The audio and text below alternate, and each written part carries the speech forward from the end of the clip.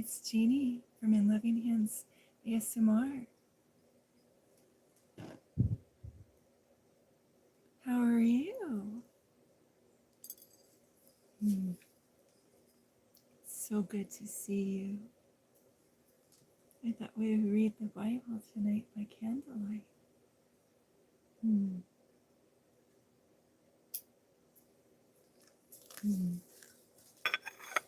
So good to see you.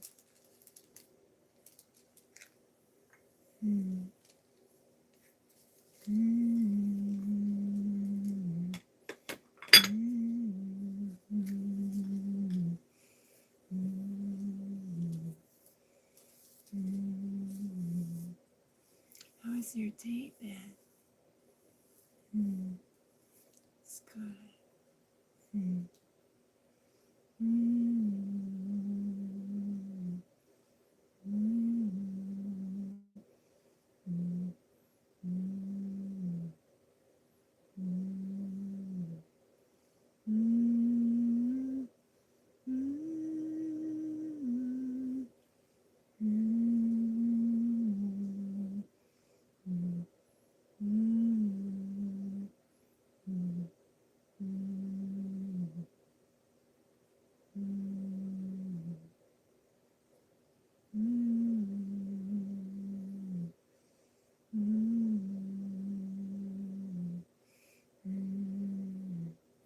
Can you see me?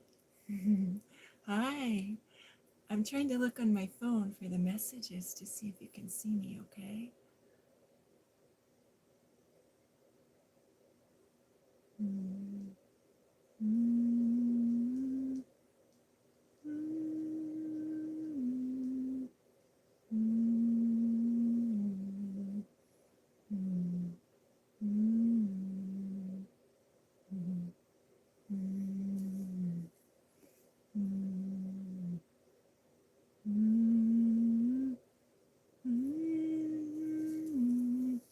I wonder what's going on.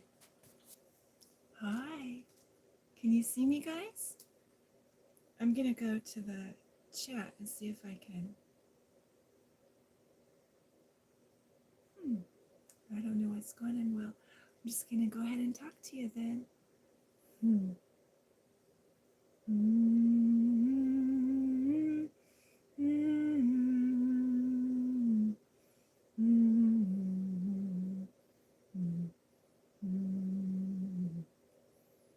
Let's see.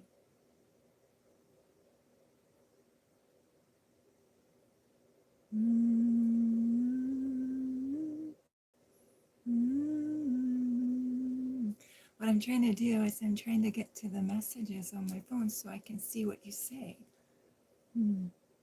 Oh, I think this might happen now. Okay, I got it. Hi. Oh, hi. Hi, Roach. Hi. Oh, good. Good, you can see me. Hi. Hi, Kendrick. Hi, Hermatillo. Hi. Oh, I'm so happy you're here. This is wonderful. So I'm really new at technology. So I'm streaming on a tablet, and usually, you know how they have the, let's see, the messages? I have to look at the messages on my phone because I'm so silly. I haven't figured out how to make the messages come on my tablet. But I'm so happy to see you. How was your day today? Did you have a good day? I hope so. I had a good day because I was thinking about you. I was thinking about getting together again tonight. So I'm so happy that you joined me. This is wonderful. Thank you so much for coming. I'm going to check my phone again, okay? Hi. Hi, Jeremiah. Hi. Hey, Roach. I'm doing it. Hi, Luke. Luke. Hi, Angel. Thank you for joining us. This is so wonderful. Hi, Hermatilla. Let's see. Hermatillo. Good day. Hi. Good evening. How are you all? Your day was lovely. Oh, I'm so glad to hear that, Roach. That's wonderful. Oh, well, you know what I did? I brought my Bible and I have some affirmations, and I thought I would sing to you a little bit and read the Bible a little bit and do some affirmations. And I need to figure out how to make the let's see, what do we call it? The messages come on my screen so I could just look at you when I say hi. But for right now, I'm going to look at my phone every once in a while. Let's see if we can figure out a way to get it set up. I have a little stuffed animal. You want to see him? Okay, it's secret. Shh. This is my friend. His name is Peeps. See Peeps? Say hi, Peeps. Okay, Peeps is going to hold the phone for us. Peeps is kind of going to hold the phone. Isn't that silly? He's going to hold the phone up. There you go, Peeps. You can hold the phone for me. Thank you. Now I can just pull the messages up. How are you? Did you have a good day? Was your day busy? I bet it was busy. We all are having busy days now. Ah, yeah. You know what I want you to do? I want you to get, if you have some tea, I've got chamomile tea here. I'm going to take my spoon out. I've got some tea and some water, or maybe you like cocoa, or I don't know, maybe you like to have a little treat before you go to sleep. Do you ever have cocoa and little crackers? I'll tell you a secret. When I was a little girl, my daddy used to make chamomile tea, or we'd have hot cocoa and little animal crackers. And I would come downstairs and I'd be all sleepy and I'd pat downstairs with my feet, and my daddy would be in his den and he'd be reading. And everybody was asleep but my daddy. And I would say, "Oh, Daddy, how are you?" And he'd say, "I'm doing good." And he'd say, "Would you like a little treat?" And then you know what he would do? He'd take me into the kitchen and set me on the countertop right next to the stove, not too close, but just close enough that I could see what he did. And he would make hot chocolate from scratch. He would take a bar of chocolate and he would shave it into a pan with some milk and some sugar, and he'd stir it, and then he'd pour it into the cup. And mine was always too hot, so he'd add a little bit more milk.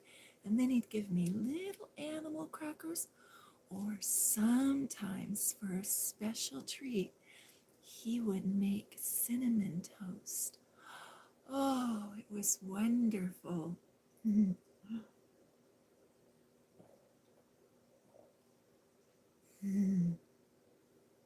I like chamomile tea. It makes me feel really cozy.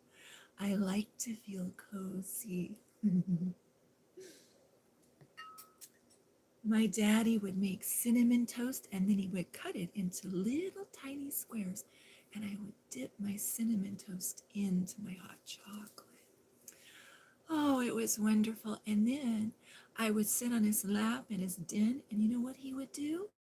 He would read to me. He would read to me lots of different storybooks. And sometimes he would read the Bible, but a lot of times he would read a storybook. And then I would get so sleepy, and he'd say, "Come on, we got to brush our teeth until they're nice and clean." So I would brush my teeth, and then my daddy would carry me upstairs and tuck me into my bed. He would take the covers and put them all up cozy around me. I've got my cozy covers here. And he would put them all up cozy around me. And he would take my pillow and he would mush it up around my head so it was all cozy. Oh, it was so wonderful. And then he would hold my hand and he'd say a prayer. And you know what he would do? He'd say, Sweet dreams and good night. And then I would close my eyes and he would hold my hand. He would hold my hand. And pretty soon I was asleep and I would have sweet dreams. It was very cozy and very nice. Do you have happy memories of going to sleep at night? Maybe your grandma or your mama or your daddy tucked you in. Or maybe it was your grandpa or an auntie or an uncle that tucked you in. Hmm. It's fun to think about our loved ones. It's fun to go to sleep and think happy thoughts. Do you have some happy thoughts you like to think of before you go to sleep?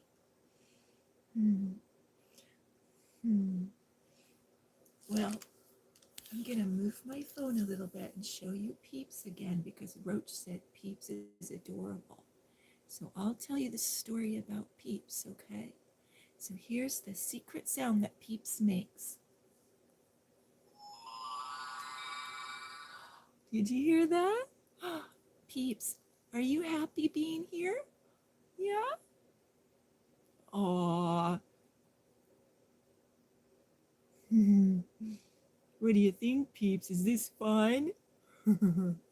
Peeps is a blue penguin, and he's very cozy, and I like his big eyes. And you know what? All during the pandemic, I'll tell you a secret. I slept with Peeps right next to me so I could see his eyes because I was all alone and it was kind of scary. But Peeps is my friend. Do you have a lovely that you like to sleep with or a little stuffy? Did you know that lots of people all around the world sent me letters during the pandemic telling me about their stuffy that they sleep with and asking me if it was okay? Do you know that that was the most asked question for me on Quora? More people asked me that than any other thing. And I would get letters from people who were in their 50s and 60s or in their 20s or 30s or even in their teens who were worried about sleeping with a stuffy. They were worried about it and they said, oh, does that mean I'm immature or does that mean there's something wrong with me? No, dear one. No. It just means you're a mammal and you like to cuddle and you like to be cozy. And that's what we do when we like to be cozy and we like to cuddle. We find a little lovely to sleep with or a little cozy blanket. I have my cozy blanket here. It's white and fuzzy. Do you have a cozy blanket? Oh, pull your cozy blanket up and get all cozy. You can listen to my voice, okay? I like to take my pillow and mush it up and put it around my neck so that I don't even have to support my neck anymore when it's night.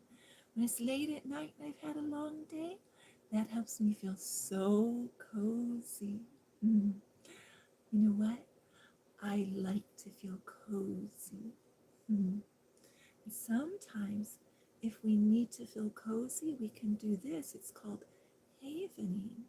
And let me see if I can fix the camera so we can do some havening together, okay? What havening is it's a way to stimulate your vagal nerves. So we have nerves that run all the way from our brainstem all the way down our back and our legs, and they give messages to our whole body. And so when we feel frightened or upset or lonely or really tired, those nerves get activated and sometimes we can feel anxious and not be able to go to sleep. So havening is a way that you can get your body to relax. So I'm going to show you how you do it. You take your hands and you go like this. You start rubbing your hands together. Okay? So you're going to rub our hands together. Just a gentle motion like that. That's right. Rub your hands together. Now what we do is we take our hands. Can you feel the energy in your palms? Can you feel your hands getting warm? What you're doing is you're sending a message to your palms, and that's really important. To all the nerves in your hands and your fingers are coming alive and they're getting stimulated. Mhm. Now, what we're going to do is we're going to take our hands and we're going to rub them down our shoulders and our arms. Okay? And then we're going to go like this. We're going to go from one side to the next. That's right. And then we do it again. So what we're doing is we're sending messages to our whole body. And if you have bare arms, this works even better. If you're wearing a tank top, or if you've got a t-shirt on where your arms are bare, it works even better. And you just keep doing this. And then another thing you can do, there's one more step, and it goes like this. Do this with your hands, and you do your shoulders, and then you want to touch your cheeks like this. And if you smile when you do it, and think happy thoughts.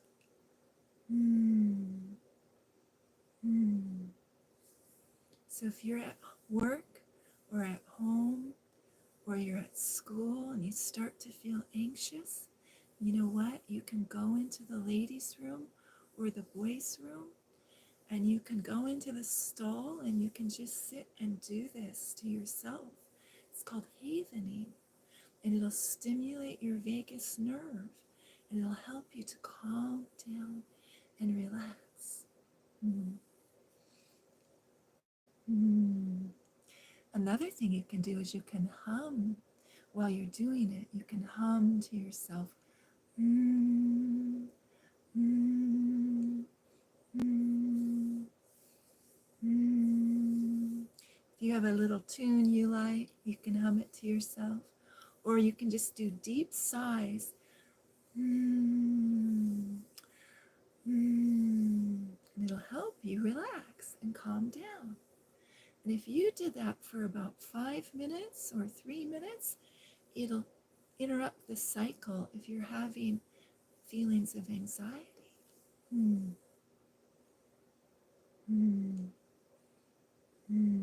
Isn't that lovely? I'm going to check my phone for messages now, okay? Because maybe you're texting me. Oh, look, you're texting me. I'm so excited. Oh, hi. My dear ones are here. Oh, all my dear ones are here. Look at that. Jeanne. You know, I don't know how to say your name, dear one. I don't know how to pronounce it, but I know who you are. Oh, hi. Hi, Roach. How are you? Oh my goodness, my friend from Uzbekistan is here. Hi, Ramatella. Hi. So glad you could join us. Oh, look at this. Oh, I'm so glad you like Peeps. Did you like Peeps? There's Peeps again. Peeps is gonna peek in every once in a while and say hi. Peeps needs my help to move, but he's very happy. Are you happy, Peeps? Are you happy to be here? Oh, that's good. We love you, Peeps. Okay, Peeps, you sit here because you can help me. I'll tell you a secret. Peeps has got big eyes, and Peeps is helping me remember that you're on the other side of the camera. So I'm looking at Peeps so I know to look at the camera and I can look at you. Isn't that silly? Sometimes Auntie Jeannie is silly. Do you have an auntie that loves you? Do you? Well, you know what? Now you do. You have an Auntie Jeannie who loves you. Yeah. And you can come every night and meet with me before you're going to sleep. That would be fun. I would very much like that.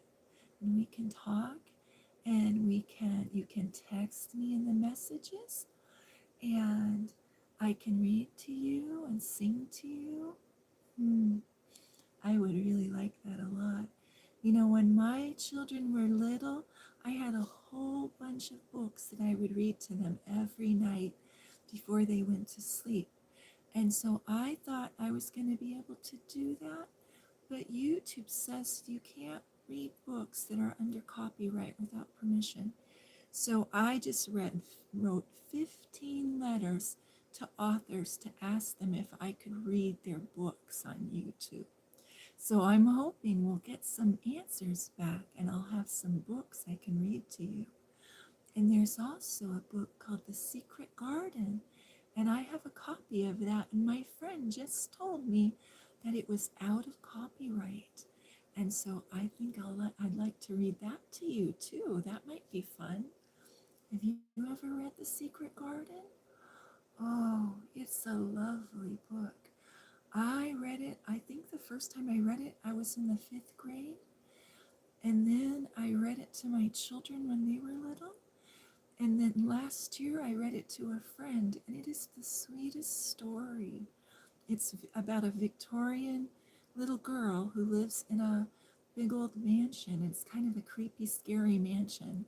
But she moves in, and there's this mysterious sound, and she doesn't know what it is. And she goes investigating, and she finds a door. And then one day she finds a key to the door, and she gets brave and she unlocks it. And there's a secret garden. It's so wonderful. It's a wonderful book. So I was just thinking maybe I'd like to read that to you. I'm going to read the comments now, and you can tell me what you think, okay? Oh, Peeps. Oh, Roach said hi to Peeps. Chamomile tea. Roach says he likes chamomile tea. Did you know? Shh, I'll tell you a secret. Are you ready? Shh, don't tell anybody. Shh. Chamomile tea is my favorite. And did you know that Peter Rabbit's mommy used to make chamomile tea for him when he felt out of sorts? It's true, she did. I love chamomile tea. It's so soothing and relaxing. Mm. It's really nice to have a cup of chamomile tea before you go to sleep, or even during the day if you feel anxious or if you feel sad. Chamomile tea is very healing and very soothing. Okay, I'm going to read our messages. Oh, you know what? Ayushi. Ayushi. Is that how I say it? Did I say it right? Ayushi. Ayushi. Okay. I'm going to have to be reminded a couple times because I'm used to reading your name, dear one. But I love you. I'm so glad you're here. I got it. Ayushi. Okay. That's good. It's a beautiful name, Ayushi. And Roach is here. Roach, do you mind if I call you Roachy? Is that okay? You tell me, because I want to call you what you want me to call you, okay? Looking at my phone. I'm going to have to get a friend who knows about technology to help me so that my messages will be on my screen. So when I talk to you, I can see them. Right now, they pop on and off.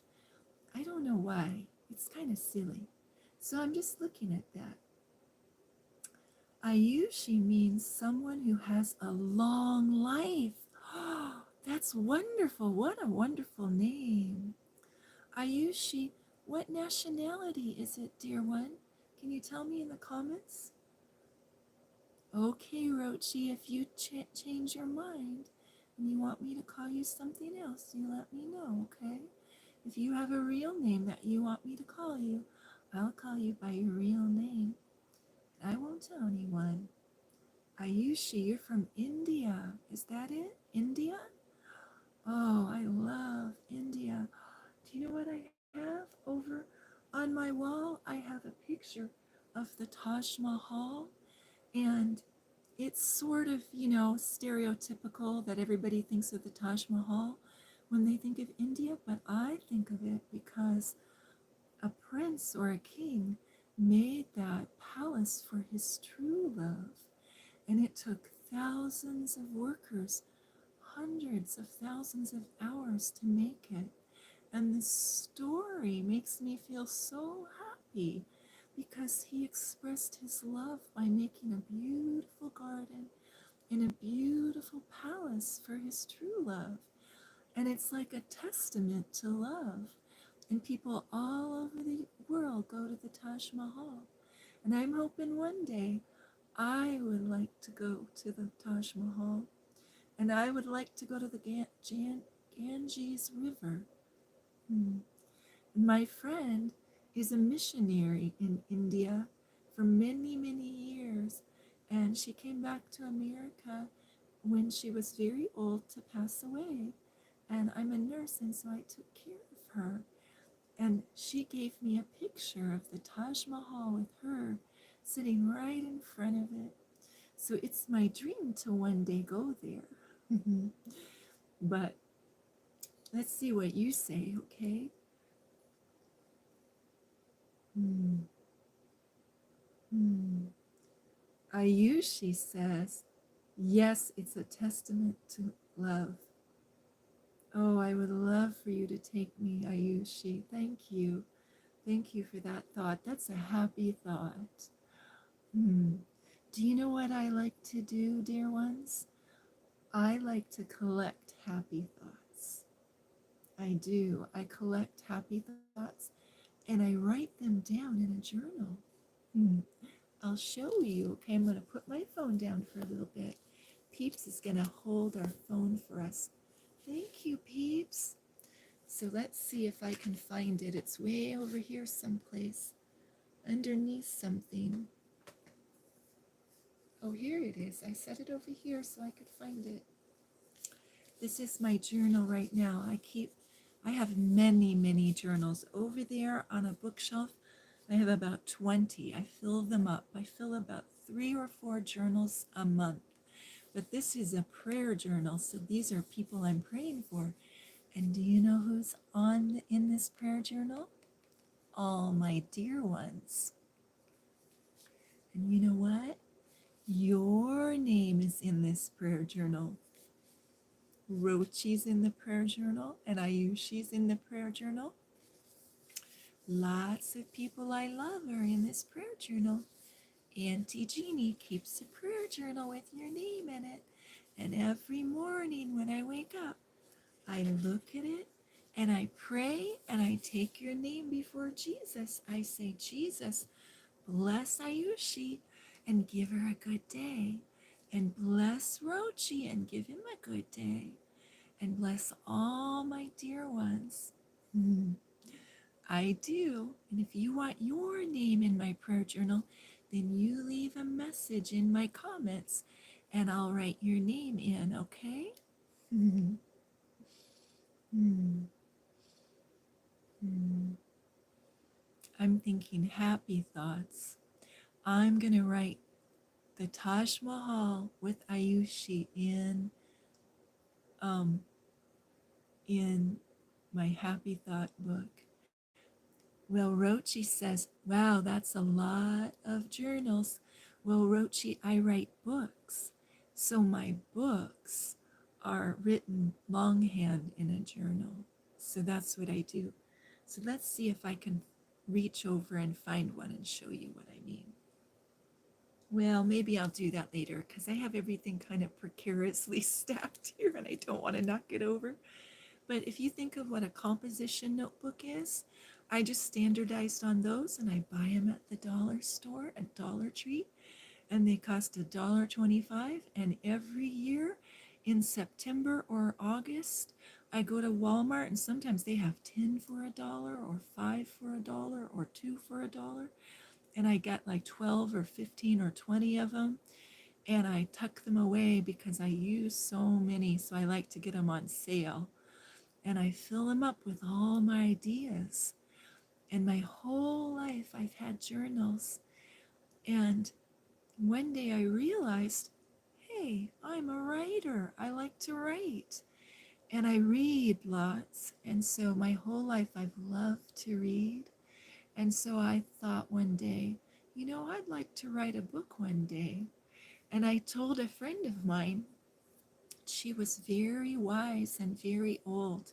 She was about 89 years old. And I said, I'd like to write a book one day, like one book.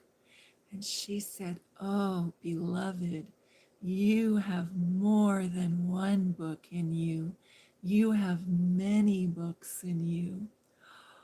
Oh, my heart just leapt for joy when she said that. That made me feel so happy. Hmm. Hmm. And we have a really good friend. Her name is Anita Stanley. And no, Juanita Stanley. And she goes to Chris Knits, um, uh, let's see, yarning over in Japan. And she's a writer. And she tells me in her comments all about her writing. And there are many, many dear ones that are writers. And maybe you don't even know you're a writer yet. It's kind of a funny thing. You kind of grow into it. First, you start being a reader and you like reading. And then sometimes at night you go to sleep and all the ideas are going around and around and around in your mind and you can't lay down and sleep. And you try, but you just can't. And then one day you get the idea to put your journal by your bed and with a pen. And then when you wake up in the middle of the night, you write your ideas down. And then you wake up in the morning and you go, oh, that's a good idea for a story. That's a good idea for a book. Or maybe I would like to write a short story about that. Or sometimes it's just a shopping list.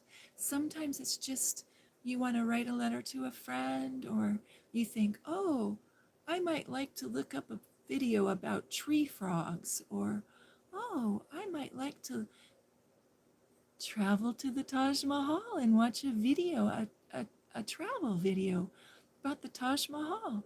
So you get your journal and you write it down, or you write it on the piece of paper so you don't forget. Well, I'll tell you a secret. The reason I started journals is because I used to have all these little loose pieces of paper all over my house, and I needed to put them all in one place. And that helped me organize my thoughts, and it helped me find them. So I date the journals. So if you have a journal, make sure that when you get to the front of it, you put your name and your phone number in case it ever gets lost, and put please return and then your phone number. And then the first page, write the date, like March 2025, and or March 6th, or whatever the day you started. And then when you're done and that journal's filled, you put the date. And that way you'll know that that journal's from March to April, or that journal's from November and December. And then you stick them on a bookshelf and you save your journals, because when you're older, it'll be so much fun to look back at all your memories. Yep. And you can write happy memories, like when somebody does something nice for you at school or at work. Like, oh, I know, somebody said something really nice to me. Well, my journal's over here. Oh, I can reach it. See, here it is. It's just a regular composition notebook, nothing special. And in the beginning, I wrote my phone number and I say, please return, and then I wrote the date. And I started this one, January 12th, 2025. And I wrote it. That. And then every day I take 2 pages and I have a list of things I'm thankful for. I call that a gratitude list. And I have a prayer, so things I'm praying for. And then I have a to-do list, so all the things I have to do. This is like a net to catch my days. So the things I absolutely have to do, I write on there. And then I have a little squiggle line and I write when somebody calls me on the phone, or if I write a letter, I write that down. And then I always find a quote. Like if I'm reading, I find a quote and I write the quote in.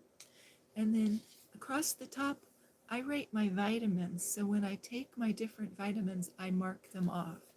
And I have to do that because I have to take a lot of different vitamins, and that helps me remember. So I'm going to look through really quick and see if there are some quotes from my journal from this last month that I've read that you might like. Oh, here's one. And I don't know who said this. I'm going to research it by looking it up. But it says, all wars are civil wars, for all men are brothers. And I was reading and thinking about things that were happening in the world. Here's a verse from the Bible. It says, love covers a multitude of sins. 1 Peter 4:8.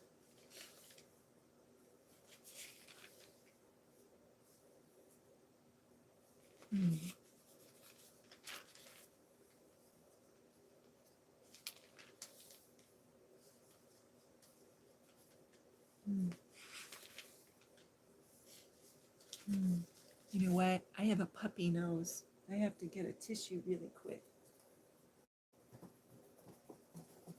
Do you ever get a puppy nose? You know what a puppy nose is?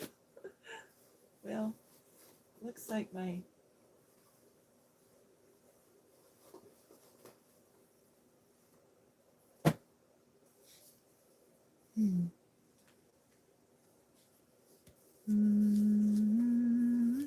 Oh, here's a lovely quote. Are you ready? It's from a wonderful, wonderful movie. Oh, but first I have to say hi to Winsome Cat. Hi, Winsome Cat. I'm so glad you could come here. We're having fun. We've been being cozy and we did some havening and we were talking about journals. And so I was sharing some quotes from my journal. So I have a quote that I'm just looking through when I do my journals. Anytime I read a book or hear a podcast and I hear a nice quote, I write it in my journal. So I was just paging through to see if there were any quotes that Ayushi and Rochi might like. And here's one. This is really special. It's from a movie called Dragon Heart. And it says, a knight is sworn to valor. His heart knows only virtue. His blade defends the helpless. His might upholds the weak. His word speaks only truth. His wrath undoes the wicked. And do you know what? Winsome Cat and Rochi and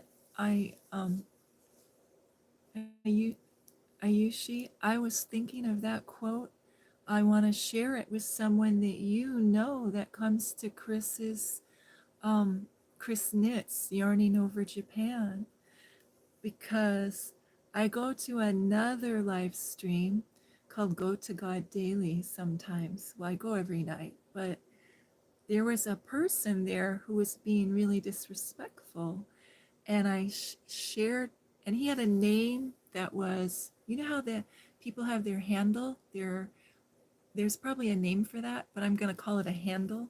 But the little name you use when you go online, sometimes people like to hide behind those names. I use my real name. Yep. But, sometimes we have to protect ourselves, and I understand that. But anyway, this person was bullying. He was being a bully, but his name was Valiant.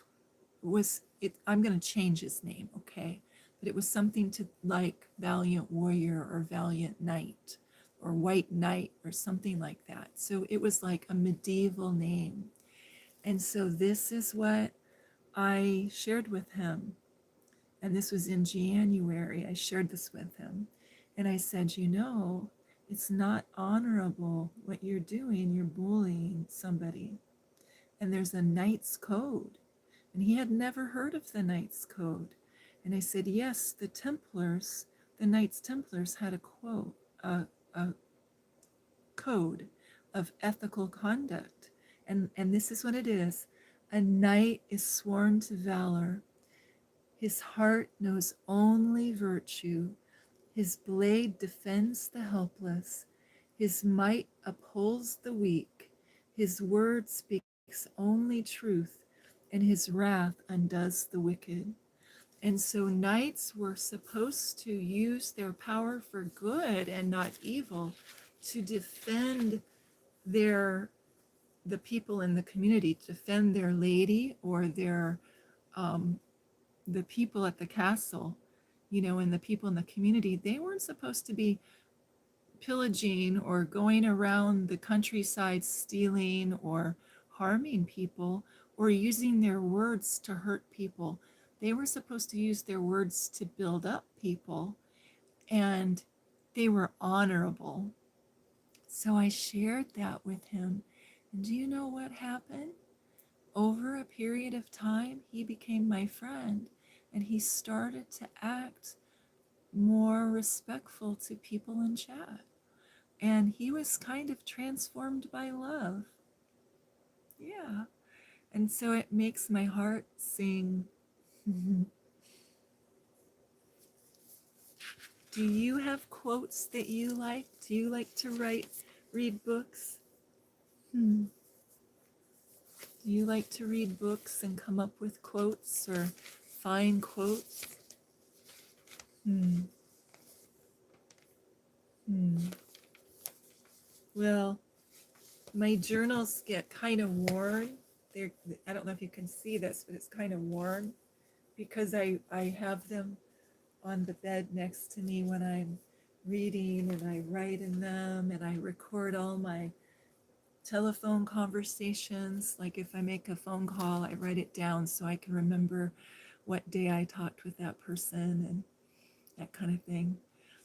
And I like to read, and I like to come up with um, I like to come up with quotes. I love quotes. And so then when I'm writing, I can look back over and use those quotes in my writing.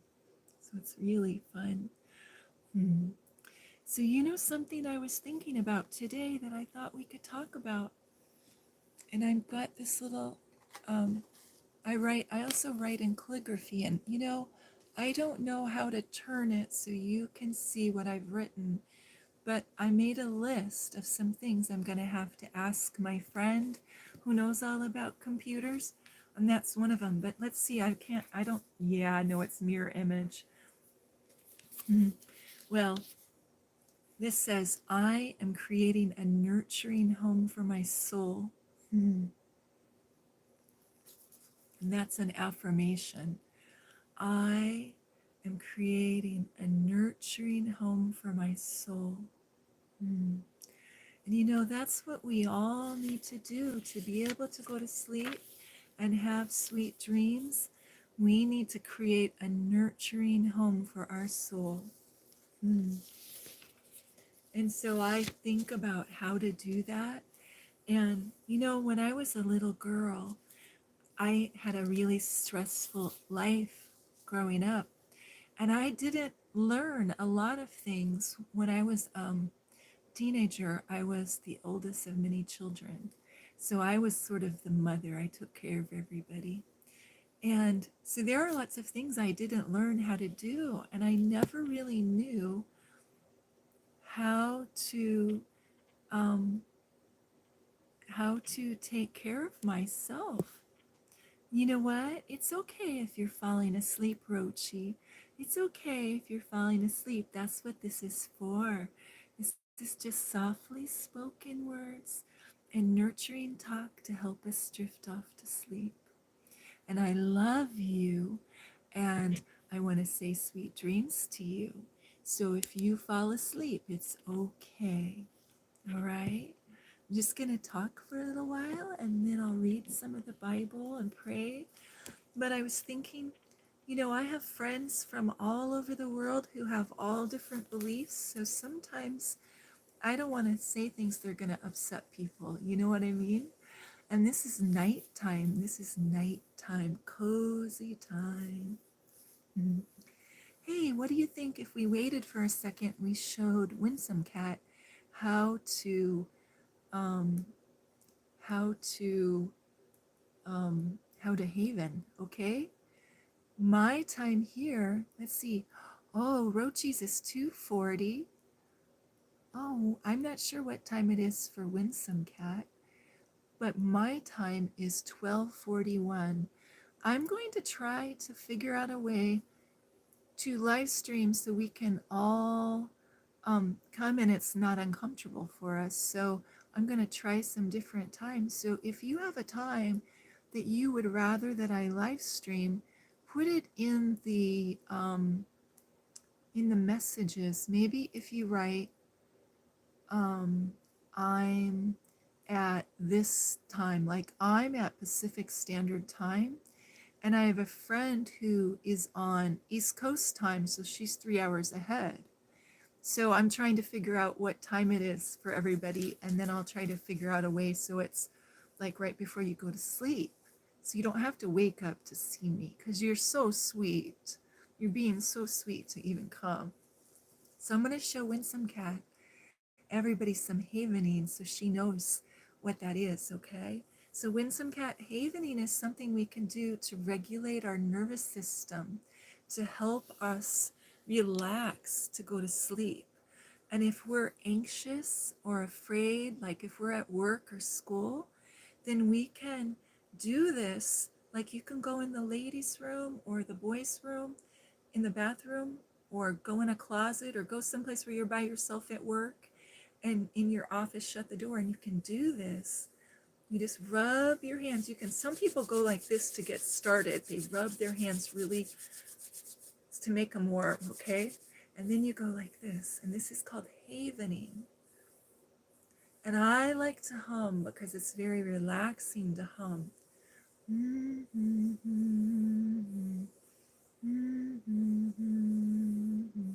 So what you do is you bring your hands back and forth, and you do that many times, and then you go like this on your shoulders. And if you breathe out and think happy thoughts while you're doing it, you're sending a message to your central nervous system to relax. And you can just keep doing that. It's very relaxing. Mm.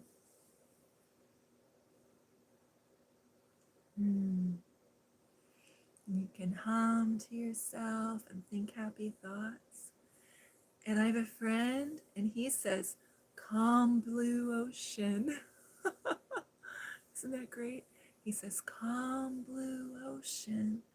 And he imagines a beautiful, calm blue ocean. But maybe for you, imagining a forest would be better. Or maybe you'd like to imagine being cozy and warm in your bed. So I have my fuzzy blanket. And I have my pillow. Make your pillow all better. And then we can talk about this. I'm creating a nurturing home for my soul. So sometimes, a lot of us take care of everybody in our life.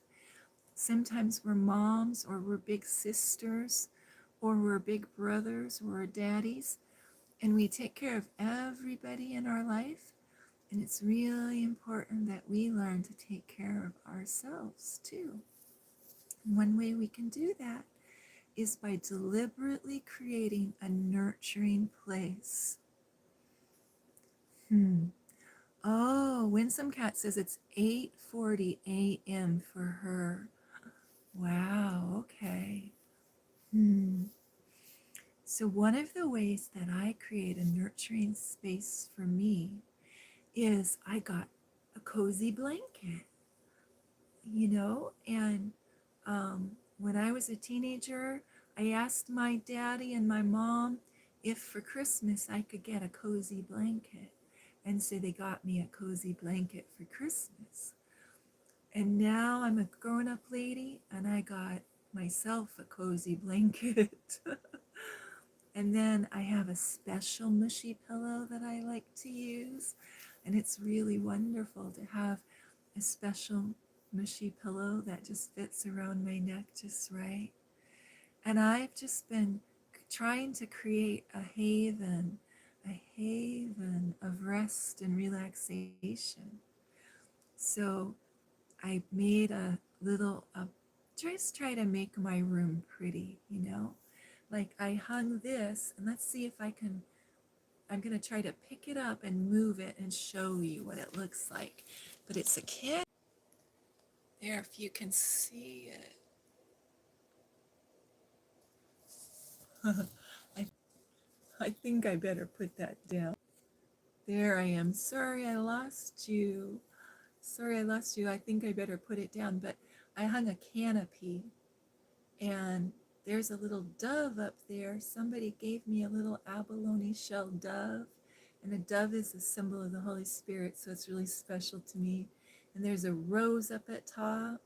And I was really on a tight budget. I didn't have a lot of money, but I went to the thrift store and I got this curtain, and it's just a piece of fabric. It's really, really, really, really long and billowy, but it was a color that I liked. And then I had a little holder. It's got a little bird in it, and it's there. I guess I'll have to fix that so you can see it. But anyway, and I used pins. I just used some, how do you say this? Those push pins that you use on a bulletin board. I just used those and hung it up. And I had that for a long time. And then I wanted to make this canopy thing up here, and I don't know what it's called, but there's a name for it. And so I went to the store and I looked at them. And would you believe they wanted $50 for one of those canopy things? And I went, oh gosh, I'm going to go home and make one. So I had in my closet a hanger that had leaves on it that were the holes that you put scarves through. And honestly, I got it at the thrift store for like $1.25. So I took pliers and I bent it into the shape I wanted. And then I just took pins and I pinned it up. I made there were already holes in the wall there, but I pinned it up, and then I put the canopy around it. So every once in a while I have to adjust it because it kind of, it's a little wonky. But it makes me feel so happy because it's so pretty. And maybe there's something like that you can do for your room. Maybe you're going to get a special blanket, or maybe you crochet or knit and you could knit yourself a special blanket. I have a friend who's crocheting pillows for his room. He's making square pillows, and he told me one of them, he figured out a way to put a dinosaur on it. I was so impressed that he could do that.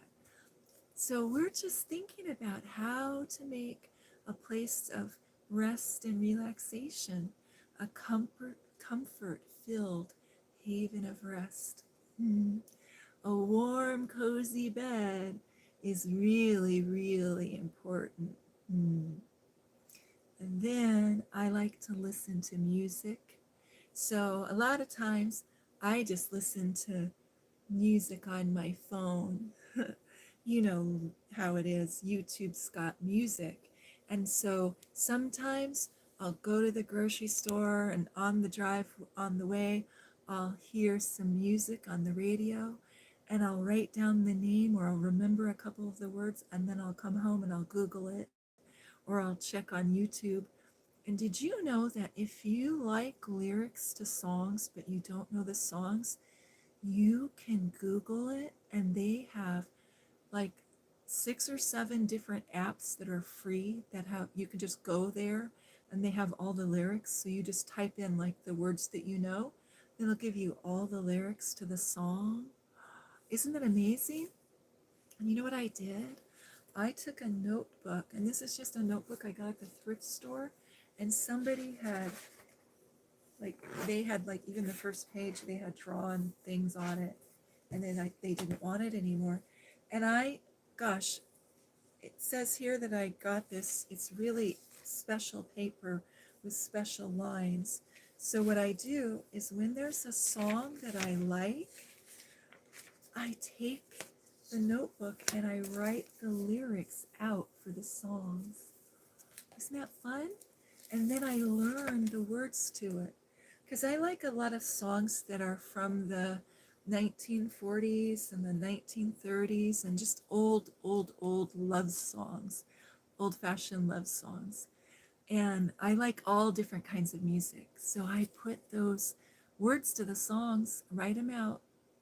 I Google it, and then I write them out, and then I can learn them because I'm very visual. So if I look at the song, I can sing it to myself, it's kind of fun.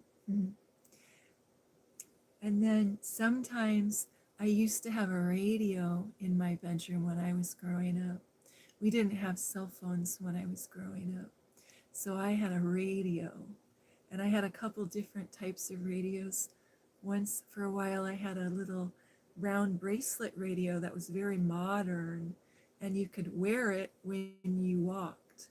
And then I had a little box radio I could, and it had a bracelet with it. You could wear it when you walked, or you could set it on a counter. And then in the 80s, boom boxes came in, and they're these great big things, and you could have a cassette player, that played cassette tapes, and a radio in there. And so what we would do is we would wait for a song we liked to come on the radio, and then you know what we would do? We would record it and make our own tape. And so it was really, really nice to do that. I just need to move my legs really quick so it might bump the camera. Don't worry, it's okay. So we would listen to the radio, and they had this thing, the top 40 songs. I think they probably still have it. It used to be called Casey Kasem's Top 40. And we would listen, and I would learn. I would listen to the radio the whole time I was in junior high and high school. I listened to the radio. We called it middle school. But I listened to the radio the whole time when I was studying after school. When I'd wake up in the morning, my clock radio would go off and play music. And then in the afternoon, when I got home from school, I'd race home and get the radio and play the songs. And I would listen to the station in Seattle called KJR, and they played contemporary, popular music. And it was so much fun. I would learn all the songs. And so I know so many songs by heart now from listening to them. But it was fun. And I loved to sing along to the radio. I didn't ever let anybody hear me sing, but I thought it was fun. I was kind of shy. But, I think that doing things like having fluffy, warm towels, like when I take a shower, I take my wash machine and dryer are in my bathroom. So I always throw my towel in the dryer and let it get warm while I'm in the shower. And that's like a real, uh-oh, probably lost you, I'm sorry. Well, that's kind of a decadent thing to do, to put your towel in the shower. But it's a nice thing to do too, having the warm, fluffy towel is really nice. And I made a list of all the ways I try and nurture myself and be cozy.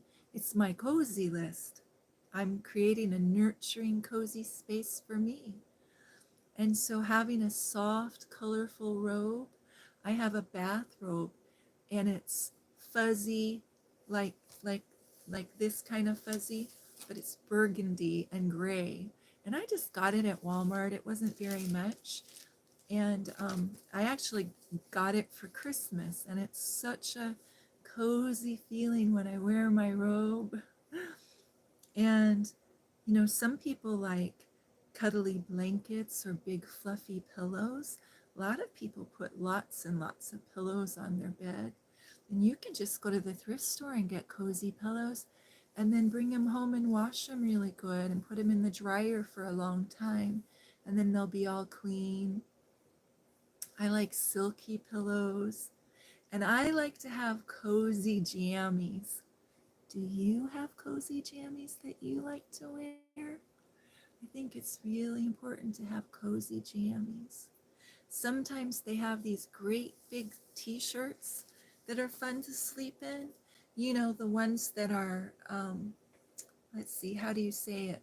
They're like way, way big. They're way big. I'm going to stretch out my leg, and I think everything's going to fall over. There you go. Everything fell over. Let's see if we can fix this. Hold on, everybody. Okay. So we're talking about being cozy. Cozy. Being cozy is really important.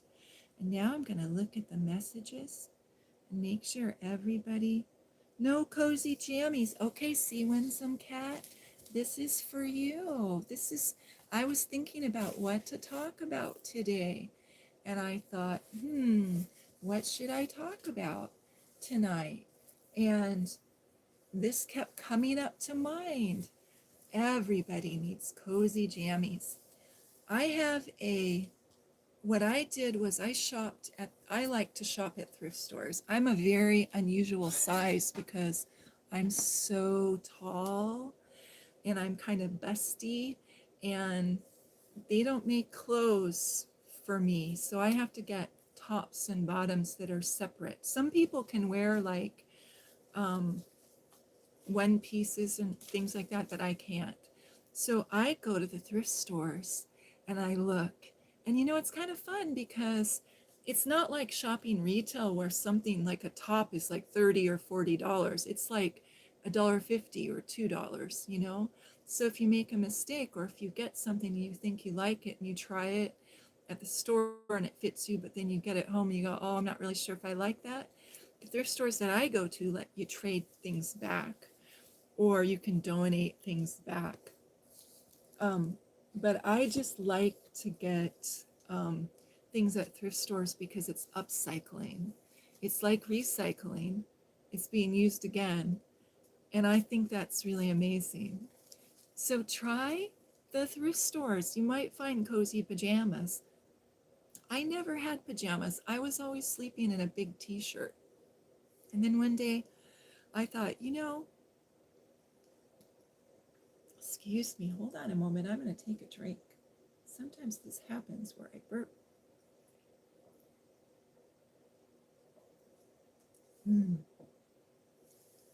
Sometimes we take care of everybody else in our lives. If we have children, we take care of our children if we're the mommy or the daddy, or if we have little brothers and sisters. Sometimes we're used to giving, and a lot of people who are creative are very giving. A lot of people who are caring for a loved one, maybe they're a nurse, or maybe they're just caring for their parent or their spouse. It's easy to be so busy taking care of everybody else and working and going to school and being busy and doing all the things we have to do that we forget to take care of ourselves. So sometimes something really simple, like a cozy pair of pajamas, can help, because we just feel a little bit more nurtured. They have these pajamas that are pants that are like, they have a drawstring waist and they're not very tight. You can like loosen them. And they have them in all different fabrics. Like they have crisp cotton. They have cotton that if you wash it, it gets really, really soft. They have, some people like nylon or silk or silky feeling. It's sort of like a satin. I like cotton. So I have the cotton type that you wash and then they're so soft. And it reminds me of grandma's sheets. If you ever go spend the night at your grandma's house or your auntie's house and they have those old 100% cotton sheets and they've been washed hundreds of times, and you get in that bed and it's just like butter. They're so soft and cozy. And then that's another thing I did is I got some sheets for my bed a couple years ago. I went shopping at Walmart because I always get everything at the thrift store. But I thought, okay, I'm going to get some sheets for my bed from Walmart that are burgundy. So here's the color. I don't know if you can tell because it's not a contrast against me, but here's the color of the sheets I got. And it's just, it's my favorite color. It's that deep burgundy that I like. And they're cotton. And you know, I've washed these, I wash them a couple times a week, and they just have held up so well. And they also have pillowcases there that are really cheap. Usually I can find that kind of thing at the thrift store, but I just made a splurge, you know, and got them in a burgundy color that I like. So the cotton sheets, oh, it's so wonderful. At the thrift stores, they have sheets that are like your grandma's sheets. Somebody gave them away because they don't need them anymore, but they're 100% cotton and they're just so nice. They feel so good. And that's a lovely way to nurture yourself. Then I have a pair of slippers that my mama crocheted for me, and I like to wear them. And they have little pom poms on the top, and they're super cozy. They're so cozy. I love them so much. And I wore my slippers that my auntie made for me. She gave them to me for Christmas. And I think I was like 16 when she gave them to me. And I wore those slippers until I was 30 years old. They were so wonderful and they never wore out because they were with that, um, oh, Winsome Cat's gonna know the kind of yarn. I think it's called polyester, but it's like red heart yarn, you know? The ladies like to knit with that. And they were so pretty. They were a forest green and a mint green. And it sounds funny, but she did a ribbing around the edge and then she had a pom-pom on them. And I had those slippers forever. And I'd stick them by the front door. You know, I'd wear them around my house and then take them off. But they finally died. They fell apart. So I just have happy memories of those slippers. But I found some nice cozy slippers. So I like to pad around the house in my cozy slippers. So you know what I did? I made a comfort kit, a little comfort basket. And I took a basket and I filled it up with all these little things that were just cozy and comforting and that were just for me. And so, like, I put some art supplies in the basket. Like, I like to draw and I like to paint, but sometimes I don't take time to do that. So I went to the dollar store and I got a sketchbook and I put it in there. And the dollar store has really good art supplies and craft supplies. You would be surprised what you can get there for $1.25.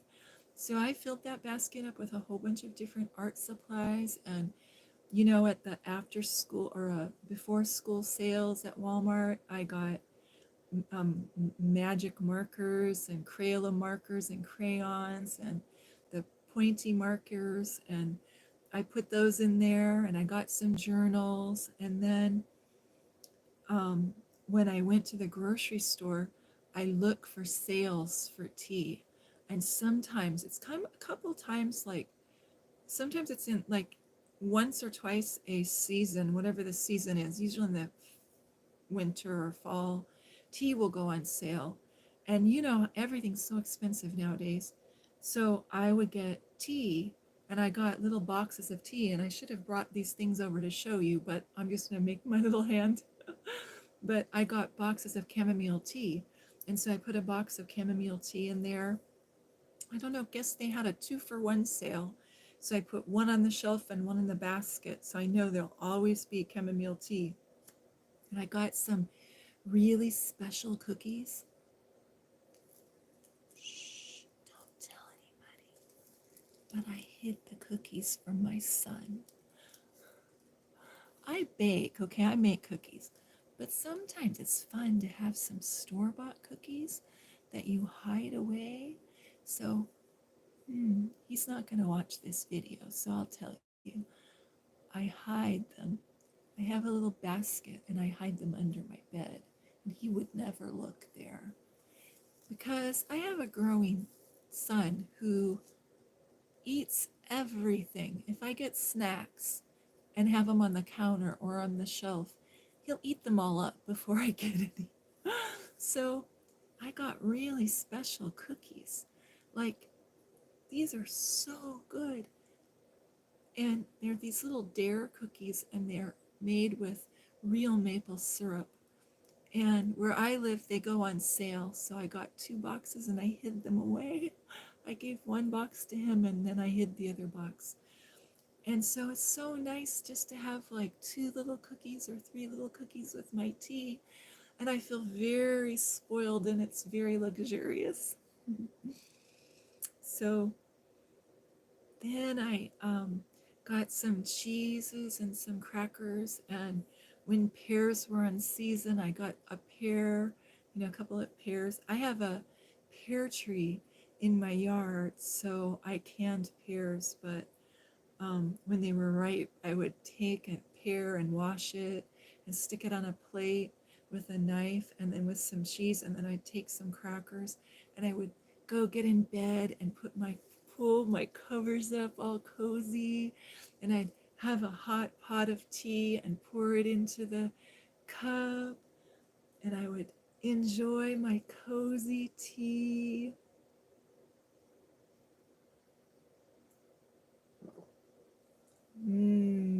Cozy. And I'd enjoy my tea, and then, oh, it was so wonderful.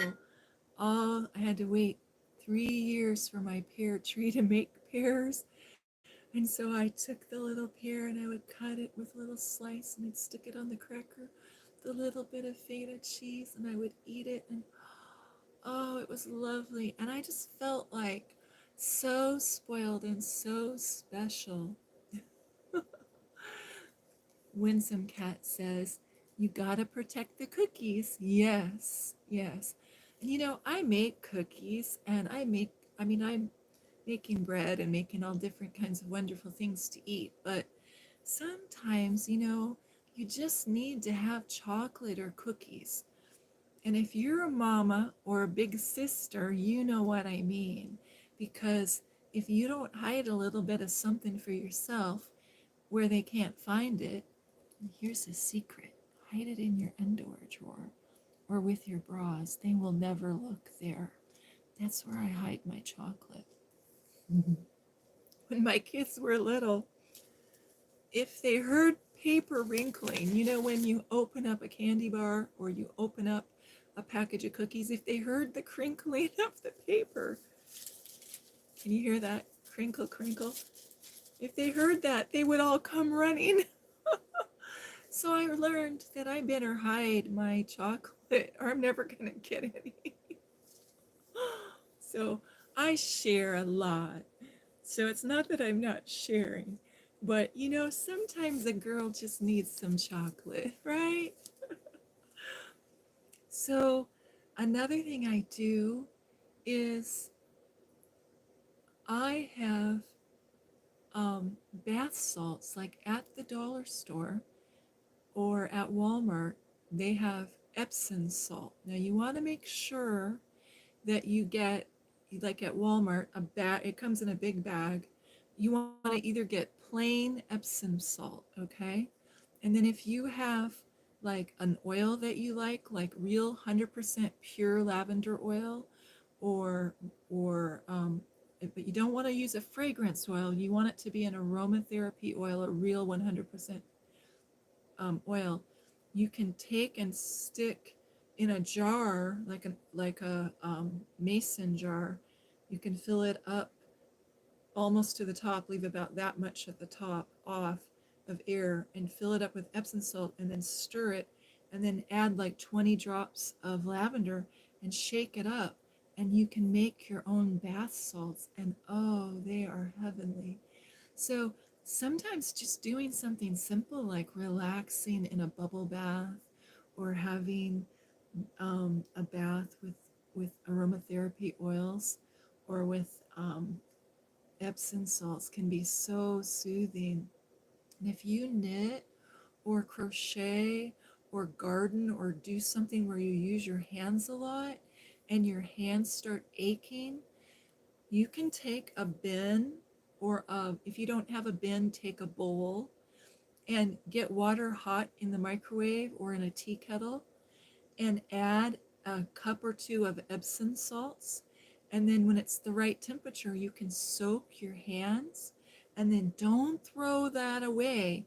Put a cover over it, set it aside, and you can use it many times. And then when you find you don't want to use it, you can just add it to your bath water, because Epsom salts are so healing. And what they do is the magnesium in them actually and come into your body through your skin, and they actually heal you. They're very soothing and healing, and it's very, very healthy for you. So if you have always, if you use your hands a lot, sometimes in the summer when I'm gardening, I'll have garden gloves on, but I'll use a trowel and I'll weed. And sometimes my yard is just full of weeds, and I'll just be out there weeding and weeding and weeding. And then the next day my hands kind of ache. Or if you crochet or knit, if you do a lot, sometimes you can overuse. And that just feels so wonderful. And I sometimes get shoulder aching or neck aching, or my legs will ache, and it's mostly from overuse. If I sit in one position too long or do something funny, if I'm doing a repetitive motion too much, I'll take a bath with Epsom salt in them. And the the Epsom salts are magnesium, and that will heal, and it feels so wonderful. It's just really, really wonderful. Mm. And so I think we just have to think of ways to love and nurture ourselves. We have to remind ourselves to love and nurture ourselves. I'm going to look at the messages again. Winsome Cat says she would try that, but she doesn't have sweets to hide. Well, I go to the store, and in my budget, I try to budget one or two things that I hide just for me. And that's after years and years of years of going without and giving everything to everybody else. I just kind of thought, oh, well, okay, I'm going to start putting some things aside for me. And as women, it's really hard for us to do that. We have to learn to do that. um, and then the thing with the magnesium, um, there's a book, and every time I get the book, I end up giving it away to somebody. So, but there's a book, and there's a free video by the same name, and it's called The Magnesium Miracle by Carolyn Dean, and I'm going to type it in the text.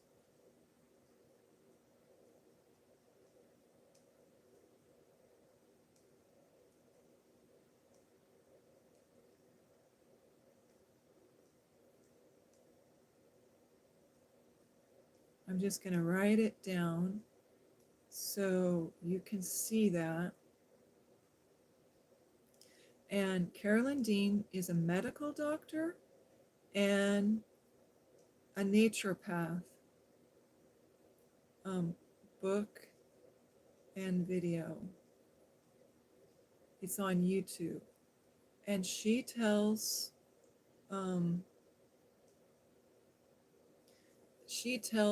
that book is amazing because she tells the story of magnesium deficiency. So basically what she talks about is we as humans need magnesium. So there are over 300 body systems that we have that run with magnesium. So our nerves need magnesium, our brains need magnesium, our legs need magnesium. Everything you can think of, it's regulated by magnesium. And the way we get magnesium is we eat food. But a lot of our soils have been depleted. The soils used to have magnesium in them, but from farming and farming and farming, the magnesium is being depleted. So because of that, now our foods are lacking in magnesium. And a lot of times, we don't eat maybe the diet that we need to be eating or the foods that we need to be eating. So most people in the world are deficient of magnesium. So she started studying magnesium, and she's a medical doctor and a naturopathic doctor. So she's an AMA medical, certified medical doctor. So she knows all about medicine, but she's also a naturopathic doctor. So she knows all about alternative healing and supplements and natural cures for things. And so there are different diseases that are caused by magnesium deficiency. And when we first start feeling the symptoms of magnesium deficiency, if we treat it, then we won't get the disease. But if we let it go over time, we develop the disease. So, for example, there's something called restless leg syndrome, and that's where people get neuropathy and they have this. I'm going to put my hand up here, pretend this is my leg. They get this feeling in their legs that's tingly. It's very uncomfortable, and it's nerves.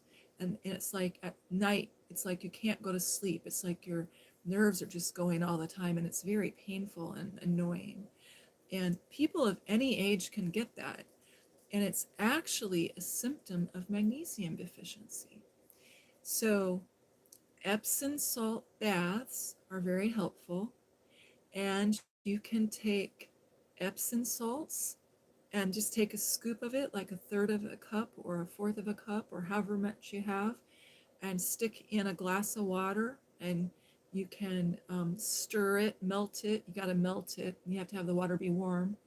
And then you can put it in a spray bottle. And at the, let's see if I have a spray bottle I can show you. Of course, it's way back over here. Well, I do, but I don't know if I can reach it from here. Yeah, here it is. Just gotta reach a little bit. Okay. At the Dollar Tree, they have these little bottles, two little bottles for $1.25 on the craft aisle. So what I do is I take Epsom salts in a jar, like a mason jar, and I microwave the water, and then I stir in Epsom salts, and then I take a funnel and I put it in this little spray bottle, and I have it by my bed at night, so if I get a leg cramp, I can spray my legs with it. And there are recipes for this on Pinterest, and they call it magnesium oil. Okay, I'm gonna move our little,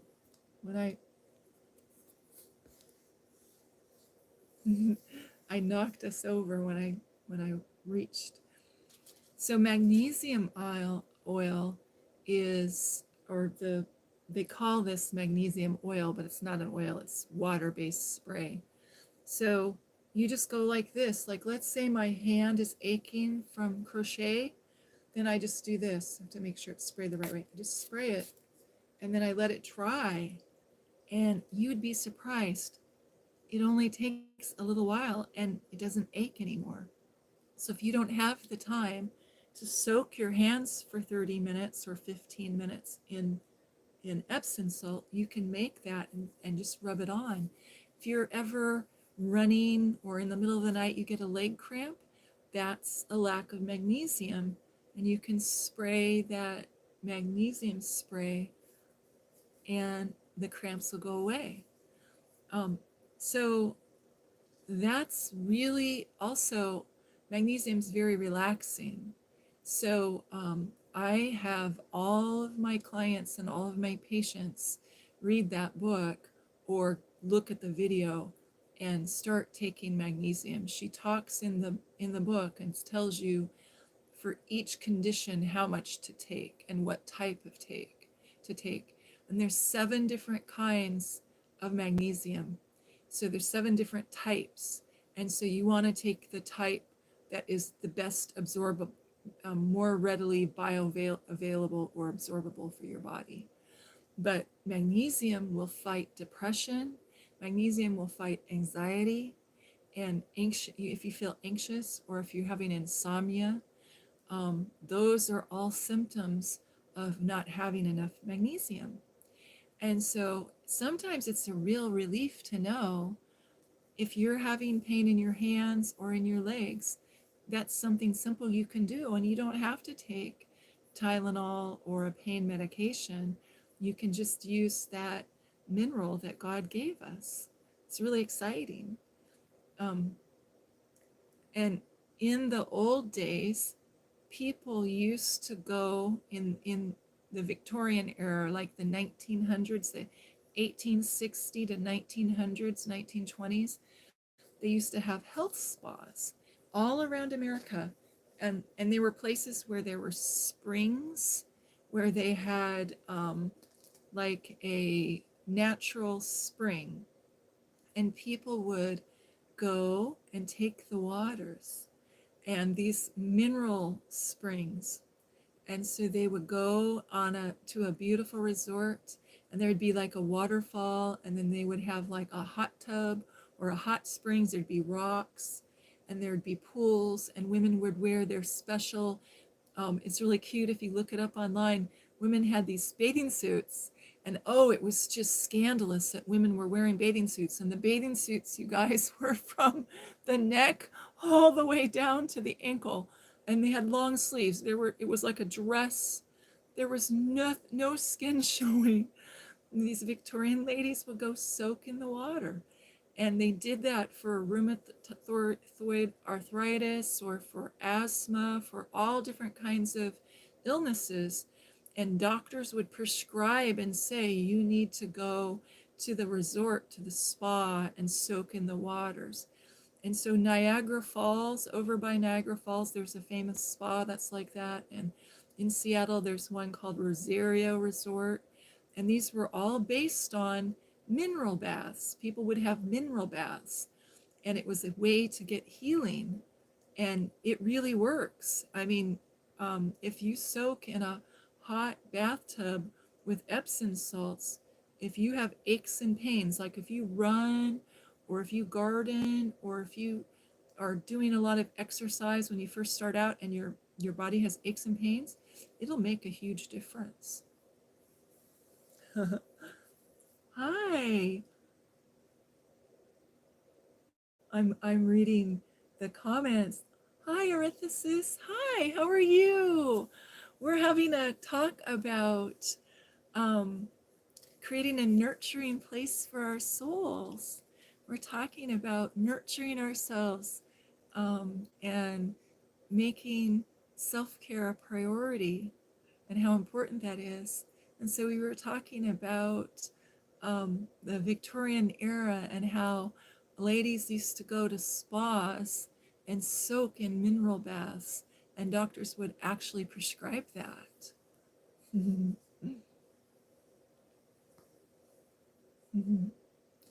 You have a lovely time, Winsome Cat. Thank you for stopping in.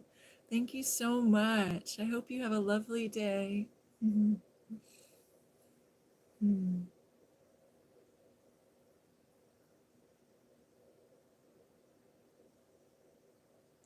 Oh, that's good, Orethicus. Yes.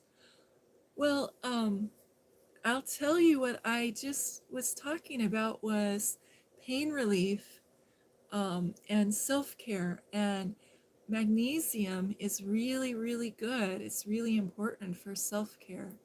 And you know what? My tablet is slowly sliding off the bed. So I'm sitting on a day bed and I use it in my office. So I'm going to just like push everything over a little bit. So I'm hoping if I do that, I won't lose you. um, but you know how you get a leg cramp? Well, if I keep my legs in one position too long, I get leg cramps. So I don't want to do that. I kind of have to move around, and I guess next time I'm going to have to remember to not put anything at the foot of the bed or the chair, because I have like all these books that I'm excited about sharing quotes from piled up. So let's see if I can move everything over without making us fall over. Thank you. Thank you for saying that. That's really sweet. It's kind of hard to know what to wear when you're doing a video. Like, I was like, okay, what am I going to wear? And I went, well, um, just kind of like look through, and you know how it is. Hold on a minute, dear one. I'm going to,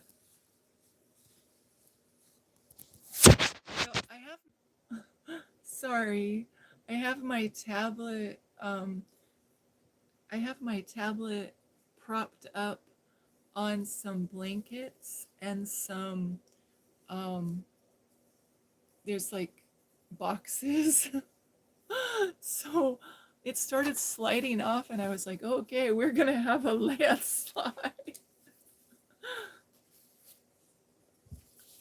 Yeah, so are you okay talking about creating a nurturing place for your soul, Erythesis? Is that something you'd be interested in hearing about? I need to kind of adjust myself, so I'm gonna scoot over more by the seat. I'm sliding off the bed. I think my icon. Okay, I'm better now. So do you have special ways that you nurture yourself, Erythesis?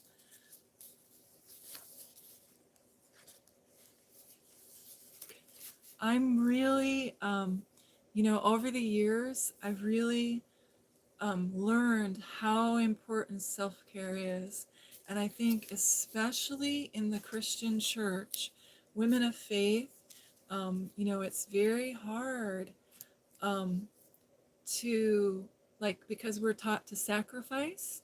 And as wives and mothers and daughters and workers, we want to sacrifice, and we're giving, giving, giving. And so many of us take care of our husbands or our children or our parents, or we're in a helping profession like being a nurse or being a teacher or a social worker. And a lot of women of faith choose professions where they're giving a lot, and so here we are, and we're just giving and giving and giving. And it's really important that we replenish our soul. It's really important. And I have an affirmation that I wrote for myself, and it says, I don't know how to make it so that it switches over. So I just realized it's mirror image, but next time I'm going to write that down, and that's something I can learn how to do. But the affirmation is, I am creating a nurturing home for my soul. And so I just wanted to create a place for my soul to flow out of. And I was, on a really tight budget. Um, but I think, and a lot of times people say to me, "Oh, Jeannie, that's such a great idea, but I can't do that because I don't have any money, or I don't have any time, or I don't have any friends." And it's always, I can't nurture myself because I don't have any time or I don't have any money. So I started thinking of ways we could nurture ourselves without time. They're just, quick things we could do, and things that we could do with very little budget or nothing even. And sometimes it's just something simple like taking a break, giving ourselves a break. And I don't know, um, a lot of times we interpret the word, we look at the word and we think that we are supposed to sacrifice who we are to be a woman of faith. And I used to think that when I was in my teens and 20s and 30s, I thought that I had to give up who I was to be loved by God, for God to love me. But over the years, I've come to learn that Jesus created me who I am, and he loves me. And Jesus wouldn't treat me the way I was treating myself. Jesus wouldn't overwork me. Jesus wouldn't disrespect me. Jesus wouldn't want me to be abused. And I was abused when I was younger. I was abused in a marriage and abused in my family. But when I left those relationships and I got free, I learned that I didn't need an abuser to abuse me because I had internalized that thinking and those ways of being. And I had to admit that I was abusing myself because I was overworking, I wasn't taking days off, I wasn't resting, I wasn't relaxing. I was in the American go, go, go, you know, um, lifestyle. And had a really good friend who I really admired, and she was a woman of faith. And she was very, just such a beautiful person inside and out. But she was living this life of total self-sacrifice. And one day she had a really serious health problem. And her doctor told her it was caused by stress. And I realized, wow, I'm going to have that same type of health problem because I'm looking up to her as my ideal. And she never takes days off. She's working all the time. I worked for 3 years without a day off. And I was like, oh, I can't do this anymore. I really need to get my calendar out and cross out some days, that are just for me. And so I started to try to write myself into my schedule because, I would tell my friend, oh, you need a break. You need to take a time out. You need to have a vacation. You could have a staycation at home, but you need to take a day off. But I wasn't taking a day off and I wasn't taking my own advice, right? But I could see it for my friend, but I couldn't see it for myself. I'm going to look at my messages and see what you say.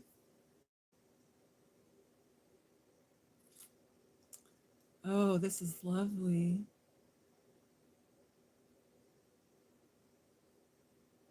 Hmm. Arithmesis says, absolutely. One of my favorite things to do is to listen to music very loud and sit in the sunshine early in the morning. That's so wonderful. I try to make sure I see the sunrise at least twice a week. I feel that it helps me to feel closer to God and to myself. That is such a good idea. What a lovely way to nurture yourself. Hmm. And then she says, walks in the woods. I've always felt closest to God when in nature. There is something so comforting about being at peace within the world God has gifted us. Isn't that true? Oh, I love to walk in the woods. I love it. Don't you just love the way your feet feel when they crunch on the forest floor? And you see the moss and the little ferns, and then like can touch the tree bark and smell the fragrance of the trees. And I love to see the little mushrooms when they come up. When I go on my walks, the mushrooms, in the everybody thinks of mushrooms in the autumn, but where I live, they come up all different types of the year because it rains all the time. So I'm practically in a rainforest. And the little mushrooms, like I'll go for a walk and then I'll go to sleep, have my day and then wake up and then go for another walk. And there will be hundreds of little mushrooms that have popped up that are brand new, that are just a surprise. And it's like a new thing to look at every day. It's kind of sweet, isn't it? Hmm.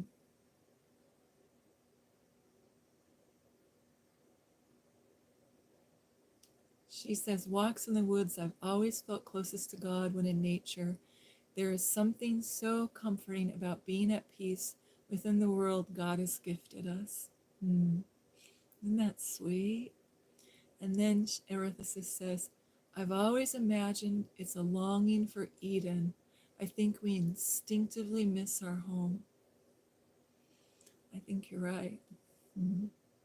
It's really, really beautiful.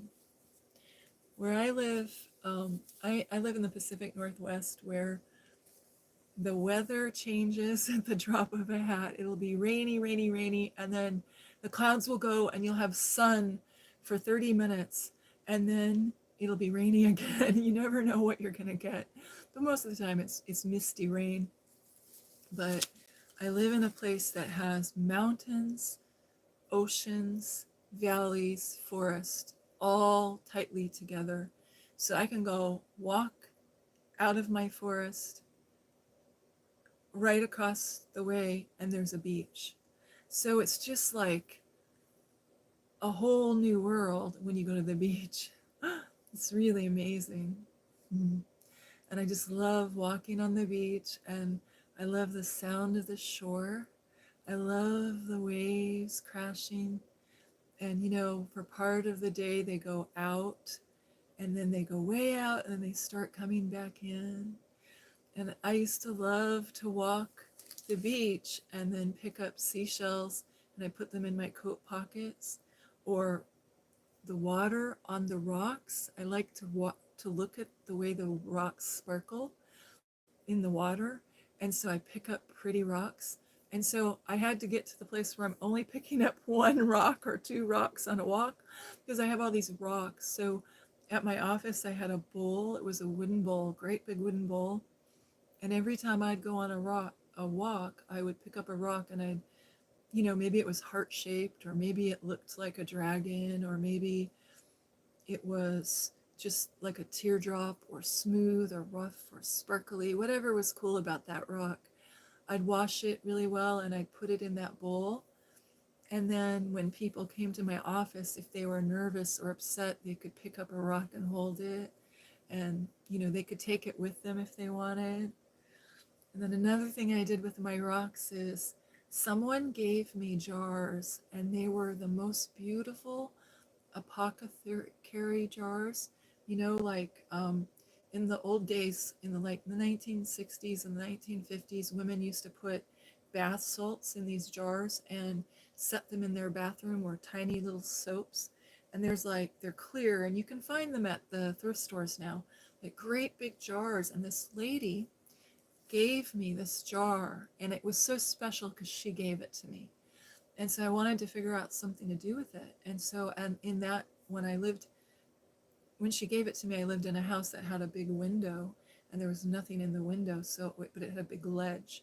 So I polished, and all the rocks that were already polished by the ocean, I scrubbed them, and I put them in the jar and added water and a couple drops of bleach so that they wouldn't grow mold or slime. and the sun would shine through the window, and it would make the colors come out in the rocks. Like when you look at a rock and it's just dry, it looks like it was a pale green, but when you had water on it, it looks like it's jade or it's a jewel, you know? It was so wonderful. It was just a simple thing that I did, but every morning when I would wake up and I'd go into the kitchen and I'd look at the sun coming through the window, it would remind me of all those walks I took. And I'd say, oh, yeah, I want to take a walk because I have another rock to find today.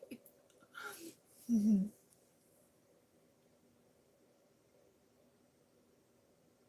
Mm,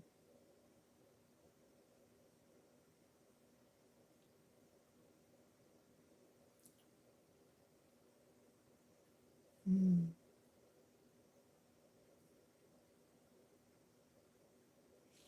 Oh, this is really sweet. Do you want me to share that on video or not? Tell me if you want me to share that on video or your emphasis, what you said. Mm. She said, I wanted to live in the Puget Sound. I wanted to live in the Puget Sound, but then she said where she lives. And but she said, although I think a lot of that is my husband, being with him could make anywhere feel like home. Mm. Isn't that wonderful? Isn't that a wonderful thing to have a love, a true love, that you love so much that anywhere you go feels like home? Mm. I've always liked geodes, she says, for that exact reason. Externally, they're just hunks of stone. Internally, they're like tiny mountain ranges. Mhm, mhm. They are beautiful. Mhm. You know, the Lord's so good. He's so good to us. There's so many wonderful, wonderful things in nature that He's blessed us with. Mm, mm. One of the ways I nurture myself is I found a really creamy lipstick that I really like. My whole life growing up, I got chapped lips. And so when I was a little girl, I used to always have a chapstick or a lip balm. So I always keep my favorite lipstick beside my bed or beside my chair at my office or in my car, you know, wherever I'm at. I have my favorite lipstick and I apply my lipstick a whole bunch of times because I don't know, it's just something about it being creamy, you know, and having nice, soft lips. Mhm. So I was thinking about all the ways that we could nurture ourselves, love and nurture ourselves. And, you know, one of the ways I do is I journal. I keep a journal and I write. This is my journal with all my prayers in it. So I write everybody that I'm praying for. But my other journal, I showed earlier, every month I usually fill up two of these. It's just a dollar store or Walmart composition notebook. And um, I'm a prolific writer. So I realized one day that I was a writer and that if I don't write how I feel, I get kind of sad, you know, but expressing myself in writing is one of the ways I nurture myself. Mm. Sometimes I visit people at their homes, and I'm really honored because a lot of elders will have me, they'll give me a tour of their home and they'll show me like every room in their house, you know, and they always want to show me their bedroom. And it's really sweet because a lot of times it's a quilt on their bed that they want to show me. Let's see, I don't know if I can get to my quilt here. I think I've got too much I've got two quilts on my bed, but I've got too much stacked up around me. But they'll show me, you know, they'll take me into their bedroom and they'll show me like their double wedding ring quilt that they made, and they'll tell me, show me the fabric, and there'll be little squares of fabric, and they'll say, oh, this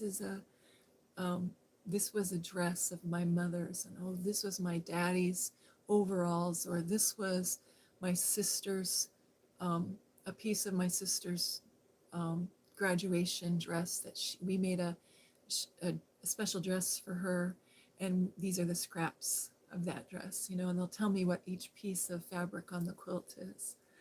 And so I think that um, creating a nurturing home is so important, and so I'm really working on creating a nurturing home for my soul.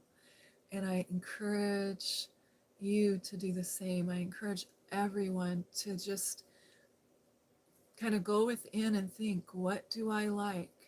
What are my favorite colors? What are my favorite textures or feelings? I like this fuzzy blanket, and so I added a couple of fuzzy blankets to my house. I put one on the couch and one on the day bed.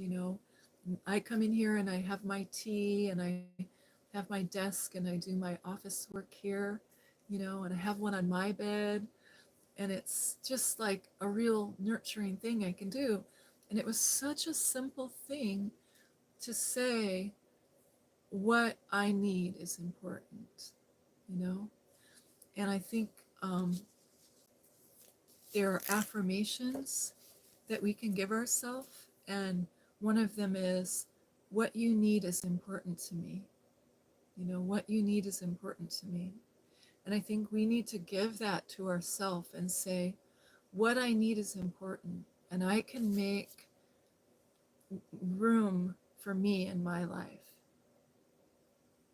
I think that's really an important thing for godly Christian women to do. Because sometimes as women of faith, we've been taught to neglect ourselves and to deny ourselves. And yes, Jesus does say, deny yourself and take up your cross daily. I counsel couples and I counsel Christian women, and I counsel women of all faiths. It's not just Christian women. But what happens a lot of times is a couple will come for counseling, and typically, this is so stereotypical, that the woman is giving and giving and giving and giving, and the man is taking and taking and taking and taking. Or the man is giving and giving and giving and giving, and the woman is taking and taking and taking. So it's really rare to see a marriage like yours, Erythesis, where you're both working together, you're trying to outgive each other. Like when you tell me about your husband, it's really obvious to me that you adore him and that he adores you. You know what I mean? It's just really evident to me from the things you've shared over the months that I've known you, that he's giving to you, he's filling you up, he's pouring into you, and you're giving to him. And so you're working together to nurture one another. And that's what the Bible says. The word says, build one another up to love and good works. And it says that we are to love each other and be tenderhearted to each other and love each other and build one another up.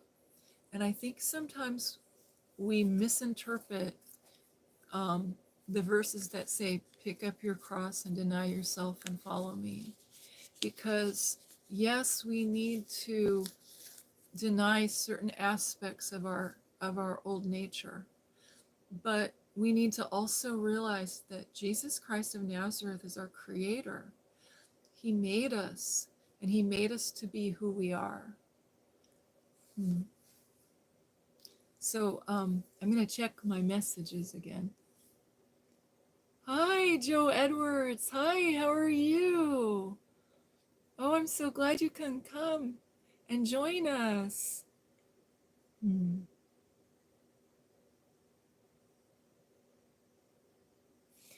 Ithra says she adores her husband, but his snoring is driving her a bit crazy.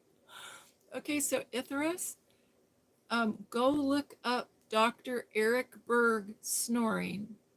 Okay, and he'll have ideas. And I know there's a supplement you can give him, and there's also this little nose thing that I used that really worked. It's like a little plastic band, or sometimes they're paper, they're metal made of with covered with paper or with fabric. But some people, you can stick it on their nose and then they don't snore. Um, and sometimes they sleep with their mouth open. There's different reasons for snoring. But look at Dr. Eric Berg for snoring. Hmm. She says, I've said it before, but eventually he'll inhale our curtains. That is so funny. Okay. I understand. Hi, Joe. I'm so glad you could come and join us. We're talking about nurturing ourselves. We're talking about self-care and the importance um, of of setting aside time for ourselves and taking care of ourselves and finding ways to nurture ourselves. Hmm. And the Eurythecus says, God and Christ nurture the spirit, and we must nurture our souls. That's what my grand says. Yes, it's so true. Hmm. Oh my goodness. She says, Eurythecus says, my husband is my world. He has been such a blessing in my life. He gets excited every night to find out what I'm making for dinner, and he always insists on cleaning the dishes. I'm not allowed to clean. I'm not allowed to clean up, and something so small means everything to me. That is so sweet. Oh, that is so precious. Thank you for sharing that. That's really sweet. Oh, that's something to attain to, huh? To be loving and to be loved. And Mr. Rogers always said, there are many ways to say I love you. And he would say, there are many ways to say I love you. There are many ways to say I care about you. Many ways, many ways, many ways to say I love you. Cleaning up your room can say I love you. Sweeping the floor can say I love you too. Hugs and kisses say I love you. You can say I love you with anything you do. There are many ways to say I love you. There are many ways to say I care about you. Many ways, many ways, many ways to say I love you. I love you, Joe Edwards. And I love you, Eurythecus. And I love you, dear ones. Thank you for joining us. We're talking about ways that we can love and nurture ourselves. And we're kind of contrasting those that with, as women of faith and men of faith, with the verses that say, take up your cross and deny yourselves. And life is a balance, and I don't think that anything is black and white. Sometimes we can get really intense as people of faith, and we can want to be like Jesus and sacrifice. And though we can go kind of over the edge and sacrifice too much. And, as a Christian counselor and as a nurse and a chaplain, I get to see the results of what happens when people take the verses about sacrificing ourselves and overdo it. And what I had to come to terms with in my life is I'm not Jesus. I'm not God. So I actually have a sign that says in big letters, NOT, not GOD, God. And that's the way I remind myself that I'm not God, you know, I'm not Jesus. It's not my job to sacrifice my life. That was what Jesus' calling was. That's what he did. Now, when I say that, I'm not saying that I'm not giving, because I am. I'm giving, giving, giving, giving, giving. But there comes a point, if we give beyond a certain point, if we don't have boundaries, then we will end up with compassion fatigue and burnout and depression. And so when I see women of faith, when I see men of faith, people of faith who are burnt out and depressed and anxious and having compassion fatigue, when we kind of dig underneath the surface and look at that, 9 times out of 10, it's because they've misunderstood the concept of sacrifice. I'm going to look at our messages again.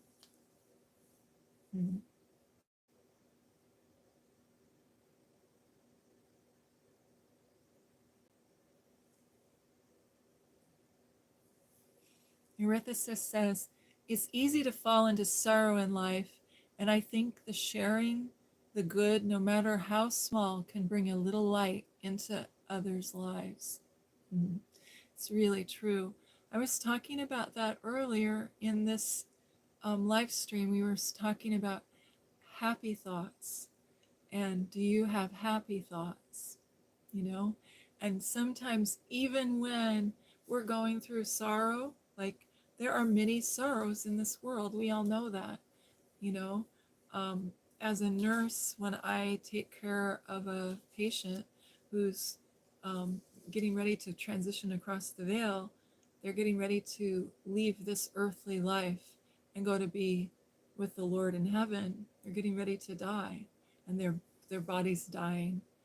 We try to find a balance between feeling our feelings and being sad, because it's a sad thing to leave this world, but also to try to find the joy in it.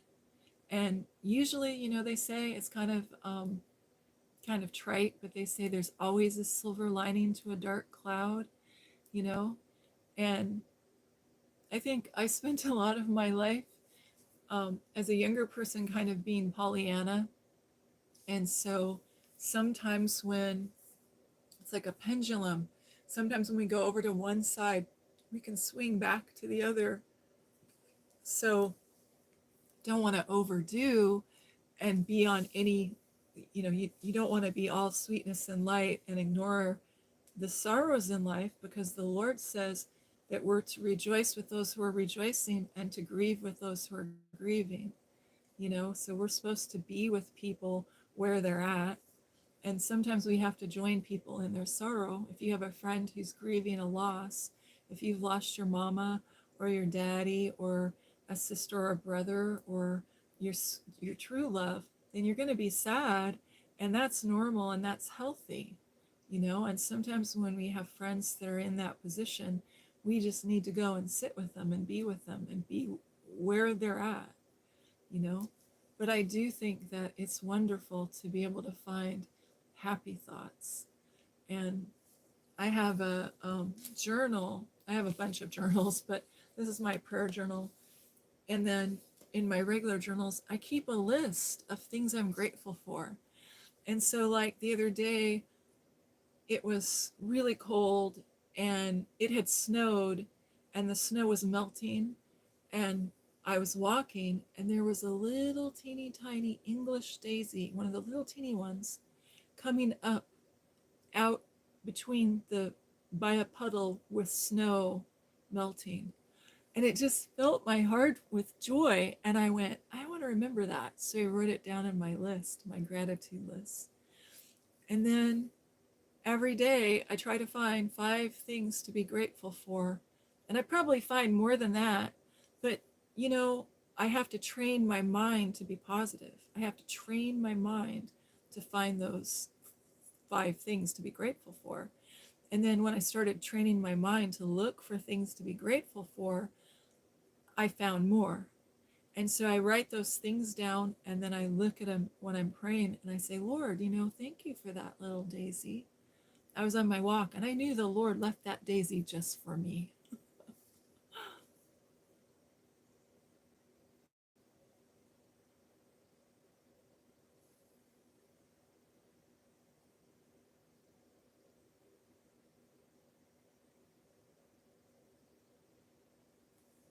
Arethysis says, I think our sweet sister at Go to God Daily said it well. Cease thinking and start praying. Sometimes prayer can help clarify many things. We are to be like Christ, but we can never be Christ. That is why being like him is so important. Sacrifice is a virtue, but not to the point of martyrdom. In most cases, suffering is sometimes not the best way to show you care. Yeah. Well, in many faith traditions, um, people are called to martyrdom. They're called to sacrifice. Um, and we were talking earlier about how I do counseling with couples, and how a lot of times I'll see um, a real discrepancy in how one person will be the giver, and the other one will be the taker. And for love to work, we both need to be giving, right? But when it's imbalanced, there's an exchange that's not happening, and a person can unconsciously build resentment. And the thing of that's so sad about that is that many people feel reinforced to behave that way based on scripture or based on what the church teaches. So, I'll make up a story. This isn't true, okay? But if I were to say all the couples that I've counseled over all the years that I've done counseling, this is a stereotypical example.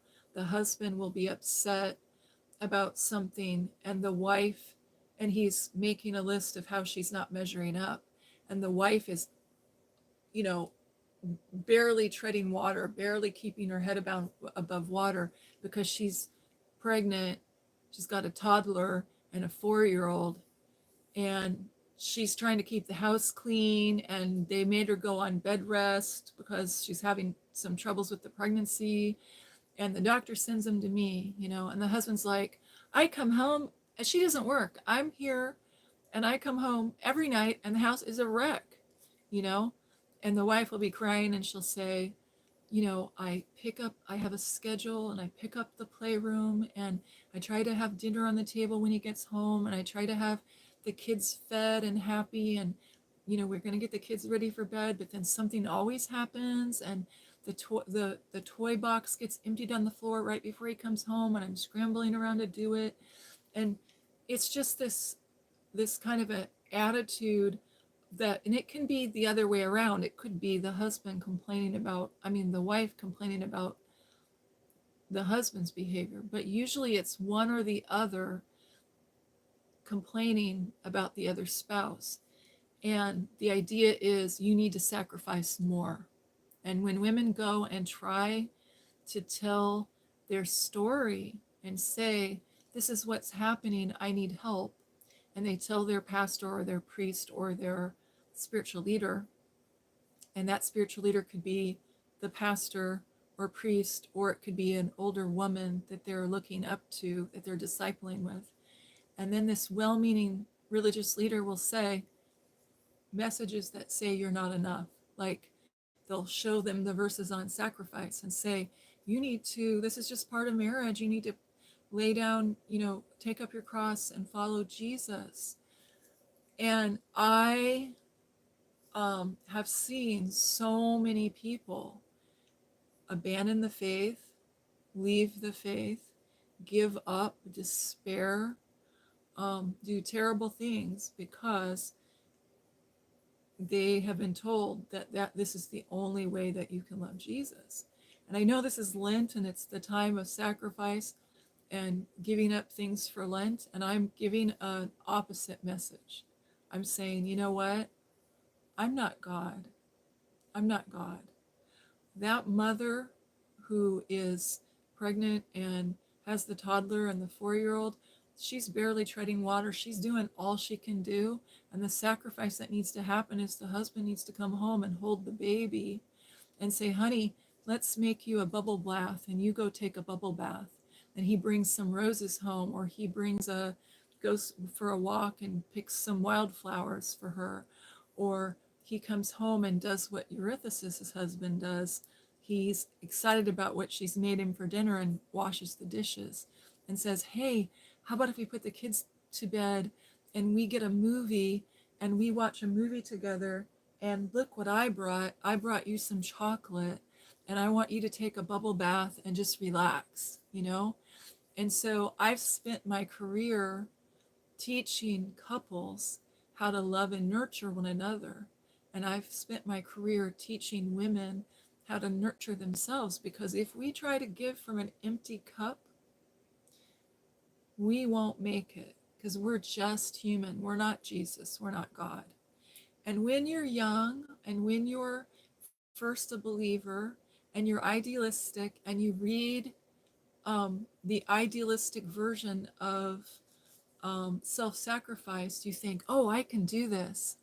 But honey, if you're taking care of an elder with dementia and it's year 5 and you're there full time and you love that person, but you're also super sad because you're grieving the loss of your husband or you're grieving the loss of your wife, and it's been 8 years and you don't have a break and you've self-sacrificed.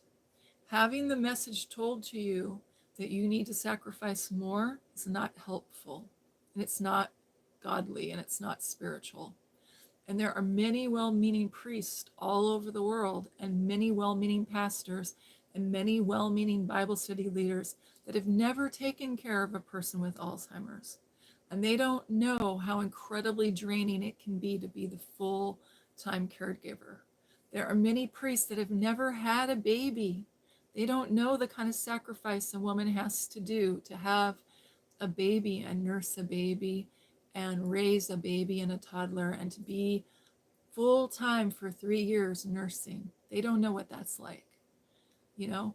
So I just think we have to be very kind and very gentle with the people that we are put in a position to give counsel to. I think we have to be very kind and gentle with ourselves.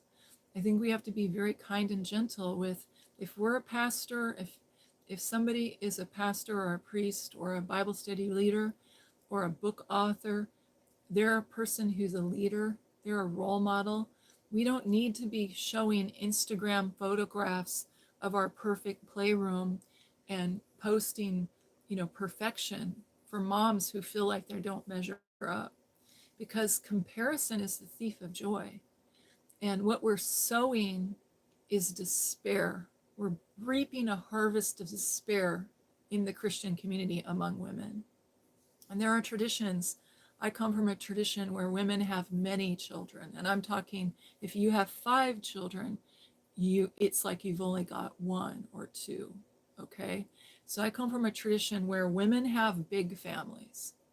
And in that tradition, they just heap all this work on women, and they have this very high level of expectation. And women are crumbling under it. And nobody talks about it. Nobody says, it's okay to feel overwhelmed. No one's perfect. And all you're seeing on social media, when you look at social media, are pictures in the magazines. Everybody's house is clean. I want a home magazine to have pictures of toys all over the floor. I want to see a playroom that's really played in. I want to see pictures of babies eating in a high chair and having the oatmeal or the fruit or whatever they're eating all over the floor and all over them. That's what I want to see. I want to see realistic pictures of life. I want to see pictures of moms who've got their shirts on and they've got their hair's a little greasy and they look beautiful. They're amazing because they just had a baby. you know I'm so tired of seeing pictures of finely curated every detail, designer clothes. You know, a woman has a baby and or they put their makeup on while they're in labor. You know, I mean, it's just like we're not objects, we're people, we're humans. And we have thoughts and feelings, and we have wants and needs and desires. And how do we work together to get our wants and needs and desires met? You know, do you know what I'm saying? So I'm going to read the comments again. I haven't, in case you didn't know, I haven't figured out how to read the comments in the, in the, on the laptop or the tablet that I'm using.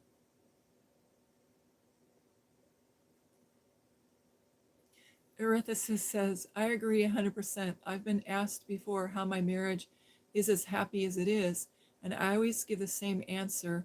We treat every day as if it is the first days of our relationship. We pursue each other. I'm going to cry. That's really beautiful, Erythesis. Thank you for sharing that. We are always trying to woo one another because complacency is the um, bringer of the end where relationships are concerned, in my opinion. I agree with you. I love my husband intentionally. I make an active choice every single day to love him. It's really true. And you know, love isn't a feeling, love is an action verb, right? And so I think it's really important that we think of ways to love one another. And just like that song Mr. Rogers wrote, there are many ways to say I love you. There are actions that we take to show our love that we love them, whether that be our husband or our wife or our child or our parent, or, you know, or our clients or our patients, whoever, our friends, whoever we're blessed with to have love, we can show them we love them by our actions, by our words, by our deeds. And the bottom line is talk is cheap, but what do they do? You know, my mom always says, my Southern mama, she's very wise. She always says, well, sugar, they can talk a good game, but what do their works say? Do they, because it says in the Bible, by your fruits ye shall know them. So is there fruit? What are their actions? So we show each other that we love each other by our actions. And there's a type of person who talks a good game and, you know, says lovely, wonderful things, but if they don't put action behind their words, words are meaningless. And I'm all for being romantic and having romance. That's wonderful. But I think our words and our words need to make, our actions need to match our words.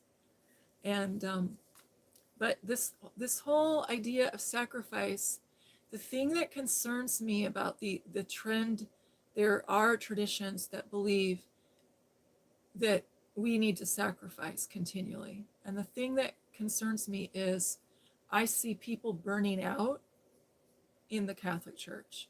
I see people burning out in Christian faith where there's a high um, emphasis on sacrifice. Now, I live a sacrificial life, okay? I'm not saying that as a Christian, we're supposed to sit around on a bed eating bonbons and watching Instagram, you know, posting our pictures of our bonbons on Instagram and la la la, I'm going to let everybody wait on me. No, it's a life of service. But we are humans in a physical body. And because we have a physical body, we have wants and needs and desires. And we have physical need for sleep, physical need for food, physical need for human contact, physical need for a pastime or a diversion, something, a wholesome hobby that we can do, maybe art or music or whatever, to nourish our soul, to read. You know, we have these needs. And there are traditions that heap guilt on people for just, when I see a woman who feels guilty just taking a break, someone who's driven, who can't just sit down and relax, I know in a few years they're going to have a major health crisis. And it's very stressful. And I think, you know, as a nurse, I look at that and I think, wouldn't it have been better to just build some breaks into your day every day? Wouldn't it have been more respectful of your temple? Because our bodies are the temple of the Holy Spirit. So I have a responsibility before God as the temple of the Holy Spirit to love and care for and nurture my body. And, quite frankly, in the Catholic Church, that wasn't the teaching. The teaching in the Middle Ages was you're supposed to flog yourself and wear hair shirts and be miserable and, wring your hands and worry and do penance. And so that there's a Puritan, Americans have a Puritan heritage. And, if you look at the Puritans and some of the things that they did out of necessity, they had to work constantly because women were having to make the candles, they were having to make the bread, they were having to mill the flour, grow the wheat, harvest the wheat, mill the flour, bake the bread, make the meal. Everything was made from scratch continually. And so from sunrise to sunset, we were working. That's the way life was. And so it's like, I think it's important to root underneath and see what's here, what's underneath, what is underneath the belief. I have a really good friend who's a farmer. They live on a farm near my home, and they're really good friends. And we have a saying we say, because her family has a very, very strong work ethic, and she's an older lady, and she was raised by farmers that had a very, very intense work ethic and they had dairy cows and they didn't take days off. If you know anything about dairy cows, you milk the cows every day. The cows don't wait for Christmas and say, well, I'm just going to take Christmas off. If you do that, you'll have cows with mastitis and you'll lose your herd and it'll be horrible. So they have to do these jobs that they're doing every single day. And so we say, work your fingers to the bone. What do you get? And then she says, bony fingers. It was an old fashioned country song, in the old days. But it's really true. Are we doing work and sacrifice just so that we can be neglecting ourselves because it's somehow spiritualized? That's not healthy, you know. Um, I remember I had a really good friend, and we were in the health food movement together. We were really into farming organic food and making our own bread, and we had grain mills, and we were, you know, grinding our own grain and just everything from scratch. Nothing was store bought. And she had many children. And I came over to her house to take care of her children while she took a vacation with her husband. And it was like a second honeymoon. They didn't have a honeymoon when they got married. So they had saved money for many years and they were going to go to Hawaii. And so I came over and was going to take care of her children. And she has many, many children. And I had many children. So I'm taking care of her 6 and my 6 all together. And so here I am taking care of 12 children. And I was trying to mill the flour and bake the bread from scratch and put the, I don't know the verb you'd use, but you put when you get wheat comes in little wheat berries in a big, you store it from the bag, you put it in these big 5-gallon buckets. And so I was taking the scoops of wheat and putting it through the grinder or the oats so that they would fly open and so you can eat them. So I could bake with them or make farina, make it's like oatmeal, make a porridge out of it. So I was doing all this, and they don't use sugar, so we're getting honey. So I got to go out to the bees and open up the hive, and the honey jar was empty, so I had to go and cut the comb and put the honey comb in the centrifuge and spin it and get all the honey off, and then tap out the honey into the jar, and then take the wax back, cut the frame, put it back in the hive, smoke the bees. I mean, it was an intense day, and I was going from when it got light until when it got dark. And then when it got dark, I'm sitting by the fire doing the needlework, and I sat there doing needlework. One of the kids had a hole in his sock, so I was darning the sock. And I sat there and I thought, wow, this is what my grandmother went through. She had 14 children. Wow. And my grandmother sewed all the pants and all the shirts for the boys, and she sewed jackets for the boys, and she sewed dresses. And in those days, it was like a Victorian look where they um, had a dress with many petticoats. So she was sewing all this by hand. She didn't have a sewing machine. And so my grandmother was constantly sewing, and I was thinking of that. And I thought, wow. And so on Sunday, when we went to church, I took the 12 kids in the van. I took her van because there were seats for everybody to church.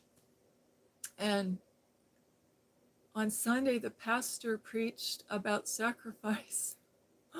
And I was like 2 weeks into this thinking, I'm the woman at church that has the least amount of kids, and I have 6.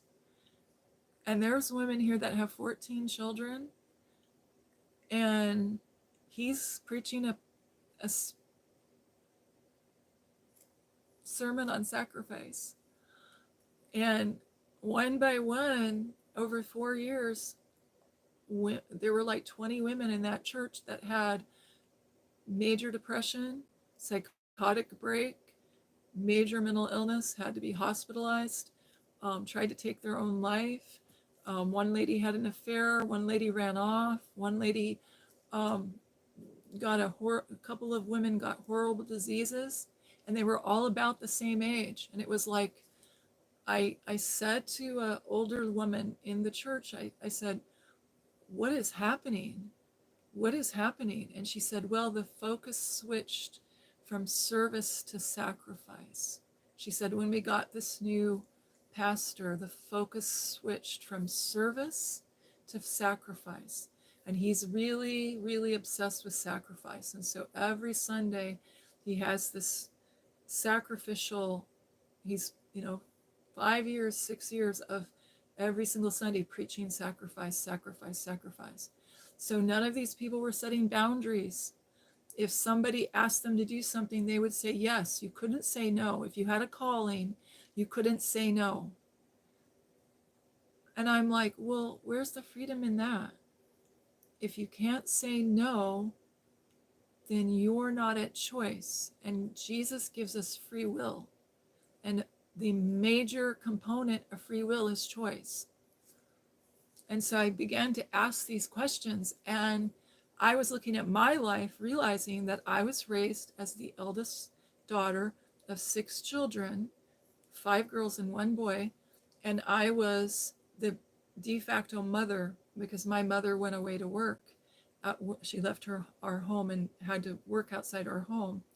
And so I was the eldest daughter, so I was cooking and cleaning and driving my sisters and brothers to school and doing more things than were really in our culture, things that people don't do nowadays, taking a lot of responsibility. But in the old days, in the farm days, at the beginning founding father days, that was we were in survival mode. So my father was born in 1918 during the Spanish flu epidemic. And so they had to do things to survive during the Depression, and they were in survival mode. And so my father's mentality of what was okay for a young girl to do was based on the depression. It was based on his view of him growing up. So he was okay with me watching children, many children, when I was 4 years old. He was okay with that. He was okay with me babysitting a baby, a toddler, leaving me alone with an infant and a 3-year-old and a 4-year-old, or a infant and a 2-year-old, and a 3-year-old. He was okay with that when I was 5 years old because his mother had her children one after the other, and they didn't have any ways to not have children, so they had many children, and they had to make the fire, and you had to stoke the fire to heat the whole cabin. And so kids learned real fast survival mode. If you go by the fire, you're going to get burnt. And so the oldest daughter was in charge, and mom and dad went out. Dad was working the fields, and sometimes mom had to help. And the 3, 4 youngest kids got watched by the whoever the oldest daughter was or whoever was available. And so it was hard times, call for hard measures, and we were in survival mode. But what happens when you live your life in survival mode is you have to wall off parts of your heart. You have to live in a steel ball. You have to put yourself inside that steel ball and not express your feelings.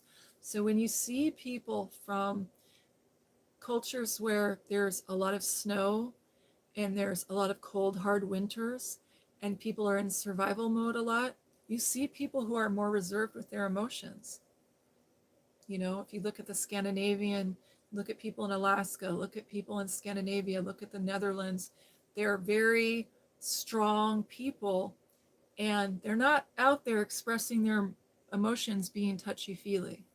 It's a different world than Mexico or the tropical countries where people are very open and very friendly and very expressive and very loud, and they're having salsa dances and expressing their feelings because it's a warm, open culture. It's different. It's not good or bad, it's just different. And so when we've had these survival mode things, people who've raised us that have gone through survival mode, and if you come from farmer stock, you know what I mean. There are things that you just have to do. You just have to say, desperate times call for desperate measures. And so there is an element of that has been passed down from our Puritan upbringing, from our depending on our faith walk, our faith, how do I say, our faith family or our faith community. And so I just, I, I just came back from a call for one of these women who just has no boundaries and doesn't say no and has no life and isn't expressing herself. And she's been saying, I'm fine, I'm good, I'm fine. How are you? I'm fine, everything's good, everything's fine. And she just works and works and works and works and works. 20 years of this, and she just had a complete total meltdown, breakdown. And everybody's like, what happened? Well, I can tell you what happened. She's been sacrificing her whole life. She doesn't have a life. you know I bore 6 children. I know what it's like to have a baby. I have my babies at home with home births. I nursed my babies for 3 years, breastfed them, did not supplement with a bottle, made all my food from scratch. Okay, that is a lot of work. But what happens is when people believe in salvation by works and sacrifice, they keep raising, because we're humans and we don't feel good enough and we know intrinsically that we're not worthy. We think, if I just do more, if I just work harder, be better, I'll feel better, and I'll accomplish more, and Jesus will love me. My bishop will love me. My pastor will love me. My priest will love me. My spiritual community will love me. My husband will love me. My mama will love me. My daddy will love me. My children will love me. My grandchildren will love me if I just work harder and do more. And in reality, love needs to be based on love, and acceptance is unconditional. God's love is not conditional. He loves everyone all around the world, whatever faith, whatever creed, whatever they've done. Jesus died for the sins of the whole world. He died for that Muslim guy. He died for that person who committed a crime. He died for that person in that other religion that you don't think is worthy. He died for that guy or that woman that is doing that abominable practice. He died for everyone in the whole world. He paid the price for our sin. And there's nothing that I can do. There's no sacrifice that I can make that's ever in a million years going to add to the finished work that Jesus did on the cross. And I had to come to the point of realizing that this obsession with sacrifice, it, it, there comes a point where it's not healthy. And I think we're going to be held accountable to Jesus because as leaders, I'm a leader. So the word says I'm held to a higher standard. I have to hold myself to a higher standard because people are looking at me. When I go counsel a family, if I'm a chaplain or a trauma-informed therapist and I'm doing counseling with someone who's been abused, or if I'm doing marital therapy with a couple, I'm the role model. They're looking up to me. So I'm held to a higher standard. And I think that there are going to be priests and pastors and book authors and Instagram people who post things on Instagram, and women who make videos about their perfect families. They're going to be held accountable for their behavior because they are driving women and some men over the edge, because we have a mental health crisis in the Christian church today, and it needs to be dealt with. And we need to get that message out, And I know sometimes people say grace can be taken advantage of. Like there are people who say, oh no, um, you can't give too much grace because Jesus, if you give a person too much grace, they'll take advantage of it. There's a mentality that's out there. There's a whole there's whole denominations that preach that no, we're saved by faith and you better start working real hard to show your faith. And I'm a hard worker. I didn't take one day off during the pandemic. So I'm preaching to the choir. I'm not saying that we shouldn't sacrifice, but I'm saying there is a whole bunch of sacrifice going on that's not healthy, and it doesn't add to our salvation. And our worth shouldn't be based on what we do or how much we sacrifice. So I'm thinking that balance is better, just a balance, saying I'm not God, I'm not Jesus. And so I can't add to the salvation that Jesus has given me. I can't add to the finished work on the cross. I'm going to look at the message and see. Hi, Juanita. Hi. How are you? I'm so glad to see you.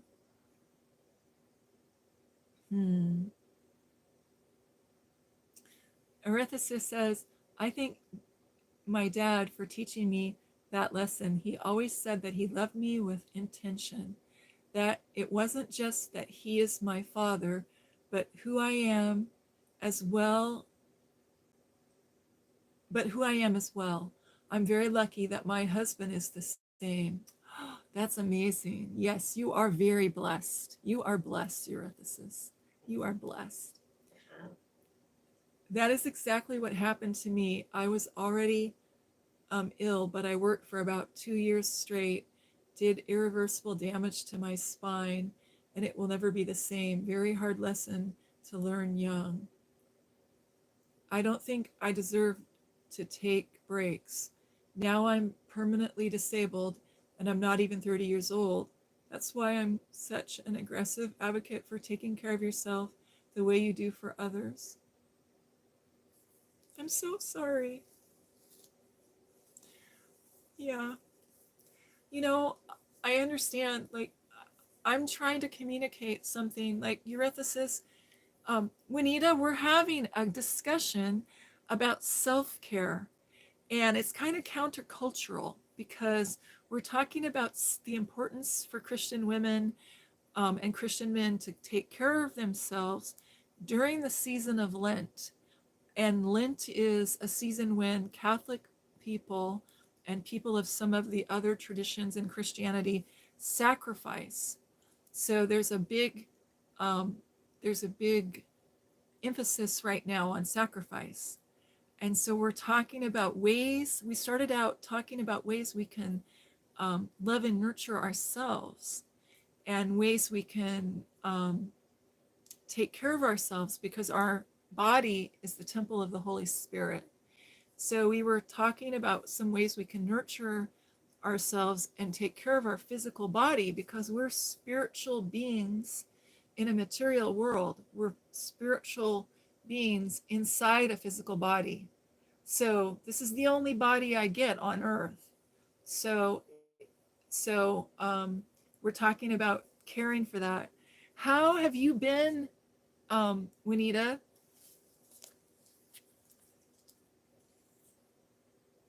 Um, how have you been? Tell us in the comments how you've been. And if you have any ideas, write them in the comments. I'm looking at my comments on my phone every once in a while. I'm keeping it here so I can see when Erythesis or you post a comment. Erythesis, I want you to meet my friend Anita. Anita goes to Chris Knit's crochet channel with me, and Anita is a writer, and she's got a gift, and she has made so many characters, and she's just amazing. She homeschools, and she's just an amazing person. And Erythesis, in Chris Knit's videos in the live stream, we don't talk about religion or politics. So Anita stood out to me from the very first day. She's a moderator, and she stood out to me on the very first day because her character shines forth from her words. And so I just think that you'd like to meet each other. You're two of my favorite people. Hmm. It is. It's amazing. I'm so excited for our community that we're building here at Erythesis, really. And Anita is so special to me because when I first came to Chris Knit's channel, she just welcomed me. And boy, I just knew, like I say, you know how some people, when you see them, like I've gone to the grocery store before and looked and saw a woman and a man together, and I can just tell that they're born again because they just have a glow about them. Anita's like that. I've never seen Anita in person, but I know when I see her in person one day, I'm going to recognize her because her words that she types in the text, you know, when you type, you only get like 3 or 4 lines, right?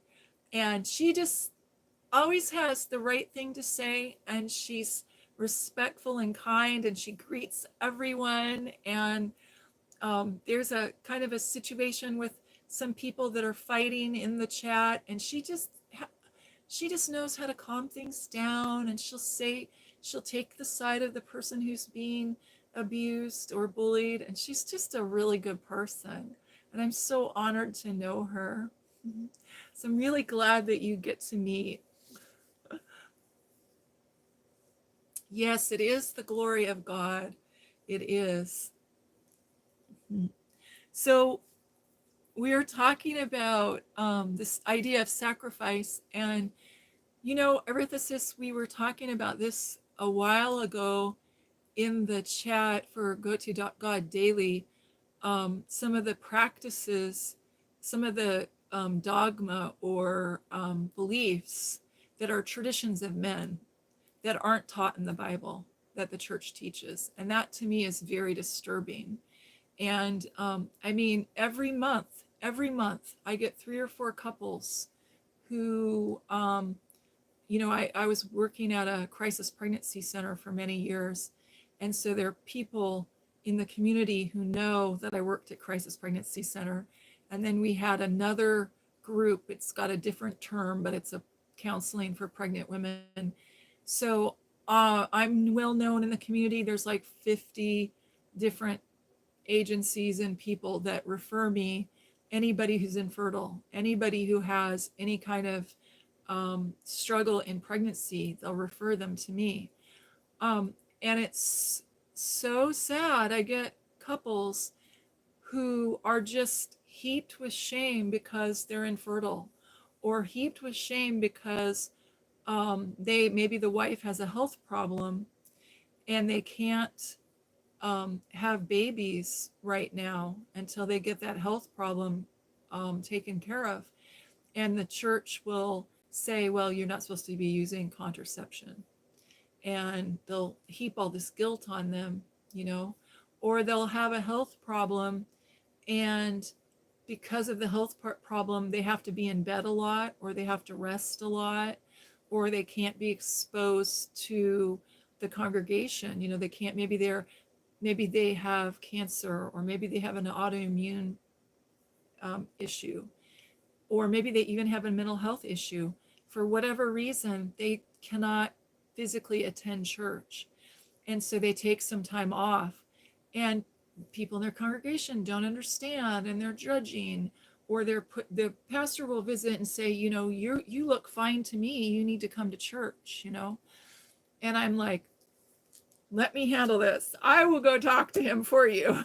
And I actually wrote a letter trying to let a pastor know that this person, my client, has a legitimate reason not to be attending church, that they cannot, under any circumstances, be exposed. They're in chemotherapy, and they cannot be exposed to any germs. And they were taking a break, and it was the pandemic, and the pastor was like, well, they just need to have faith and go, and I'm just like, they have no concept. The person has no immune system, So it's just really interesting.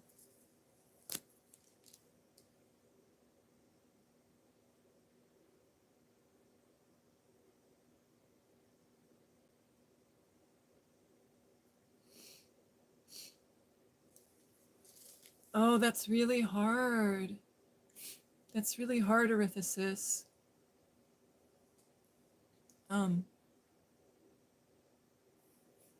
That's really hard. Yeah.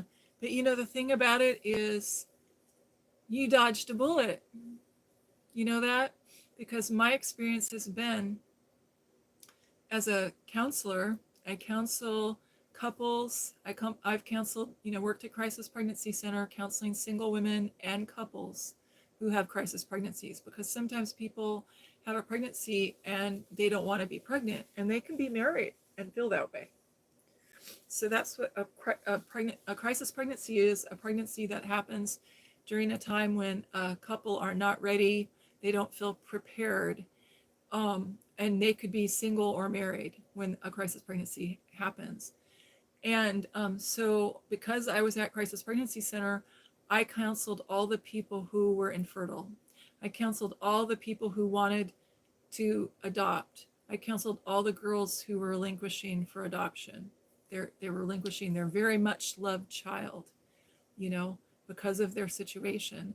And so I did a lot of counseling about surrounding abstinence, surrounding waiting until marriage, for waiting to make love or to be intimate until marriage.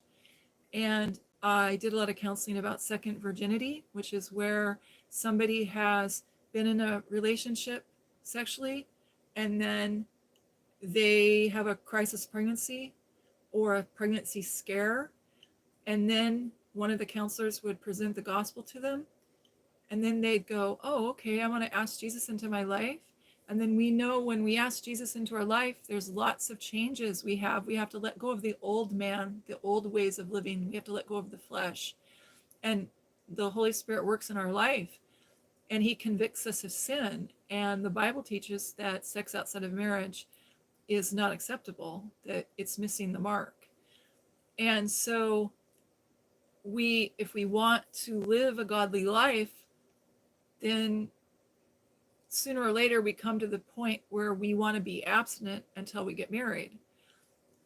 And so there's so much pressure in our society right now to be sexual. It doesn't matter if you're married or not. I was born in the mid 60s, okay? But my mom had like magazines from the 70s or from the 50s, and I have had many clients who are elders, and I've done archiving of their memories and cleaned out basements with like all the books and all the magazines from the 20s and 30s and 40s. And do you know that women's magazines in the 20s and 30s and 40s talked about waiting until marriage? They talked about being faithful. When men were going away to war in World War II, there were articles in Ladies' Home Journal and in Better Homes and Gardens magazines and in some of the Harper's magazines, other magazines that were popular for women, telling women how they could be faithful to their husbands, telling them how they could be good homemakers, telling them how they could wait. There were people who did little movies, and now some of those movies are on the internet and people make fun of them. But some of the advice that the homemaking movies gave about waiting until marriage, they would say things like, well, if your goal is to want to wait until you're married, then you don't want to be alone with a boy in a car, because a car is like a private little room, you know. Or, well, if you want to wait until you're married, then you don't want to drink alcohol, because sometimes if we drink alcohol, it inhibits the frontal lobe of our brain and inhibits decision making. And so you can make decisions that you will regret the next day, if you follow where I'm going with that. So there's all this advice, this whole wisdom that was there for all of human history. There was chaperoning, where women of childbearing age who were not married were not allowed to be alone in a room with a young man. There was always an aunt or a brother or a grandmother or a mother or father there. And people didn't go off on dates by themselves, two people. There were group dates, like there would be the hay gathering, they'd have a hay ride and they'd put all the bales of hay in the wagon. They'd all go off together, or they'd go and roast weenies and marshmallows over the fire. They'd have a bonfire and they'd sing songs. And, the elder ladies that I have worked with over the years have told me stories of how they met their husbands, stories of dating and of courtship. And they were beautiful stories, romantic things that were done. And it sounded like a lot of fun. You know what I mean?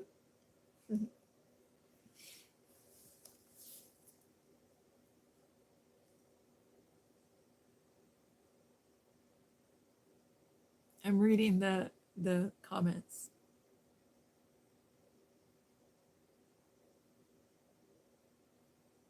This person in the comments says, I was in a relationship for 5 years, and I thought that we were going to get married, but he didn't want to wait. He wanted to be intimate before marriage, and I didn't feel comfortable with that.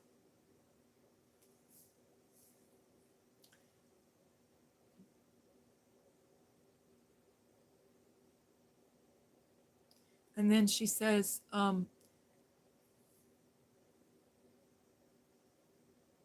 he was not very comfortable with waiting until marriage for intimacy, and he told me that we would have our own children. And she says, I found out from a very young age that I had some issues if I got pregnant, that it was very possible that I could die. Oh my gosh. And I would, if I were ever to get pregnant, I could die. And he valued our potential child over me. That is so sad, dear one. That's like he was objectifying you. You were just the womb. That's what that feels like to me. Um, Found out in 2020 that I was not able to have children at all. My husband has children from his previous relationship, and he has no interest in having more children as his are grown. It worked out well. Isn't it amazing that the Holy Spirit worked that out for you? That he blessed you with a husband who loves you for who you are and who had children? That's amazing. Um, it still kind of gives me the heebie-jeebies to think that my ex would have elected to have me die to give him a child. Yes. I come from a tradition where I'm saying dear one because I'm protecting your privacy. I come from a tradition, dear one, where you're supposed to have as many babies as you can. No birth control, no, I shouldn't say birth control, no contraception. Contraception is using a method that prevents conception. So I come from a tradition where women are baby makers. Let's just be flat out. Women can't be pastors, they can't be evangelists, they can't speak in church, they have to wear doilies on their head. Women and men are separated. I was never in a room with a man. I've never been in a room with a man who wasn't my husband alone. Even counseling for my own safety and for the safety, I have, because of the kind of work I do, I always have the door open, or if I'm doing trauma work, um, I have another person there. Um, but women are just, it, the Lord, I had these gifts and I started expressing them. And the church that we were in, they were not comfortable. Like I went and worked at the Crisis Pregnancy Center and people were getting saved. I was leading people to the Lord and people were getting healed. I was praying for people. And then people started coming to the Crisis Pregnancy Center for prenatal counseling and for infertility counseling and for adoption. Like they were infertile and wanting to adopt, or it was a young girl wanting to relinquish a baby. So I was doing long-term counseling. And my church wouldn't even let me speak during, like, any time at church. When you entered the building, the women were supposed to be totally silent. So it was like very extreme, but I understand. And this is the kind of attitude, what you expressed there, that's the kind of attitude that many of the men had, that women were just wombs, to have a baby and childbearing, and to be the maid, the cook, the chief bottle washer, the cleaner, but they weren't supposed to use their heads or their brains or think. We had the elders come to our house one time and they were upset because I had Strong's Concordance, which is for anybody that doesn't know, it's the typical book where it's like a dictionary for every word in the Bible. In the King James, there's a number for the word and you can look it up. So you can do word studies and know the meanings of the words in Greek and in Hebrew. And I was 20 and I was going to Bible school.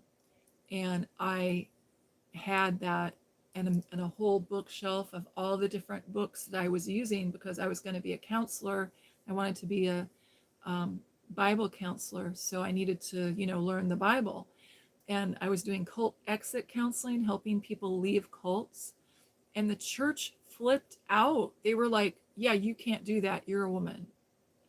And I was really blessed because at that time my husband stood up for me and said, well, she can do that. You know, this is what her calling is. But we couldn't stay at that church because of those beliefs. But those women, I kept in touch with them, and all of them, there's like 50 women, and every single one of them have mental health issues, depression, all that comes with that, you know, physical diseases. It's very sad. I'm going to look at the comments again. Oh, hi. Hi, my sock up. How are you? So good to see you. Yes, that is so good that you say that, my sock hop. That's really true. He says the choice from a spouse is normally for one's own spouse first before a child. It has to be, if it has to be either or. And yes, it does give me the heebie-jeebies thinking about that there are people that believe that way. I was young, and I'm so thankful to the Lord that I got out of that, what it was a cult, okay? That I got out of that cult because still to this day, I mean, that happened in my teens and 20s, and still to this day, my thinking, I have to be very, very careful. And I have to build breaks into my life, and I have to, you know, get my date book, my journal, and X off times for myself. I have to like write circles and have my clients schedule so that I have space between them. And I have to like, you know, like right now the other day I went on the live stream and I had no concept of what time it was. I was so excited because I've been alone at home for 3 years, you know, and so I was so excited, and I had no concept of what time it was, and I just got my calendar out and my date book and my journal and laid it out and made, you know, circles and said, okay, this is when I'm going to live stream. This is when I'm going to, you know, counsel people. This is when I'm going to write. You know, I'm trying to balance that. You know what I mean? But my natural tendency, because of being involved in that church, is just work, work, work. You know, work your fingers to the bone. What do you get? Bony fingers. You know. How are you doing, my sock hop? How are you doing?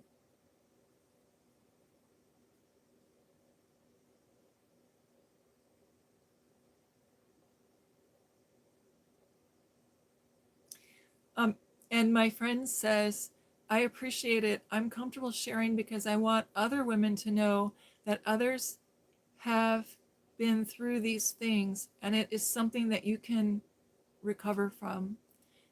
Um, and then she says, a woman who is prim, proper, and kind walks two steps to the left and one step behind. That's what I was taught in school. My gran is Church of England, and even she was horrified. I was pulled out of the Christian school shortly thereafter. Oh, praise God that your gran was horrified. My sock hop, we're talking about, you probably guessed, we're talking about this whole concept of sacrifice. It's Lent, and there are churches that are preaching sacrifice, and we're talking about coming out of a tradition where women are only meant to bear children, and women are being disrespected.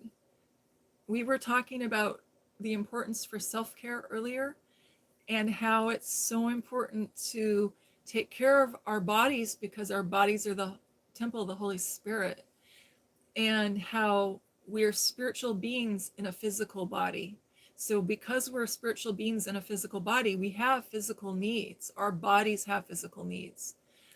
And, you know, the thing that gets me is this deny yourself and take up your cross and follow me daily is not in, that's a one verse in the Bible, and I'm denying myself and taking up my cross and following Jesus every day. And many of these women, I mean, like our friend here, the dear one here who's sharing, um, is denying herself and taking up her cross and following Jesus daily. But the message that she's getting is it's not good enough, that you're not enough. So, not enough is the message. And there are whole spiritual traditions that control their people with guilt and shame.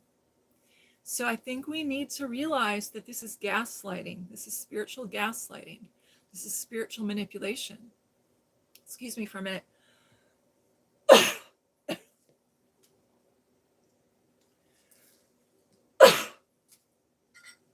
I think I need some tea or water.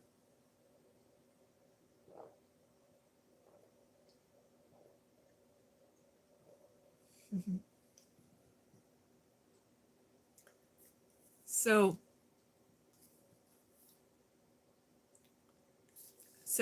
I'm going to go ahead and read your next comment. My dear one says, and she's a lady, and she's not sure how old she is, but she's a young woman. I was in the third grade at the time, so probably around 7 years old. I skipped first grade, so I was a year younger than everyone.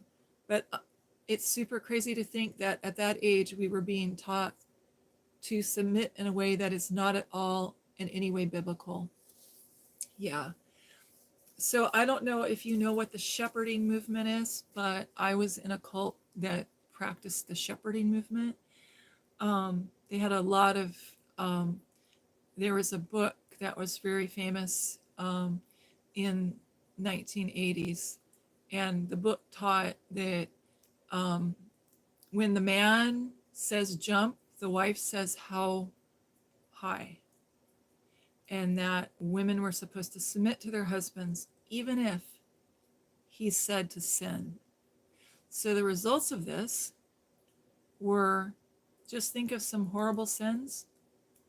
People were doing horrible sins and feeling like they weren't responsible, but they didn't have to take responsibility for their behavior. You had no rights. In that tradition, you weren't able to say no. So if somebody called me up and said, "Hi, Jeannie, this is Bishop, or this is Pastor, or this is the head of the women's ministry. I'd really like you to do XYZ." Like, they didn't ask you if you wanted to do it. They told you what you were going to do. So we need a casserole to be taken to Sister Martha at at by 6 p.m. on tomorrow.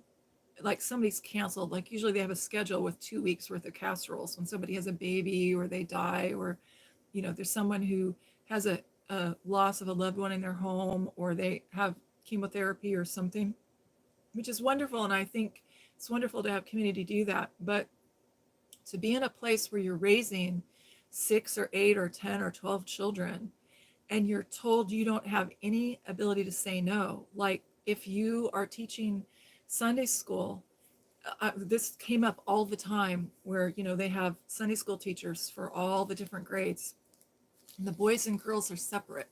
So each grade has 2 teachers. So there's 2 fifth grade teachers, 2 fourth grade teachers, 2 third grade teachers, like that, one for the boys and one for the girls. So if, let's say that there's a pregnant teacher and she's going to have a baby and she goes into labor, they might call you 4 hours before the class, like at 3 a.m, and say, "We need you there. You need to be there at 5 a.m. to teach this class for the Sunday school." And that's the other thing that they had. Church was like all day. Like, I thought at first I was so excited because I went, "Oh, this is going to be so wonderful. I'm going to have a spiritual community. But then it was like, you go to church, you have lunch, and then church is like part of the day. And then you have lunch at the church. And then they have more church activities, and then they have a supper meal, and then they have more church activities. So it's like you have no family time. It was almost as if they were afraid if you spent any time by yourself, you would think. Oh, and then there were reading materials that weren't allowed. There were colors that weren't allowed. There were practices that weren't allowed. And I'm talking really simple, silly practices like when I first came to the church, I wore lipstick and it was, the 80s. So big hair was big, but I always had kind of this hairstyle, but I had fuchsia. I was really into fuchsia. So I had fuchsia lipstick. And my mother is a Southern lady. And so Southern ladies do not go out of the home without a full set of makeup on and a dress. I mean, my mother is dressed to the nines when she leaves. And so even though we were, had a family of six children or nine children, depending on if my dad's children from his previous marriage were with us, my mother dressed us all very well and very fashionably. She sewed all of our clothes. And so when I was a young woman in seventh grade, I was taught to wear makeup. And my mother still to this day thinks the reason I'm not married is because I don't wear false eyelashes. So she's very, very, very, very focused on beauty. Like if you come over to my house and I'm gardening, I'm wearing a skirt. I'll have pants on underneath it, but pretty much all the time I wear skirts or dresses. But in the winter or the summer when it's really hot, I might take my skirt off and just have the pants and the blouse, the big blouse. But if you tell that to my mother, I will be in trouble. So don't tell her. If you visit my house and I say, come on inside and have tea, and I have pants on, shh, don't tell my mom, okay? Because it's just like they're very feminine, Southern women, it's like very feminine and makeup and it's just I can't explain it to you. So Victoria magazine was really popular. So in the 80s, I don't know if you've ever seen Drop Waist Dress, but there's like 1,000 pictures of me with my hair like it is, but with this big ponytail. I mean, not ponytail, bow that went on the ponytail, and then a lace collar and a fitted bust, long sleeves, drop waist, 1920s looking dress with little flats, or gunny sacks, or Jessica McClintock dresses. And I always wore dresses. And so, it was like if we went someplace, you could tell we belonged to that church. You could just like sit at a restaurant and watch and pick out the people who went to that church because it was like cookie cutters the way you dressed. And so I was scandalous. I was the rebel because I read books. And I was a bookworm in high school. I was a nerd girl. Everybody loved me. Everybody liked me. I was friends with all the different groups of people, but I was always the kid in the class that got the best grades, and I read and I hung out in the library. I went to two dances from seventh grade to high school. The whole entire time, I only went to two dances, and it was only because I was running for office. I was going to be the treasurer, and they said I had to go to the dance, so I went to the dance. But I mean, I wasn't a social butterfly or anything like that. I had lots of friends, but I wasn't, you know, popular or anything. But it was just, I mean, I was popular like that. I had everybody at the whole school, the jocks, the preppies, the people who are into music, all the different groups of people liked me. But I wasn't in any one clique, is what I'm trying to say. But I wore makeup. And so the church, when I went to the church, I was like, yeah, no, I'm not going to not wear makeup, you know. And they got upset with me and called me in before the elders. And I said, well, it says in the word um, to be submissive to your parents and honor your father and mother, and it will be well with you and you will have a long life. And the elder goes, yes, it does. And I said, and my Southern mama would be so upset if she saw me without makeup. And so they got me to only wear lipstick, like a pale pink lipstick, no eyeshadow or anything. And I was white, like I am so pale. I look like I have anemia if I don't wear makeup. I mean, there's this lady that's on live stream that I watch sometimes, and she's a young girl, and she's like 21, and she sings, and she's got a beautiful voice. And when I stumbled on her channel, um, she didn't have any makeup on, and everybody in the comments was saying, are you okay? Are you sick? Are you okay? Are you sick? And she said, yeah, I'm taking a 1 week no makeup challenge, and I thought, wow, that's really brave to do that on social media. But if I wanted to not go to school, all I had to do was wash my face and not wear makeup, and the nurse would send me home because my skin is so pale. I'm gonna look at the comments.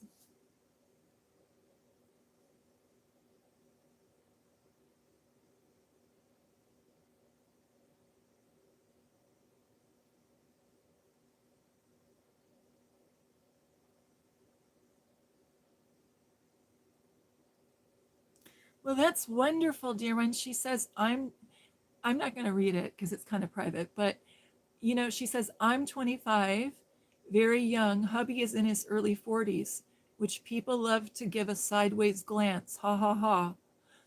Well, you know what? That's okay. I am a firm believer in the Holy Spirit puts people together for a reason. And in the old days, nobody worried about how old you were. I mean, I do not believe in child brides. If you're not over 18, I'm concerned. And I don't advocate that in any way, shape, or form. Um, but, I got married at 20. I wasn't even 21. I got married at 20. And in the old days, people used to get married in their teens. We see this, remember now, I took care of women who were having teenage pregnancies, right? And that used to be a huge thing in the 70s and 80s because we lost our moral compass and people started having sex outside of marriage. Now, all throughout human history, people have had sex outside of marriage, but it wasn't the entire society. And what happened in the 60s and 70s is there was this huge shift.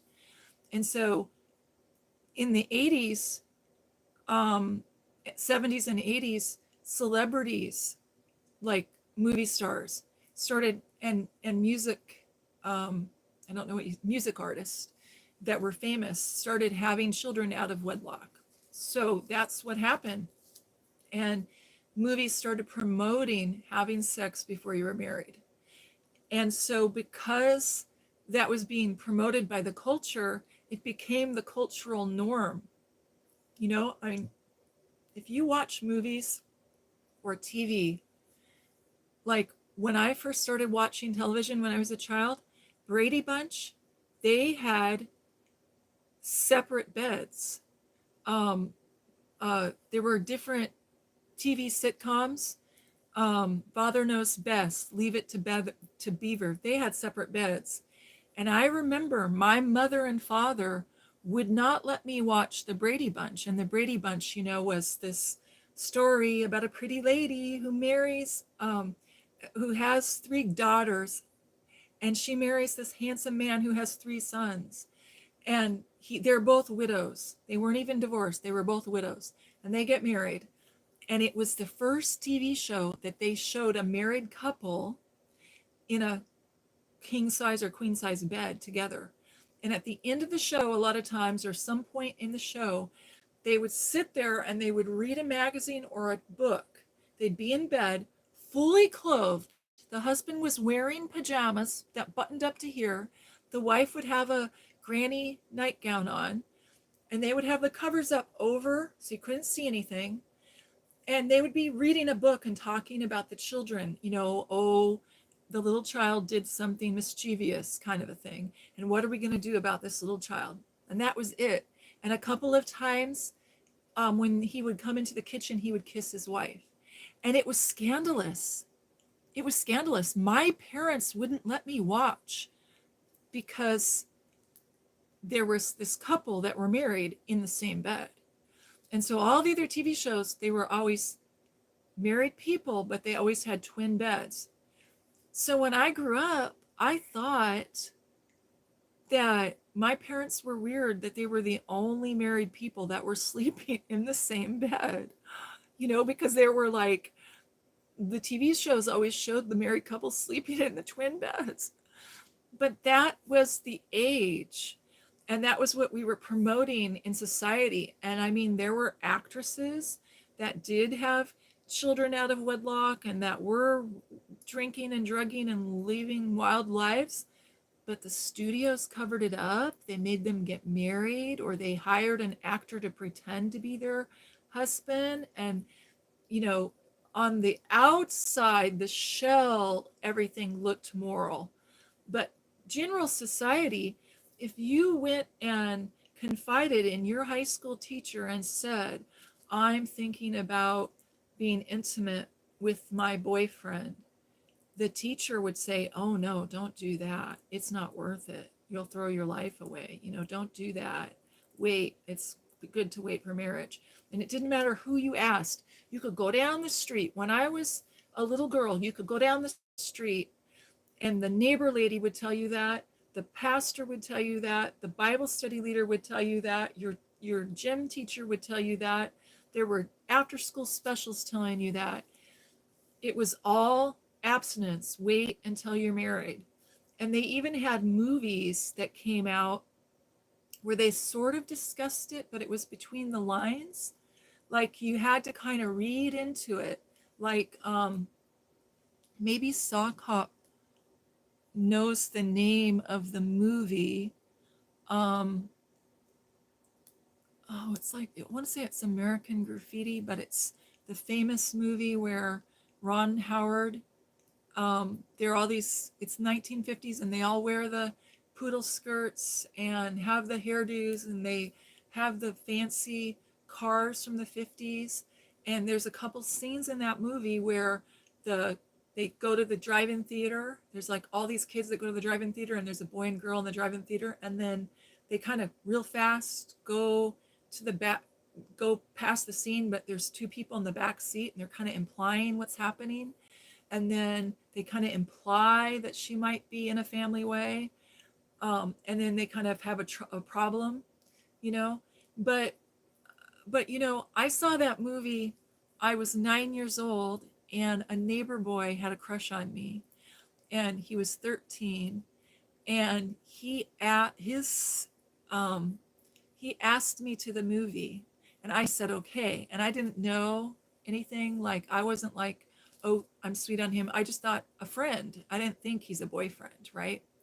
And then his big sister came with us and we went to this movie and he went around and told everybody that I wanted a date with him. And my dad was livid. That was it. And when they had the kissing scenes in the movie, like they were kissing in the car, we hid our eyes. And that was scandalous because we were supposed to be going to see a Disney movie, which in those days, Disney movies were kind of clean. And when my father found out that I went to go see that American Graffiti, I got grounded for 2 weeks. And my dad never let me go see a movie by myself again. I had to always go with somebody. He not on faith. He wouldn't just trust me. And I never did anything. That was, when I was a kid, I never did anything that was scandalous or bad. I was always very responsible. I mean, I was reading my Bible at 6 years old, you know what I mean? But it used to be that people reinforce those values. And nowadays, there's so much pressure. I mean, I get referrals from all the pastors in my area for kids from the youth group. It's amazing to me that even kids in youth group are pressured.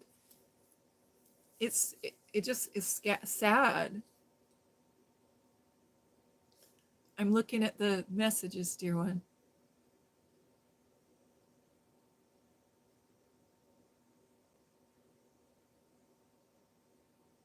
Oh, we were talking about the age differences.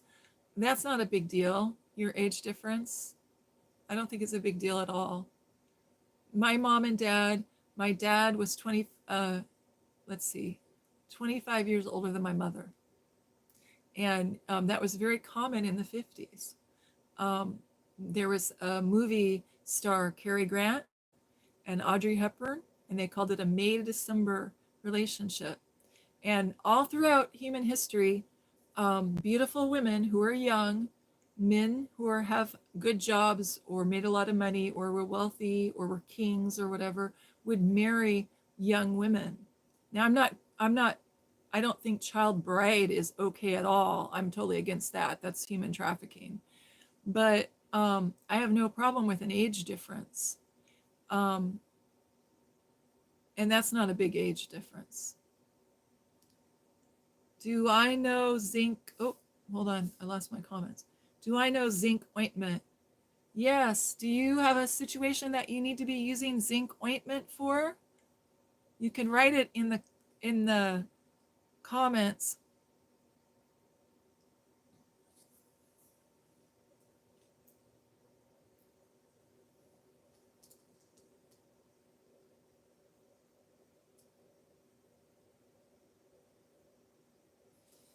Well, you know what? Adultery is biblical grounds for divorce. And sadly, there's been a resurgence.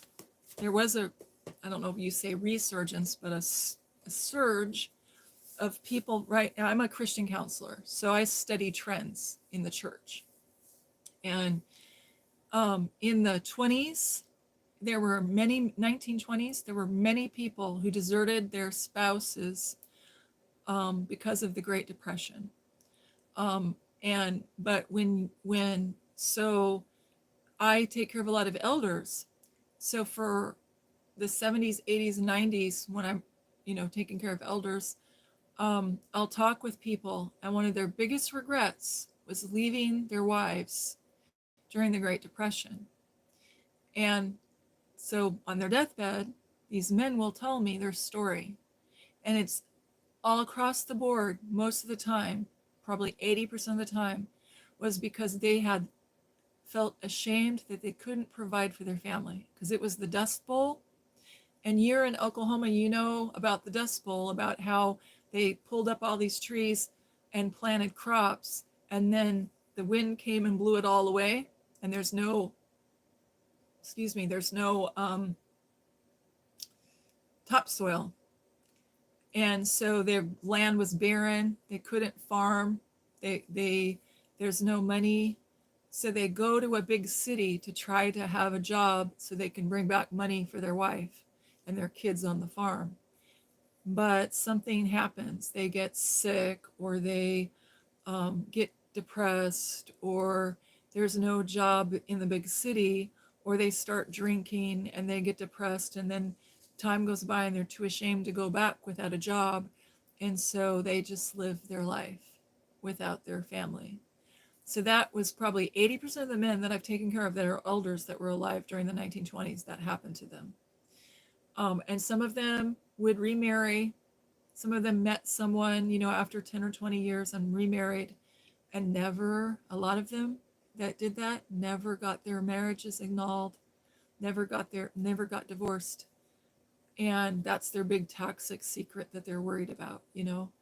And so I can't tell you how many wives and children I helped write letters to say I'm sorry before they died and explain what happened, you know? But the other 20% had affairs. The other 20% went off to war and slept with lots of different women, or met somebody in the city and started a relationship with them. So adultery has always been grounds for divorce. And it's so painful, the betrayal. It's so painful as a therapist. My heart always aches when I counsel men and women who are struggling with their spouse has committed adultery. And I'm 100% for marriage, okay? And if a marriage can be saved, I'm going to help save that marriage. But in our society today, what we have is a surge in narcissism. And if you look at 2 Timothy chapter 3, it describes a narcissist. And we have a culture of narcissism. And so narcissists take, and we have these people who are players. They have serial affairs. They have one affair, they might not even get caught. And then they break up with that person and they have another affair. And then they break up that person and they have another affair. And then the wife finds out on like the third affair, or the husband finds out on the fourth guy. And that is so typical of a narcissist. And so here I am in counseling session. And you know, when I first became a Christian counselor, I was so idealistic, thinking that, oh, we're going to, you know, save marriages and help people who've had affairs, and they're going to repent and they're going to turn around and go the other way, and they're going to rebond with their wife. And yeah, no. Most of the time, it's not possible. And there was this whole movement, the Focus on the Family, Dr. James Dobson. He's a psychologist who has a radio show in America for the entire 70s, 80s, 90s. And something happened, and I still haven't figured out what happened. When you look online, they say that, okay, I should stop and say, I listened to Dr. James Dobson, the radio show Focus on the Family, every day from the time I was 14 years old until I was 36. Okay, every day, twice a day for a half hour. So in 1 hour a day. And he's one of the main reasons, he's one of the main reasons that I went and got a degree and became a licensed, counselor, is because he was a psychologist and I got to see him help people. Excuse me, I needed some living water.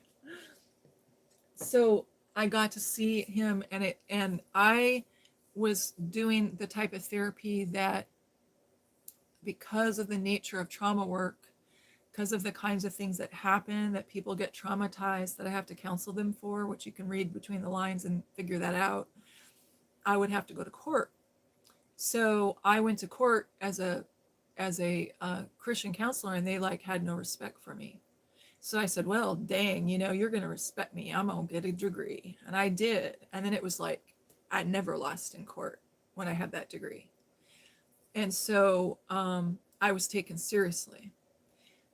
But I wasn't really open about my faith. I was open with my clients about my faith, but I wasn't open with the court system about my faith. And then one day I just went, you know what? This is who I am, and I'm going to own it. And I'm not going to let a man tell me what I can and cannot do. Because I came out of that cult where you were supposed to submit. And basically what they were saying, I'm reaching. Basically what they were saying was, okay, here's the bird. Here's the beautiful bird. So think of the Holy Spirit, a dove. You ever see pigeons in the park, how beautiful they are? They have that glistening neck that changes colors. What kind of bird are you? Are you a cardinal? Are you a sparrow? What kind of a bird are you? Think of all the beautiful birds in the world. So you think about that, and you're this beautiful bird. So if you're a woman, the boy birds the male birds are always more colorful than the female birds. But I'm going to believe that I'm a beautiful bird. Okay, I want to be a hummingbird. But for our illustration, I need to be a little bigger bird. So let's just say it's a dove. So here's the bird, right? Me and my hands waving. That church wanted to smush me into the little matchbox. See how little the matchbox is? And I was okay as long as I fit in the matchbox. Don't think, don't have an opinion, don't express yourself. Just squish down into that matchbox. Be real small. So I got to the place where I realized this is the message that's being delivered to a whole segment of the population. And now it used to be just women. It used to be that was what society was telling women. But now they're saying the same thing to men. They're saying, don't be who you really are. Don't be who you are. And they're saying that men aren't worthy, that men aren't enough, that godly Christian men are wimps, that there's all these terms that they use. You know, you have to be an alpha male, not a beta male. If you're a Christian, you're a beta male automatically. Or if you are a man who knows how to talk to women, if you're sensitive, if you're caring, if you're kind, if you have the fruits of the spirit in your life, then you're a wimp, you know? And so there's all these messages. And all you have to do is watch television and see these messages in the sitcoms. I don't watch corporate TV. If I'm going to watch something, it's a videotape of a movie, or I'll look at a movie on YouTube or something. I haven't watched a movie in 3 years. I love movies, but I'm so focused on my goal of writing these books, right? That I'm not even taking breaks. See that part about the sacrifice? I need to build some movies, some wholesome movies into my life. You know, I need to write that down on my list as something I could do.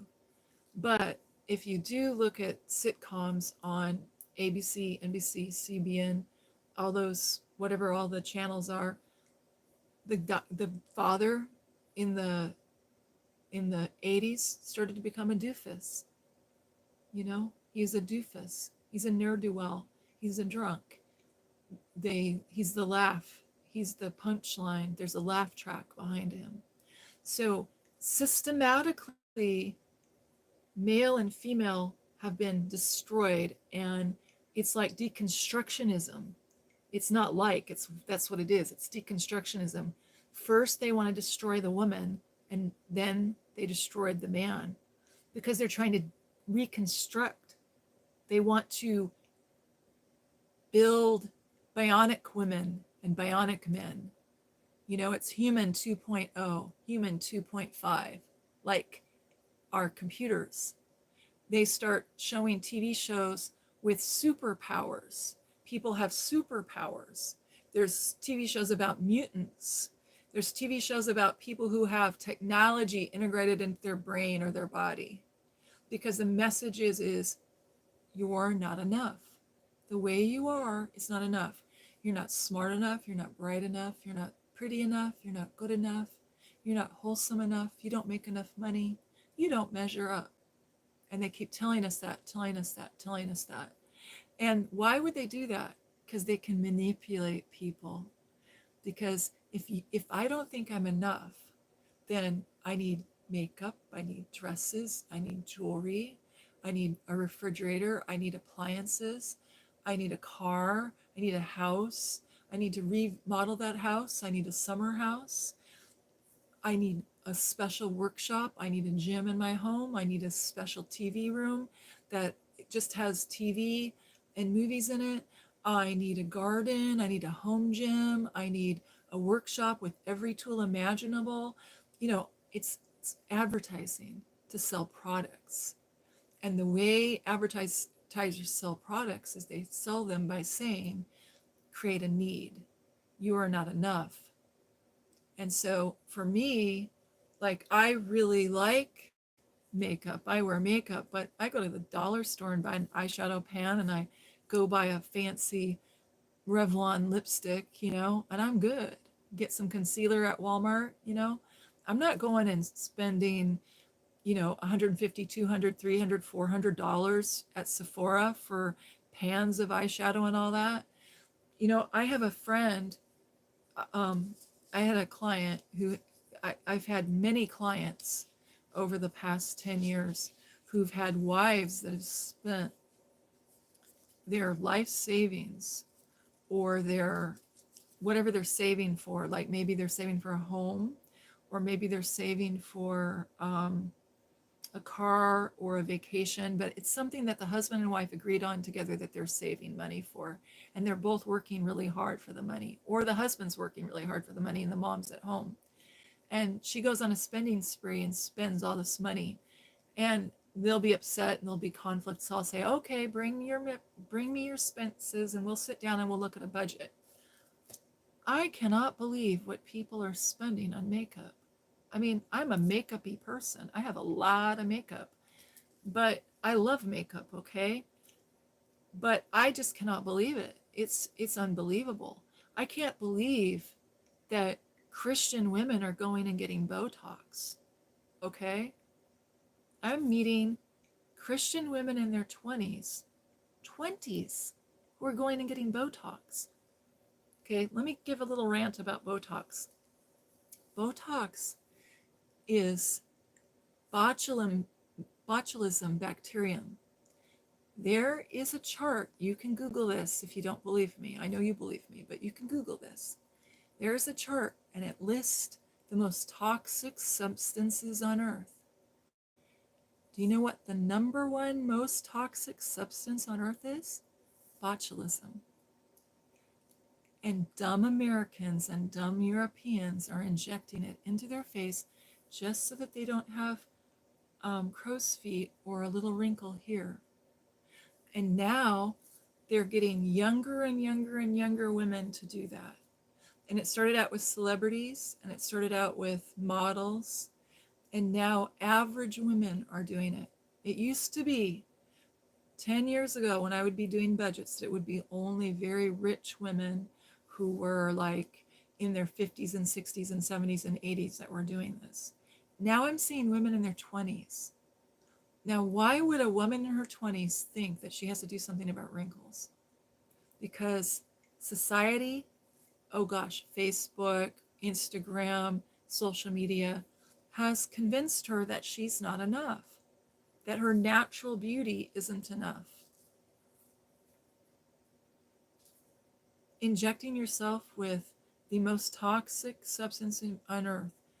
If you ever watch a TV show, my friend watches, I'm trying to think what it's called, Hallmark Channel. And the Hallmark Channel started advertising for Botox.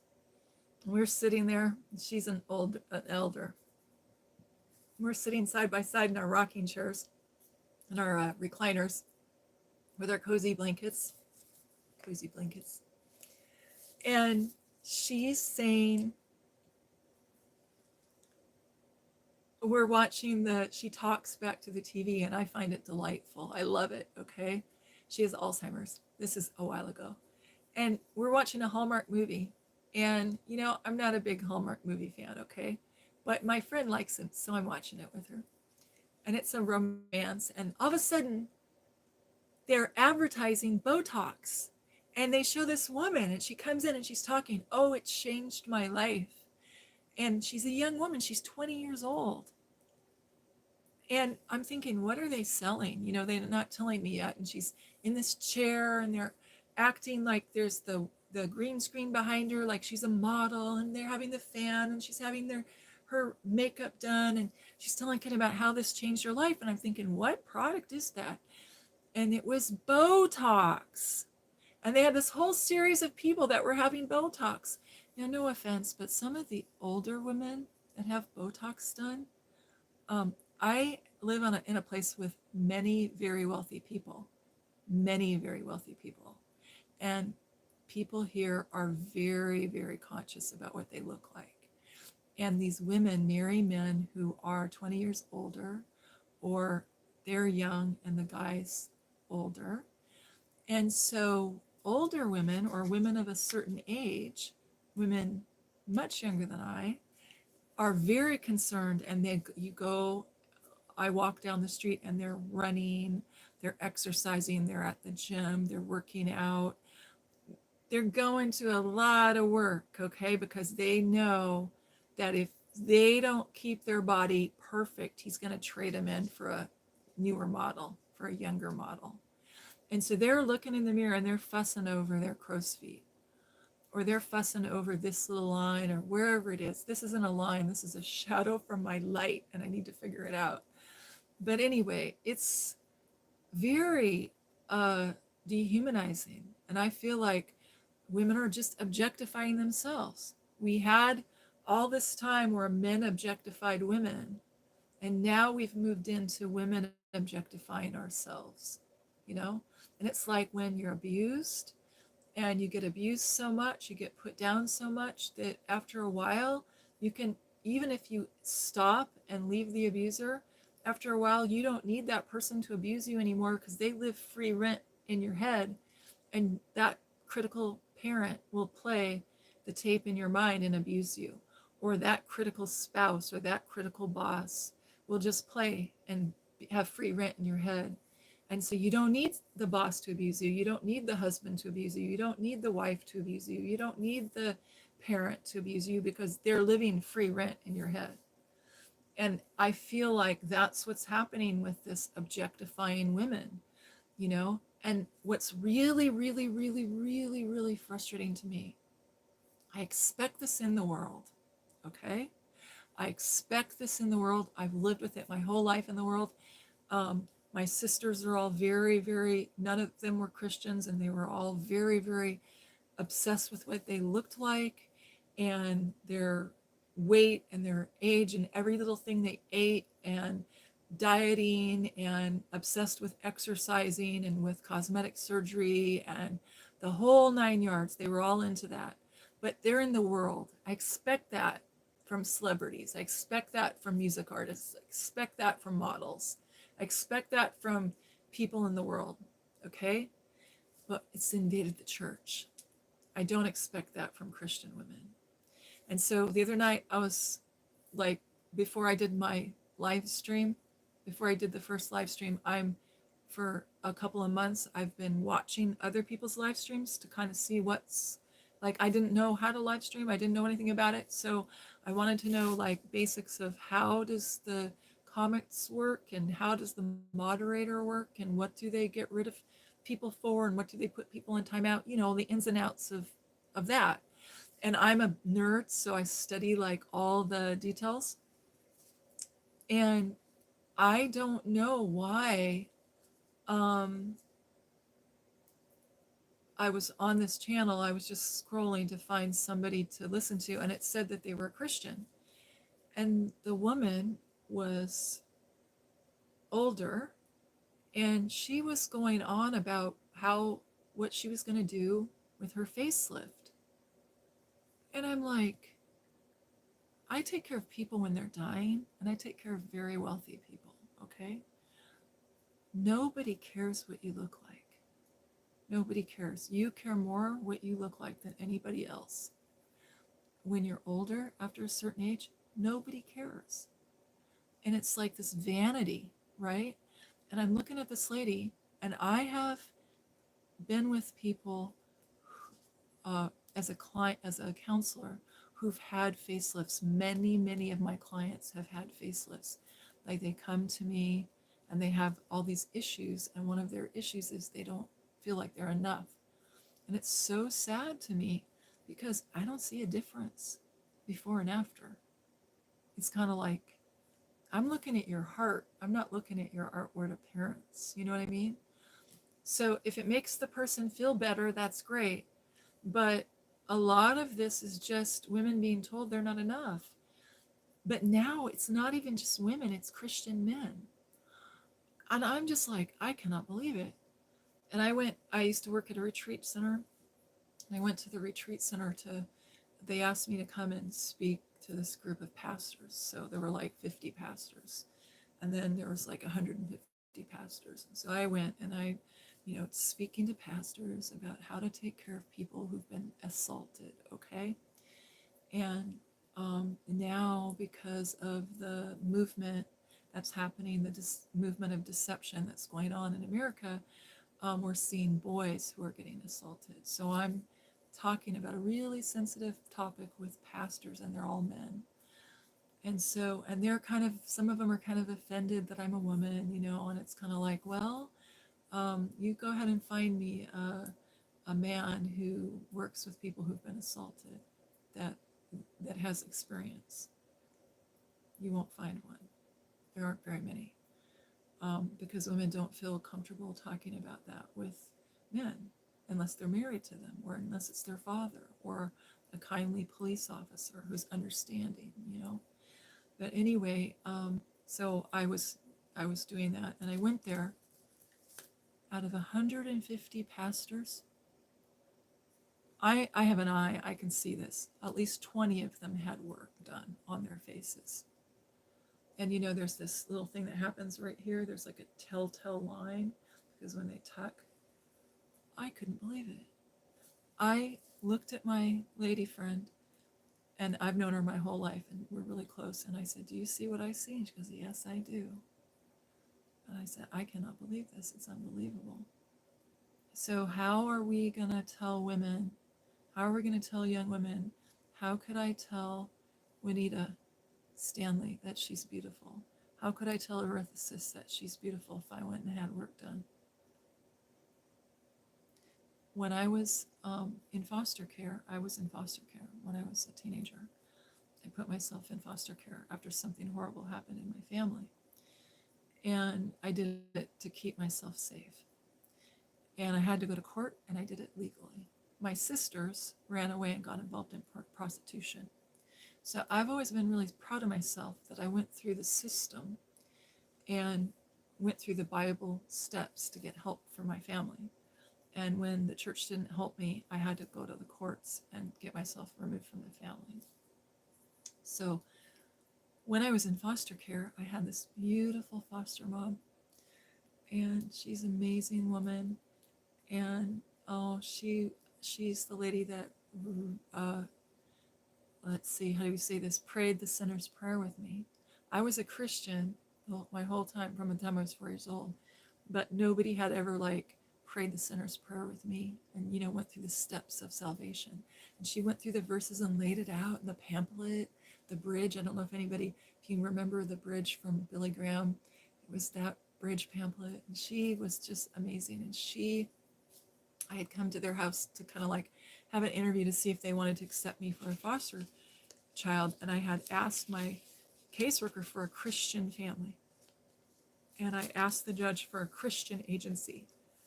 So he put me with Lutheran Social Services, and they had this Christian family, and I was so excited. And I was like, oh, the Lord's so good to me. I'll be able to read my Bible, and I'll be able to pray, and I'll be able to, have a calm place to live. And she made breakfast, lunch, and dinner. She was a stay-at-home mom. She was amazing. And she was Asian. She from Okinawa, so she's Asian.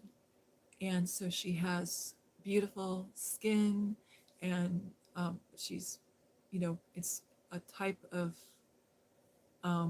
black hair, but on her arms she had very dark hair. So what happens is, if you shave your arms, when your hair grows back in, it grows in darker. So I did not know that she shaved her arms. So I had never been around people who were Asian before, because I lived in a white neighborhood, and she had met her husband in the Philippines when she was in the army, and he was in the army, and she was a nurse.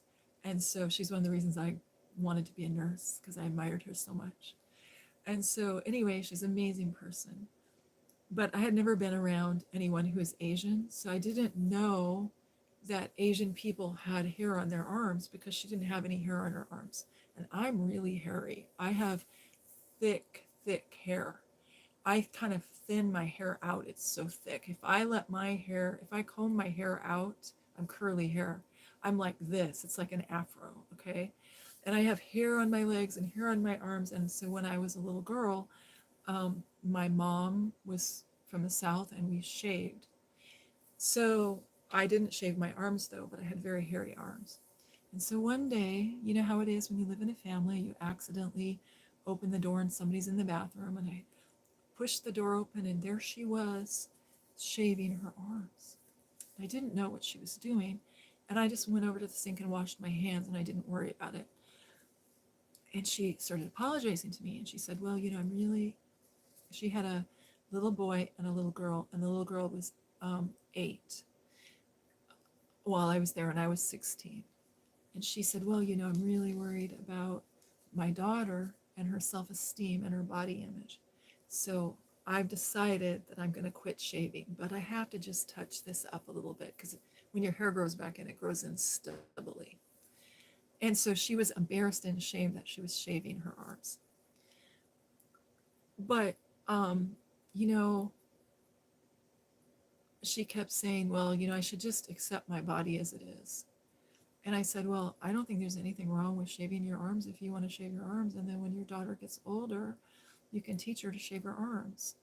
And some women get like little mustaches, and she had been shaving her mustache off. And then all of a sudden, she decided that she was going to be proud of her body and not be ashamed. And so she let it grow in. And I said, when I take care of elders, one of the things I do for people before they die is I make sure that I shave them, the women and the men, because a lot of times after menopause, women grow fur here and they grow fur here. And so I told her, I said, why don't you just shave and not worry about it? Lots of women shave, you'd be surprised. But that was a huge thing for her. She felt like, oh, I really want to have my daughter have a positive body image. But she didn't wear makeup. She didn't wear makeup, and she didn't like want to do anything to her body. So that's like one extreme. And the other extreme is being a bionic woman and doing everything, every face. I mean, this retreat center, the Christian retreat center that I went to, a lot of people that came there for a retreat were healing from facelifts or breast augmentations or hip jobs, I don't know what you call it, but when they suction the fat off the thighs, I mean, eye lifts, all that stuff. And they were like, oh yeah, I want to come for a spiritual retreat. And then when they show up and I'm signing them in, I figure out, because they got the face cone on, that they've just had a facelift. So really, they didn't want to come there for a spiritual retreat. They wanted to come there to have a secluded place that no one would see them, that they could heal from plastic surgery. So I had to start screening for that. And I remember when that happened. And it's just like so sad to me. So sad to me. Oh my gosh. So I've got to read the comments, and I'm here, and Mikey's here. Okay, hold on. Mikey, I have a quote for you. Mikey, how are you doing, Mikey? How are you doing? I'm so happy you're here. How are you doing? I am your favorite holy roller. That's a compliment. You know what? I went to the store one day. I was at Walmart, and this guy had a problem in the store. Let's just say, I'm not going to say what happened, but okay, he took off all his clothes and was streaking in the store at Walmart. And so they called me on my cell phone and said, Jeannie, can you go to the Walmart for a psych eval? Because I can't get I live on an island, and they have somebody who does psych evals, and they're supposed to be on call. And so I was on call. So I go to the store, and there's this guy, and he's buck naked, and he's running around the store. And all he's got is a sword. He's naked. And I'm thinking, okay, somebody has done too much of a substance, right? No, he had Alzheimer's. And he just forgot to get dressed. And he found this really cool store. Or he went into the dressing room. His wife was helping him try on pants, and he took off his clothes. And she had went over to do something else and left him there thinking he was okay. Didn't realize he had Alzheimer's, like as much as it was. So anyway, so he wandered over to the toy section and got a sword, and was standing like somebody from, they had this You know the books, I know the books, my mind can't get it.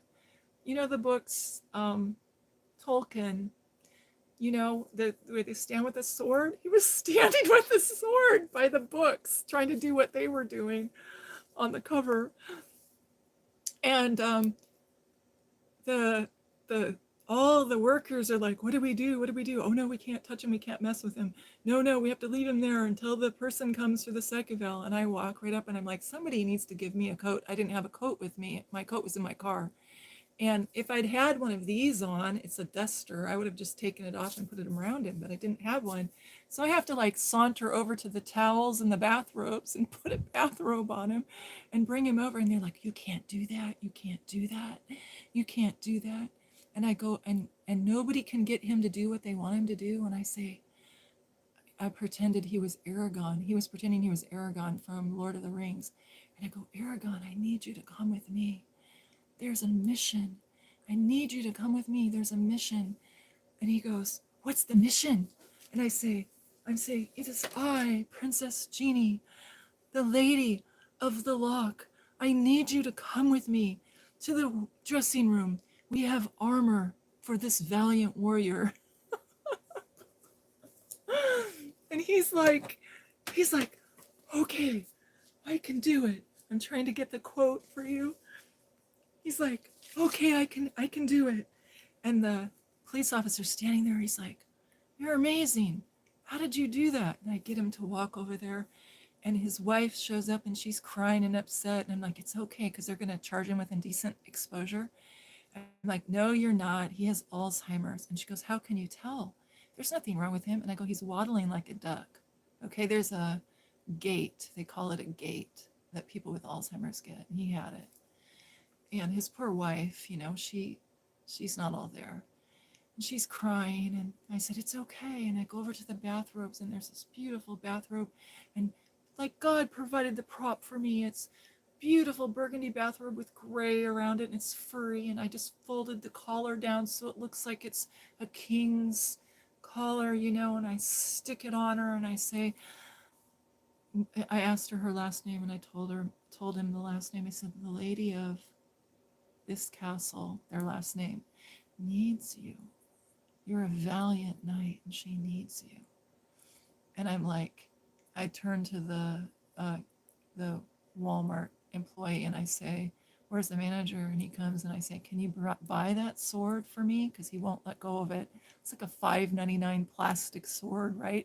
And they're telling him he's going to get in trouble for shoplifting. So I bought him the sword and the bathrobe. I didn't have any money, but I bought him the bathrobe and lured him out, got him dressed in the little stall and lured him out to his car. They did an incident report. They didn't charge him with anything. And then I set up a home visit to go and help her either get a home health care worker or, you know, sadly go to a nursing home that works with people who have dementia. But anyway, I was there and I said, you know, Mikey would be proud of me. St. Michael would be proud of me because I used the knight's code with him. And he says, but I don't want to get dressed. I don't want to get dressed. I feel free. He's running around Walmart going, I feel free. And the police officer was so upset. He was new and he was like, oh no, what am I going to do? And he goes, I can't deal with a drug case. And I go, he's not on drugs. He has dementia. He goes, how can you tell? And I go, look at the eyes. Look at the eyes. Okay. And not like that, but I don't know many 80-year-old guys who are going to be doing mushrooms, right? So here it is for my valiant knight, Mikey, St. Michael. I love you, Michael. A knight is sworn to valor. His heart knows only virtue. His blade defends the helpless. His might upholds the weak. His word speaks only truth. His wrath undoes the wicked. Oh. I love you so much. My valiant knight, Mikey, defends me in the comments section from trolls. He slays dragons. He's a good guy, St. Michael. So I've decided, St. Michael, that we should have the Order of the Sweetie Pies because you are a sweetie pie. And so, they have the Order of the Knights Templar or the Order of this or that. So we need to have a royal name for our knights that defend in the comments section from trolls and dragons. So I'm going to look at the comments. Mikey, here's the deal. I am technologically inept, okay? Like, literally, here's my cell phone. I'm watching myself, got the volume off so I can read the comments because I can't figure out how to put the comments. I'm broadcasting on a tablet, and the tablet is the kind of tablet that has a keyboard on it. So right now, it's vertical, but the keyboard's like this. So I've got it propped up on a box, a stuffed animal, and a blanket. Because I am creative. Oh, I forgot. The reason I was telling you that story is the holy roller part of it was I prayed with him in the parking lot and he was yelling, praise Jesus, praise Jesus. And I'm like, glory, hallelujah. And so I got him to come with me over to his wife's car by singing Onward Christian Soldier with him. So he's going with his bathrobe, onward Christian soldiers, with the knife. And the knife was a plastic sword. You know those plastic swords that they sell that are two-tone plastic, like at Walmart? And it's like the cheapest of the cheap. Like, it's probably something I could find at the dollar store. Oh, man. So the sheriff still hasn't stopped teasing me about it. When next time he sends me a email or a text, he says, hey, Princess Jeannie, got your tutu? Because the gentleman didn't believe I was a princess because I didn't have a tutu. So the guys from Walmart walk over and get a tutu. It was like it wasn't really a tutu. It was like I don't know what it would be called, but you know how when you go to the lingerie department, they have like skirts and stuff like that that are sheer. It was like that. And the Walmart guy comes over and is handing me this rainbow tutu, and I'm like, I'm not putting that on in a million years. You're just gonna have to believe. I said to the guy, I'm Princess Jeannie, but I'm in disguise because I'm undercover in Walmart. He goes, oh, and I go, shh, don't tell anyone. He goes, okay. And the thing was, his memory was so short, he couldn't really remember. I'd have to keep telling him. So anyway, yep, that's what I do. Work with all kinds of people. He was more delightful. The when everybody kind of relaxed, it was actually quite delightful. I said the police officer was new. He was like, young and had just got the job. And he says, what do I do? What do I do? And I go, it's okay. We just look at his eyes. And he goes, how can you tell? And I go, well, his gait and his eyes. And I start explaining, calmly to him. And I said, don't worry. You're fine. You're doing good. I'm really proud of you. I was just so thankful because sometimes when you get new people, they do things like draw guns on people and make mistakes. And, I didn't want to see that. So it was a delight. And I said, once you relax into this and realize he's a child, he's a toddler, then it's really fun. You can think of ways to play. And so that's what I do. I have made a whole career out of playing in happy ways, bringing happy memories to people with Alzheimer's and other forms of dementia and psychosis. And so I kind of enter into it because it's not hurting anything. He wasn't doing anything that was really going to hurt anyone. So I gave them the bathrobe and I gave the wife the bathrobe and the sword, the plastic sword. And I told her, I said, do you have a VCR? And she said, yes. And I said, well, I'll make a copy of my movie for you, Dragonheart. You can have it. And I said, I'll write out the Knight's Code for you. So the next day I texted her the Knight's Code. And so I had written it out on a little card and sent it to them. Like I did calligraphy, I did it in calligraphy, and then framed it and gave it to her when I visited her at home. So then the next week she says to me, um, oh, Jeannie, anytime I want him to do anything, I just say, Princess Jeannie asked you to do it. So let me see what our comments say. Hmm.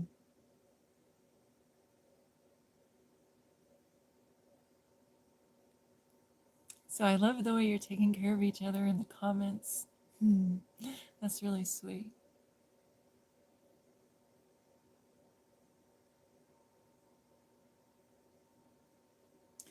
Um, and my dear one says, I I think sometimes he worries a bit needlessly sometimes, but then again, don't we all? Hmm. Isn't that sweet how she has such a um, understanding of human nature, that it's just human. We worry. We're human. We're not perfect. Hmm. Hmm. You see, I'm doing this to read. Um,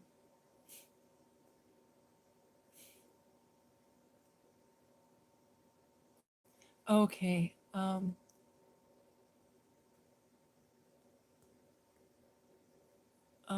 Oh my goodness.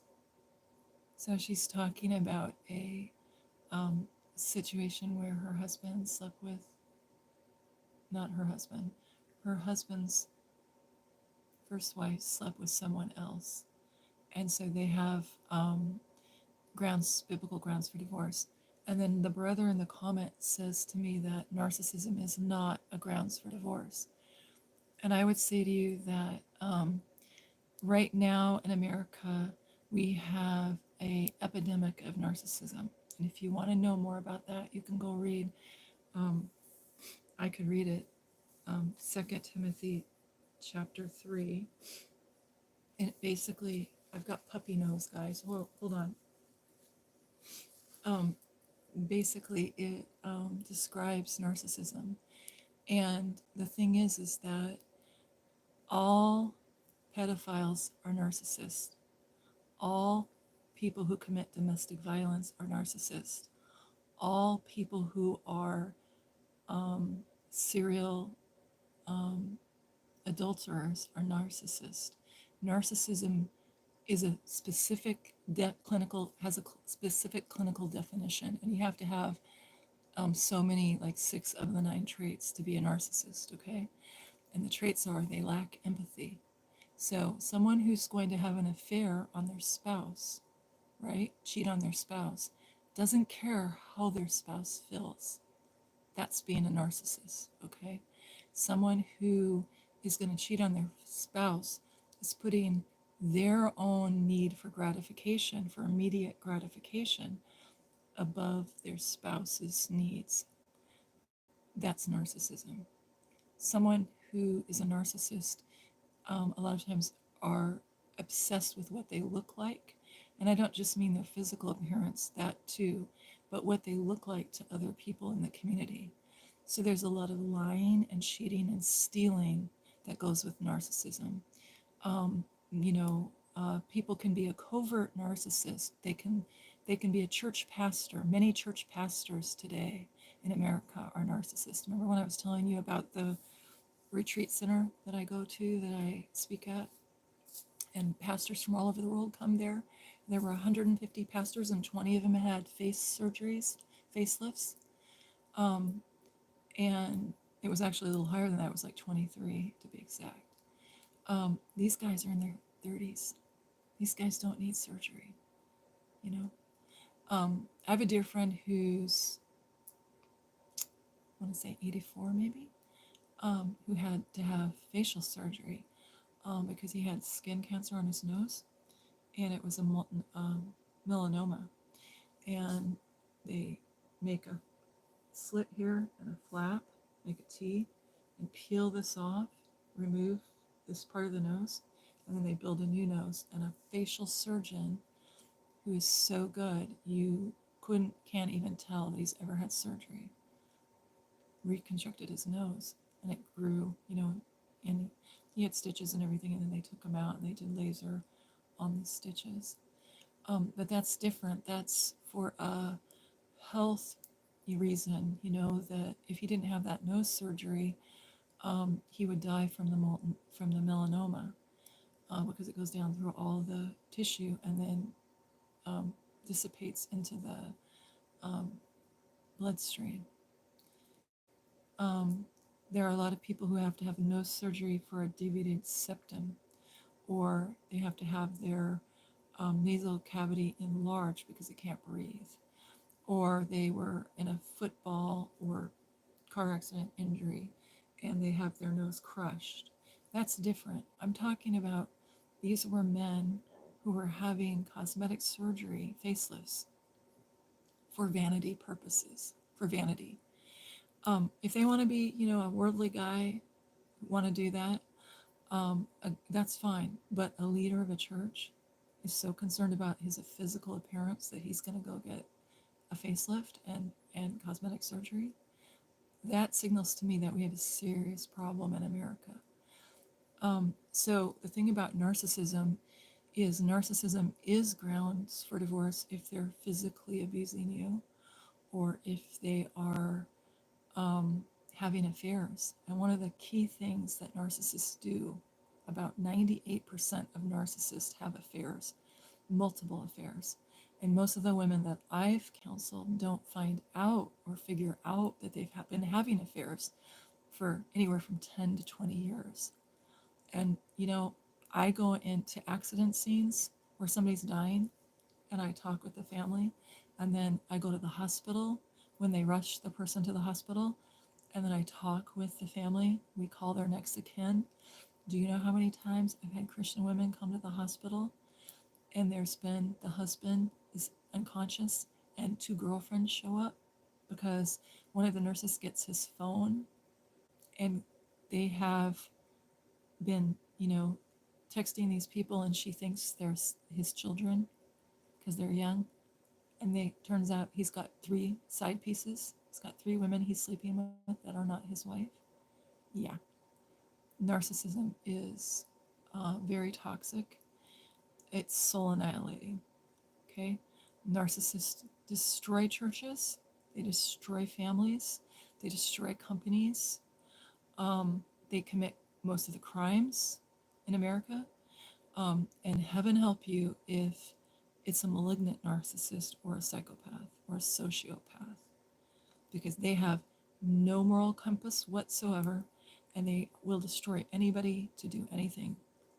And I have seen people commit crimes and murder their spouse to get rid of her so that they can marry someone else. And that's happened numerous times in my career that I've seen that or been exposed to that. So narcissism, absolutely, if the behavior is adultery, drug abuse, alcoholism, if they're doing things that are destructive, that is absolutely grounds for divorce. I was in a marriage where I ended up in intensive care, unconscious numerous times. And if I stayed, I would be dead today. And it took everything I have to leave him. I left him 3 times. I was in love with him. I really wanted to believe that God was going to heal my marriage. And there's some people that have conditions that God doesn't heal. There are some people that God doesn't heal. There are some people that God cannot heal. And he cannot heal them because they don't think they have a problem. They think they're fine the way they are. And so God doesn't heal them because they don't ask to be healed.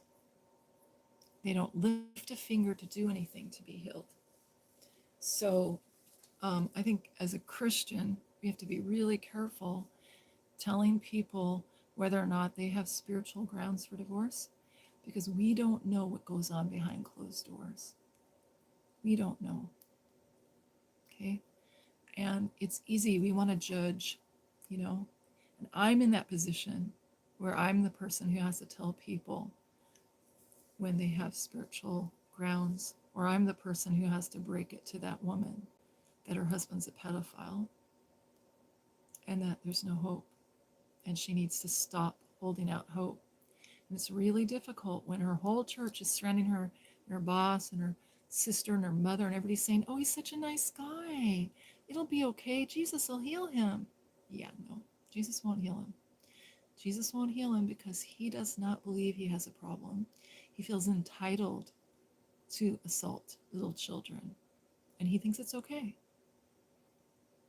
And that's spiritual grounds for divorce. And I hate to tell you, but I'm not seeing a whole lot of difference in the church and in the world anymore. Used to be, we could say this, crisis pregnancies mostly happen outside of the church. And then that changed in the 60s. In 60s, 70s, 80s, 90s, we had a whole wave of Christian young women having crisis pregnancies. And now every behavior you can possibly imagine is in the church. And it's sad. It's sad. It's very sad. So we have to pray for the Lord to guard our hearts. We have to guard our minds and our eyes, our eye gates, Be careful what we see. Some of the best advice I've ever gotten is be careful, little eyes, what you see. Be careful, little ears, what you hear. There's a Father up above looking down on you with love. So be careful, little eyes, what you see. We have to be careful. So let's see what the next person says.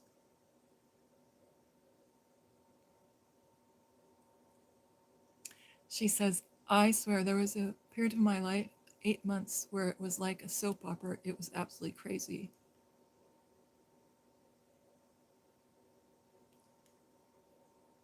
Yeah, no, I'm not saying that, right now there's a whole wave, everybody's a narcissist. If you go on Quora, I have a forum about I write for a forum about narcissism, and I got tired of it. I had to stop and take a break and write a book because every time you turn around, somebody's saying, oh, I'm getting divorced because they're a narcissist.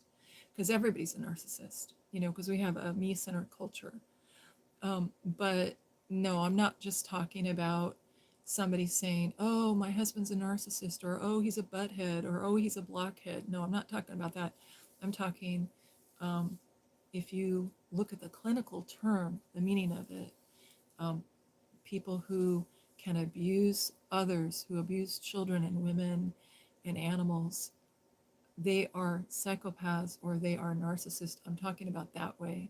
And they are always, across the board, always unfaithful to their wives or their husbands. And it's sad. And it's sad to me how many people go to Christian counseling and, maybe with a pastor or with a psychologist who's a Christian, and the therapist gets weaponized against the other partner. So that's really, really common. The narcissists are charming. They look good on the outside. They volunteer. They're the pastor of the church. They are always doing nice things for everybody. They're remodeling homes for widows. They're amazing. And when they get behind closed doors, they're doing awful, terrible things to their wife or their child or the neighbor's child. Yeah, those are the guys I'm talking about. I'm not just saying, well, we're just gonna, if we want to get divorced, we're just gonna get divorced. No, no, it's very, very serious. Um, oh, and then my sock hop says Sephora was a witch, and then they named a makeup after that. Yeah, I've never been in the store because I know that, but when you get the newspaper or if you get a flyer in the mail, they have these flyers, and I didn't know what it was for a long time until I started doing counseling with these couples. Um, I've done counseling since I was, really young, but I started doing budgets at the beginning. I always do budgets, and these women were spending $300, $400 at Sephora, and I was like, "What is that?" I had to go Google it to figure out what it was. And I said to one woman, "What is that?" And she's like, "Oh, it's makeup." And I'm like, "Makeup, honey? There's Walmart. You know, you can take $20 and go to the dollar store. For goodness sake, go to Walmart. What's the difference? Professional makeup artists don't just get all their makeup from one brand. They go and get the color they want based on the color, not the product. It's not like it's a product line that's amazing. They're all manufactured by the same places." Um, oh my goodness, I love you, Ethris. Thank you so much. Thank you for coming. You have sweet dreams, okay? Have sweet dreams. I'm so glad you could come. We had this talk. It was wonderful. Um, and I'm really happy for you. And I'm giving you a big hug, okay? Go be cozy. Sweet dreams. Bye. So let's see what's next. Here we got this guy. Um, Mikey, I'm gonna go like this and read what you say. Ah, Mikey says, "So glad to see you, Jeannie. I'm glad to know you're not artificial intelligence." Mikey, I'm a real person. I'm human 1.0, baby. No no plastic surgery, no artificial intelligence, no mechanical parts. What you see is what you get. This is me. Oh, that's really funny, Mikey. Um, and then you said, "How's your favorite holy roller?" Well, I'm doing good. I was having party in the Walmart parking lot with my knight and shining armor, and I was missing you. I was thinking, Mikey, what would Mikey do? What would Mikey say? Saint Michael is what I was thinking. What would Saint Michael think? And yes, I did tap into his childhood sense of wonder. Oh, that's a nice way of saying it. Thank you, Mike. That was very sweet, Michael. Thank you. Hmm. It was kind of funny because I was like, this is just like having kids. I was like, I do this all the time with little kids, so what's the big deal here? And these police officers were all freaked out. I was like, "Oh, brother." But I didn't say that. I'm like, I'm a professional and this is difficult work I'm doing. I have to go over to the sword section and choose a sword, and go over to the bathrobe section to choose a robe for the king. Hmm. Um,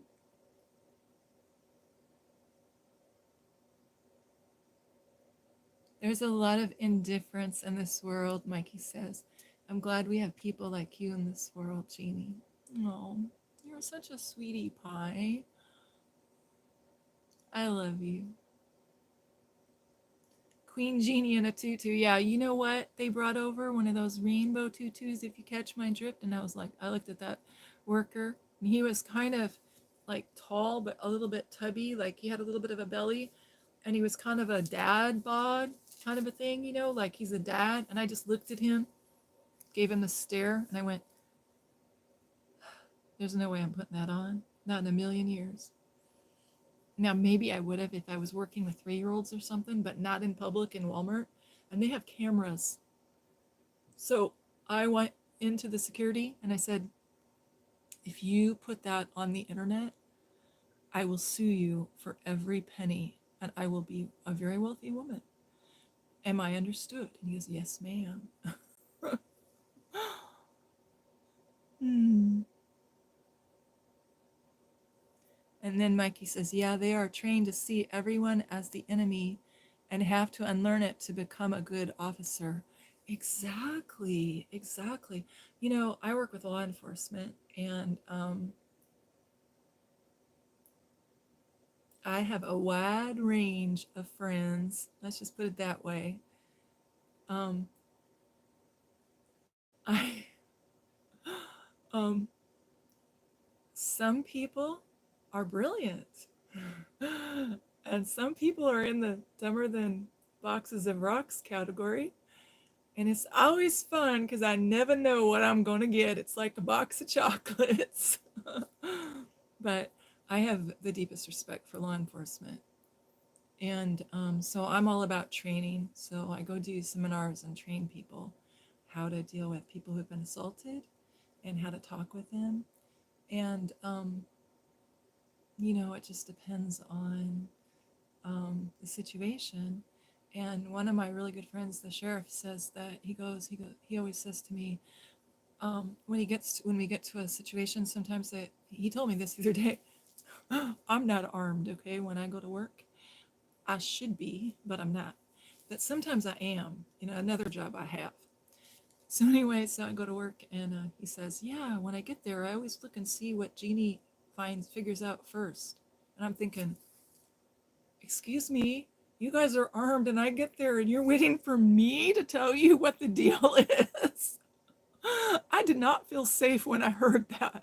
I just looked at him and I went, that's not what I want to hear when I'm here unarmed.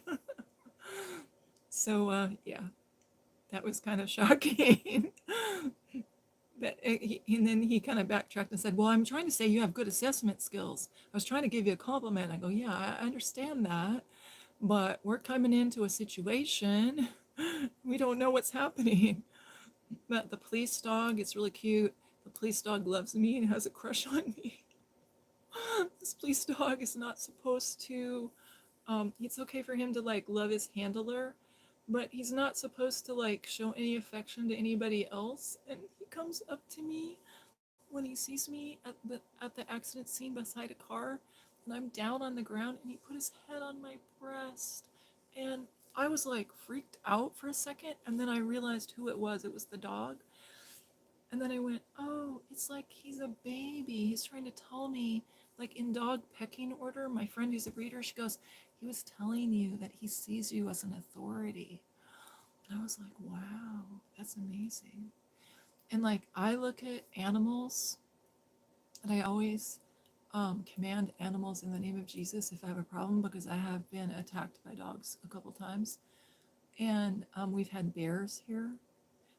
So my neighbor, there's mm, I know the name of it. It's a kind of an owl. It's a white owl, but there's a special name for it. There's a tree, and it's in the tree. And this owl is really big. It's like you can't see me, but it's like 3 feet high. And this owl, they hunt at night. And for some reason, a couple of years ago, this owl started attacking people. And my friend's daughter was running by their home, and an owl came from behind while she's running and got her head. And the talons were like embedded in her head. And so she thought that, oh, well, this is really nice, peaceful, calm, soothing talk. I'm sorry. Okay, well, we're going to change the subject. But anyway, um, I heard about this, and people kept telling me that this was happening, but nobody had any photographs, and they wouldn't believe it unless they had photographs. And I'm like, let me get this straight. We have a wild owl attacking people, and you want photographic proof before you're going to believe him?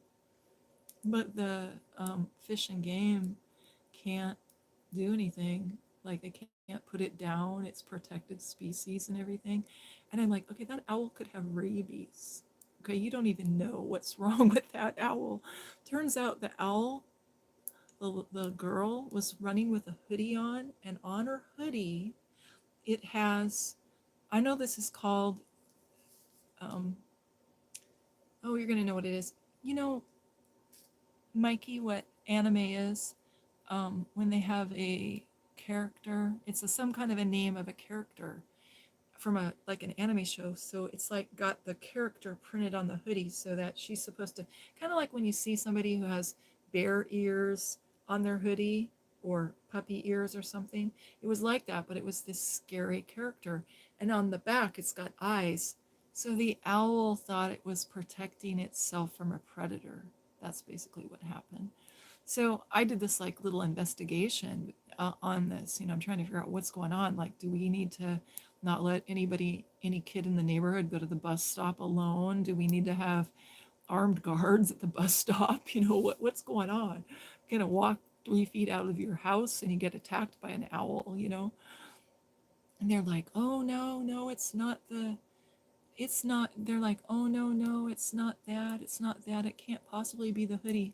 And so I said to the lady, I go, show me the hoodie she was wearing. And she showed me, and sure enough, it's got eyes on the back and it looked really scary and demonic. And I'm like, well, yeah, I'd attack you too if you showed up in the middle of the night in the dark wearing that. Hmm.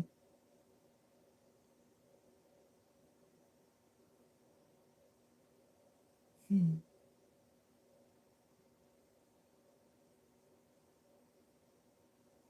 Mikey says, I have been so jaded by the church lately. What's going on, Mikey? Tell us in the comments. Sweet dreams, dear one. She said sweet dreams, right? Yep.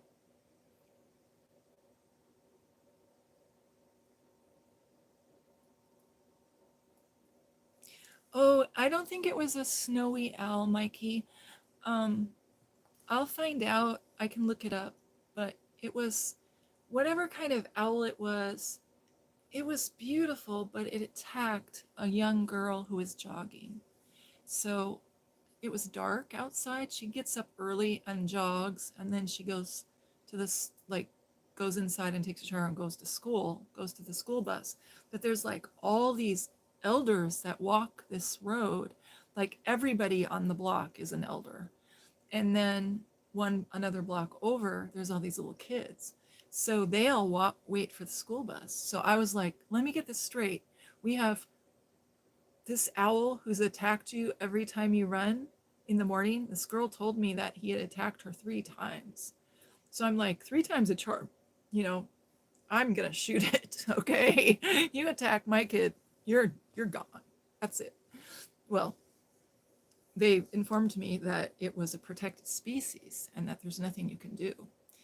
And I'm like, well, if it's attacking people, humans trump children or owls. I'm sorry. Okay. And I've never heard of an owl attacking a human. And then when when I went over to their house to talk with them about it, figure it out, I asked the mother what she's wearing. She goes, oh, she's just wearing a hoodie. And I go, oh, really? Can you show me the hoodie? Because it was the Holy Spirit giving me the idea, because it wasn't me. And she pulls out this hoodie and it's got this, and the only thing I can say is, the Japanese anime that the characters all look alike, the guy characters that are supposed to be sexy, and they all have the same hair and the same nose and the same eyes. Do you know what I mean?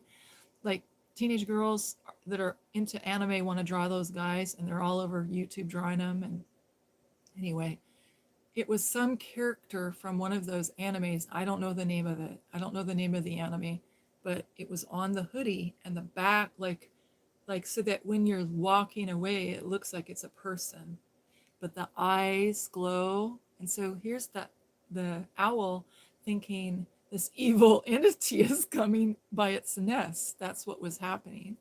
So I'm like, okay, so when you jog tomorrow, go around the tree. Don't go under the tree, because you're violating the airspace of the nest. And there's like a border. We should like go out there and build a fence. you know so nobody wanted to build a fence. You don't want to cut down the tree, you can't do this, you can't do that. So we just got everybody in the neighborhood to donate a lawn chair, put it around it, so that the young girl could run around the lawn chairs and not get eaten by the owl. But hmm. And Mikey says, no more anime hoodies for her. Run in bright colors to be seen, or you get the claw. Exactly. And then I was thinking, okay, this wasn't rocket science, you guys. I'd be afraid of that evil entity on that hoodie too. I live in the forest, so I've had many fun adventures in the forest. So, Mikey, what should we talk about? I've had many fun adventures in the forest. Um, there was a bear that was wild and running around. Yeah, that's exactly. Mikey says, I would wonder if maybe it had babies in the area. I was attacked by a crow when I got too close to its home. Yes, exactly.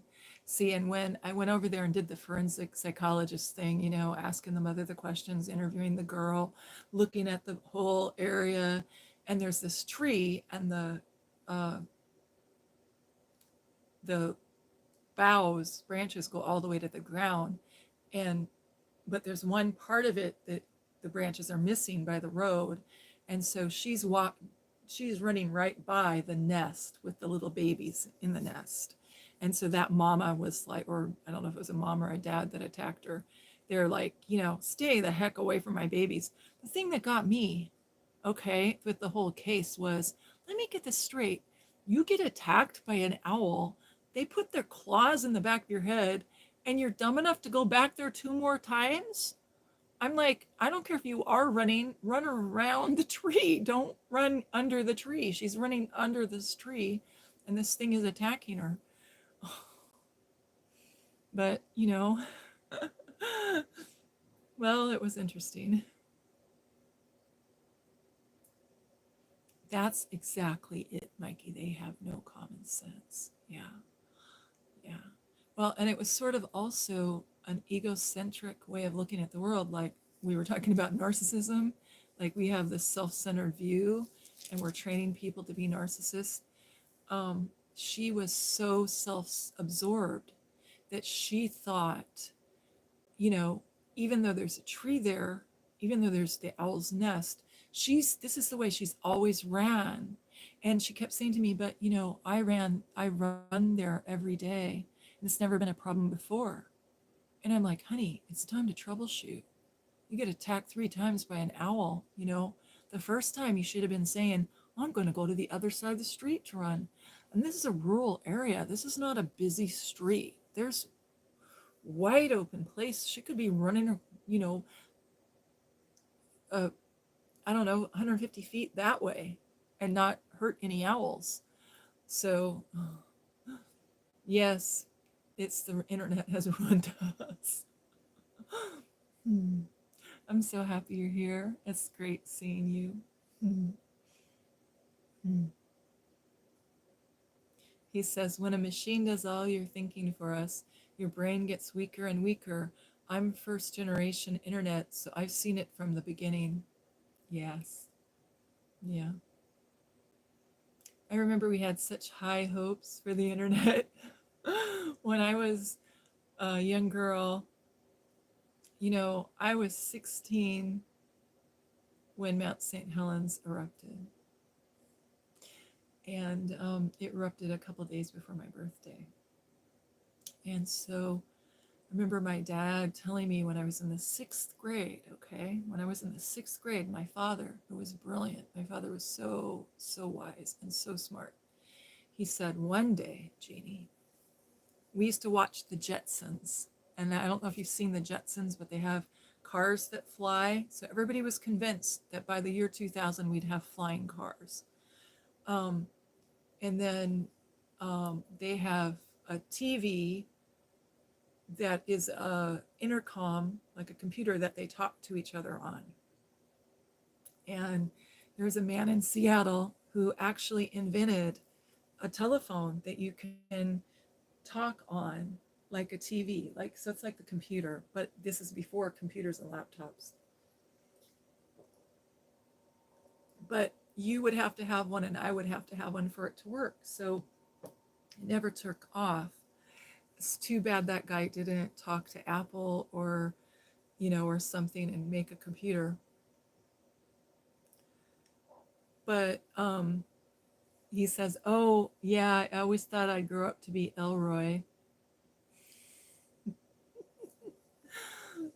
I always wanted the robot made.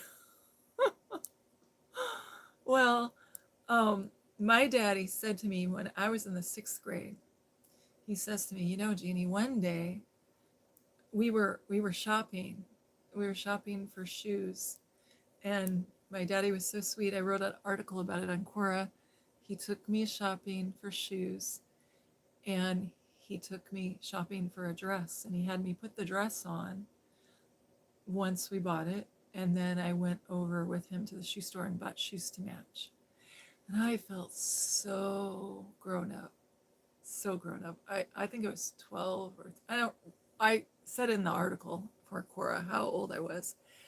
But my daddy, we were at lunch one day, we were talking, and we were talking about the future, and we had just watched an episode of the Jetsons. And he goes, "Oh yeah, they're going to be telephones where you can talk. You'll be able to talk to your friends and family across the world or across the state in real time, and you'll be able to see them, and they'll be able to see you, and you'll be able to hear them."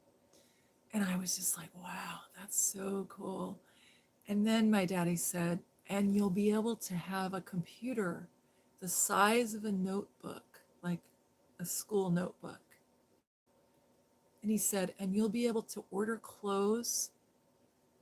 You'll be able to look at a dress and decide you want these sleeves and this collar and that color and your size, and you'll just be able to touch the screen, and they'll send it to you in 14 days." And that was when I was in the 6th grade. He said that. I could not believe it. During the pandemic, I had never ordered anything online because I'm a thrift store shopper. I like to touch things and see them.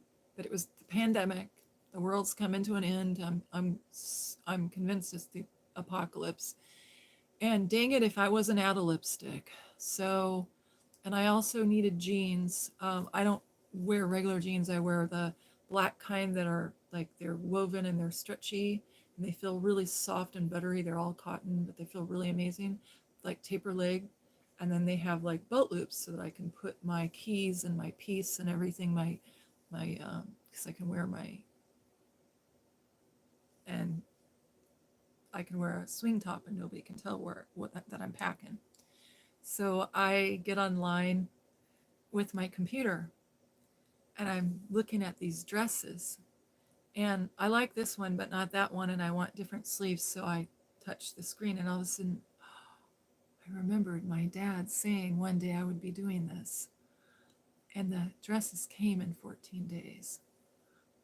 It was one dress and like I got like 3 pairs of the exact same pants that I wear, that I standardized on, and lipsticks, because I got a case of lipstick, my color, because if we're gonna have the apocalypse, baby, I'm not gonna be out of lipstick, okay? So it's a good thing I did that, because they discontinued my color, so I had 6 of them to get me through, so I'm good.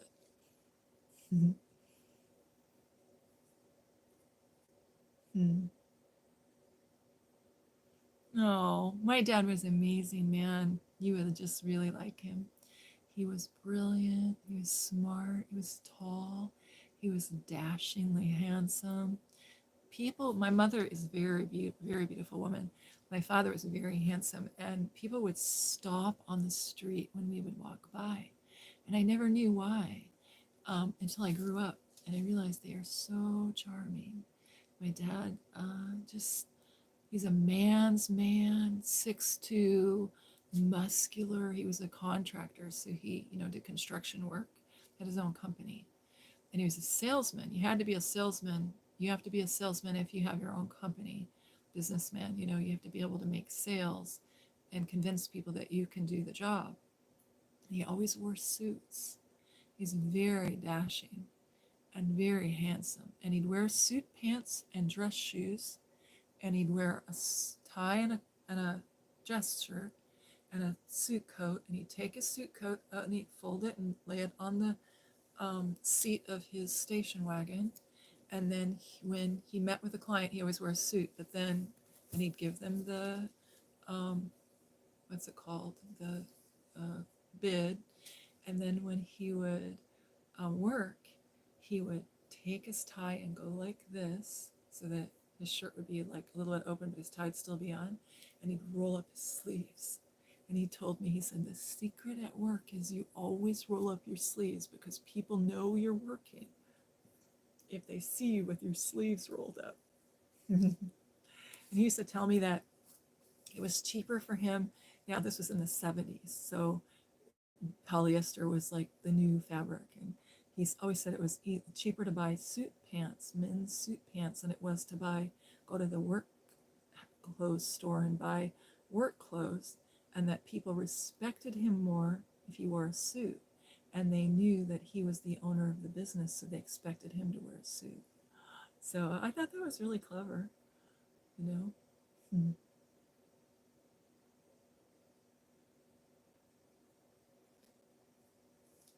Let's see what he says. The smile on your face when you talk about your dad is the sweetest thing. If you were going to meet Jesus, you gotta look your Sunday best. That's true. I'll tell you what. Um, the world is coming to an end, not without lipstick. um, Women love rolled up sleeves. It has been my secret move for years. Mikey. Don't give away your wrist, dude. Hey, Mikey, I have a question for you, okay? Riz is okay because it means, I mean, help me out with this. There's all these words that change meaning, and doesn't Riz mean, let's see, how do you say the word? Um, like when people make moves or have the secret ingredient, right? I'm gonna move myself over here because I'm falling off the daybed.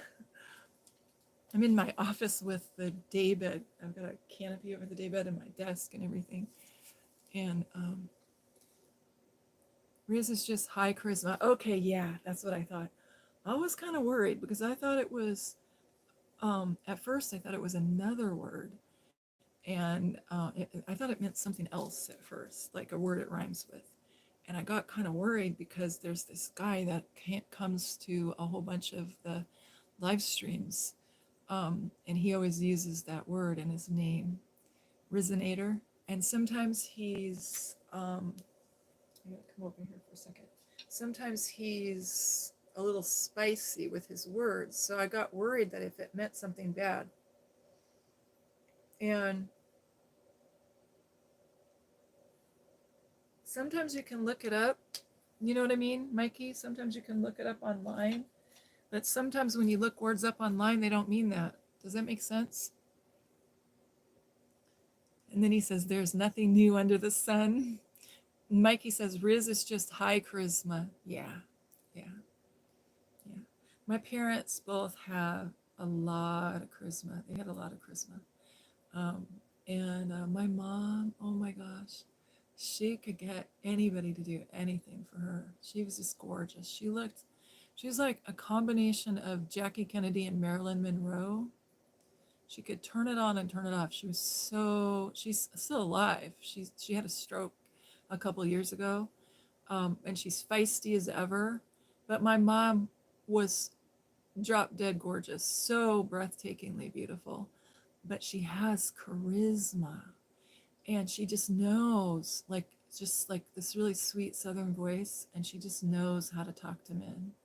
And I don't mean weird sexual energy. I mean, she can get like if I try to do it, if I try to talk like if I try to talk like her, I don't want her to think I'm making fun of her and she'll watch my movie, you know, or my whatever this is called. But I'm gonna try to do it, but I'm embarrassed, so I can do it. I've never done it and then looked at myself doing it, but trying to imitate my mom. But my mom, okay, if you go to Quora, there's a story about my mom. I used to write stories about her on Quora in the comments, and it's My Southern Mama, and she used to run a impromptu rescue place for dogs and cats. And so I tell how she talks to dogs and cats to get them to do what she wants. So I learned from her And so the big the big secret is you use your cooey voice, the one you talk to babies with. So I use that cooey voice with dogs and cats, and they do what I want them to do. And so everybody's all like, "Why do all the dogs in the neighborhood come over to your house?" And I'm like, I'm not. And when you walk, like the other day I was walking, and there was a person who was walking their dogs, and they were giving their dogs orders and then giving them little treats. Their dog is going to be the size of a house because their dog figured out that if they don't do what they want, they'll get bribed with a treat. You know what I'm saying? But I'm just like, I get little dogs to do what I want by talking to them in my cooey voice. And my neighbor's dog, the neighbor's dog is in love with me. That's so sad. He walks past my house, and usually, like in the summer, I'm always sitting in the window so he can see me. But then I got curtains. He can't see me. And now he comes to the outside and barks until I come out. And when I come out, he's all like, "Hi, hi, it's me, your one true love." And I go over there and pat him and struffle underneath his neck and his little ears, and I say, "Oh, you're so cute, and I think you're so cute. You're such a good doggy, and I love you so much. And if you poop in my yard again, I'm gonna smack you one, okay? Don't poop in my yard. Go over there to the bushes. You can poop over there." And he's like, "Okay, okay, okay, okay. I'll do whatever you want."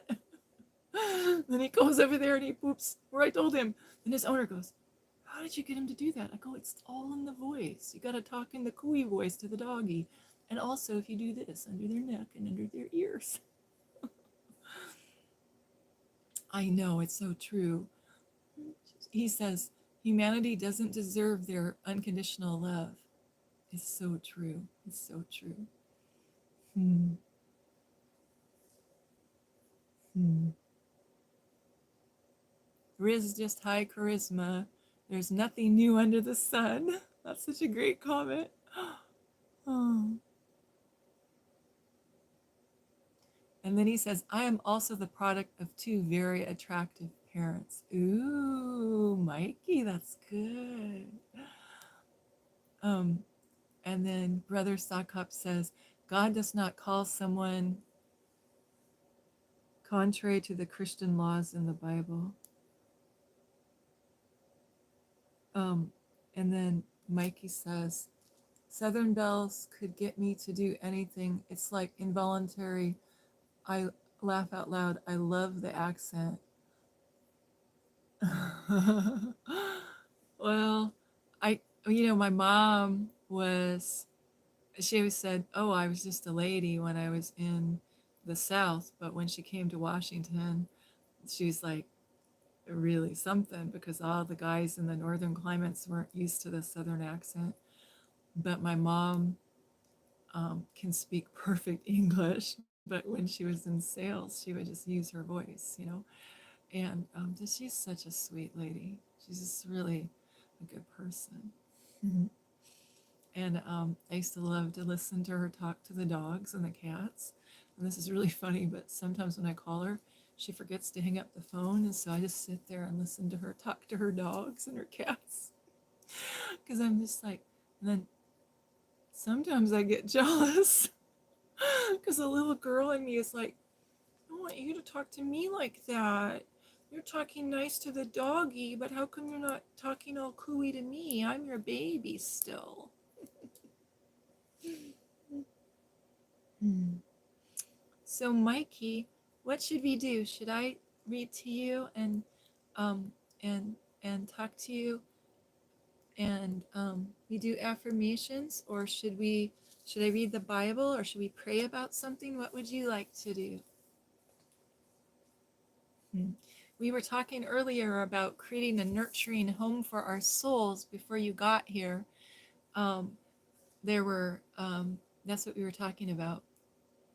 And then we kind of went off on talking about sacrifice, self sacrifice, and how a lot of women and men of faith need to take better care of their temple of the Holy Spirit, their body, because a lot of times we get taught to deny ourselves and we kind of go overboard and don't take care of ourselves.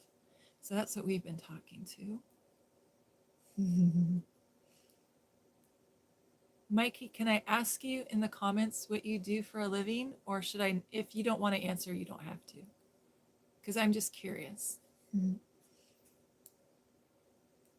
looking at the comments to see what he says.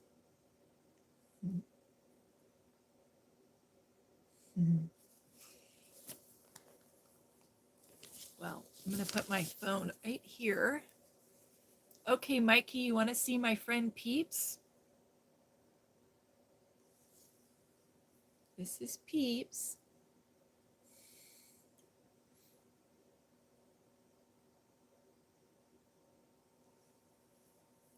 So Peeps has the big eyes. So Peeps is what's called a therapeutic lovely, or a, well, my mind just went blank on the term I use on Quora. I got everybody talking to their stuffed animals during the pandemic because everybody was lonely. So I had all these people talking to stuffed animals. It was kind of funny.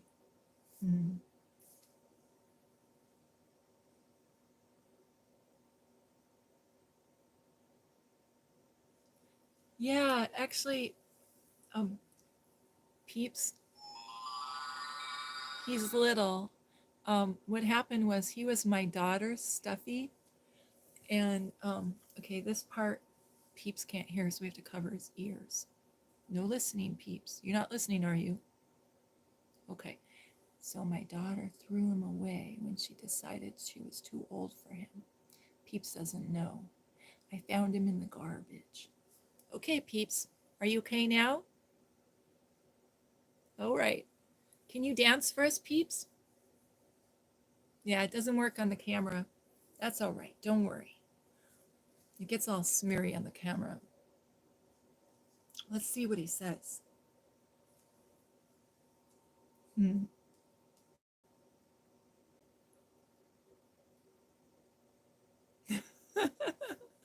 Well, so I saved Peeps. And what happened was, I was living well, during the pandemic, I had my 4 kids with me. But then they all grew up and moved out one by one. But there were a lot of people who were writing me on Quora with really serious, really serious issues um, around depression and anxiety. And it became really clear to me that these were caused by, let me see if, okay, yeah. These were caused by isolation, by being in isolation. So a lot of people who lived alone didn't have anyone to talk to. And I was going from my job to work, or from my house to work. So work was with a lady on a farm, and she had last stages of Alzheimer's. So I spent 3 years taking care of her before she went home to be with the Lord. So anyway, I started to see that people really needed to be having eye contact with another human. And some people are really good with technology and can do Zoom, but there was a whole segment of the population who weren't doing Zoom. So a lot of elders don't know how to do computers. There's a lot of elders that do know how to do computers, but for some reason there were people writing me that could do their Quora on the phone and private message, but they didn't have like a computer to do Zoom account or whatever, or didn't know how to Zoom or whatever. So one of the things I was suggesting was what's called a transitional object, which is what Peeps is. He's a little stuffed animal. And I was telling people to actually set the stuffed animal so that they could have eye contact with it. And the bigger the eyes are, the better, because our brains are wired to focus on eyes and see faces. And there's this whole psychology behind it. Like if you've ever, I remember when I was a little kid, we lived in this house and it had this beautiful stone fireplace. And I don't know the name of the stone, but it was like kind of, it wasn't granite, but they were sculpted stones, real stones. And somebody had made a fireplace out of it, but it was like, huge, right? And then there was the downstairs basement. It was in the basement. So my dad framed off the wall and made it into like a family room. So we had like a couch and then the TV and, the stereo, and we would, it was corny, but it was sweet. But I remember sitting on that couch at night looking at that fireplace when I was babysitting, being terrified because in the stones it looked like there was a face. And every I see patterns. For some reason, my brain can see patterns better than most people, in a different way than most people. And so I see these patterns everywhere I go. And so, have you ever driven on the road and you see the cars bumpers look like smiley faces with the headlights? And some of the cars look like they're frowning. Have you ever done that? So everywhere I go, I see faces. So I have to like tune that out and make my brain say, yeah, no, that's not a face. That's a car bumper with two headlights. Or because when I was a little child, I didn't know that everybody couldn't do that. Like, it's a human thing, though. People see faces because we want to read faces. So, but I have it like a hyper level of it. So when I was a little girl, I was terrified of that fireplace because I thought there was a person in there because of the face. And years later, I got to go back there with my husband, and he was a psychologist. And we looked at that house, and he looked at the fireplace, and he goes, "Oh my gosh, it does look like a face." And I felt really, you know, um, I felt vindicated. Like, yeah, that's pretty scary because I was into my adult genie self. Went, that's terrifying. Who did that mason work? you know. Hmm. Hmm. Hmm. You did cooking. What kind of cooking did you do?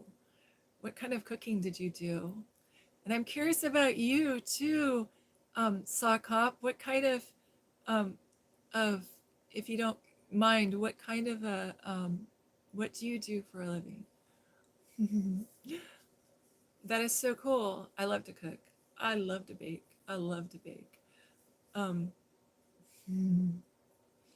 well, how about if what would you prefer? Would you like to talk? Is there something you want to talk about, Mikey or Sockop? Is there a concept in the Bible or a verse you want to talk about? Or should we do ASMR a little bit? What would you like? Are you getting ready to go to sleep? I don't know. Oh, that's the other thing. Mikey, tell me what time it is where you are. Mhm. Tell me what time it is where you are in the comments, because I'm trying to figure out what hours I should do my live streams. Um, it's 8 a.m. where you are. So you're on the East Coast? Oh, that's right. I remember where you are. Okay, I'm on the West Coast. So Mikey, help me figure out what time, like if I wanted to do live stream, like here's the United States, it goes all the way across the United States. We've got the East Coast and the West Coast. If I wanted to do a live stream so that people who were going to sleep on the East Coast could see it, and people who were going to sleep on the West Coast would see it, what times would I choose? That's what I was trying to figure out. Yes, you're 3 hours ahead of me. That's right.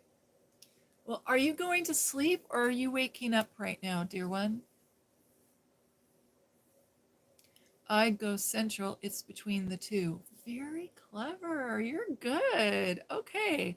I've been trying to figure this out in my brain. I'm like, should I go 7 o'clock our time and then 7 to 8, 8 to 9, 9 to 10? That would be 10 o'clock. But 7 o'clock's early for me. Should I, I was like doing that, right? You're awake all day now. Okay, well, then I don't want to put you to sleep. What should we talk about? um, okay, I'll read the Psalms a little bit. Do you have something that you'd like us to pray for? Do you have something you want me to pray for?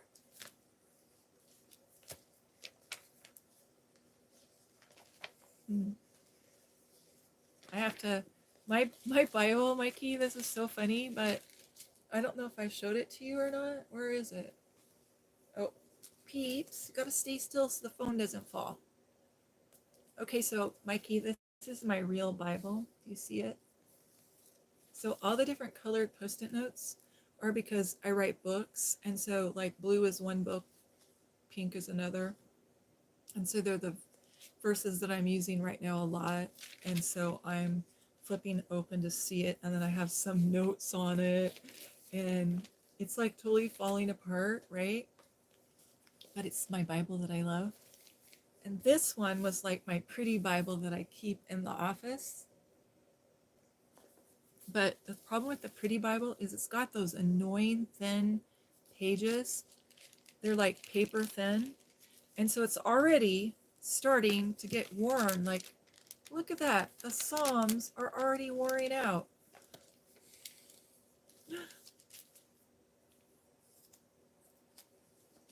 But the funny thing is about this Bible is this is only 2 years. I got a new one 2 years ago. Um, I have the same Bible, like four of them that I bought in a package. They're gift Bibles, and I use it. And then when it gets really, really worn out and falls apart, I stick it in my archive and I start up another one. Because I read the Bible a lot, and so a lot of times I read it in bed. So I'm like this. So Psalms. Wait till you see my Psalms. So Psalms is my favorite book in the Bible. So this is so embarrassing. Wait till I show it to you. I have to see how to open it up. Okay. You're gonna laugh. Okay, see how it's falling apart? And I put it together with post-it note. I mean, what are those called? Paper clips. It's because I read it in bed like this, and then I fall asleep and it rips. I know it's embarrassing. I can't help it. I've been doing it my whole life. I can't go to sleep if I'm not reading my Bible. I have to, like, if I don't read my Bible physically, then I have to have a verse that I say to myself over and over. And my daughter one day, she goes, "Mom, you're doing it, aren't you?" I was laying on the couch, and she goes, "Mom, you're doing it, aren't you?" And I go, "What?" And then I realized I was like asleep. She goes, "You're memorizing scripture, I can tell, because it always puts you to sleep." But it's just like I'm conditioned my whole life. My whole life, every day for my whole life, I've gone to sleep. I woke up reading the Bible and go to sleep reading the Bible. So being conditioned, it's like these are the things you do before you go to sleep. Hmm. Hmm. Central is really a good idea. Pray for all the people who are hurting right now. Let's do that. Let's do that. Okay. Um, and then Sawkop, do you have anything you want us to pray for? Oh, Mikey, I just figured something out. This is so funny, Mikey. Okay, my phone says there's two people here. It's me and you because I'm on my phone and you're there. Isn't that funny? Oh my gosh, I'm a goofball. Okay. I gotta tell you, Mikey, I'm so happy that you came. Really. Because, like, I miss you when you're gone from chat, you know? I miss you so much. And you know how Sister's changing everything? Oh, no, don't be sorry. You didn't take over my chat. You didn't. I'm just so happy you're here. But I missed you so much. And I have to give you my email so you can have my phone number so you can text me. If you go to my channel where it says 8, the one that says 824, I have a channel description. And then there's my email. You email me and I'll give you my phone number and we can text during the day sometimes. But you know what else is funny? Okay, this is embarrassing. I have a really silly question. If you know anything about live streaming, when you go to YouTube they have you fill out this form before you can live stream. Like I go to my channel, I hit on create, and then it comes up with two things on the side, in the middle is live, and you hit that, and then it asks you these questions, and you have to fill out, is this for children? Is this for adults? And I say it's for adults. And then you have to fill out the channel description. So I write this description, not channel, video description. So I have this video description that I wrote. And it's like when you're in school and you write an essay and it's really good, and then your computer loses it and it just erases it. I wrote that silly description out 3 times today. I don't know why it's just erasing it. I don't know why it's doing that. And so I don't know if it's like on a timer that you have to write it within so many minutes, or if you have to hit a certain button or what. It's funny, okay? But this is the funny part. Did I tell you what happened yesterday, Mikey, when I did, or the day before yesterday when I did my first live stream? Wait till you hear this. It's pretty funny. So I have this candle that my friend gave me, and I have candles all over my house, but I like this one because my friend gave me, and I wanted her to see it, right? So my big plan for world domination, sometimes I think of ideas in my head that I can't enact, but my idea was I was going to have it dark screen, start out, and light a candle, light a match, and then light the candle, and then read the Bible by candlelight. That was my big plan. So I thought, well, you know, this is kind of dangerous. I'm using a candle. So I stuck a tray with a lip, like a serve bedspread. And then I put a saucer, and then I put the candle on top.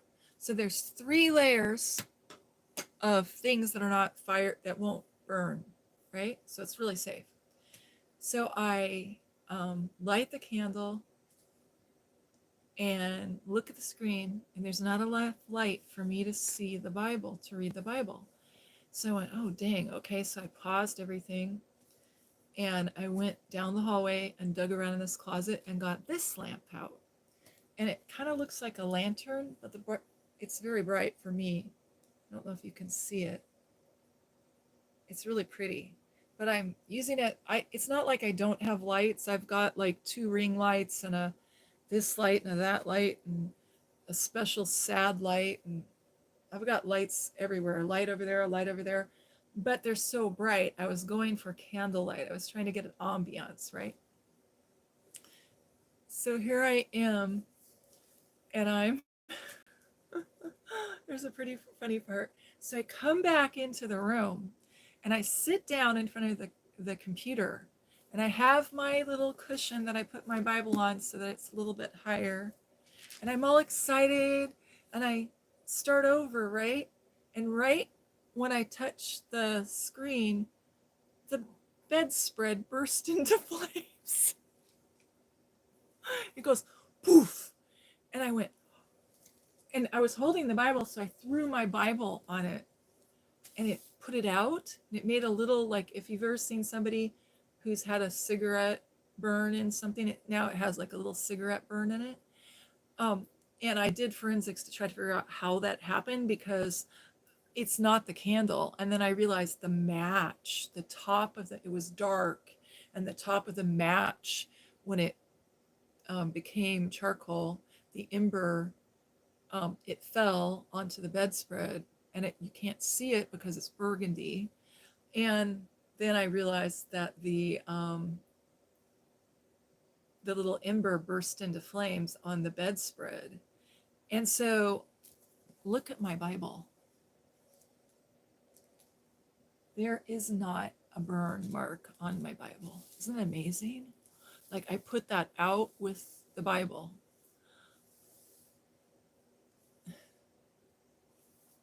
Yeah, I know, I threw the Bible. It's so embarrassing. I was like, oh my God, I threw the Bible. And I'm like, it could have burst into flames. Anyway, I felt so stupid. I was like, oh, geez, Louise, everything that can go wrong is going to go wrong. And then I wrote this really nice description for the video, and YouTube erased it 3 times. I don't know why. I don't know if I hit something. I know that I didn't hit something because it took me like I rewrote the description on my I finally rewrote the description for the video on a piece of paper, and now I just pull that out and look at it because I don't know how to like copy it. I'm gonna have to figure out how to copy it. So I'm a goofball. This is what happens.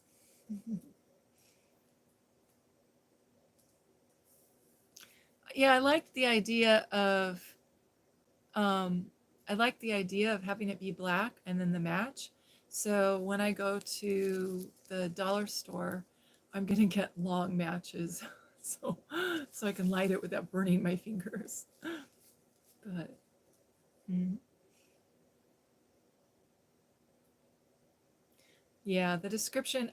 What happened is the description is how people find the live stream. So you have to put hashtags and all this in it, and then that tells the AI what the video's about, and then that's how they find me. So the description is kind of important. So I'm just going to have to figure out how to copy and paste because I don't want to spend a half hour typing that back in every day. And that's what I have been doing. But it's gone now. I just checked right before I videoed, and it wasn't there. So I don't know. It'll be okay. It's all going to work out.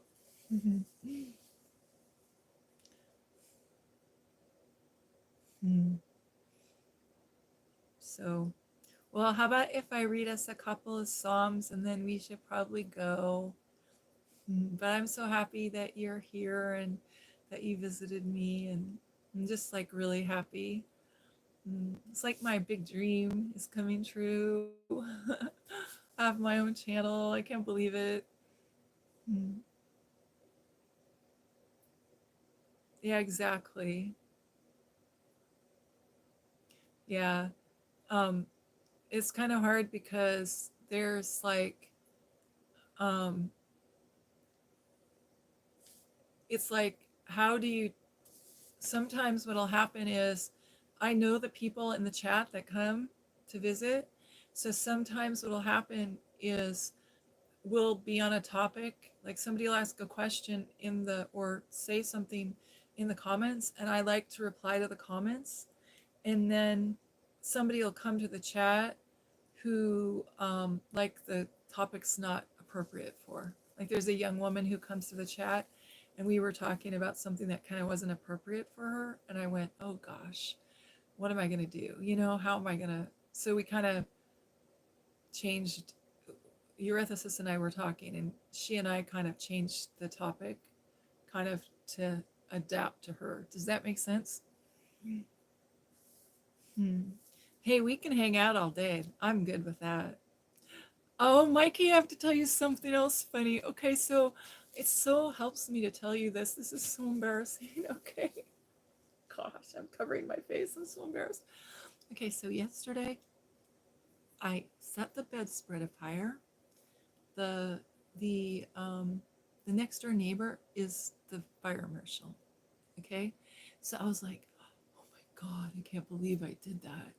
And so it's like, I've never had a problem with a candle. I mean, I am like so careful. Okay. So I was like looking at it, like I pulled the blanket back and I'm looking at it and I'm looking at the match. And that's when I saw the little match heads. So what happened was it turned into charcoal and then it broke off, but it was still kind of like a little bit of fire, but it's dark, so I can't see it. So it fell down. So I troubleshooted the whole thing. I figured out what happened. So it's not because I left a candle unattended or something like that. And so there was that. And then there was the 3 times I enter the description in that it erases it. And I'm like, really? This is like writing an essay when you're in college or high school and that your computer eats your essay and you think how amazing that essay was and it was so great. You try to rewrite it and it's not as good as the first time. And for the rest of your life, you think, yeah, that's a really great essay, but that first one, that was amazing. So it's kind of like that. So I just got a piece of paper and double wrote it. Um, I got a piece of paper and double wrote the essay so that I have two copies of it. So if I lose it, I can do my channel description by looking at it. But somebody told me that there's a way to um, take a screenshot, or there's a way to like cut and paste. They go, why don't you just cut and paste it? And I was like too embarrassed to tell them because I don't know what cut and paste is and I don't know how to do it. And I don't know how to take a screenshot even with my phone.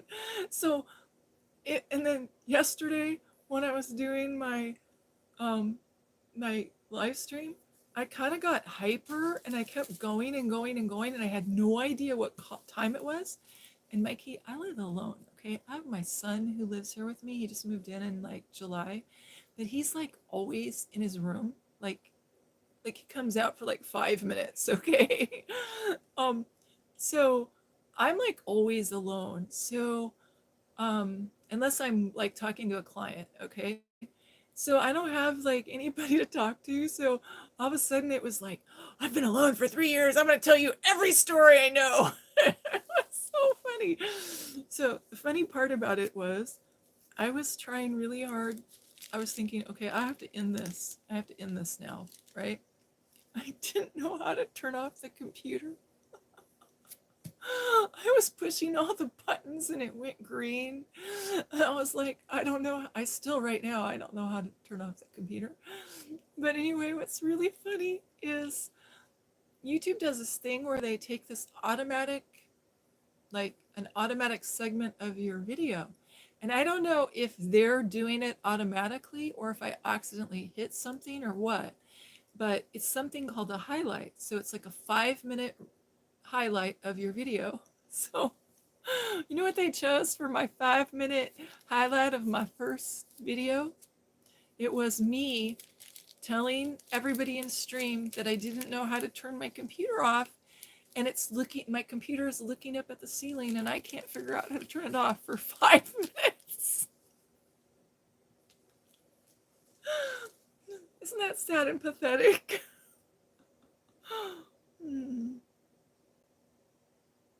No, let's see what you say.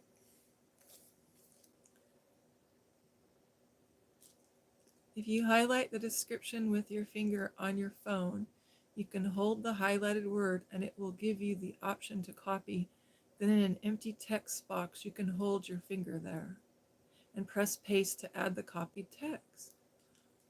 Oh, that's cool. Let's see, I'm going to memorize that. Hold on. If you highlight the description with the finger on the phone, you can hold the highlighted. That's really cool. Okay. Thank you. That's so cool. I don't want to go either. I just want to hang out all day too. Well, it looks like it's just you and me. What do you want to talk about? Oh no, I think Sock Hop's still here. Maybe somebody's here that fell asleep. You know what's really funny is I have this client that wanted to watch me on YouTube, and so she's got insomnia. So I go, well, actually, I do a YouTube channel, and it's going to be ASMR tomorrow. And so she texted me a text that said, I can hardly keep my eyes open. That was at the beginning. She goes, Jeannie, your voice is hypnotic. She goes, I'm doing this with my eyes. I can hardly keep my voice open or my eyes open. So I thought that was really sweet. It was pretty funny. Okay, I'm going to read all the sweet verses I can think of. I'll tell you all the sweet verses. I love this verse. It's be kind to one another, tender-hearted, loving, forgiving one another, just as God in Christ also has forgiven you.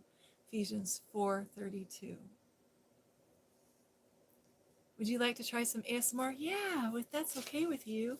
Yeah, I would. So, so let's see. I'm embarrassed. Okay, so I'm going to do affirmations. Okay, here we go. in verses. Let's see.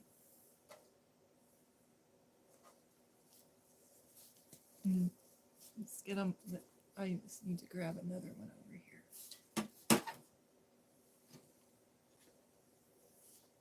Okay.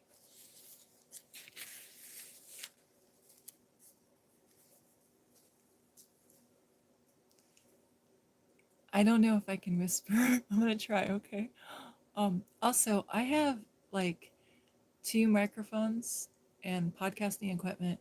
So, but what I have to do is figure out how to plug them in and how to like anchor them. Like I have to anchor them to a desk or something. So I'm still trying to figure that out. Like I was just trying to figure out how to put all the books and stuff on this little place that I'm sitting and not fall off because there's more room, there's more space with books than there is space for me. So I'm trying to do all that. Let's try that. Okay. Um, let's see. Something we could read ASMR. Okay. So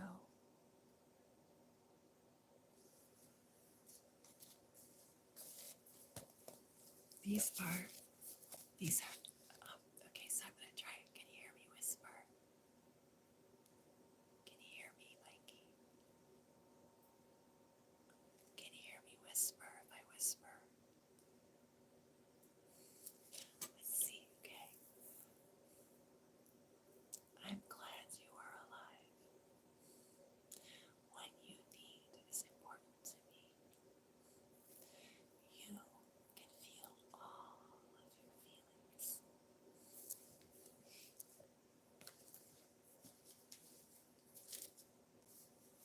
Can you hear me whisper? Oh, wait a minute. I know what I wanted to. I want to sing you a song, okay?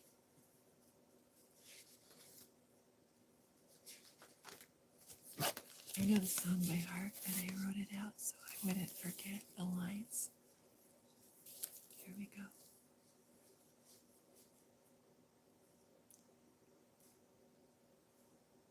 I don't want to set the world on fire. I just want to start a flame in your heart.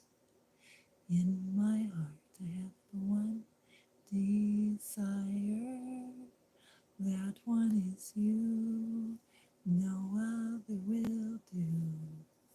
I have no ambition for worldly acclaim. I just want to be the one you love.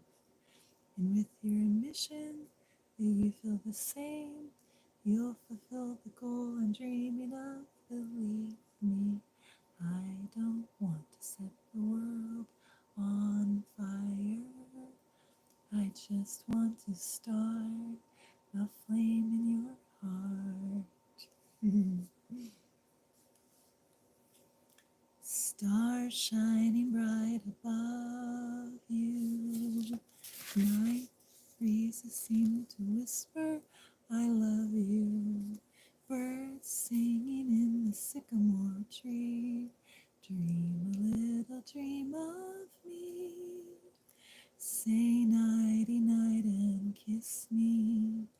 Just hold me tight and tell me you'll miss me. While I'm alone and blue as can be, dream a little dream of me. Stars fading, but I linger on, dear. Still missing your kiss. I'm longing to linger till dawn, dear. Just singing you this. Sweet dreams till moonbeams find you. Sweet dreams to leave all worries behind you.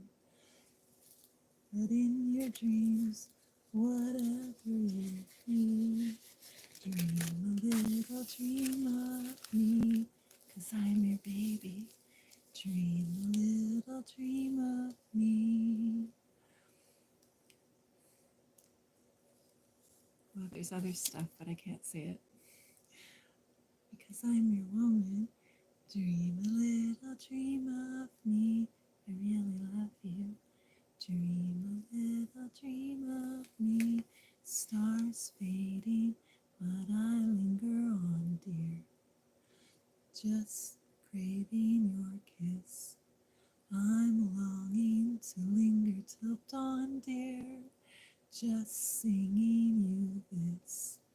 Sweet dreams till moonbeams find you. Sweet dreams to leave your worries behind you. But in your dreams, whatever they be, dream a little dream of me.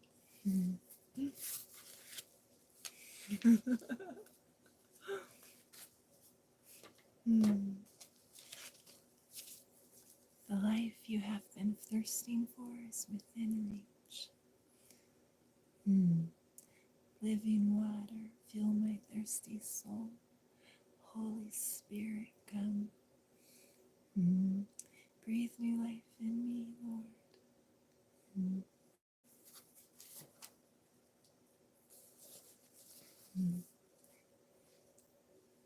I'm so glad you are alive. I'm really glad you are alive. You belong here.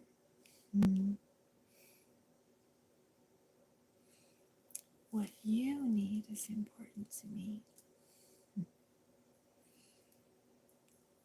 I'm glad you are you. You can grow at your own pace. You can feel all of your feelings. I love you and I care for you willingly.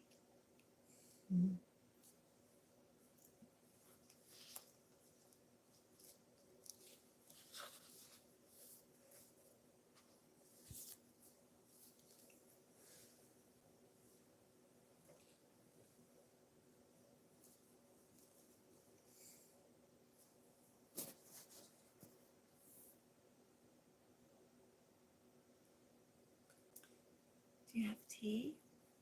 Tea is yummy. Mine's chamomile.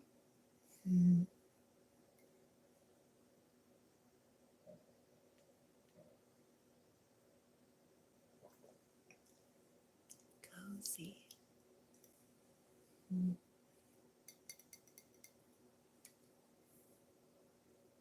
know what's really funny is I had really long nails and I just broke 2 of them yesterday.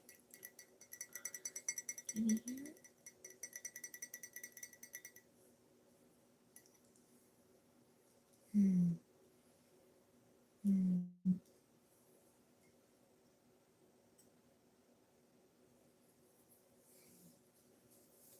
I have some little cards. I wrote some little affirmations out. I'm not sure how close I should be to the screen. Help me. Tell me where it is. Oh, good. You have delicious coffee. That's good. That's good. He holds us in his hands. I like to get all cozy. Got my covers. Get all cozy. Get your pillow up around your head. Get all cozy. I like to say cozy. Makes me feel so good. I'm gonna move this a little bit. See if we can get it. Like,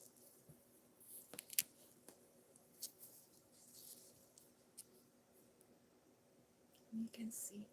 So we do this. Oops. Sorry about that. Okay.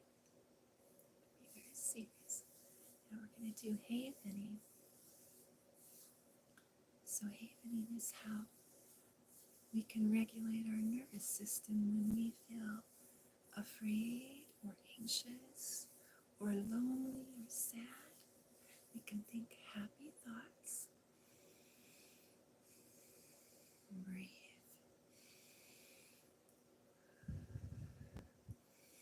Breathe in through our nose, out In through our nose, out through our mouths. In through our nose, out through our mouth. Can let go all the stress. Then we can do this. Some people like to go really fast with their hands till their hands get warm. You can go gently.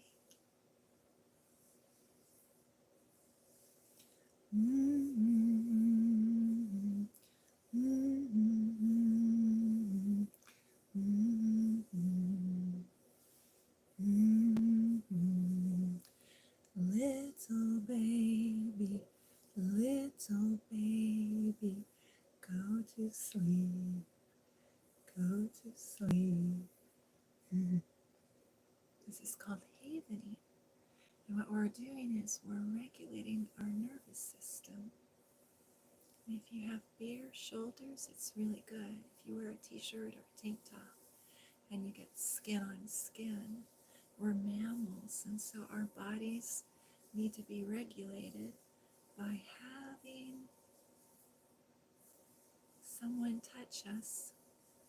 If you're sleeping in your bed and you're all alone and you're lonely, you can do this at night. You can hug yourself and you can take your toes in the bed and take one foot and rub the other foot.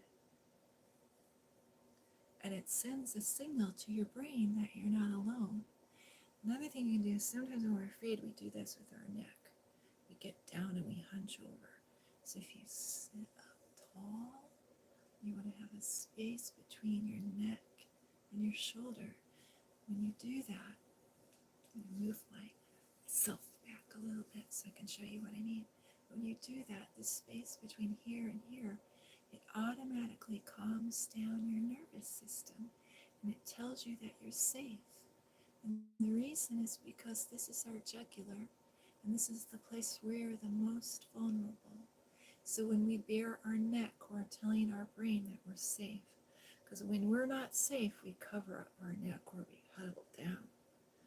When people are in a dangerous situation, they'll put their head, like if there's an earthquake, you get underneath the table and you protect your head, or if you fall, you protect your head automatically.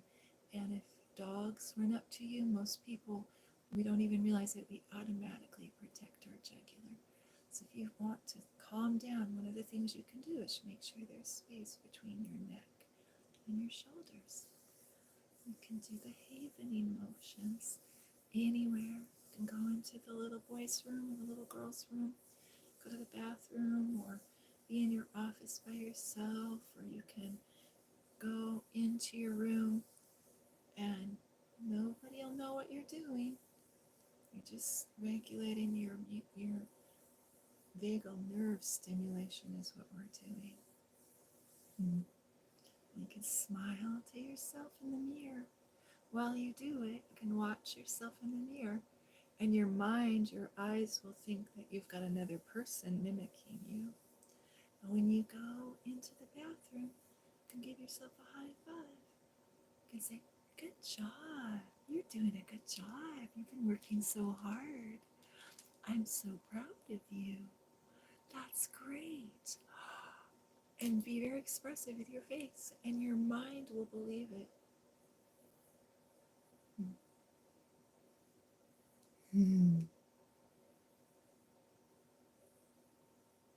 Yes, it is much more profound when someone else does it to you.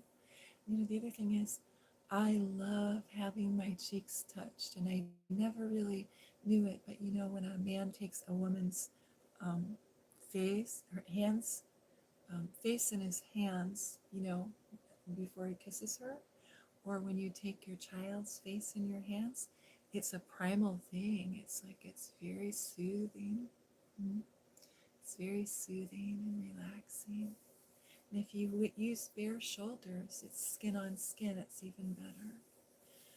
And breathe. Or you can hum. Humming, they've done studies, and people who hum, it stimulates your vagus nerve, your vagal nerve, and it stimulates your sinuses. So people who hum have lower incidence of sinus infection, And if you hum when you have a sinus infection, it helps your brain start healing you faster. It's kind of neat if you think about it. Mm-hmm. So then we can take our pillows, put our pillow behind our neck, and get all cozy. Cozy. I like to wear shrugs. They're really long, they're really pretty. I like to wear them because they make me feel pretty and very cozy. I like to do this. Hmm. Another thing you can do, it doesn't look pretty on camera, but it feels really good. You can take your fingers and give yourself a massage. And when you want to go all the way up to your fingertips and touch, first you touch your joint here, your knuckle, then you touch your finger joint, rub that 1, 2, 3, 1, 2, 3, and then you can pull and fling the energy out. So you can go to the second finger, the ring finger, 1, 2, 3, and then 1, 2, 3, 1, 2, 3, and then you can pull the energy out, throw it out. I'm going like this and throwing it out.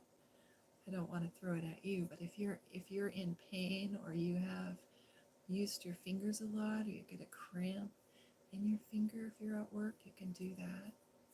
And it's resetting your nerves in your hands. A lot of times people, artists or crochet artists or knitters get pain in their hands. And so for the thumb, this is what I do. I go like this,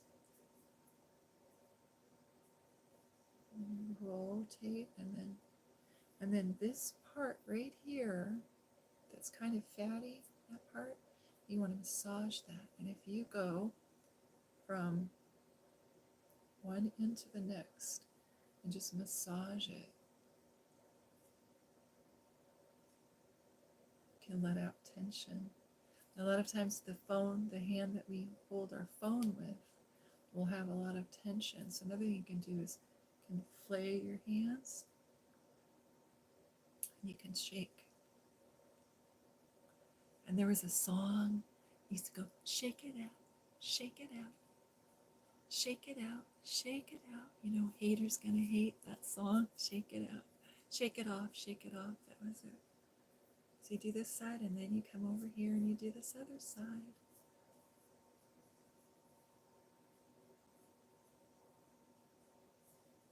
Let's see, I'm gonna read my comments, okay?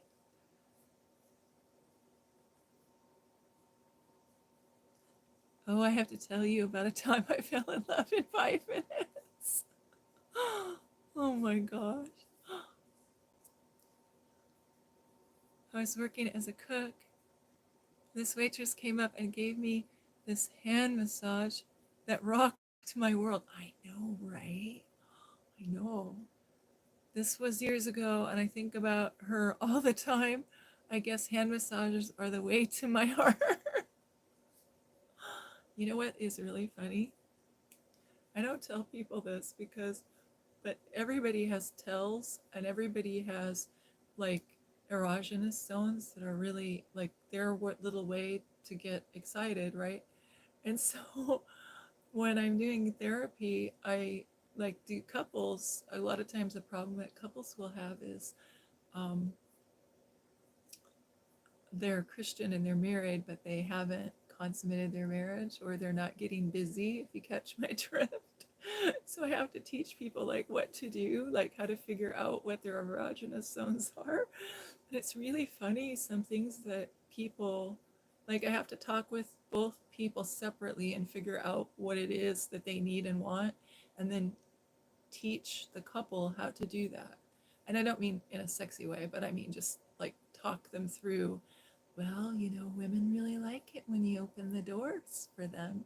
You know, like the big burly guy that just doesn't open his wife's car door. He just like, well, she's an adult. She can do it herself, you know.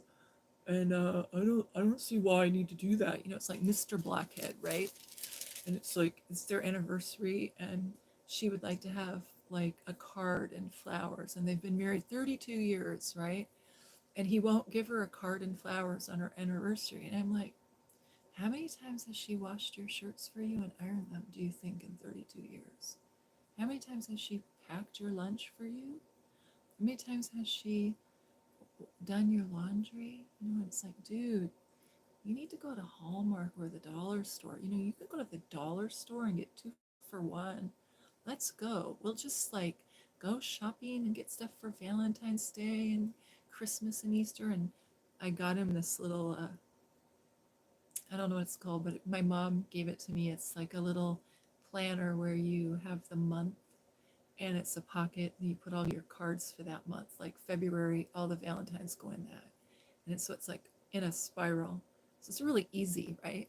And I'm like, all you have to do is keep this at your office and every month open it up to that month and look and see what the holiday is and give her a card. And you know what? You're going to get more Nikki if you do that because she's going to be really happy that you thought of her. And he's like, well, okay, if you put it that way. Oh my gosh. But everybody has those little things, you know, that we like. And it's really important to be able to give our beloved the things that they like because it's a two-way street. Then they'll give us more of what we like, and it starts this wonderful reciprocal, kind of like an infinity, right? An infinity. Oops. Gonna have to watch that. Oh, yeah. So, okay, go back to this. It's safe to pour our hearts out to God because He knows what we like and He loves us and He made us. And did you know that Jesus will never let you go? He won't ever let you go. Jesus will never let me go. Jesus loves me. Jesus loves you too. Sometimes people like to have affirmations and have them say you. Sometimes we like to have an affirmation like Jesus loves you, right? But sometimes we like to receive them in our heart. Sometimes to be able to receive them, we need to hear an affirmation and make it be about me. So sometimes I say them about you, and sometimes I say them for me. But it's so that your unconscious mind can say, Jesus loves me. Jesus loves me, and He will never let me go. Jesus understands. He knows what I'm going through. Jesus is always here with us. He's always here with me. Jesus is proud of me. Jesus is holding me in His hands.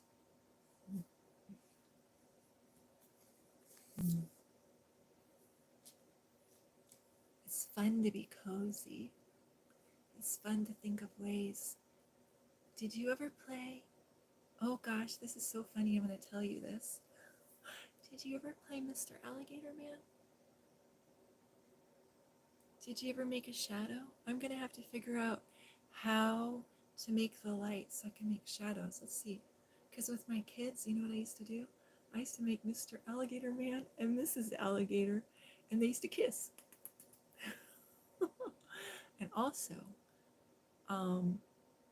there were all different things. Like I could make the alligator, you can't see it, but I could make his eye move by moving my finger. And there was Bunny, Mr. Bunny, and there's a bird, but I forget exactly, a turtle, Mr. Turtle, and a bird. I forget how to do the birds, but I had this really sweet little tiny book that was from like the 1800s that has like all the shadows. And so we would like, it would be really cold, like if it snowed and we were all snowed in, and you're like, what are you going to do with the kids for 4 hours, right?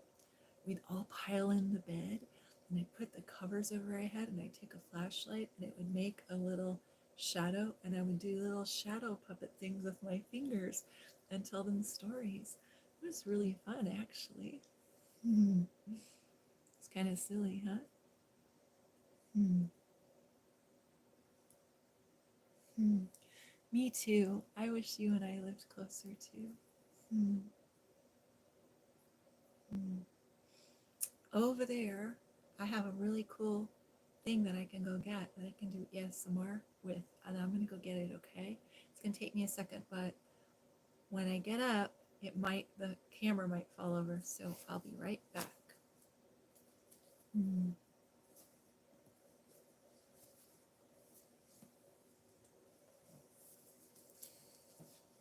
I gotta get this part figured out. Like I need like a prop shelf. I'm gonna have to like maybe put all my props on a shelf.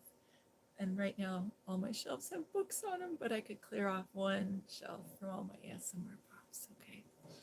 Okay. So I'm like all snuggled in here, so I gotta move my legs out of the bed. Hang on a second. Mikey, I do my videos on my bed, but I don't want anybody to know I do them on my bed, so I lie and I say I'm on a day bed. I don't want to lie, but I don't want to think of anybody thinking I'm in my bed. Do you know what I mean? I'll be right back.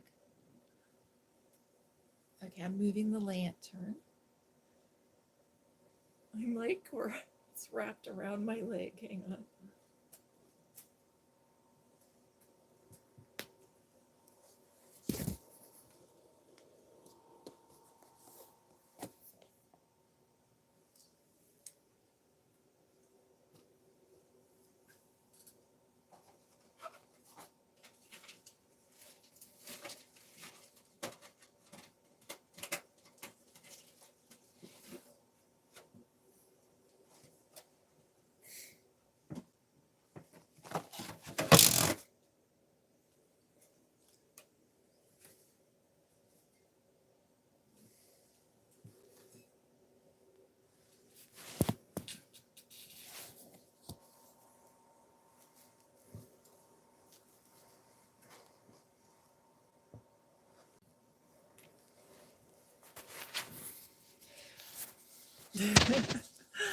Okay, we have to figure out how to restock everything, put everything back.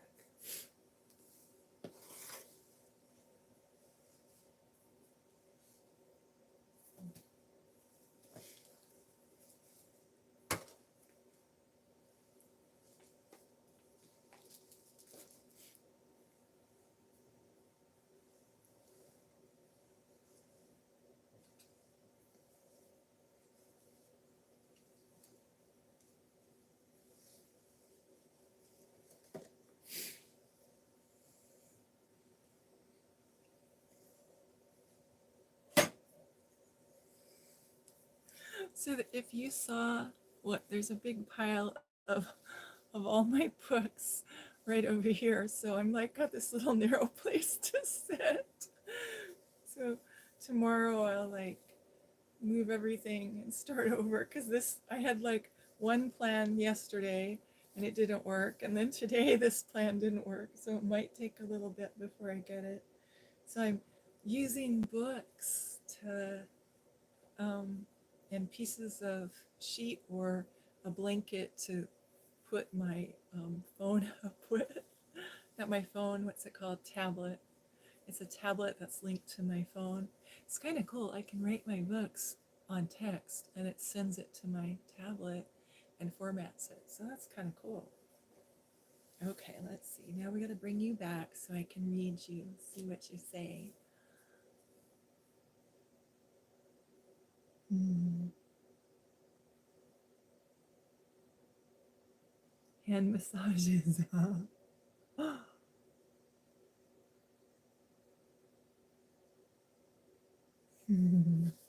Okay, so here we go. Let's see. Yeah, I don't know how to like you know what I mean? Like when you're trying something for the first time, I don't know how like probably after a while everything's new, so everything's a let's see, how do I say this? Everything's new, so everything's kind of like I don't know where to put anything. You know what I mean? So like, do I move this my Bible's right here. I moved my Bible over because I don't want it to get, it's really heavy. It's like a big Bible. You could hit somebody with it and knock them out. But it's because it's big print. Because in the candlelight, it's hard to read the little small print. So let's see. Let's get my songbook and my little.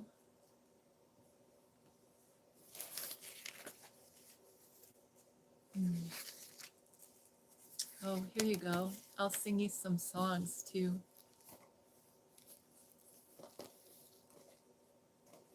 Okay, this is party, but I always like it when people make tea and tap on the boxes. I have all different kinds of tea and I just grabbed one, but my nails were so long, and then like they're natural nails, they're not acrylic. My nails were so long, and then right before I did the live stream, something dropped and I went like that to grab it and it ripped my nail off. But I used to get acrylic nails, but I'm not sure if I want to do that again because it's kind of like a addiction. Once you start, it's hard to stop. And it's like $1,000 a year, you know. Anyway, the cozy chamomile tea. So my plan for world domination, I'm gonna find out if Celestial Seasoning will sponsor me. I just want them to give us free tea. I've been drinking this one brand of tea. They make sleepy time tea, and I like their chamomile honey, and I like all of their teas, but it's called Celestial Seasoning, and I started drinking that when I was in the 3rd grade when they had a little tiny box with the bear on it, and I still have the box, and it was from, they were in California, and it was like a bunch of hippies in a co-op, and now it's like a huge company. And so literally I've been drinking this tea like every year of my life since I was like in the 3rd grade. So I'd be their perfect spokesperson. And it's all natural. There's nothing artificial in it.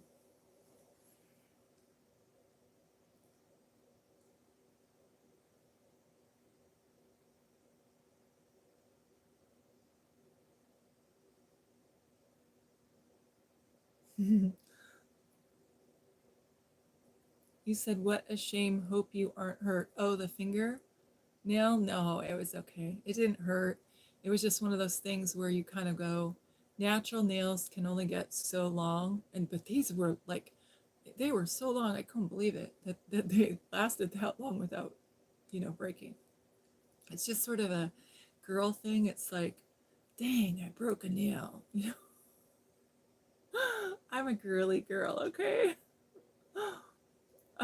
One of my favorite stories is I was going to the gun range, and I was doing target practice, and I don't target practice anymore because I'm a really good shot, but you have to pay money now to go, and I'm just like cheap, right? So anyway, I was going to the gun range, and I was like really, really, really conservative, but my husband, we were like engaged. We weren't married yet. And he was like different than a lot of people. Like he was like really intellectual and everything. And he's really brilliant, really smart. And it's like one of my favorite things I've ever done in my life. I was always like really, really conservative. Like I always wore things that were like up to here, like these little drop waist Victorian dresses and bows in my hair and conservative collars, and I looked like a Victorian woman, And so he was watching some movie, and I don't know what it was, but it was some movie that was, these shoot 'em up movies where they're like um, car chase, a detective has a problem, they chase the bad guys, they get caught, and then they solve the problem by blowing everything up. It was one of those movies. And all I can remember was there was this woman, and she was really beautiful. She was an actress. and she was wearing a dress that was like a mini skirt dress, like a full body dress, but it was a mini skirt. And my husband was like we weren't married yet, but he just looked. We were at this theater watching this movie, and I could tell that he really liked it, right? And so I was like, oh, okay, I need to go shopping. So I got my nails done in fuchsia nail polish, long fuchsia nail polish. And I went to the store and I bought me a fuchsia mini dress, and it was 100% cotton ribbed, really pretty, but I'm busty, so it was kind of tight. And I got nylons, and um, had fuchsia pumps that I wore with it. And it sounds weird to say fuchsia, but my hair was brown, and I had a white streak right through here, and so it looked really good. And I got these earrings, everything matched, and I wears like his favorite perfume. And I go, oh, we had this thing where we would take turns choosing what we were going to do on the date, and like every other week, like I would choose one week and then he would choose one week. And so he goes, oh well, it's your day to choose, and I'm on the phone, and I go, yeah, it is. And he goes, what do you want to do? And I go, I want to go to the gun range. And he goes, okay. And I go, can you meet me there? And the gun range was just down from the street from my house. Okay, so it wasn't a drive for me, but for him it was a drive. And he goes, okay, yeah. I go, yeah, just meet me there. And so he's expecting me to walk in like a dowdy dress, right? And so I walk in, I got my Beretta with me in my fanny pack, and I'm wearing a fuchsia mini dress. And there's like all these guys in that place. There was not one woman, and every eye was on me, and they're all going with their mouths open, to see who I'm going to walk up to. And he's already on the range. And I walk right up to him, and he just goes, like that. And I go, well, if you shut your mouth, I could kiss you. It was so funny. He goes, never in my life. I'm thinking, we're going to get married. I might as well like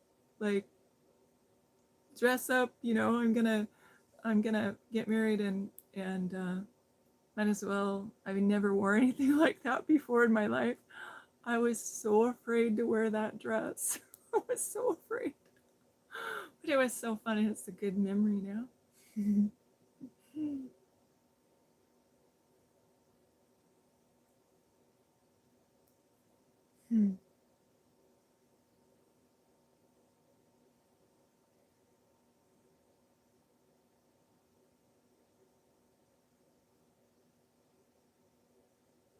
No, they still have the bears on the chamomile. I mean, the sleepy time tea has the bears. Um, let's see, celestial seasoning. But they don't have any bears. A long time ago, the bear was their logo, and they had the bear on every one of their teas. But then when they were hippies, that's what they did. Then when they went corporate, they developed a logo for each of their different teas, like a special box for the tension tamer, and special box for the trying to think what it's called, chai tea. I love the chai tea with the tiger on it, and I keep it in my cabinet. I have this little cabinet where it's open and you can see the teas, and I keep the two there, the box there, and I refill it with other stuff just because I love it so much. And they quit making the one with the tiger, and so I got so upset. I wrote them a letter and I said, this is like the best tea on the planet, and it's caffeine free. You really need to have this. And then they reinstated it, and they sent me a coupon for $1 off. And I'm like, I save your product and you're sending me a coupon for $1 off? Give me a break. But anyway, and then the corporate person sent me this letter saying, this was like our highest um, selling tea for the year 2020. And so we want to reward you for your faithful being a customer. And I open up the little box, and it's got $1 off coupon. Sort of silly. Yeah, no, they better not get rid of the rare beers. Mm.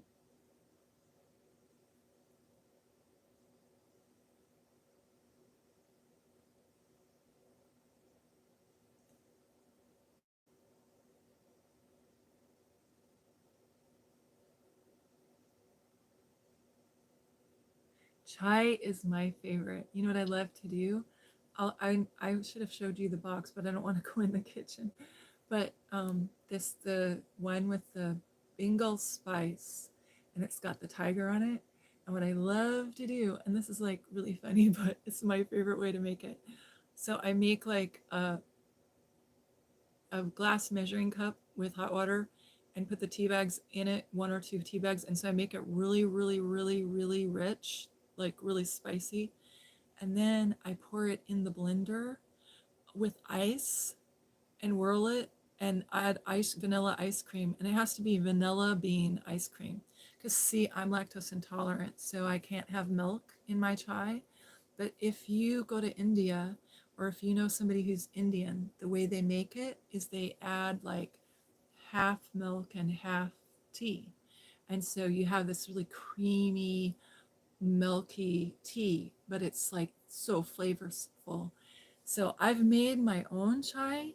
Like I get star anise and cardamom and all the different spices, and then I have a mortar and pestle and I crush it up and I cook with that. But the thing about it, and I make cookies with that, like a cookie and I've made ice cream with it. The thing about that is that um, they use like caffeine. So the Bengal spice is caffeine free. So I'm naturally hyper, so I don't do good on caffeine. Like yesterday, I didn't have any caffeine and I went for 12 hours on live stream and had no idea that it was 12 hours. And like like I have to have a clock or a timer, or I have to have a goal or tell myself, this is the plan or whatever, because I could just go all day. Like when I write, I sit down to write and I think like only a half hour has gone by and it's been like 4 hours. And then I go, oh boy, I better get up and walk around or something. Because like when I'm writing a book, I write for 12 hours a day. So I get books done really fast that way. But it's because I'm focused, and that's all I do. Like I spend 6 hours reading the Bible and praising the Lord with music, and whatever I'm researching for. It's because I'm writing Christian books, so I'm always researching the Bible. So whatever I'm researching, I'm reading, and then I write for 12 hours. Sometimes I write for 8 hours, but I always feel like, oh, 8 hours, I didn't get enough done. And then my friend told me, my friend is a what do you call it? A professor of uh, of literature, English literature, and she says that the average writer only writes an hour a day. And I was like, wow. And so she goes, well, that's why I'm prolific. It's because I'm spending so much time doing it. But it's just because I like doing it. So if there's something I like doing, it's not a job. It's something I enjoy, you know? Hmm. Hmm. Chai is so much fun. Also, the other thing I love to do is make Indian food. Samosas with chutney. And I grow mint in my yard, and I go get the mint and rinse it off really, really, really well. And then I stick it in the blender. And then I take like a green apple, like, a Granny Smith apple, and I core it, slice it up, and stick it in the blender. And then an orange, the insides of the orange. Excuse me. Sometimes if I have um, like tangerines, I'll use 3 or 4 tangerines, but it just depends on what kind of oranges there are. Blood oranges are really good in it, only because I have a friend with a blood orange tree, so I put those in. But whatever kind of orange, and a little bit of lime juice, and oh my gosh, and then a tiny, tiny sliver of pepper, of let's see, a cilantro, not cilantro, a lot of cilantro, but a tiny sliver of this one kind of pepper, and I don't know if I can pronounce it. You know, a hot pepper, but it's like they're big as your finger, little finger, and I just use like a tiny bit of it because if it's too spicy, it's not fun if it burns your mouth. But then you dip the little samosas in the chutney. Oh, it's like heaven. And rice, jasmine rice, and I always like add ginger and little pieces of candied ginger to the rice. So it's like really nuanced. It doesn't just taste like a blob. Like, you know, when you go to the Chinese restaurant or something or a Thai restaurant, sometimes they give you rice, but it's just like tastes like a blob, you know? So I cook it with coconut milk so that it has more flavor. And then add a little bit of candied ginger. And then I make like curry chicken and or masala. I love masala. It's so yummy. And then I make lasses. I don't know how you say it, lasses. Some words I've only read, so I don't know how to pronounce. But it's like vanilla. I use vanilla yogurt and like peaches. Like when we live in the area of Seattle, so like people drive all the way to Wenatchee to get peaches, and the peaches. I'm not exaggerating. Okay, you're not gonna believe me. The peaches are like that big. They're huge. You go like to Wenatchee and get these peaches. They're just, it's like James and the Giant Peach. One peach will make like 4 lasses. So you like slice it up and stick it in there in the blender and then add some honey. Oh, it's lovely. Or strawberries or cherries. I really like cherry lemonade. I have a cherry lemonade every day. So I take like black cherries, or my favorite are the tart sour pie cherries. And they're already seeded, they don't have seeds in them, and they're frozen. And so I just take like a handful of those and then some lemons. And I either use honey or sugar. Sugar cane sugar is better. And then whirl it. And it's just amazing. And it's like I drink a whole mason jar of that every day. So that's pretty much what I drink is herb tea or decaf chai tea, or in the winter I drink tea. But mostly I drink water, ice water. And then every day I have one cherry lemonade. So it's kind of fun. Mm. Making you hungry. Oh no. James and the Giant Peach, you know what? There are books that are out of print that, I mean, out of copyright that you can read on YouTube. And this is really funny, but whenever I was in the 3rd grade, my next door neighbors, like not right next door, but one house over, their mom was a professional elementary school teacher. And she was the first person I knew who got divorced. And she lived in this house with her son and her daughter, and they were my same age, and we were like best friends, and we used to pretend that we were detectives because there was this show on TV, like you know how there's popular shows like Charlie Angels came on then, and the Mod Squad. So we used to pretend that we were private detectives, and they had this old abandoned um, VW bus, like the buses that were a VW, out in front of their house, and we used to pretend that we were the Mod Squad because in the Mod Squad they have one of those, and we would play. It was up on bricks, okay, like up on blocks. So we would get in it and pretend that we were driving all over to like different like mysteries to solve, right? And then they had this camera. It was like an old, I don't know the name of it, but one of those movie cameras with the kind you had to turn. And so we would make movies. We didn't have any film in the camera. We would just pretend that we were making movies. What was really funny was they, um, I'm forgetting now why I was telling you this. It's embarrassing. Oh, they were the first people that I knew that had a vegetable garden. They had these little tiny cherry tomatoes. Like they were the littlest little cherry tomatoes. And their mom was a vegetarian. And she would make this bread, and she would toast it in the toaster and then put cheese, like grilled cheese, but she would toast it in the toaster and then she'd put butter on both sides, and she'd slice those little cherry tomatoes and stick them inside with the cheese and toast it in the on the stove, and it was so delicious. And I never knew why it was so good because my mom used Wonder bread, white bread. And then when I grew up, I figured out it was because she made her own bread. You know, it was like real bread. Like it wasn't like from a bake, like from the store in a bag.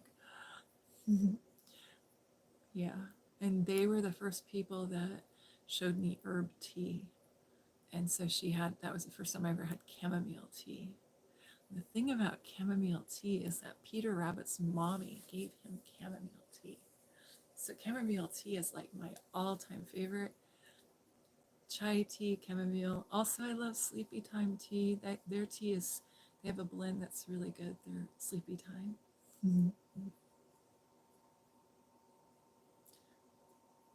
I have cherry tomatoes growing. You have cherry tomatoes growing. That's so great. They're so good on salads, much better than store-bought. Yes, they are. They're so amazing. You know what? I was in a, I'm always really healthy. I never get sick. Like, I've never been sick since like 2018 was the last time I was sick. And I take so many supplements. That's why I take so much vitamin D. Um, my doctor says, you take so much vitamin D that sunbeams should be shining out of you. But I do. I take a lot. So anyway, um, I was in this car accident last year, and it wasn't my fault. I was driving. It was snowy. I was delivering groceries to all my neighbors, and my this car was in this lane coming towards me, in my lane, and I moved over into his lane, which you never want to do, and I knew it, but I prayed and the Lord said it was okay. And then he hit the side of my car head on, and I rolled 4 times and landed upside down in the ditch. But praise God for Volvo Motor Corporation. I drive a Volvo, and so I was strapped in upside down, and so the ceiling, like I'm upside down, and the ceiling is like the floor, but it's really the ceiling, and there's a sunroof. So anyway, when all that happened, I got my afterwards. I went to the trauma unit, and 25 people worked on me, and blah blah blah, and I'm fine. I'm fine. But it was traumatic, right? And I had this thing in my head happen. I got a gash in my head and had to have staples. They pull out this big stapler and they're like, we're gonna staple your head, and I'm like, oh my gosh. but anyway, I got this sciatica, which is nerve pain from that accident. So they wanted to give me all these medications, like pain medication and muscle relaxers, and I'm like, nope, not going to do that. I'm going to go home and do research, and I'll figure out what to do. So I watched Dr. Eric Berg videos about sciatica, and he has this supplement you can take. So I'm taking that supplement. So that was really cool that I could like treat it with a supplement. But one of the things that was so funny was they ask you every single thing you're taking. And they like did this blood test on me, and they did like, you pee in a cup, and do a test. And they have a lady standing right there to make sure that you're not like giving them somebody else's pee. And they ran all this drug screening on me. And of course, I don't do drugs and I don't drink, so there was nothing. But it was funny because one of the teas that I drink has so it has poppy seeds in it. I don't know why. Like on the label when I got home, I looked and it says poppy seed. So the doctor looks at it and he could tell the type of poppy seed it was, and that the type of tea that I drank by looking at my urinalysis and my blood work. And I was like, wow, that's amazing. They can do that. And he goes, yeah, I got to know, if somebody's on something. But it was kind of strange, like that we have the chemical, the ability to do forensic analysis on chemicals on every single thing you eat. And he could tell me what I ate the last 3 days based on these tests. I was like, wow, that was pretty amazing. I mean, I told them what I ate, but but before he asked me, he could tell. I was like, that's amazing.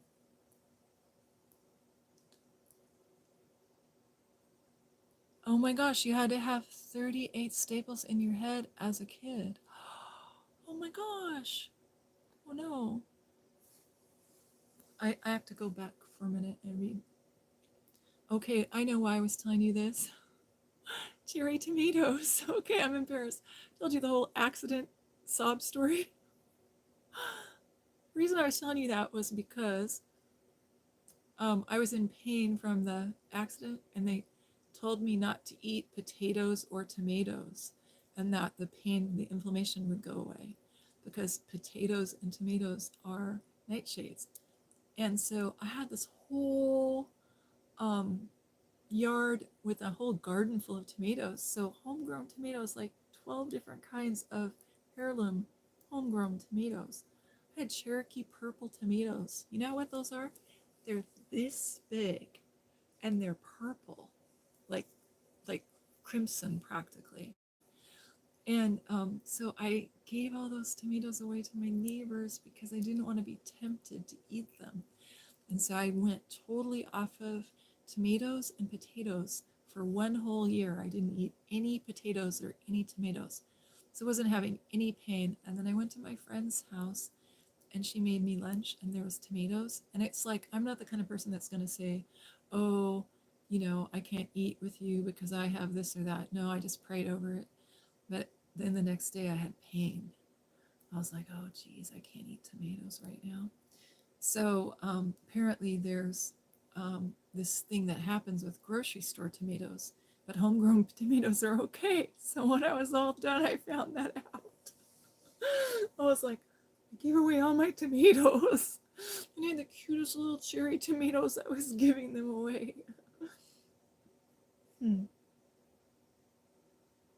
He says, I have cherry tomatoes growing. They are so good on salads, much better than store-bought. Oh, they're delicious.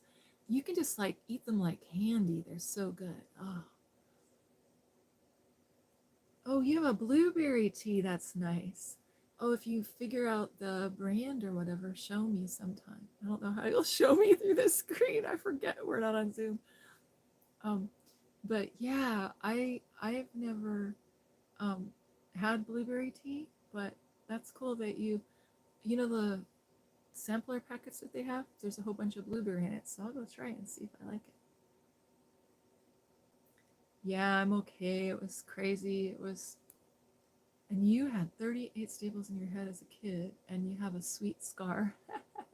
Those scar can get you a lot of noogie because women love it when they see a man who has a scar. And I know this is silly, and they always say, no, that's not true. Trust me, it's true. every therapy session I have, and the women are always like telling me about the guy, and they're always like, oh, he's got a scar. I have to take care of him. Oh, it's like Nurse Nancy, kicks in. It makes you all hot and bothered too. It's sort of funny. And guys are always like really worried, like, oh my gosh, I have the scar. No one will ever love me. And my kid, I forget what he did. Oh, now I remember. My kid took his brother's crib mattress out of the crib. Like, who does that? You know what? A mattress for a crib. Takes the mattress out, and we had this house, and it was this old house I was restoring, and it had this staircase of doom that went like at a weird angle all the way down to the basement. So I kept the door locked so nobody could go down there. And I even had those locks up there. And my husband took the door off to replace something. I forget what it was. I think he was moving something downstairs and up the stairs. And in the 5 minutes that the kids were unsupervised, my son decides he's got invented a game. And he takes this crib mattress and he surfs down the staircase of doom. And they did this a couple times before they get hurt. Like, I heard a noise and I had the baby. I was upstairs nursing the baby. And I come downstairs and they're like screaming their heads off, and he's got a cut. He fell and hit his head and got a cut. And I thought, oh my God, I can't believe it. He could have died, could have got a head injury. If you saw those stairs, how steep they were, you wouldn't have believed it. And so I rush into the doctor's office, and I'm thinking I'm gonna have to go to ER, but I go to the doctor's office, and the pediatrician looks at him, and he's a really sweet young pediatrician. He's like 30 years old, and he looks at him and he says, "Dude, this is gonna get you lots of noogie when you grow older." And my son, we get in the car, my son says, "Mom, what's noogie?" I kind of went, oh, okay, well, and then I found out that we were his first pediatric patient. Yeah, so 38 staples in your head as a kid. I have a sweet scar. Dude, that's gonna get you lots of noogie when you get older, when you get married.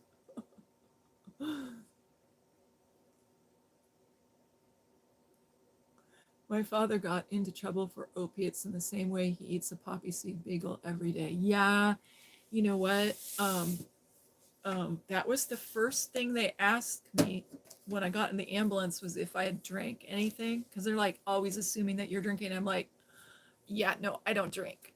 Um, this guy was drunk, like he got out of the car, it was in the snow, and I'm upside down in the car, and he walked around the whole car and swore and said all this stuff to me, and I'm in the dark.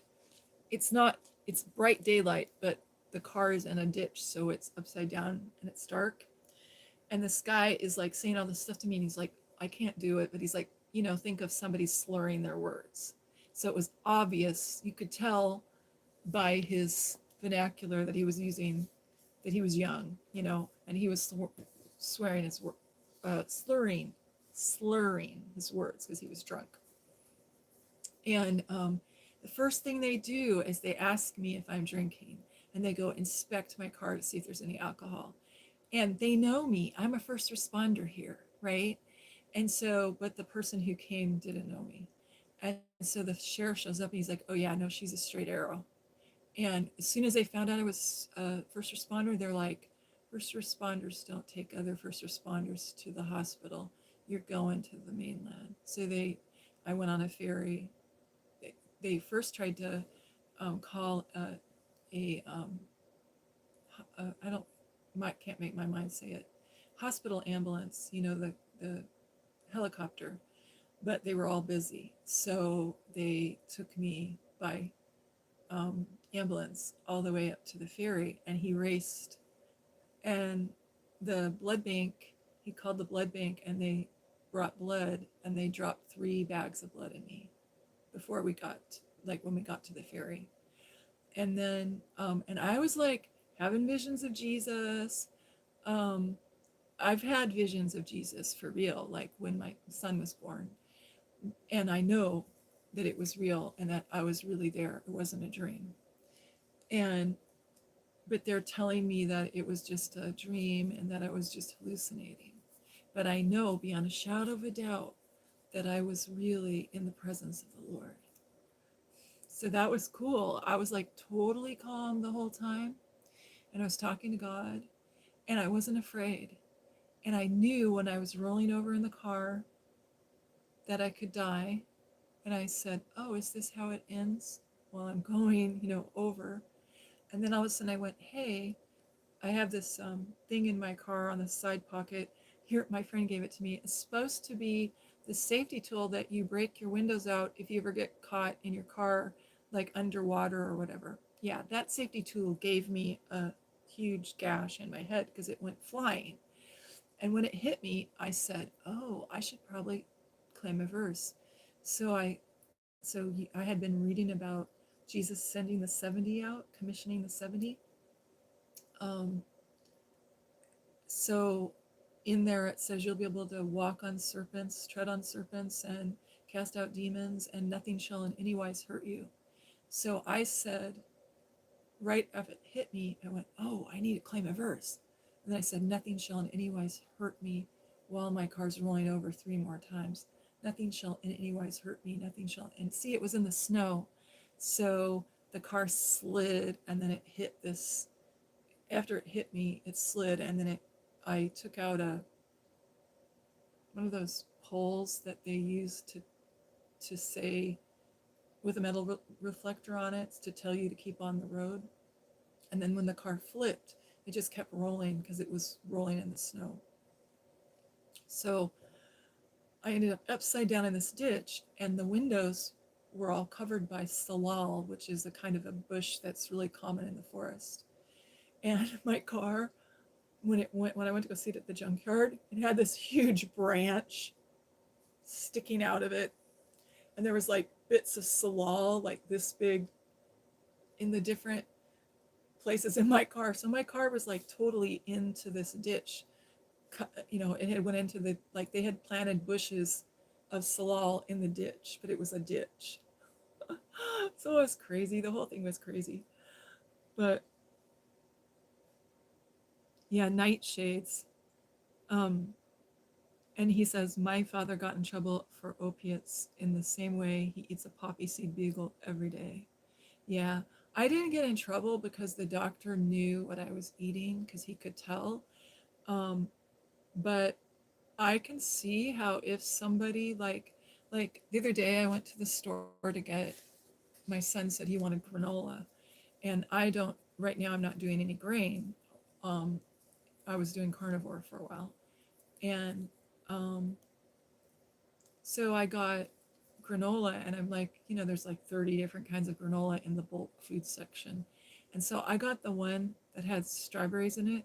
How do you say this? Freeze dried strawberries and hemp seed.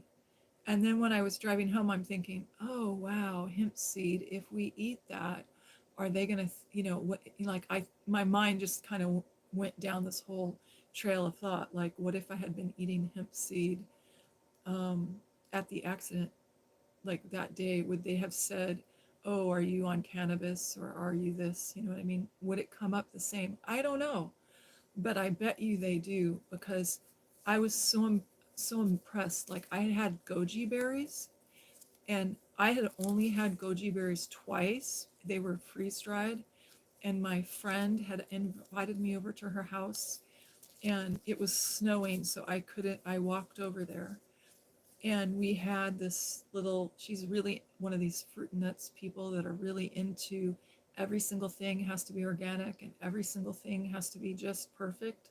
And she's single, and she's probably going to be single for the rest of her life, but because she's like so perfectionistic about every single thing.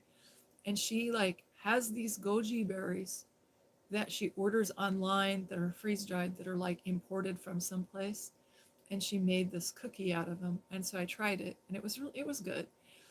But it was kind of strange that that was in my system, and the doctor read me this list. He goes, yeah, this is what you eat, and you ate goji berries. And I'm like, wow, he can tell that from the blood work or the urinalysis. So they were really looking at what to try to see if I was on a substance. So that was weird. Nightshades, yeah, the nightshades are the sono potatoes, or a lot of people who have arthritis or inflammation, when they quit nightshades, so no tomatoes, no potatoes, then they don't have pain. But in our American diet, we have so many foods that have tomatoes, it's really hard. Like that would be no pizza, no spaghetti. Like I went for a year without pizza, a year without spaghetti. It was weird. So I finally decided, well, I'll just take more supplements, and that's why I do the cherries every day, because cherries are antioxidants and they're anti-inflammatory, and they're specific for nerve pain. So hopefully it's gonna work. We'll see.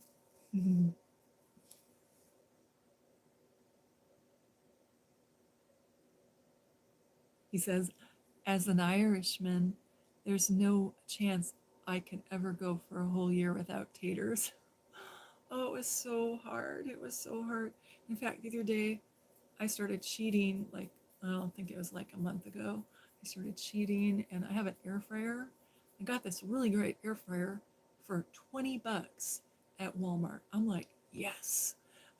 And so I got this air fryer. And so if you don't have an air fryer, oh my gosh, you can make French fries that are like to die for in the air fryer. You can make anything in the air fryer, but French fries. I was like, okay, this is not going to be good. I found out I can make the world's most perfect French fries. They're crispy on the outside and, just soft in the inside. It's like, oh, I'm sure when I took them out of the air fryer, there was a little beam of light from heaven going, ah, and all the angels were singing. And I got the frozen ones that are like with the spice on it. So I was like, yes, this is so good. A lot of times I used to always make my own. And back in the day, we used to fry. Before you had an air fryer, people really fried and used grease. But I make them in butter. My mama cooked everything in butter, so I cook everything in butter. And it's healthy. It's healthy for you. And what I love is my mother makes this thing, she calls it home fries, but it's fried potatoes. And it's so simple. She takes like a little bit of onion chopped up and stir fries it in butter. And then when it like caramelizes, she adds the potatoes and she slices potatoes, puts in there, and she adds like a dash of Johnny's seasoning salt. And then she says, and then I add a lot of love. But it just tastes amazing. It's like, and I'm like, I've had this my whole life, and I still like the whole time my mother was cooking it, I still cannot make mine taste just like hers. And then I figured out she uses MSGs. She's got Johnny's seasoning salt. It's got MSG in it. Because I didn't use that. I just used like spices or something.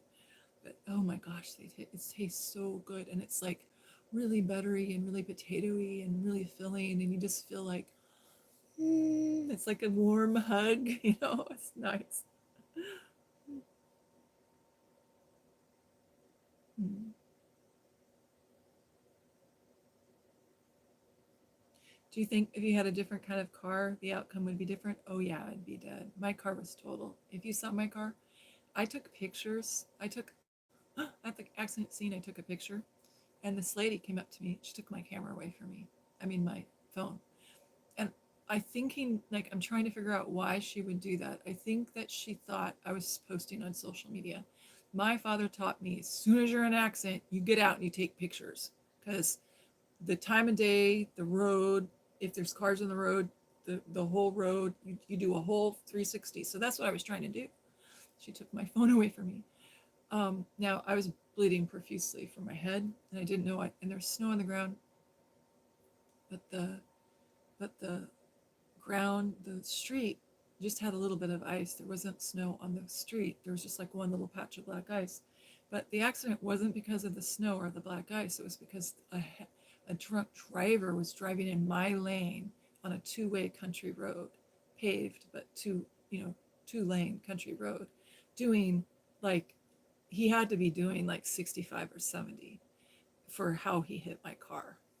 And I was only going like 20 miles an hour. I was just, it's just going slow. But anyway, yeah, I wouldn't be here if it weren't for that.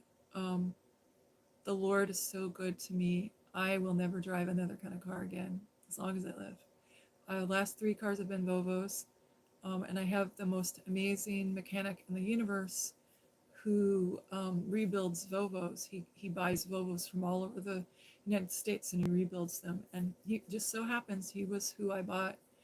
Um, I had a Volvo and I bought it.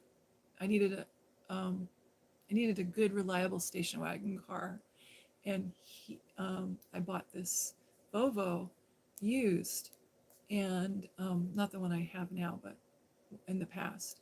And I loved the car so much that when the car died, I said, I'm going to get another one.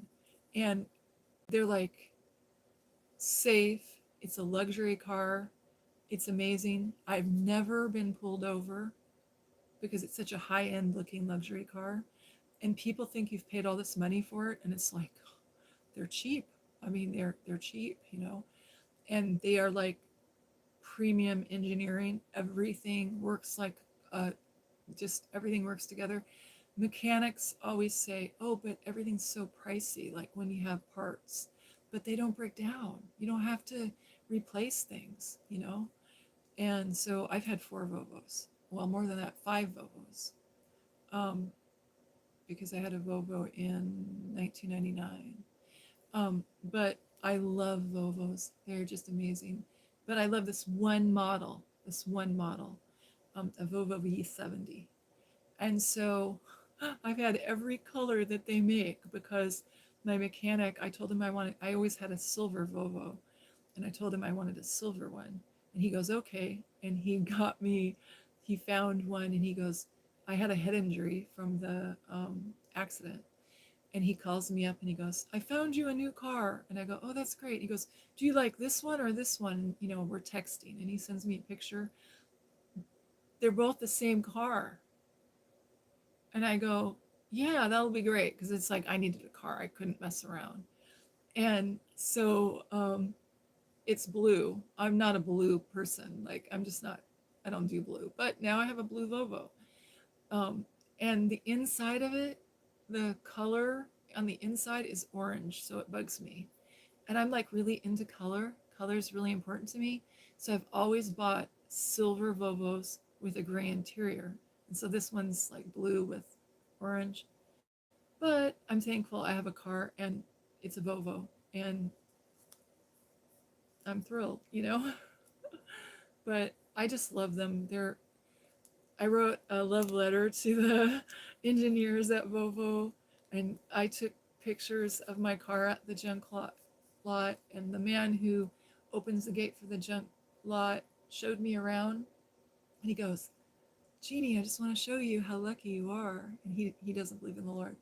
He goes, I just want to show you how lucky you are. He goes, people in that car died, people in that car died, people in that car died, and their cars aren't as messed up as my car. My car, the roof caved in, the sunroof broke out, all the windows were busted out, and it's bashed in on one side where he hit the guy in the huge truck hit me, and he goes, and you're still alive. How's that possible? Like, and they told me they thought they were going to have to take the jaws of death to get me out, and I'm like, no, because the car, when it rolled over, I was playing the radio and singing praises to the Lord. And when the car stopped and I was upside down, it took me a minute to figure out that I was upside down. And I didn't know that I was upside down because it was dark. So I had my seatbelt on with a ski jacket. And I had my cell phone inside the inside pocket of my ski jacket. And the really weird thing is, the whole time I've driven, my whole life, I've never had my cell phone in my pocket. I've always had it in my purse. But this one time, there were so many things about that accident that were remarkable. Like, I always wear dresses or stretch pants with boots and long tunics. And that day, I was going to go see my 98-year-old friend. He's a gentleman. He's very sweet. He's very romantic, and I sing to him. And I'm gonna cry because he just died, but it'll be okay. Anyway, very good memory. He's a very amazing man, and he used to always say, "I like you because you're not a mutant." And one day um, I always wore dresses when I go visit him. And he goes, it's so nice to see a lady in a dress, He goes, everywhere I look, there's mutants. And he had Alzheimer's, just to let you know. So he was saying that there were a lot of men wearing dresses, okay, but he didn't know how to say it. And so anyway, he was saying he liked to visit with me. And so I had this dress on nylons, and my boots and everything. And and it had snowed. There was a little bit of snow. And so I walked out to my deck and there's snow. And I went, oh, I can't do this. I'm too cold. And he's going to be disappointed, but I'm going to go back and change. So I turned around and went into the house and changed into my famous black jeans that are tapered legged and my tennis shoes so that I had good traction, and then a swing top, it's like a tunic top, and my ski jacket, and then I put my phone inside my pocket. And so when I have my seatbelt on, my phone is strapped to me in my seatbelt. So I don't know that I'm upside down, and I'm trying to get out of my seatbelt and I can't. And I'm like, okay, I'm being calm. And I'm like, okay, well, this just been this accident. I need to call 911, right? And, um, but, but I'm just like in the car and I'm kind of stunned for a few seconds. And then I hear the truck stop and open the door, and the guy's walking in the snow, pat, pat, pat, in the snow. And I can hear him, and he's swearing and he's slurring his words. So he's drunk, right? And I say, "Are you okay?" "I'm okay." And I'm lying. I'm not okay, right? I go, "Are you okay?" And he goes, "No, I'm not okay. What the f do you think? Like what the f?" And he was like, his favorite word was the f word, and he's like slurring his words and everything. And I go, "Can you help me, please?" Because like I can't get out of my seatbelt. I can't figure out how to get my seatbelt open. It's not. It's stuck. It's jammed, or I think it is. My foot's on the brake, and Volvos have this. Most cars have this automatic thing where if you put your foot on the brake, it makes your seatbelt not undo. And so I had my foot on the brake because when I was when he hit me, I had the wherewithal in my mind to know that if there was anybody behind me, they're going to slam into me. So I put my foot on the brake. So while I'm rolling over, there's lights. And so anyway, this guy yells at me, screams at me for causing an accident, which is BS because he's the one that's driving drunk in my lane. And he leaves, gets in his car, and I'm thinking that he's calling 911. And he shuts the car door and drives off. And that's when I realized I got to call 911. And I'm probably like really stunned, but I'm really calm. And I said, "Lord, what do I do? Is it okay to take my seatbelt off?" And he's like, "Yes." And I trying to take my seatbelt off and it won't come off. And I'm like, then I start smelling something burning. And I have just, this always happens. I have a full tank of gas. I just got gas.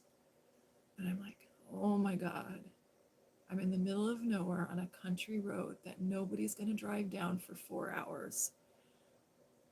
And I can smell something's burning with a full tank of gas. And I can't get my seatbelt off. And I'm upside down, but I don't know it. So I go, "Lord, what do I do?" Um, and I'm like, okay, I'm going to try to get my cell phone to call 911. So I realized I got to call 911. So I call 911 and I call them and I tell them my address and I tell them where I'm at because I know right where I'm at. And the lady starts arguing with me. I had to take my seat. I forgot to tell you that the part is I had to take my seatbelt off to get my phone because my seatbelt's really tight and my phone's in my coat pocket underneath. So I can't reach my hand in and get it out. So it's cutting off my pocket the way it is.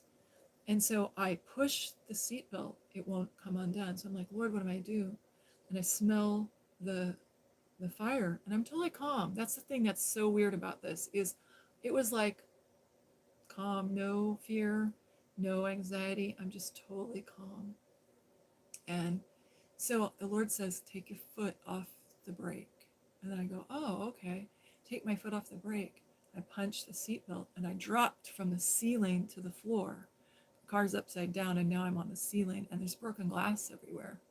So then I got a teeny tiny, I mean, literally that big, little tiny hole in the knee, the left knee of my jeans. Okay, that saved me because the glass was everywhere. My legs, if I was wearing a dress, my legs would have been shredded to pieces. Um, and so I got a little teeny tiny cut on my knee. That's it.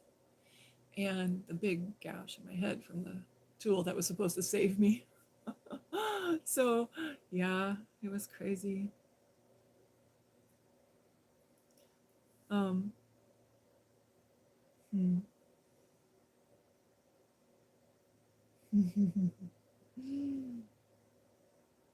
But um,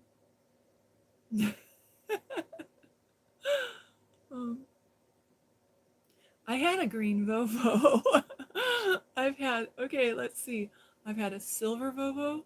First off, I had a burgundy Volvo, and it was a station wagon that was squat. It was a different kind. And then I got the Volvo V70, and I had um, um, a silver one, another silver one, and then a green one. And it sounds funny, but it's like this light green. That's such a light green color. Hey, you know what? My battery just did. Hold on, we gotta get my battery plugged in. Good thing I read that notice. Okay, that is my beautiful ceiling. Here we go. Battery's plugged in. Good deal there. But I had this beautiful green Volvo, and it was like kind of a metallic, sparkly green. Like it's so light. I don't know if you understand what I mean, but it was a nice color. And then I had um, that's the one, a blue, a light blue Volvo. So it was like sparkly, but light blue, kind of like when you look at it, you think it's silver, but then the um, the sun makes it look blue. It's kind of funny. I can't explain it, but anyway, it was a beautiful color. And so now I have a navy blue Volvo. Oh, God, I hate the color, but I got used to it. I said, okay. So the thing is that when I said to the gentleman that is my mechanic, he comes from another state. He comes from Oregon, just to work on my car, or he made a car for me. He went and bought a car, made it for me, restored it, and then brought it up to me in Oregon, from Oregon, and it was cheaper than buying a car here. And it was, people think it's so expensive, but it's not. I mean, he's like really, really, really good. And I'm really frugal, so I always find the best deals. And he's so funny. The mechanic is Mexican American, and his mom and dad are like full Mexican, and his grandma like lived in Mexico, so they would like come back and forth and stuff. And so when I was looking for a car few years ago, I was looking for a car, and um, I had looked for 9 months. I couldn't find a car, a good used car. It was during the pandemic. And my friend saw an ad for this car online. And so she was going to Oregon. And so for like a little conference thing. And so he goes, hey, you could come with me and we could pick up the car and you could drive it back. I go, okay, that's a good idea. And I talked with the guy on the phone, and Marco was so amazing. Marco drove the car up. He found out I was a nurse, found out that I had a patient that was dying. He goes, oh no, I'll just drive the car to you. Didn't charge me a penny extra. Drove the car all the way from Oregon to my house in Washington. He didn't drive the car. He put it on one of those trucks, like a flatbed truck. Um, I don't know what they call them, but it's kind of like I think it's like a tow truck, but it's like flatbed, and you drive the car up on it, and then they drive the truck. So anyway, he's amazing. Marco's really amazing. And then one day, mysteriously, somebody shammed something into my ignition, and we don't know who did that. We know. Anyway, and I had to have my ignition replaced. And so he drove all the way from Oregon to do that. And like, I got quotes around where I live from the Volvo dealer and from 3 mechanics. And I have a mechanic here that I've used for years. And they wanted 4 times as much as what Marco charged me. And all he did was charge me for his time to do it and for the part. So it was amazing. I was like, he's just amazing. He's like a really good guy, loves the Lord, he's honest, he's an honest mechanic, but he's a Volvo tech. He is like certified to work on Volvos. So he's worked at Volvo places, so like Volvo dealerships. So his dad is at home and needed a kidney transplant, and he's had his kidney transplant, really successful. But he was, ill. So Marco went home to take care of his dad. And how he supports himself is by refurbishing Brovos. And so he does all the body work and like every single part. He makes sure it's all new and replaces everything. So it's like not buying like when you buy a used car, from a person in the paper, you're taking your life in your hands. You don't know what you're getting. You don't know if the brakes work. You have to take it to a mechanic, but you don't know all the details. And so when I buy a car from Marco, I know everything is safe, everything. So I bought my car for 1/6 of the price that the dealer wanted to sell the exact same car. It was amazing. And I'm just like, thank you, God. God, he's like a gift from God. Really, really, truly. So, I'm gonna have to look at my messages again.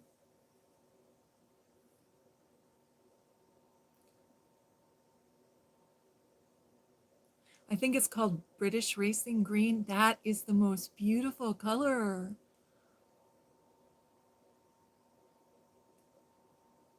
No such thing as a lady or a gentleman anymore. Well, I'm a lady and you're a gentleman, so I don't agree. But there are a lot of people who don't know what that means.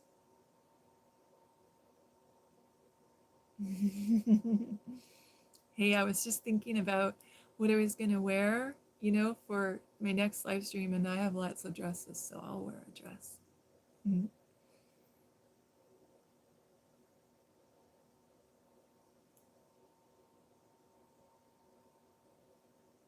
Oh, no, no, he doesn't have a crush on me. Um, so um, sometimes um, I used to go to Oregon before the pandemic in 2019. I was going back and forth for Oregon, and I don't want to tell you why. I was like, oh God, but I was engaged to somebody, and it turns out he was not a good person. But you know how it is with Christians. You date somebody who's like Christian, and like I met this gentleman on eHarmony, and it's supposed to be a Christian dating site. It's not. And anyway, this gentleman was like, he looked perfect on paper. And so I was in Washington and he was in Oregon. And so I was driving back and forth, um, and like spending 2 weeks in Oregon and 2 weeks in Washington because I was shutting down my practice. I was opening a counseling center in Oregon because we were going to get married and live happily ever after. Yeah, didn't work out so well. But anyway, what happened was when I was there, Mr. Wonderful, the guy I was engaged to, um, my Volvo died. I drove down there and my Volvo died. And this is how I found out that he wasn't a good guy. My Volvo died. And so I was staying in a motel, and because, it's not proper for me to stay with him in his house. And so he got mad because he had to come pick me up off the side of the road when my car died on the freeway. And there was like this much room between the the road. There was this great big mountain. I don't know what you call it, but like a cliff of a mountain, like rock. And there's this much room between the cliff and the road. And I'm like, it's at night when my car died, and I went and got an oil change at Walmart. Never get all oil changes at Walmart. They didn't replace the cap. Right before I went to Oregon, I thought I need to get my oil changed. So I got my oil changed, got on the ferry, and drove. And all the oil drained out all the way. And when I got there, uh, it I was going up the highway and it blew a rod.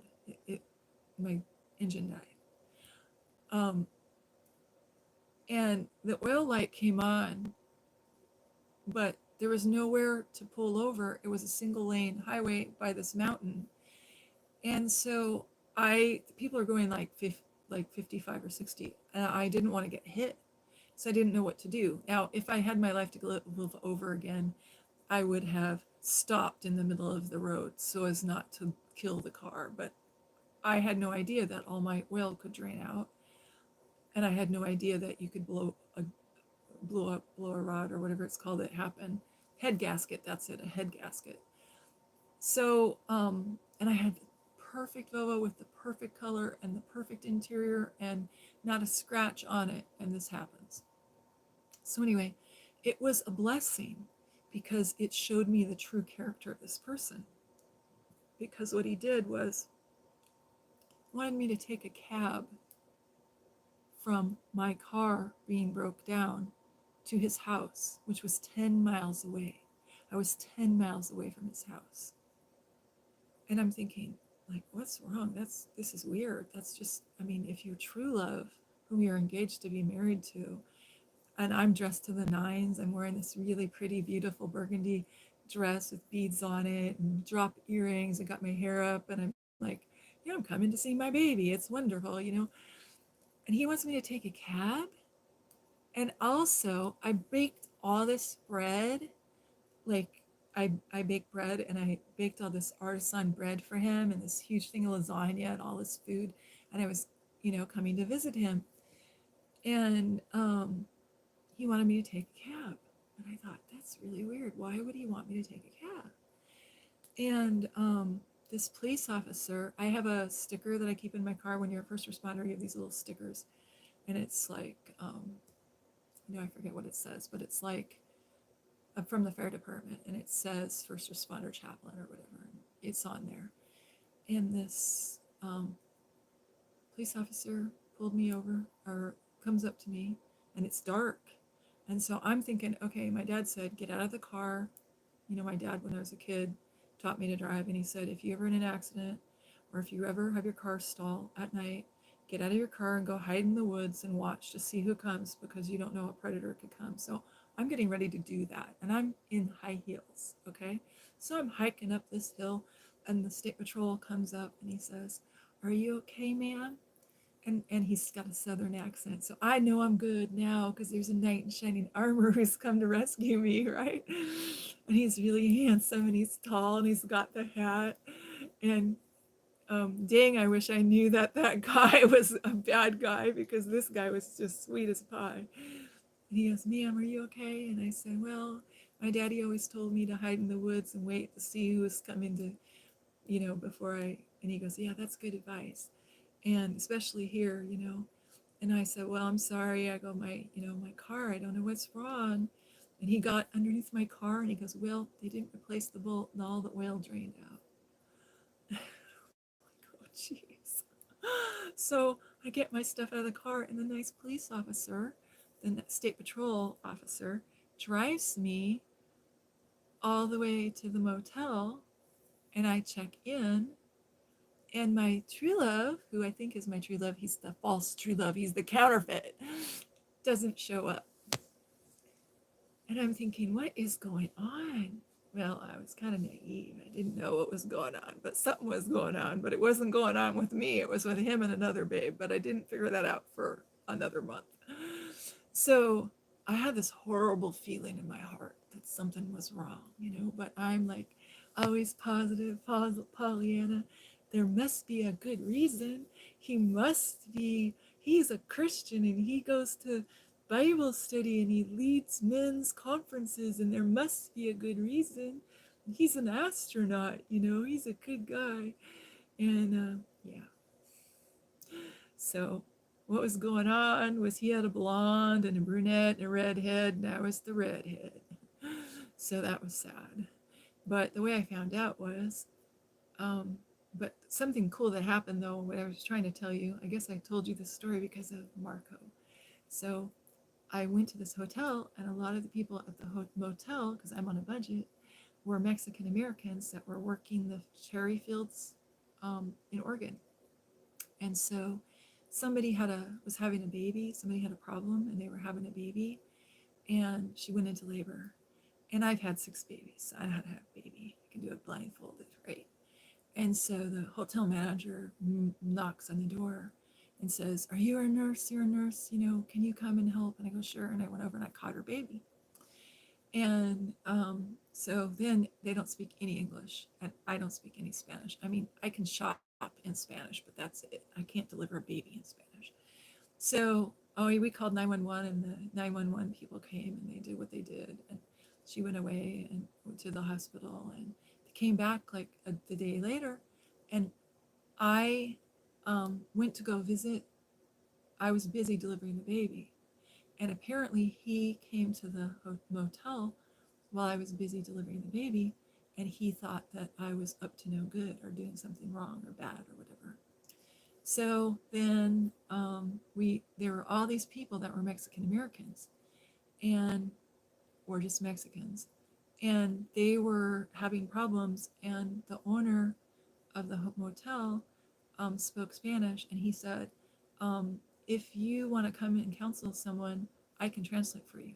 And I go, "Okay." So I led all these guys to the Lord, and like we had a revival, okay? All these people rededicated their life, and I got involved in Habitat for Humanity and built a house while I was there, remodeled a kitchen, and laid a floor. I learned how to lay pergo floor.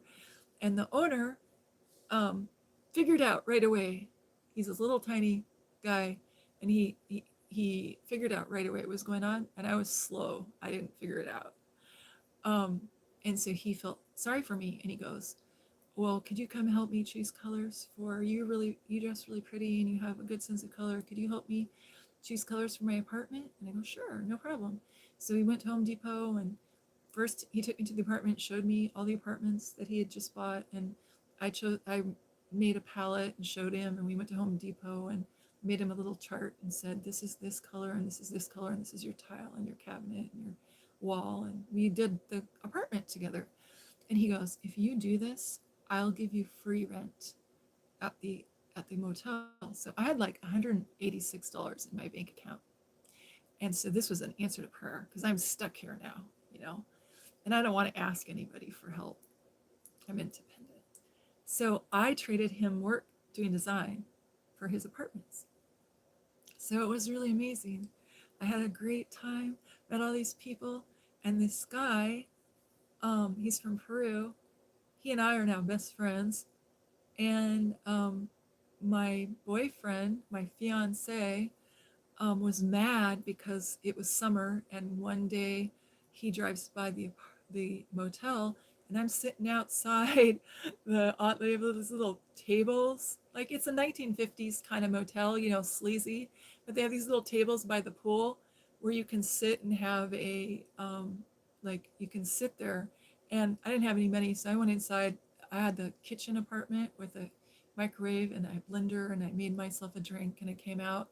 And the Mexican people, all the people in the apartment, I mean, in the motel, were there because they were migrant farm workers. And so the owner spoke Mexican or Spanish. So we had lunches together where everybody'd make something and we'd all eat together and we'd all talk, and the owner would translate for me. And so I did health classes, like how to take care of a baby, how to change a diaper, how to wash your hands, basic hygiene for all these families. There were like 5 families there, and their kids were like, when I got there, their kids were like always sick, and like one of them had lice. So I went to like the Dollar Tree and bought coconut oil and did a lice treatment on her.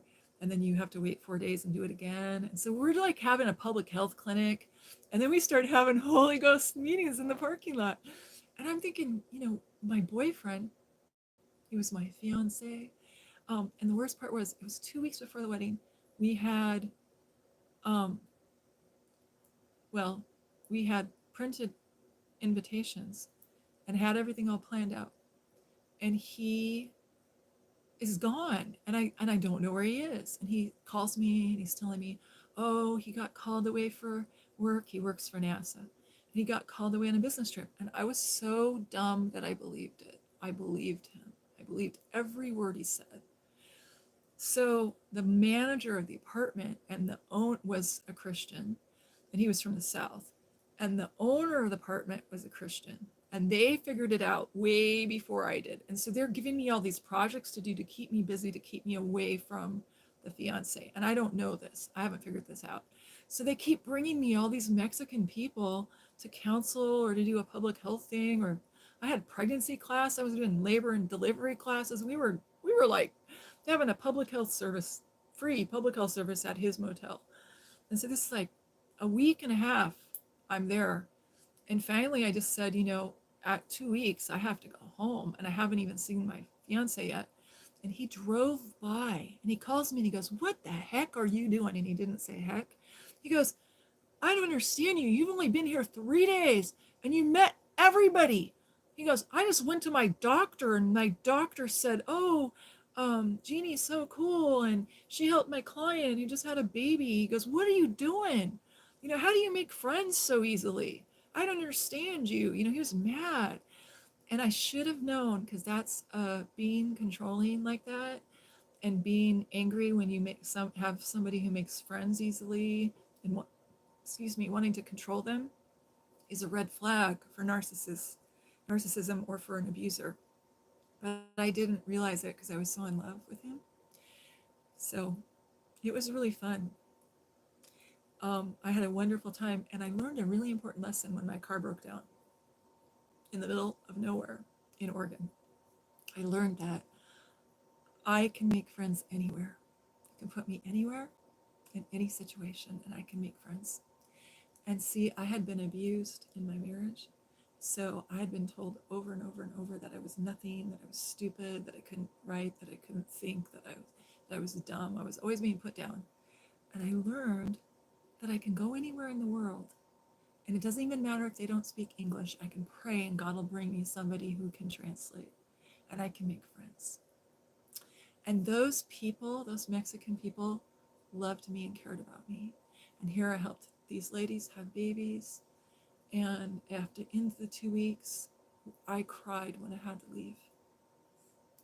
So the gentleman that owned the motel, he had this little truck, and I forgot to tell you that my car was full of stuff. I had all this stuff in my car, and he put all my stuff in the back of his truck and he drove me home. I thought I was going to have to take a bus home. He's like, "Oh no, you're family now."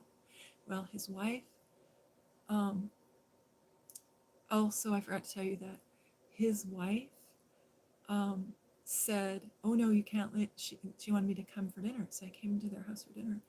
And she's an American, and she said, "Oh no, you can't stay in the motel. You have to stay in our guest house." So I stayed in their guest house for 2 weeks. After the first 2 days, I paid for the motel, and he gave me my money back. He didn't want to charge me.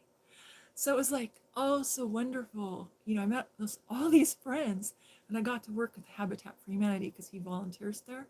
So I got to lay a pergo floor. He taught me how to lay a pergo floor. So I was like so happy. So then, like, I forget how long, I forget if it was 1 month or 2 months, but it wasn't very long. I think it might have been a month. But it was my fiance's work, and we're just talking and texting on the phone every day, me and my fiance. So it goes by and it's like a month, or yeah, I think it's like a month, and I keep having this really uncomfortable feeling in my heart, like my heart aches. And I'm thinking, oh, I'm so in love and my heart aches because I'm away from him. No. And then I started having dreams, and the dreams were not good. And it was about him and another woman, but they were different women. And so I thought, oh, I must be jealous. I must be worried that he's away on business. And so that must mean I'm jealous. And I'm like psychoanalyzing myself, and I should have just said, the Lord gave me a dream and told me that this guy's having an affair. But I was like so in love that I wasn't looking at them. Now, this whole thing only took 6 months to unravel, and thank God it did, because it was his birthday. And I was supposed to be on my 2 weeks at my practice, but what I did was I was going to surprise him. And I was going to drive all the way to Oregon and surprise him. And I made all this bread, and I made lasagna, made cinnamon rolls, made all of his favorite foods, and had this lovely salad. And I was going to go, and I had a key to his house, and I was going to go let myself in while he was at work and have everything all set up, and we're going to get married in 2 weeks. So my idea was to surprise him for his birthday. And boy, did I surprise him. I unlock the door. I go upstairs to put there's 2 rooms, and I went upstairs because I had decorated the house, and I was going to put my suitcase in the other room and then go to the motel or go stay with my friend who owned the motel in their guest house because we're friends now. And guess what? He's in bed with the brunette. Yeah, it was not pretty. So it was horrible. I was heartbroken. I started crying, and she started screaming, and I just turned around and left. And it was horrible. And I came back later because he had a daughter, and I had to say goodbye to the daughter. And when I came back, um, I found he had given me an engagement ring, and it was like a really nice engagement ring. And when I came back to give him the engagement ring. And his daughter, who was 21 at the time, says to me, "Oh, it's okay. He's got 4 more in the dresser." And I went, "What?" And she goes, "He's got 4 more engagement rings in the dresser." And I was like, she's just being mean, right? And she goes, "No, I'm serious. You want to see?" She goes and takes me back and shows me his, and I had, not been in his bedroom. And she takes me back and opens up his sock drawer, and there's a little compartment. And sure enough, there are boxes of engagement rings. So what this guy was a player. And so I went and told his pastor, we were going to get married by his pastor. I went and told his pastor. And I couldn't believe it. I was just like, you've got to be kidding me. And turns out he was dating they had this mega church. He was dating 3 different women at the church, and all of them he was telling them that he was engaged. And so what I found out was he would get engaged to women, and then he got engaged to them because he figured that they would sleep with him, and then he would break up with them and get the ring back or whatever. So it was kind of sad, like it was sad and pathetic. And I felt bad, like, what's wrong with me? How could I be so in touch with the Holy Spirit and so walking with God and miss that? Then I had like a crisis, like not a crisis of faith, but a crisis of faith in myself and my ability to judge people, because I've always been a really good judge of character. And so I went to go stay with my friends. When I found that out, I spent the week with my friend and his wife in their guest house. And I just called him, and he came right away to pick me up. And I built a house for Habitat Humanity and did another public health clinic. And it was amazing. I had a fabulous time. It was like a vacation, a working vacation. And then he had a business that needed to be sold, and he needed everything organized. So I organized everything for him. And it was just really great. It was really fun. And this is so funny, but my friend never opened up a letter in 25 years. He would just open up this bedroom door at his house. It was like a guest room, and he would throw all the letters in there because they couldn't speak. He could read and write English, but he thought, oh, well, it's on automatic payment, so who cares, right? So he says to me, "Can you come help me organize my motel?" And I go, "Sure, no problem, I can do that." Because that's what I've done that for years, organization. And he says, "Okay, come on over to the house, and Nancy wants to see you, and we'll do it in the morning." And I go, "Okay." So I get there, take the Greyhound bus, and I come and help. And I get there and I say, "Where's the room?" Because I hadn't been in this house. And he goes, "Oh, it's just over there in the office. It's just over there." And I go, "Okay." I go, "So where's the paperwork?" He goes, "Oh, it's over there." And so the next morning I wake up and I'm in the guest house. I come over, I open up the door to try to open the door of the room, and I can't even get the door open. And the paperwork is this high, and he's got to find the deed. And it was like archaeology. It was like an archaeological dig. And so I just basically said, okay, if he really throws the papers in, how deep down would it be if he bought this motel 25 years ago? And so I found the deed in time, because they had to find the deed in like 2 days. And I had all these boxes and bins everywhere, all over their living room.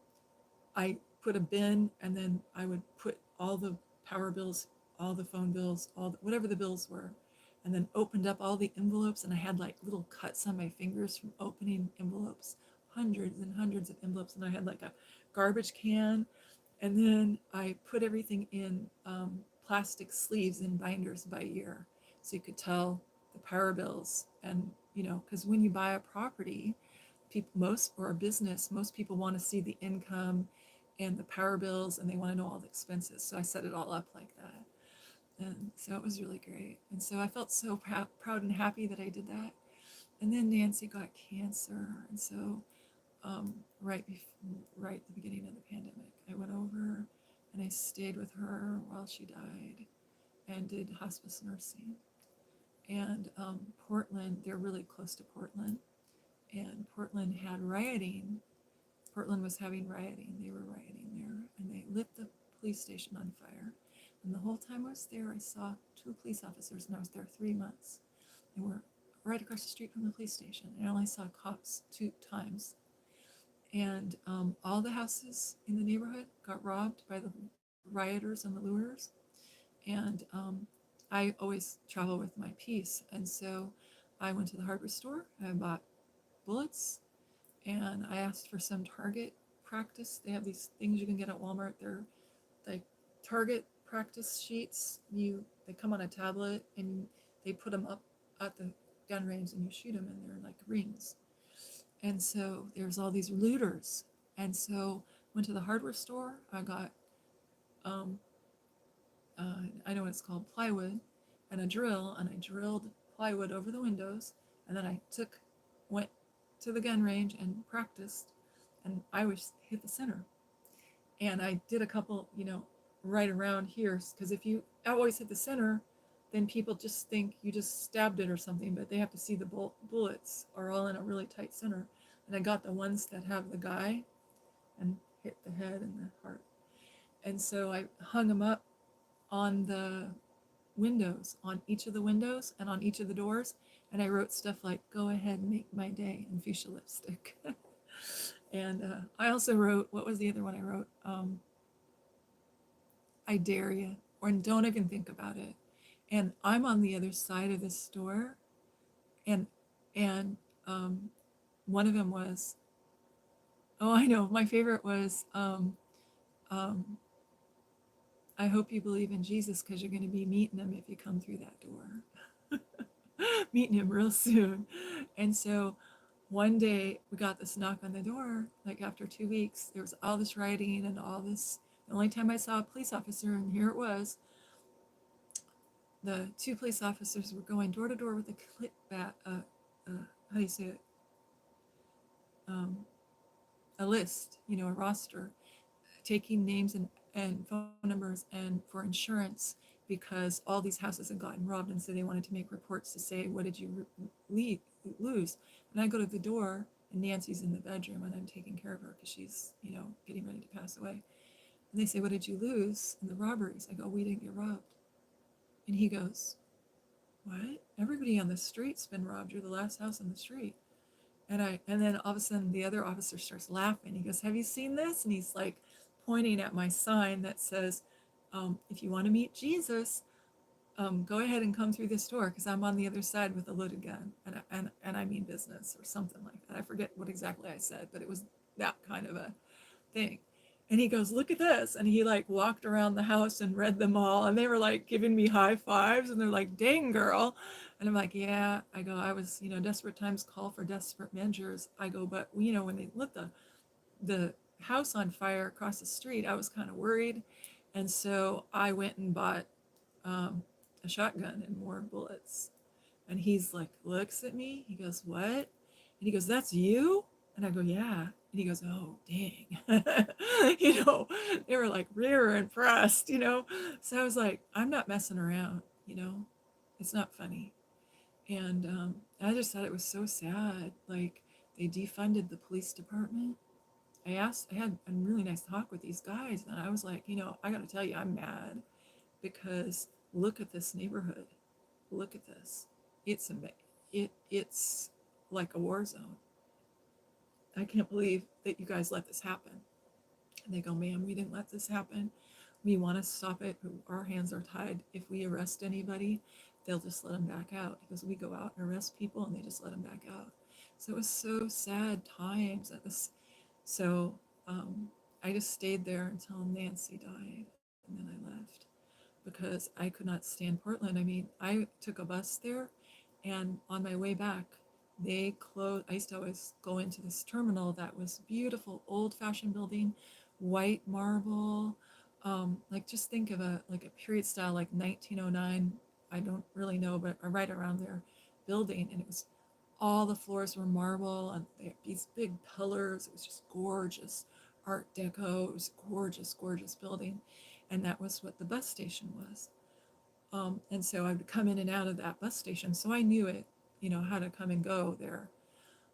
The last time was September 11th, and I um, go to catch the bus at the bus station, and Greyhound closed the bus station because they can't defend it anymore. And when I had came in, the gentleman said, "Yeah, ma'am, if you're going to use the ladies' room, I'll go with you." The security guard came up to me and he goes, "How long are you waiting?" I said, "I have to wait an hour for the bus." And he goes, "Well, you stay right here in my sight." And they had roped off a little section with 5 seats. And he goes, "If you leave that area, I'm not responsible for you." And I thought, what the heck? And then I went into the ladies' room to use the ladies' room, and there were junkies shooting up in the ladies' room. There were people passed out on the ground. There were people sleeping in the ladies' room. There were homeless people everywhere. And when I tried to walk through with my suitcase, I have one of these little suitcases that um, I don't know what you call it, but it's like you drag it behind you like stewardess do on a little roller. And I had a big duffel bag, and um, with the popos in it. And so I have my bags, and I'm gonna check this one. I'm not checking my bags. I'm bringing them on walk on. So here I am, and I got a big tote bag for a purse. And there are people, 25, 30 people that are junkies, that are passed out unconscious or rocking back and forth in broad daylight at 10 o'clock in the morning on the steps of this great big building that looks like a courthouse that you're supposed to go into the bus station. And so when I went back on September 11th, 2019, they closed. I got this text on my phone saying street side boarding. And I'm like, street side boarding, what's that?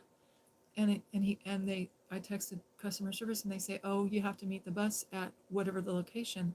They change it every time. They close down the bus station, and you had to go to this street. So I had to walk all these blocks away, and there's the bus pulls up, and you load there, and they have like a little sign. And they did that because of all the junkies and all the homeless people. And I was like, this is crazy. And I look, and right across from the police station, I'm talking 25 feet, like there's the sidewalk, and there's a garbage can, and there's a guy in broad daylight shooting up, melting heroin and shooting up. And nobody's doing anything about it. Everything's legal. They made everything legal. I'm just like, I can't believe it. And then during the pandemic, they made everything legal. And so then it was just like homeless encampments and all these people on the highway that were just living in tents for as long as you could see, miles and miles. And then in Seattle, they had the shop. They had a whole 12-block area that the mayor, Jeanne Standley-Kinata, didn't allow first responders to go in, didn't allow garbage to be collected. She didn't allow, they blocked it off, and they just left everybody. And if you had a fire, too bad. If you have a police emergency, too bad. And the drug lords came in and took over, and the human traffickers came in and took over. And it was just amazing. And one of my friends that I met on the bus, he had a YouTube channel, and I forget his name. I wrote it down, but because it was in 2019. But he was walking with a GoPro camera. You know how miners have the lights on their helmet? He mounted a GoPro camera, and he would walk through the Seattle Chop. And I think the last I checked, they were still there. You can see the degradation. You can see how it degraded. And it got to be, it was all beautiful and nice. And there were these shops, and there were home businesses, and there were local businesses, and like mom and pop grocery store, and a little drugstore, and a little hair salon. And it got to be where all the business windows are broken out, and there's looting, and all the homes have been robbed. And it was just incredible. I couldn't believe it. And there was a fountain, and they clogged the fountain, and they did spray paint on every surface. You literally could not go there and go like this with your finger that there wasn't graffiti. I'm talking graffiti on the ground, graffiti on the walls, graffiti everywhere. And so I realized when that happened that this was an experiment, that they were seeing what would happen if you just left people to their own devices and did not intervene, if we didn't have police or fire or rescue or garbage collection. And it was horrible. And I feel so sad because, you know, I couldn't just walk over the junkies. Like when I was at the bus stop and had to catch the bus, I would say, "Hi, how are you?" And how are you doing? And like I would, my car, when I would go and drive to Portland, I would have my car full of stuff. So I took like, I used to work for a lady who was very, very wealthy, and she would always give me a purse, like at my birthday or Christmas or Valentine's Day. Like, let's say it's Valentine's Day, then she gave me this little red purse, designer purse. Now, if I had known that it was a designer purse, I could have sold it online and then took the money. But at the time, I didn't know it was a designer purse. I didn't even know it was possible for somebody to pay $5,000 for a purse. Okay. So I feel stupid now, but I didn't know that. But anyway, I would take these purses and I would fill them up with like travel toiletries and Cliff bars and a bottle of water. And some of them were tote bags, and I'd fill them with food and just like baby wipes and like personal care items that women need every month and all that kind of thing. And then I'd put a Bible in there, or a book of John, and a little journal and a pen and like lipstick and makeup and just all these different things that you would need if you were had nothing, right? If you had nothing and you were a woman, here's the bag. And I put them in my car, and I had like 15 of them in my car. So I would park my car at the bus stop. I'd drive to the bus stop, to the bus depot. And there were all these people that were homeless that were living. It would be like on the courthouse. It looked like a courthouse. It was this beautiful building. And so I would get out of my car, and this is in broad daylight, and I would put one tote bag on my arm or two tote bags on my arm, and lock my car. And it had one of those things you could lock your car. And then I'd walk up and down until I found a mom with kids or a woman, and I'd give them the bag and try to talk with them about the Lord. And my friend, before his wife died, my Nancy and my friend used to go and do that with me. And so I would go to the dollar store and buy the supplies, and bring them. And so here are these people, and nobody's looking at them. Nobody's giving them eye contact. Nobody's talking to them. Everybody on the bus is just stepping over people. And when I don't know if you've ever played the game Twister, where you all get into these different positions and you try to spin the thing and touch. People were in these weird positions because their bodies, they're in such pain. They're in withdrawal. They don't have their drug, and they're rocking or they're shaking. And people are just stepping on them. And my heart was just like, God, I have to do something. I don't know what to do. Because if I give them money, they're going to use it for drugs. And if and if I give them, you know, if I give money to a charity, obviously there's not any charity that's doing this. So me and my friend, he had worked for Habitat for Humanity, and he was on the board of this Mexican music station down there. We started a charity, and we just got, when people would give money, he would give the money to any family that needed it for migrant workers. And so we started a charity to help with the drug, the whole population that was using drugs. And most of it is opioids or heroin or cocaine. I don't know. There's different drugs that they were using. But a lot of it was bath salts was really popular, designer kind of drugs. And so the thing that was so sad about it was the government got mad at us.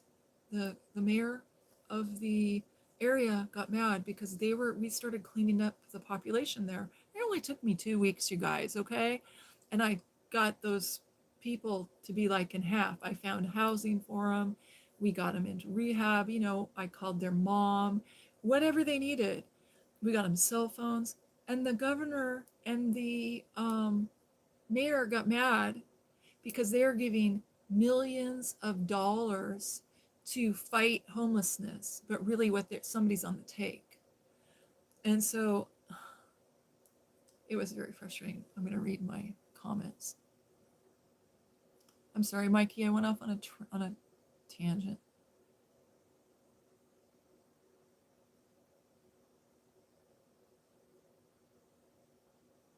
Yep, he was a narcissist.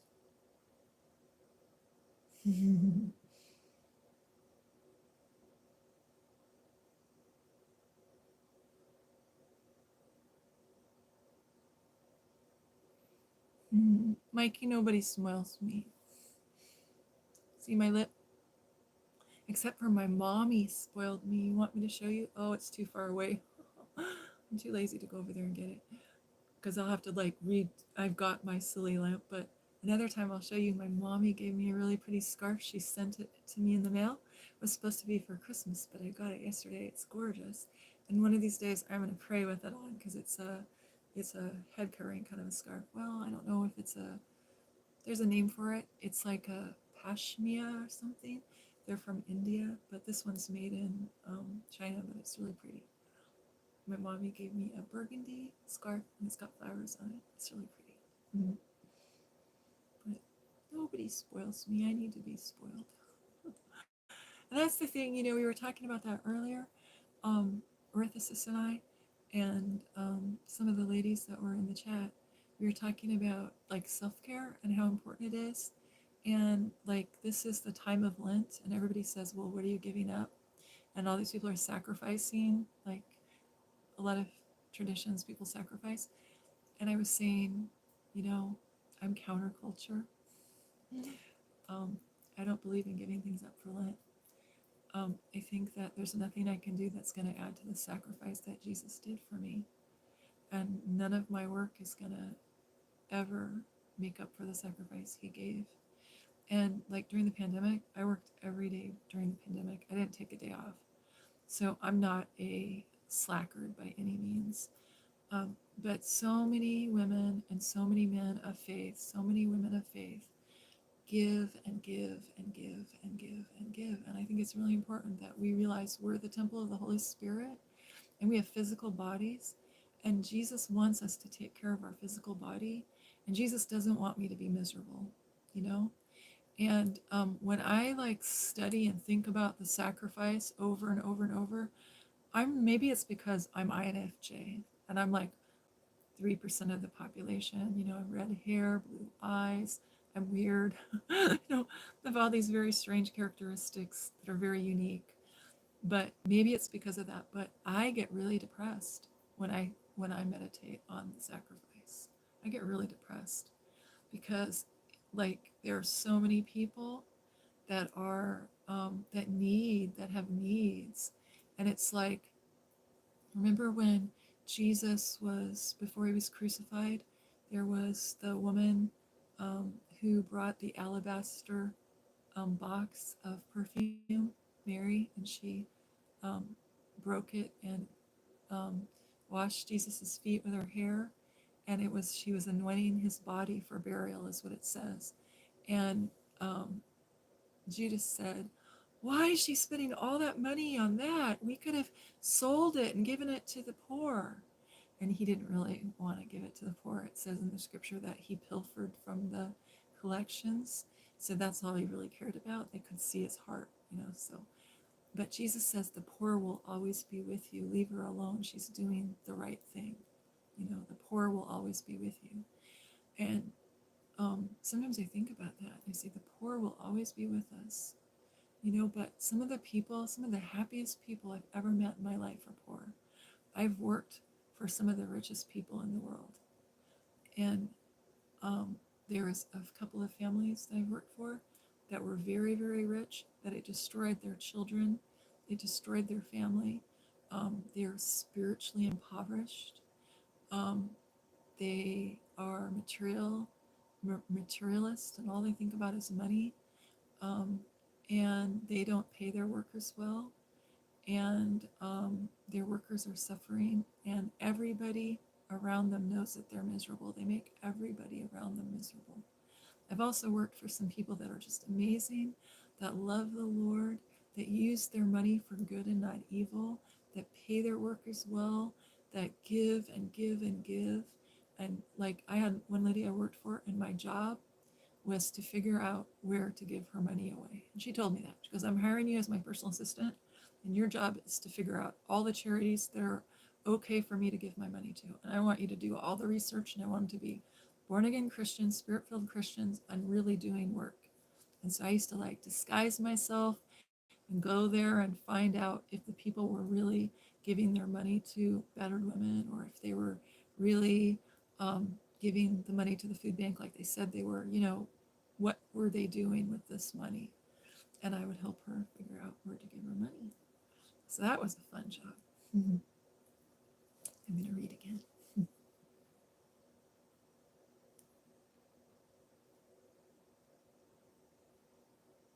Yeah, that Chaz thing was just crazy. But I really do think, Mikey, that it was a test, because all the people in the neighborhood got together and did a class action suit around them. And I mean, they legalized drugs. There was so much documentation of what was going on, and there were going on and murders and all. It was horrible.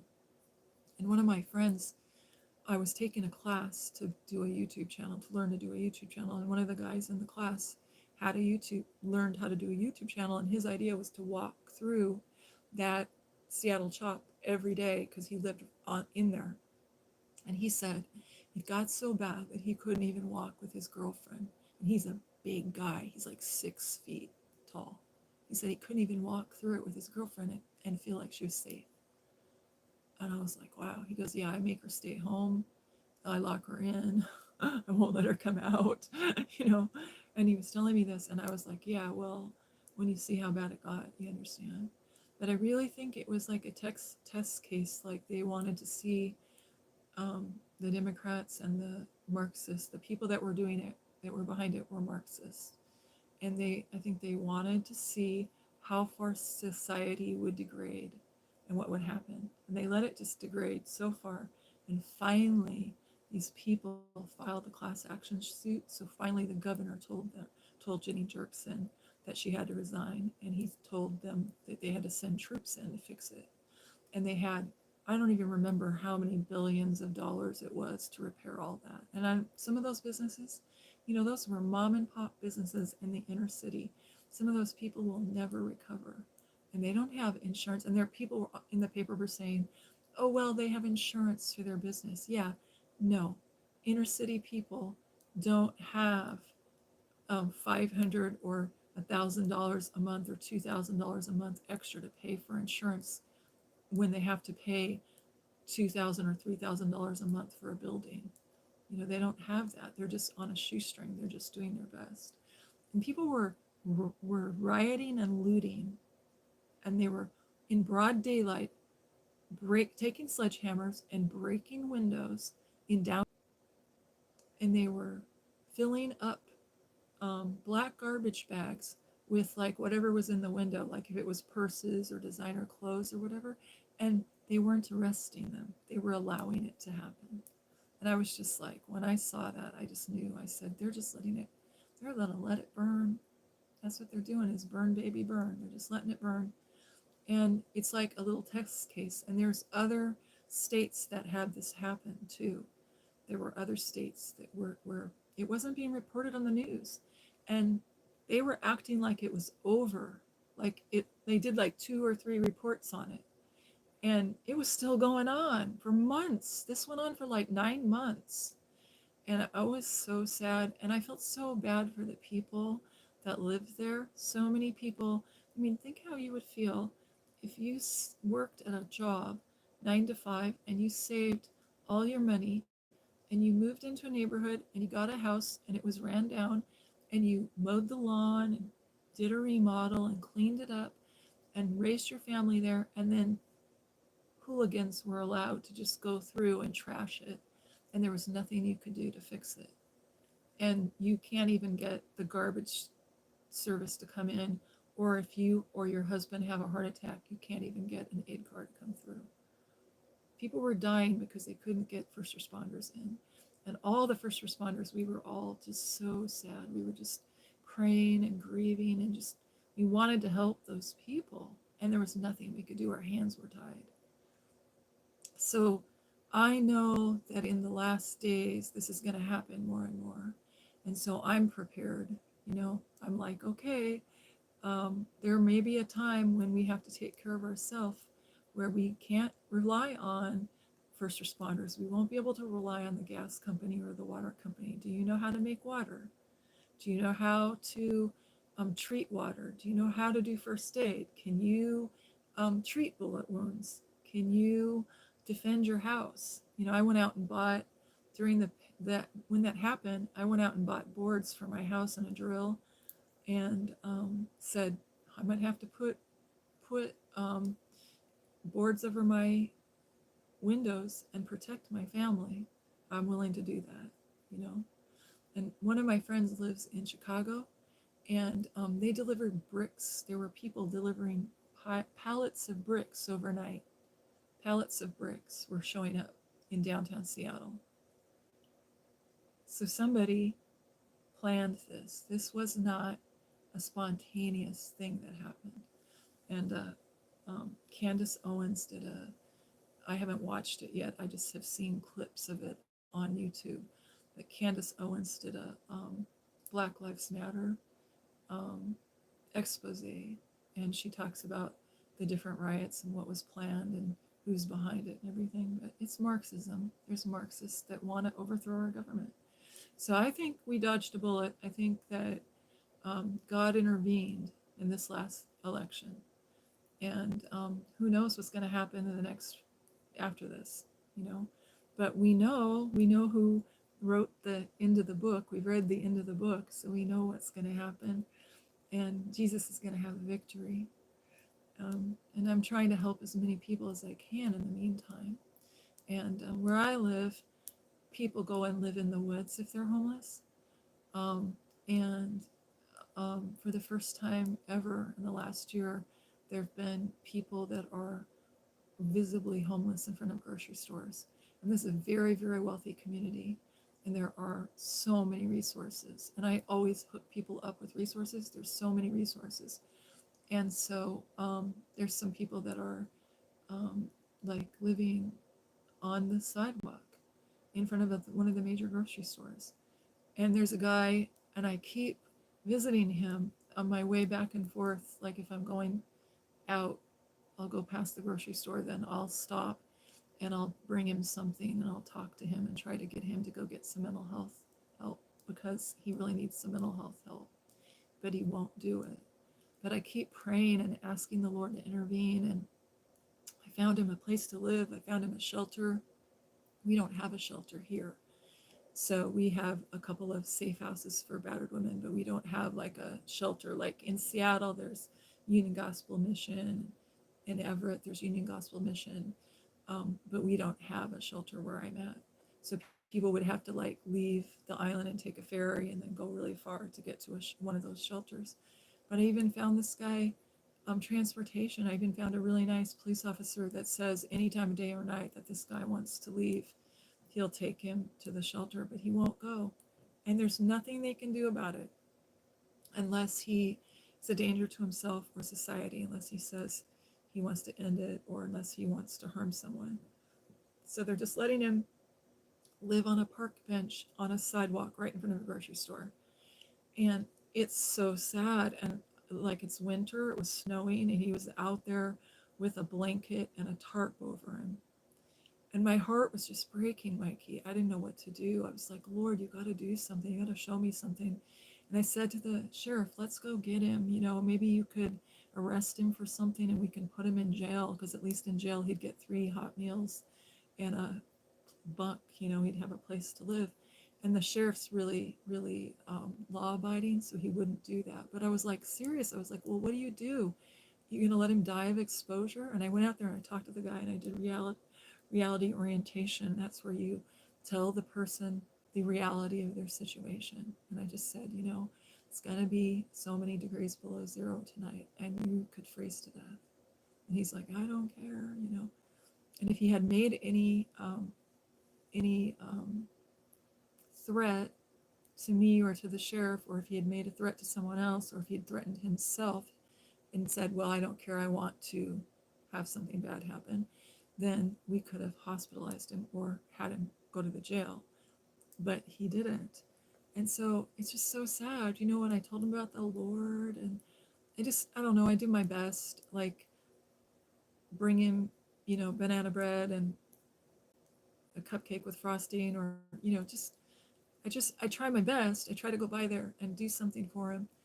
But I'm one person, and, you know, I know sooner or later he's going to break, but it's kind of hard. And it's like there are people like this all over the world, all over the United States, all over UK, all over Europe, you know. And I don't know about, I'm sure in other countries there's lots of more problems, but Mikey says, these are our brothers and sisters and they are in pain.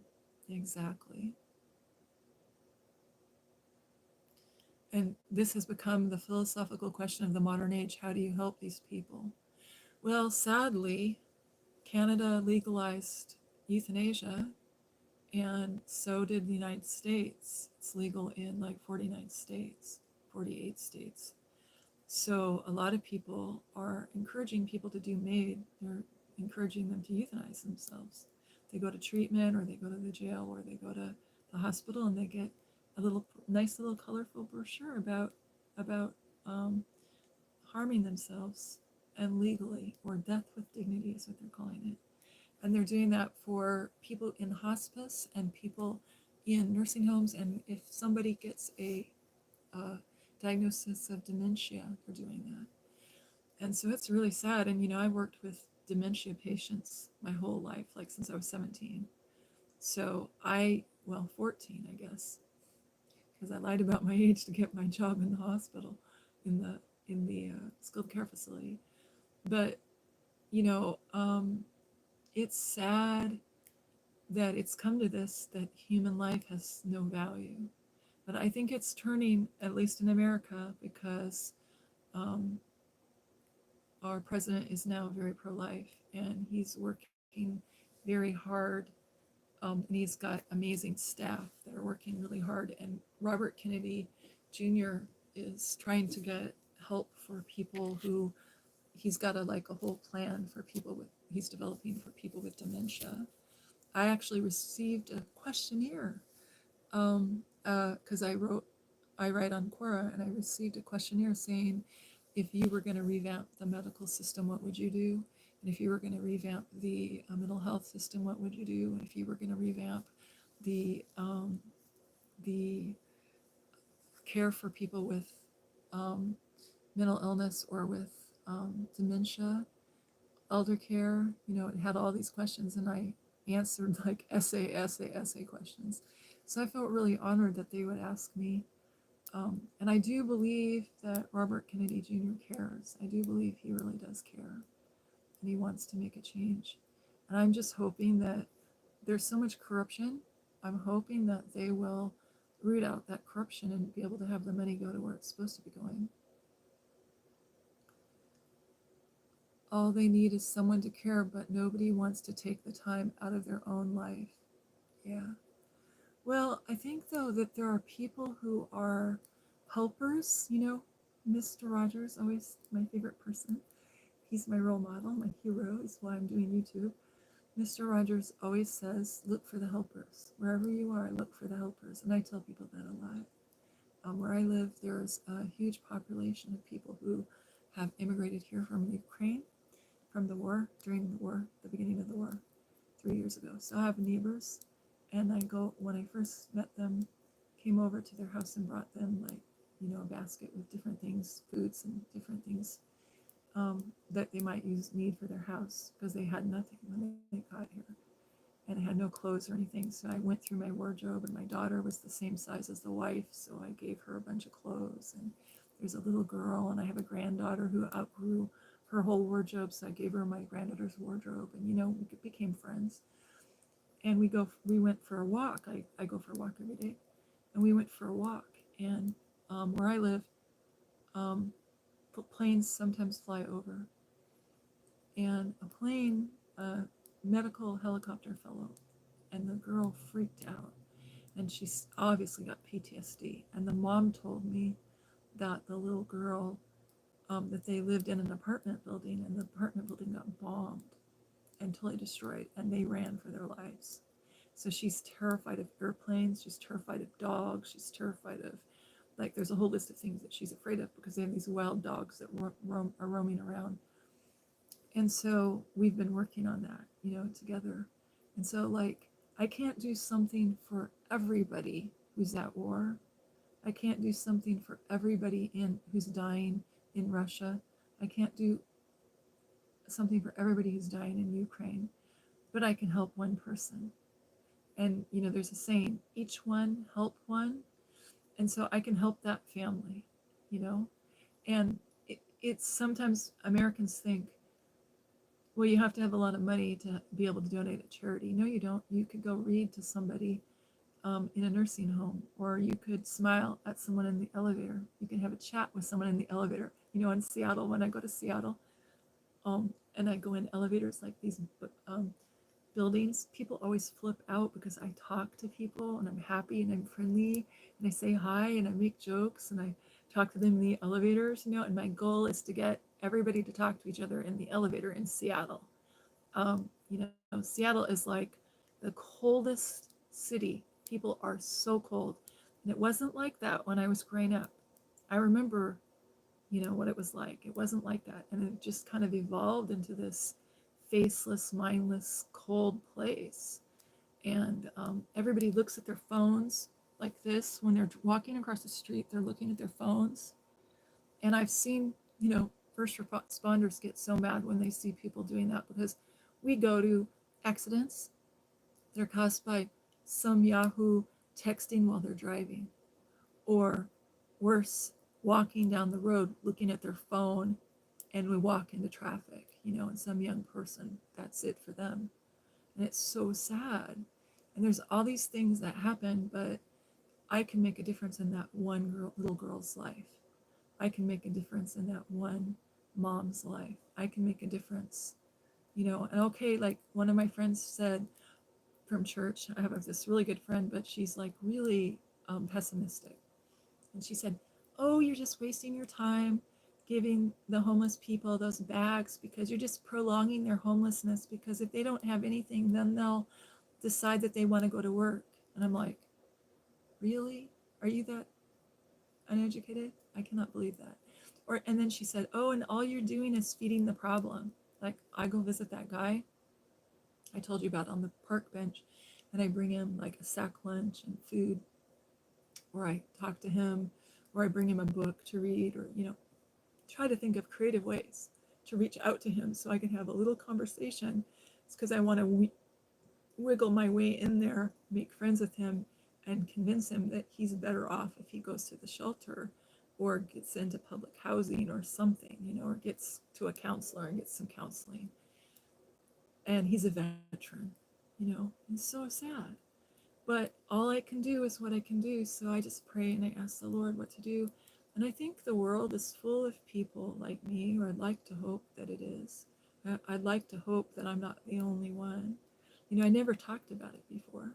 I never told people what I did. And a couple of years ago, somebody at my church asked me to speak. And so I told, we did a class on how to reach out to the homeless, and we did a class on how to um, how to share the gospel. Hmm. But he said all they need is someone to care, but nobody wants to be take the time out of their own life. And it's really true, you know. Don't you feel that way sometimes about life, though? Like, people are becoming more automated, like machine like. And it's really concerning me, Mikey. Like, seriously. Like, the reason I'm not very adept with technology is because I've rebelled against technology. Because I was married to a man who wrote books for a living for Microsoft. And he's brilliant. And he, it's like the computer is another lobe of his brain. And my kids are all so computer literate. Like my daughter, I came over one day 3 years ago. So she just turned 20. So let's see, 3 years ago. Yeah, when she was 17, I came home and I like was gonna change um, and go back to work, but I needed to change, and I was kind of having like an hour break kind of a thing.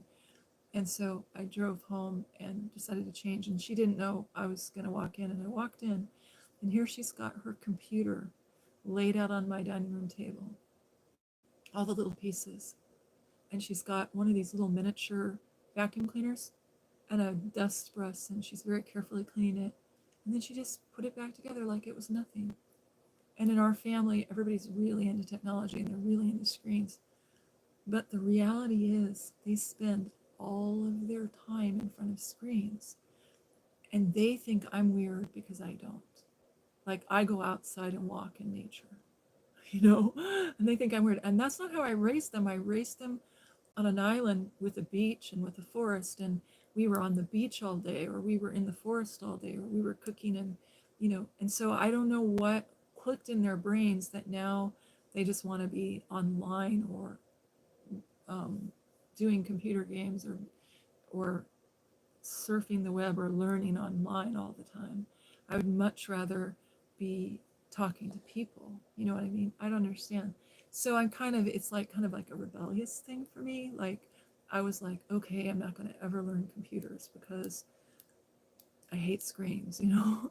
And so, but really what it was I was jealous that they were spending all that time on screens. I don't know if that makes any sense. Judas was used by the Lord as a proof of concept of evil festering in the heart of man. Yeah, that's a good way of looking at it, Mikey. It's really true. They would rather let us fight amongst ourselves than to actually have any real change. Yeah, and it's an industry. There are industries. You know, fast food and big pharma are in cahoots. They're bedfellows. Fast food causes all the diseases that, because there's food products that are processed that are not food. They're not really food. They're fake food. It's chemicals synthesized in a laboratory that they package and make it look like Soylent Green, you know, make it look like food when it's really not food. It's a food-like product. It appears to be food, but it's not. And that causes diseases. Like, simple things have happened to our food supplies. Oh, praising God. I'm praising God for Robert Kennedy Jr. Praising God for him. He's going to expose seed oils. You know what seed oils are?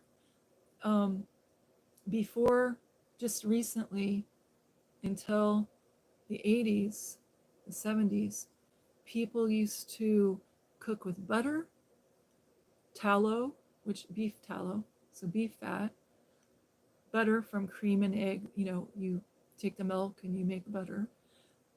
So people cooked with butter, tallow. A lot of Mexican people and a lot of people in like Spain and Europe were cooking with maybe bacon grease or pork fat. And people cooked with coconut oil in tropical countries.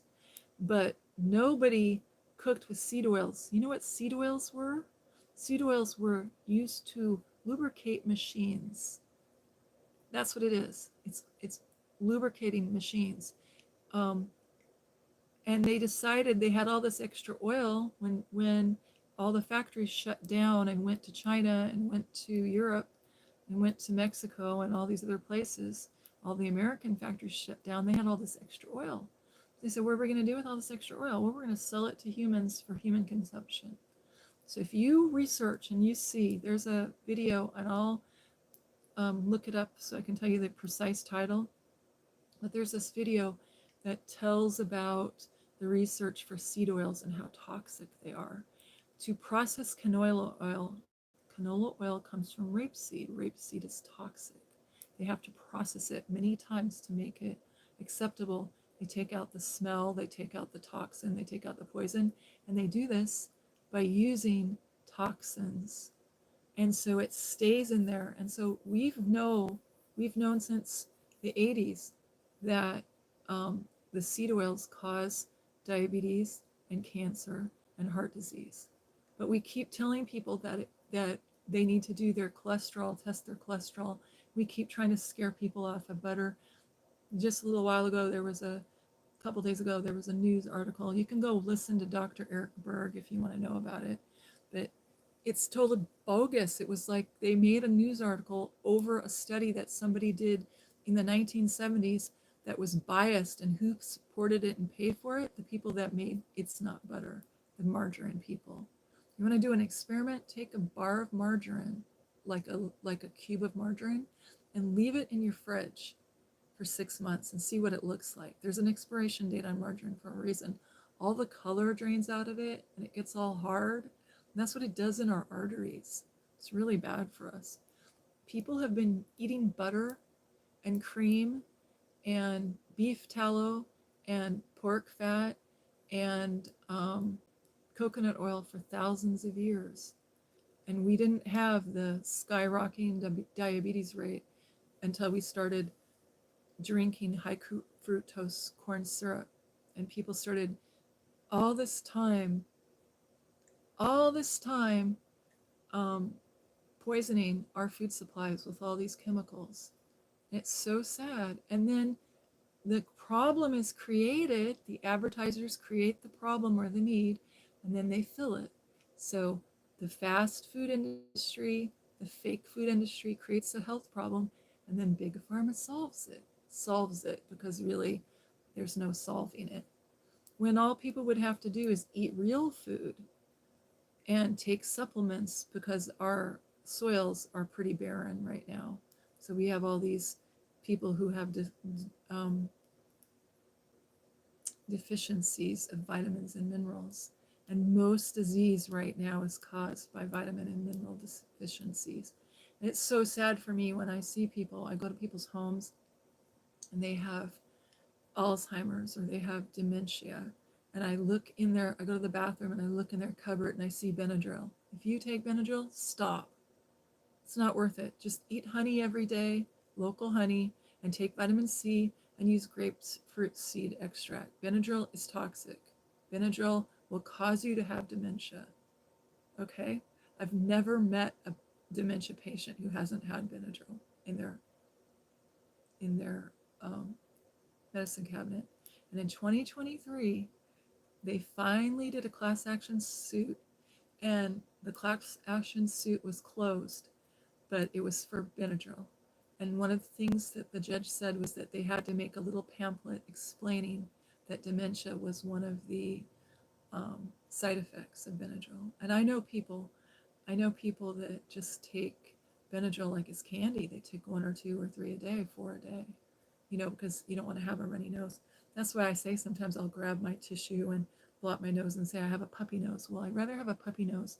Where I live, there's rains all the time, so there's lots of mold outside. So I'd rather have a little bit of a runny nose than have dementia in a few years because I took Benadryl. So yeah, Pacific Northwest winters are no joke. Very easy to die of exposure. Exactly. It's so sad, that guy. I pray for him every day. I pray for him every time I pray. Every time anybody says homeless, or anytime, there's like keywords, SEO, somebody says homeless or vet or hungry, I pray for him. I pray for him and I just say, Lord, please protect him. I can't believe he's still alive, honestly. I expected him to die when we had the freeze, and I felt so bad saying that, but it's the truth. It's just the truth. And, what can I do? Um, I'm doing my best, but I go over there and I have these 30-minute, 45-minute conversations with him. And he's just like, will not budge. He's so stubborn. So I'm praying that God would give me a magical way to get in there. When I mean magical, I mean whimsical, like get in touch with his little child self somehow. Like, when I told you about the guy at Walmart with the sword, I talked with him like he was a knight in shining armor. And that was like speaking, he had dementia. Okay, so he's got massive cognitive deficit, but I could talk to him that way, and I reached his little inner child. And I wish I could do that for this vet. I wish I could do that. I tried talking to him about my dad who was in the war and told him, some stories about some different vets that I'd met and stuff. But he's just shut down. He's just like, you know, he won't talk. And I just believe that I'm just going to keep going back and saying, the truth to him, telling him the truth and telling him that, Jesus loves him and there's more to life than this park bench, and just do my best. But it's sad. It's sad. And then sometimes Christians will say stuff like, well, you shouldn't give him money. You shouldn't give them money, because they'll just try to buy drugs. Well, excuse me. People need other things that they spend money for. And alcoholism is a disease, and they're like physically dependent on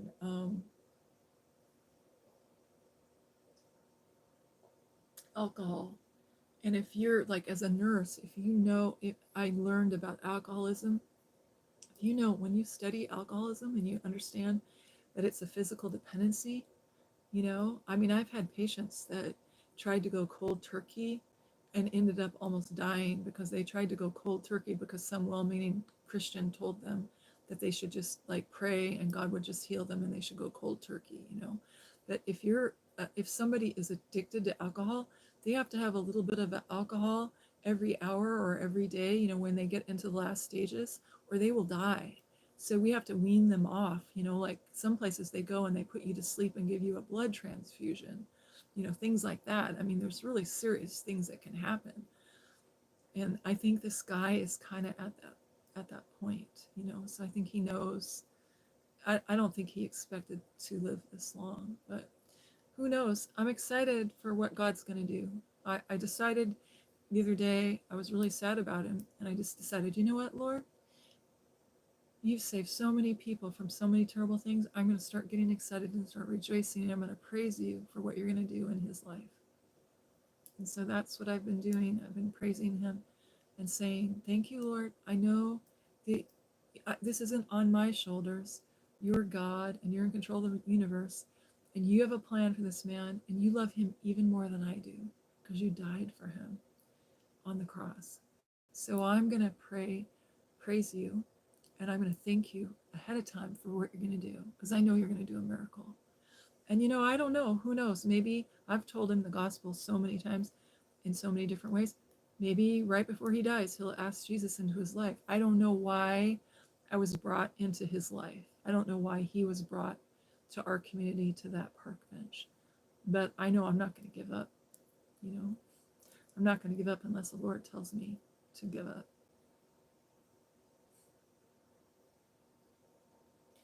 Mikey says, I used to think evil didn't really exist, but since joining you and Sister Noodles, I see the world in a really different way. I see that evil hand behind some of these decisions.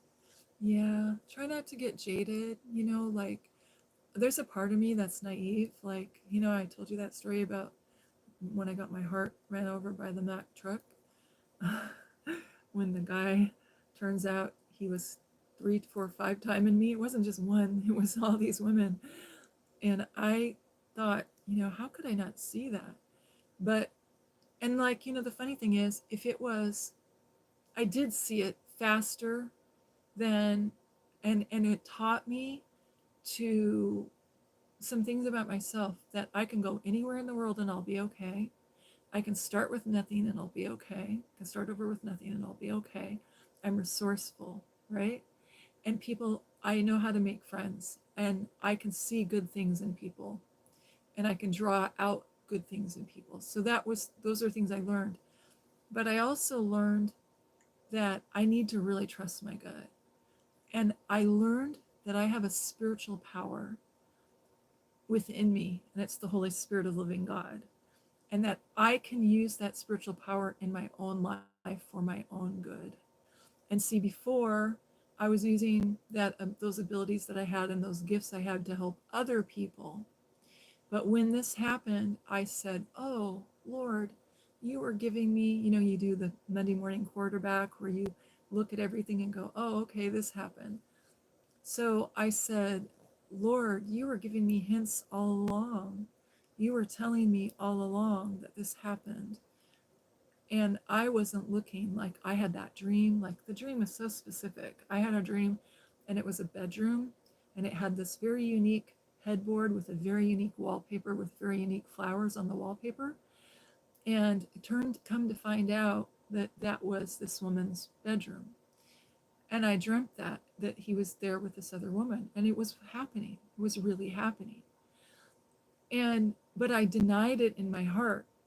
I denied that the Holy Spirit was giving me this dream to try to clue me into what was going on.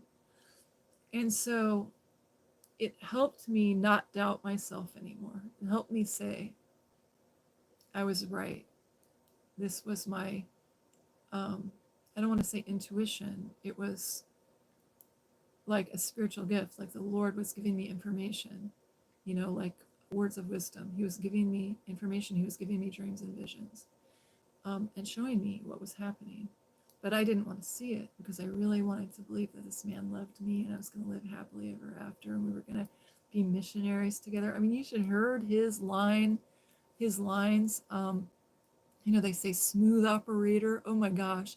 And so he had conned all, we had a support group before I left.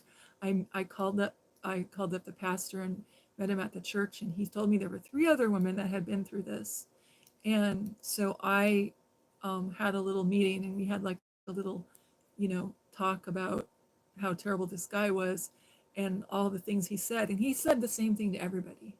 He said everybody. It was always the same lines. And so, so I forgave him right away. I don't mean like I forgive you and I'm going to get back together with you, but I mean in my heart, I had to say, "Father, forgive him. He knows not what he does." Because he's obviously either mentally ill, really stupid, or he's a predator.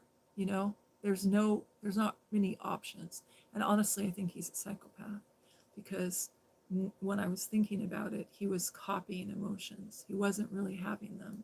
He was like observing me and then looking for a reaction and mirroring me.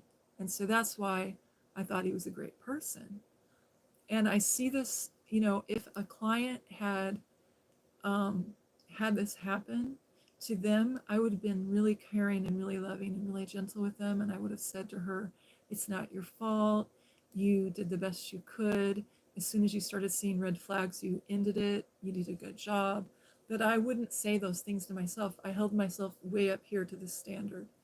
And like, "Why didn't you see this? Why didn't?" And one day I just had to say, Jeannie, God gave you this for a reason. He allowed this to happen. Nothing can touch me unless the Lord allows it. So the Lord allowed me to go through that. And I've been able to help so many women since that happened because I know what it's like to be engaged to a psychopath. And all I can say is I dodged a bullet and praise the Lord I didn't marry him because he had chosen to marry me, um, and then he was going to continue to have all these illicit relationships. So thank the Lord that the Lord showed me, and I know the Lord allowed that car accident. He used it for good in my life. And all these people in the waiting room, all these people at the hospital, the EMTs, the doctors, a bunch of people accepted the Lord. A bunch of people, it's been a year and 1 month since the accident. The accident was January 17th, 2024. So there were all these people that I've been able to help because of that accident. Because I had to keep going back to the doctor. So in the waiting room, I'm praying with people, so it's kind of funny. But Satan meant it for evil. And in the ambulance, I just said, Satan, I know you mean it for evil. And the Lord rebuke you. I won't rebuke you. The Lord rebuke you. And I'm going to let Jesus use this for good. And I'm going to tell everybody about Jesus. And I was there at the accident telling witnesses about Jesus. I was telling the EMTs about Jesus. I was telling the 25 people that took care of me in the trauma unit about Jesus. I was telling the radiologist and the guy that did the CAT scan. I don't know if they're a technician or what you call them, but those two people, everybody that I came in contact. And I'm like, go ahead, throw it at me, because I'm going to tell them about Jesus. And statistically, some of them are going to get saved, you know?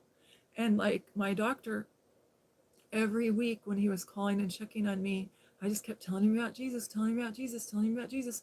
It's a year later and he accepted the Lord, praise God. And it was a miracle. It was a miracle. And the first couple of days, I felt like so vulnerable. Like I felt like a little tiny child. And maybe it's because when you get a head injury or when you have a owie on your head, it bleeds so much and you're so sensitive. But when I came home and I crawled in the bed and I still had my clothes on that was in the accident. And my clothes were like soaked with blood, but it was dry.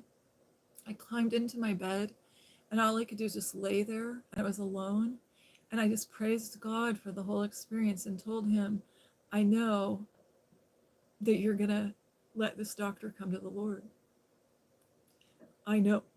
I knew because the man in the room next to me, they put me in a zero pressure oxygen room so that there's no transfer because I was really worried about going to the hospital and I told them I wouldn't go. I was worried about getting COVID. And they said, well, we can call ahead and get you this special room. And I went, okay. So then I went. And so they put me in that room and I was in traction and they turning the bed. And I can't explain it to you, but you're laying in this thing and I've got this cone around my face. So I could only see a round circle that's like an 8-inch. Think of a pie pan. You can only see that much of the ceiling. And then it changes. And so pretty soon you can see the floor. But at one point, every half hour they're changing me. I can see the guy in the room across the way because it's a glass room and there's these curtains and they have the curtain open like this much. And do you know what happened? The man came in from a rollover accident. He was only 32 years old. And they took his phone away from him just like they took my phone. And they asked him if there's anybody they could call. And I can hear everything they're saying. And they're waiting for my CAT scan results to get back. And they're all over there. And I have one nurse sitting at the foot of my bed watching me. And the whole trauma team's over there working on him now. They've just worked on me and now they're working on him. And he says, yeah, my wife, and she's pregnant. And, please, you got to call my wife. And so the nurse takes his phone and calls his wife and puts her on speakerphone and puts a little baby boy, little 3-year-old boy on speakerphone. And the guy dies. He dies. And I watched this whole thing. And my doctor, who just helped me, he was taking my shoes off so carefully. When I said, I'm a sexual assault victim, please be very careful because they cut your clothes off you or they take your clothes off you and they go over every part of your body like this, like with their hands. They go over your abdomen to people because you could have internal injuries and they're trying to find if there's any broken bones. And I'm just laying there like in shock. And he's very gently taking my shoes off and touching my feet and doing all the neurology tests on me to see if I'm okay, and I have an injury from my leg. And he's transgender. And I look at him and I said, Lord, and I was writing a book at the time about the transgender cult movement. And he says, it's obviously a man dressed up like a woman, but he's got like a bodybuilder body, okay? And I look at him and I go, Lord, what do I do? Do you want, should I say, I don't want you working on me? And I just prayed, and the Lord goes, no. And I said, Lord, I'm going to believe for his soul. I'm going to believe for his soul. So for me to allow a transgender man who's a male man pretending to be a woman to undress me, that was pretty intense, especially when I have a head injury and this huge gash in my head. And, I'm a sexual assault victim, and he's taking my clothes off me. And it was like so intense. And the Lord, I just said to the Lord, I started claiming verses in my mind and saying verses to myself, and I just calmed myself down. And this one nurse was so sweet. She held my hand the whole time, really, and I just looked at her and I whispered in her ear and I said, the last time I was at this hospital, I lost a baby. And I'm so sorry to say that. And I haven't been back to the hospital since. And this is really traumatic for me, and it doesn't have anything to do with the accident. And she goes, I understand, dear one. She called me dear one. Nobody ever called me dear one before. And I was like, oh. She held my hand the entire 5 hours that they worked on me. She did not let go of my side. She had to pee. She didn't leave. And later I found out she was a Christian. And I asked her for index cards. I had index cards in my coat. She got my index cards in my pen, and I was writing thank you notes to everybody frantically while I'm hooked up on all these machines and trying to give them to them because they're going to go off shift. So I'm giving them all these. And so many people accepted Jesus. So many people are writing me and asking me questions from that accident. And it was like, yeah, I would take that suffering all over again for those souls, to have those souls won to Christ. But I also believe that God would have sent somebody else if it wasn't me, because he loves everyone that much. I'm going to read my comments again, okay? See, Mikey, you got me off on a tangent. I used to think that evil didn't really exist. Yeah, I know. Evil, it's just so weird. And you retracted your comments. How come you retracted your comments? Hi, Joe Edwards. Hi. Hi, Jeannie. Robert Kennedy Jr. is the man. Praise God. Yeah. Do you know what I heard, you guys? This is so amazing. I cried when I heard this. When they swore him in, they said that one of his, I can't remember if it was his family members, somebody said about him that one of his family members, that he gets down on his knees and prays in his den every day for an hour before he goes to work, and that he's been praying on his knees for 20 years that God would show him a way to fix the American food supply and end the suffering of the American people because of the medical establishment. And I was just like, oh Lord, so good, so good.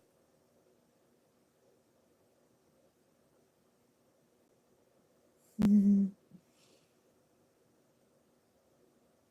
Oh, Mikey, what I want to tell you, you retracted these messages. Dang it, I didn't get to read them. But Mikey says it's much harder for vets because it kills that child part of them. Yeah, Mikey, that's what I was thinking. That's what I was thinking. I thought about the other day, I was thinking, Lord, maybe I'm like always thinking, like, how can I get to this person? Maybe I need to come around this way, or maybe I need to come around this way, like all the different ways I could come around.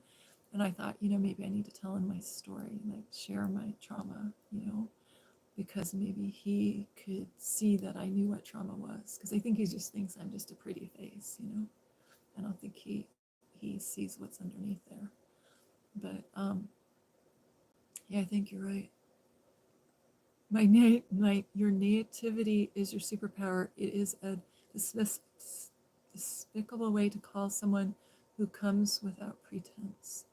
I've been reacting to not take you away from others. I had a lot of questions and comments in between then and now. Oh no. You know what, Mikey, I want you to do? Go to my channel description for Jeanne Standley-Kinata 824. Click on it. And there's my, um, hmm, um, I know it's called, Mikey, my email address. And email me, okay? And then I can give you my phone number and we can text sometimes. Um, yeah, get my email. Yeah, just email me. Yeah. And you know, my phone number is public, so it's not a big deal. It's just I don't want all the trolls on the internet to have it. Do you know what I mean? Uh, but oh no, you don't have to worry about that. I want to talk to you.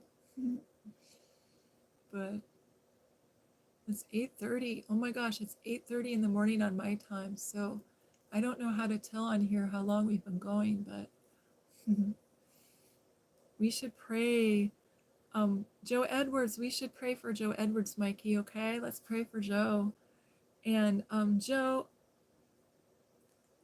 I've been, it's 8:30. Yep, we've been here for a bit. Joe, I have a video that I just saw about neuropathy, and it's by Eric Berg, and I'm going to put that in the chat so he can see it. Dr. Eric Berg.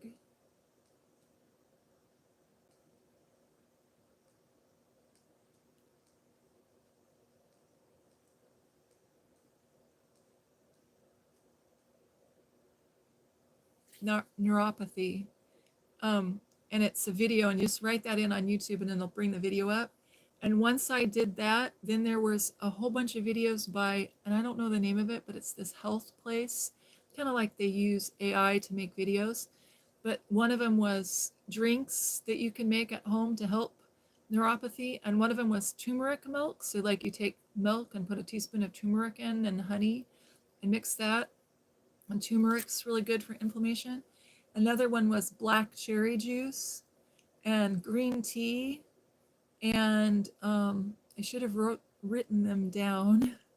Let's see, what was the other three? I think I only watched half the video, but in the comments, a lot of times you can just look at the video and then go down to the comments. And in the comments, it has the list of all the drinks.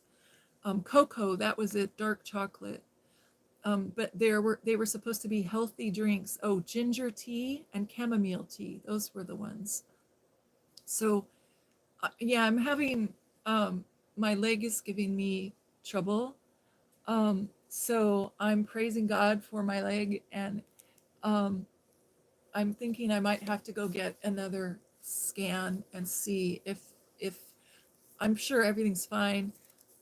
And I'm just gonna find a I'm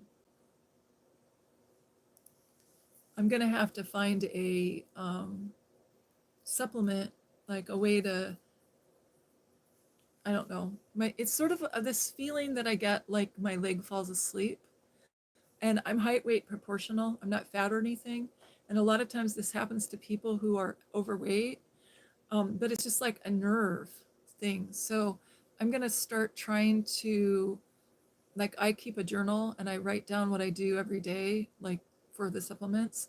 And so I'm gonna do like another level of intensity and just like really start focusing on what I can do. I think that, like, when I had the accident, for like 6 months later, when I would go home, if this is the top of my toes, I couldn't feel the top of my toes.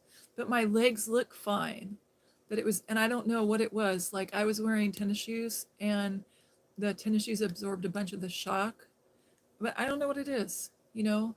And the doctors, they want me to take all these medications, like pain pills and muscle relaxants and all this, and I'm not doing that. I don't want to be addicted to anything, you know what I mean? So I just have been not eating tomatoes and not eating potatoes. I did that for a year and that really helped. And then like a month ago, I think it was a month ago, I started eating potatoes and tomatoes, and so now I'm having pain again. So I'm like, oh geez, okay, won't have any more French fries, I won't have any more tomatoes. That's kind of where it is. Hi, Juanita. How are you? Are you having a good day so far? Mhm. Yeah, that's what it is, Mikey. It's sciatica. And so I think I just need to start the protocol up again with the copper. That's what I think it is. So it's very frustrating because I have this like little chart that I make in my journal, and I have the B vitamins. I have 3 different kinds of B vitamins. I take a B vitamin drop, and then another B vitamin, and then another B vitamin complex, and a folate. And I write that down. And then I take magnesium, so I write that down. And then so many hours later, when I eat, I take the zinc and the iron, and then I take the vitamin D and the K, and acidophilus and lysine. And then I wait so many hours and I take my vitamin C, and then I wait so many hours and I take the magnesium. And so every time you add something, like when I added the iron, I just added the iron like 3 days ago, and the zinc. Every time you add something, you have to mess with your schedule and figure out when, you know what I mean? Figure out when you're going to take it so that it doesn't interfere with everything else. And like a lot of people will take a multivitamin. And what I found out was I was taking my vitamins, but I was taking them all together. So some things were canceling each other out, and some things were not absorbing correctly. So, like B vitamins and C need to be taken separately. And so there's like nuances like that. So I just Google it and say, like, um, what do you need to take B vitamins with, or like D vitamin, let's say D3. If you're going to take D3, then you should have it with butter or fat, a fatty food, or buy the D3 that comes in the little oil capsules, because to be able to, it's oil soluble. So to be able to absorb it. I'm glad you're having a good day, Juanita. That's great. Hmm. Thank you. You're so sweet. Hmm. Mikey, this is my friend Juanita. Juanita, this is Mikey. Mikey's one of my really good friends. Mhm. Are you working on any crochet projects, Anita? Are you crocheting, or do you have anything that you do you crochet? I don't crochet. My mom does. It's kind of funny that I'm at the crochet channel and I have so much fun, but I do it to relax, because as soon as Chris starts knitting or crocheting, I have to look at her eyes, because if I look at her, if I want to fall asleep, I just have to look at her crocheting, and like I'm out. Because it's so mesmerizing. It's the combination of the hand movement and the music. Oh, okay, that's good. You and I are both writers. Mikey, Juanita is a writer. Juanita, tell us in the comments, tell Mikey in the comments about how many characters you have now. She's writing and she's developing characters. That is so cool. That is so cool. It's funny.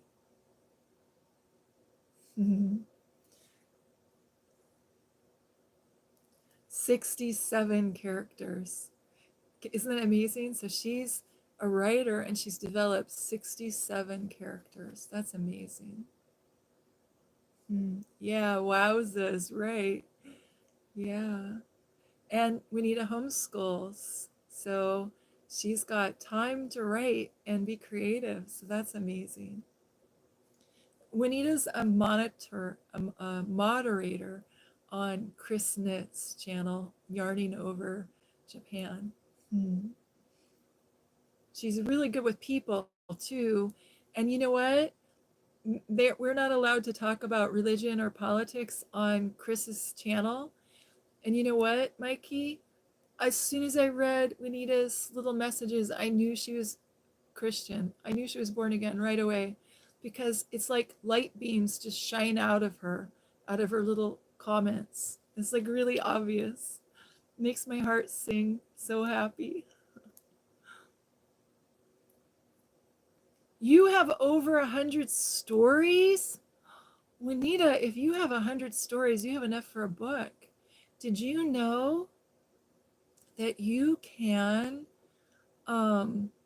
publish on Amazon? You could make, if you go to Amazon, they have this program that you download and you can format your book.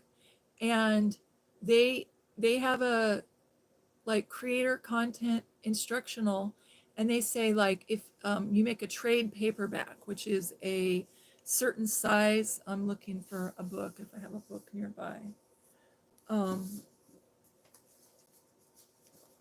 Well, I know I have one. Yep, this is a trade paperback. So this size here, it's like 8.5 by something. This is a trade paperback. So, and see how thick it is? And so if you make a book on Amazon and you make it that size, then they will publish it, and they publish by PDF download. So like if somebody wants to buy the book, they can just download it. But also, if you publish it, they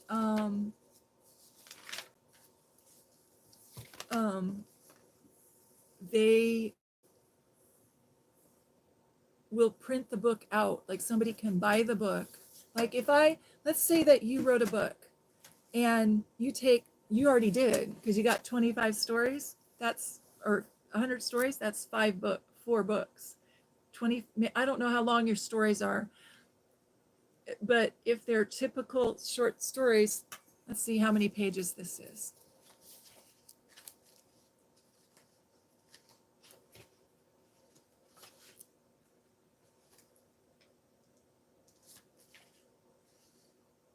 A 100 devotionals, so that's 200 pages. So the average book is 200 to 300 pages. And on Amazon, they tell you how many pages they want.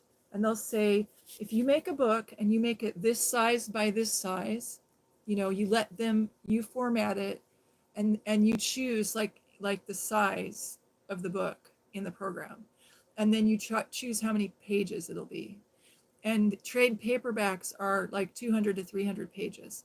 So then what you do is you format it, and that just means you type it. So you could text it into your phone and send it to a tablet and then send it to Amazon, or you could send it to them over your phone in a document.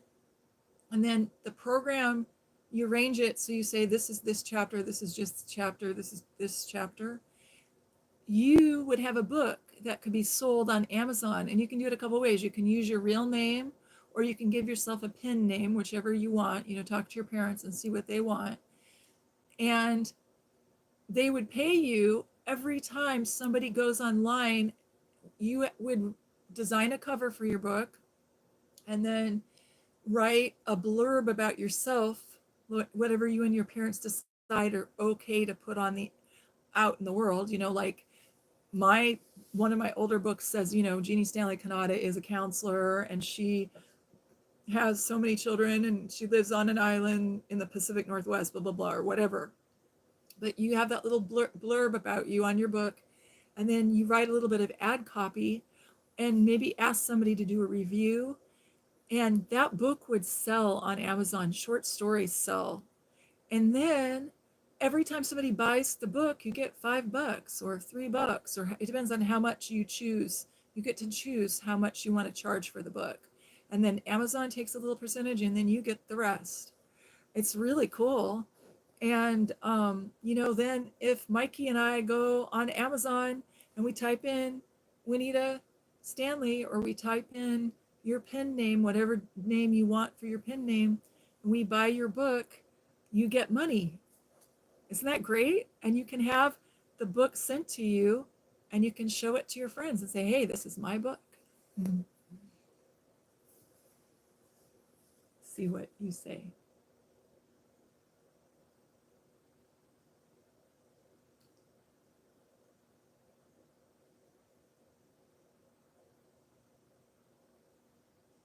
Mm.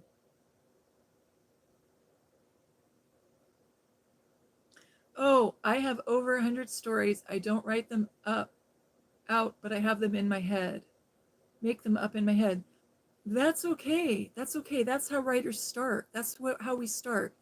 Do you know, when I'm walking or when I'm doing something and I see something, a whole story comes alive like a movie in my mind? It's called being a writer. It's okay. And then there'll come a time when you're just going to have to write it down. You're just going to say, oh, I have to write that down. Like, I keep my journal right beside me when I'm sleeping, because in the middle of the night I wake up and I have to write something down. So I have a pillow that I put my journal on and my pen so it won't roll off. And I write my story down. And I have a notebook for each book. And so when I start a book, I write in that notebook to keep it like there. And so you'll write your stories down when you're ready. It's okay. This is just a process. But yeah, if you have 100 stories, if you have 25 stories, maybe if you even have 10, I don't know. What I would do is I would look up at the library at anthologies of stories, short stories, and then you'll kind of get an idea for how long they are. Mhm. And be careful. Don't look at, there's all these writers magazines and books about writing. Don't don't read those. The best book I've ever read is called If You Want to Write by Brenda Ulan. And I'll look and see if I have an extra copy. And if I do, I'll figure out how to get it to you. But she's really good. And there's another lady, Writing Down the Bones. I'll think about what would be a good book for you about writing. I probably have 15 books on writing. I've read a lot of books on writing. But the problem with reading books on writing is everybody wants to tell you how to do it, and they think that their way is the only way. And what I've learned is there are as many ways to write as there are writers. Mhm.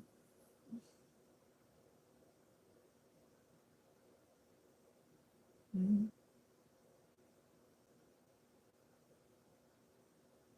Have I figured out the chat thing yet? Yeah, no, I don't know how to do it on the on the computer yet, and I'm afraid to touch anything because this kind of folds up, and so it undoes from the internet really easy. Yes, it's my dream to publish my books. I'm probably going to do it on Amazon. It's a wonderful thing to be a writer. It feels so good. I'm just so happy. People don't understand. Like, I'm just so happy when I write. Like, it's just great, you know?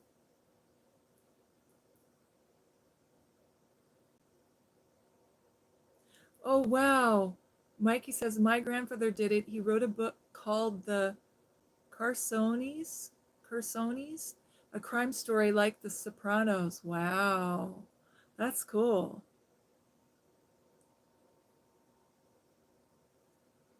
And then he says, you should write some of your stories out and publish them. Get yourself out there in the publishing world. It's a good idea. I love acting and I act out my stories. Oh, Juanita, that is amazing. You know that who that reminds me of? Have you read Little Women? The book Little Women? All the daughters, five daughters, five girls, and they write plays and they make costumes and they make sets and they act them out. And it's set in the Victorian era. And it's a really nice book. You might like that book. And that's what they do. They act them out. That's really awesome. Yeah, and you know what that's called? It's called being a playwright, doing a screenplay. And there's a whole um, genre of screenplay. Like there's a whole, you know, when you write a poem, like if it's a haiku, how there's a pattern for a haiku. When you write a screenplay, there's a way that you do it. Like you say, interset, interstage right or interstage left. And, you know, and all you have to do is check and see because there's books on it, but there's also just I have a sweet a family member who wrote screenplays, and what he did was he looked at a professionally written screenplay of a movie that he knew, and he got the director's cut of the movie, and he looked at the screenplay, and that compared the screenplay to the movie, and that helped him learn how to write screenplays, because that's all they do when you go to school to learn screenplay writing, is you just study the script and study the movie or the stage play. Mm-hmm. That's really amazing.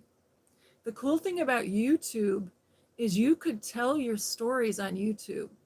You know, when your parents are ready for you to do that, when you're older and you're ready to do that, you could do that. Or you could make up stories, make up videos with your phone and just save them on your phone. And I know there's all different people that do that. Like there's this lady that is a mom and a wife, and she's teaching people different things about mental health just by acting out the different characters. Like in one, it's all the characters in her plays are herself. And for to be her husband, she takes her hair and puts it way back. And to be her mother, she wears a blonde wig. And then to be herself, she's just herself. It's really funny. And then she has different voices that she uses, and she uses silly things for props, and it's so funny.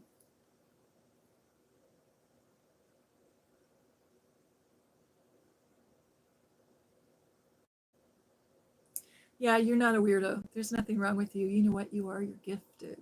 That's why they're jealous. And being a weirdo is being unique. And you don't want to be a cookie cutter person, right? You don't want to be that blonde Barbie. You don't want to dress like everybody else and look like everybody else and think like everybody else, right? You don't want to be obsessed with everything that everybody else is obsessed with. You want to be you, because you are unique. You have your own likes and desires, and you have your own ambition. And people who are cookie cutter people, they don't like that. They want you just to fall in line because they're not a leader. See, you're a leader. Followers, and I don't mean followers like on Instagram, but there's leaders and there's followers. And people who are sheep, people who follow, they're always offended by leaders and trend centers. And writers are trend trend setters. That's what we do. We set trends. You know, you don't have to dress like everybody else. You just set the fashion. And because you're dressing for yourself, you're dressing for the Lord. You're dressing for your parents. You're dressing for your future spouse. You're not dressing for anybody else. You're doing it. You're dressing your style the way you like, you know, and you're writing your style um, the way you like. And your stories are not weird. They're important. They're parts of you. And you know what? Each character that you make, they have a little part of you in it. A little part of you in it, because you put heart in them and you give them life.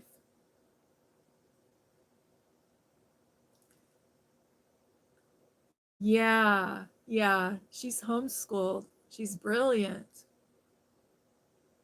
Uh-oh, did you retract a message?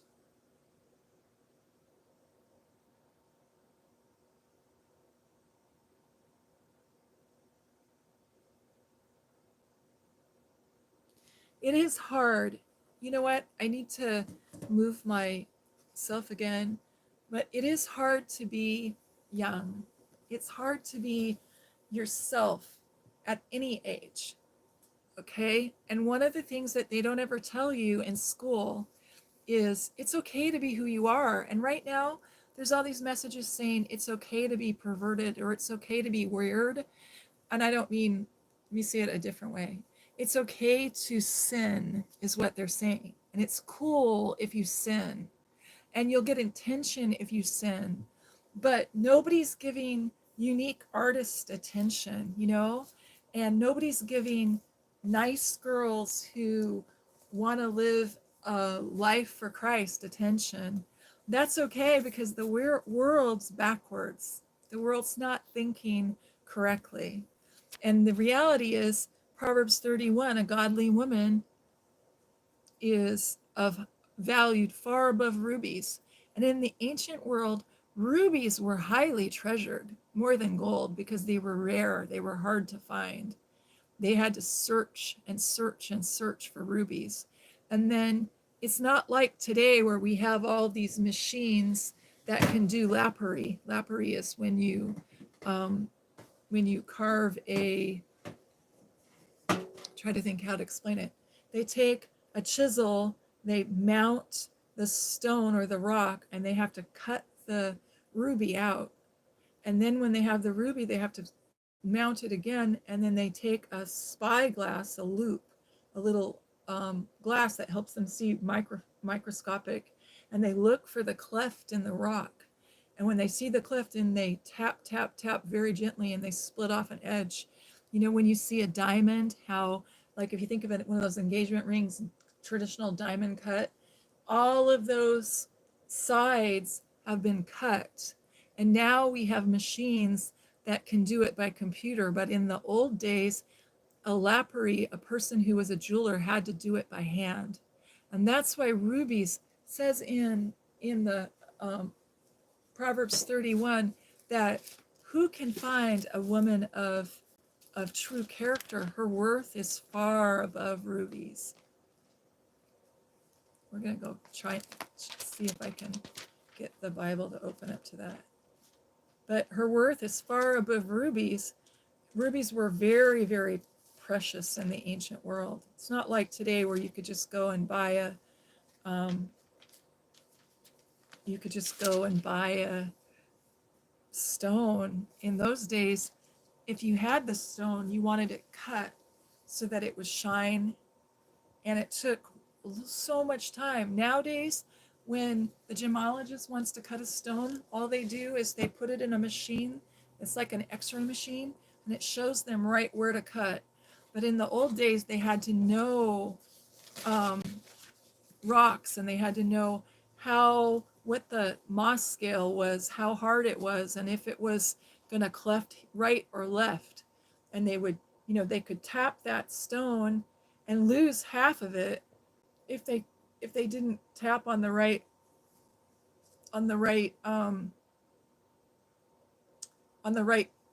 it's like the molecules align, and they have to tap right where the molecules align so that they can separate it. Mm-hmm. But anyway, it had value.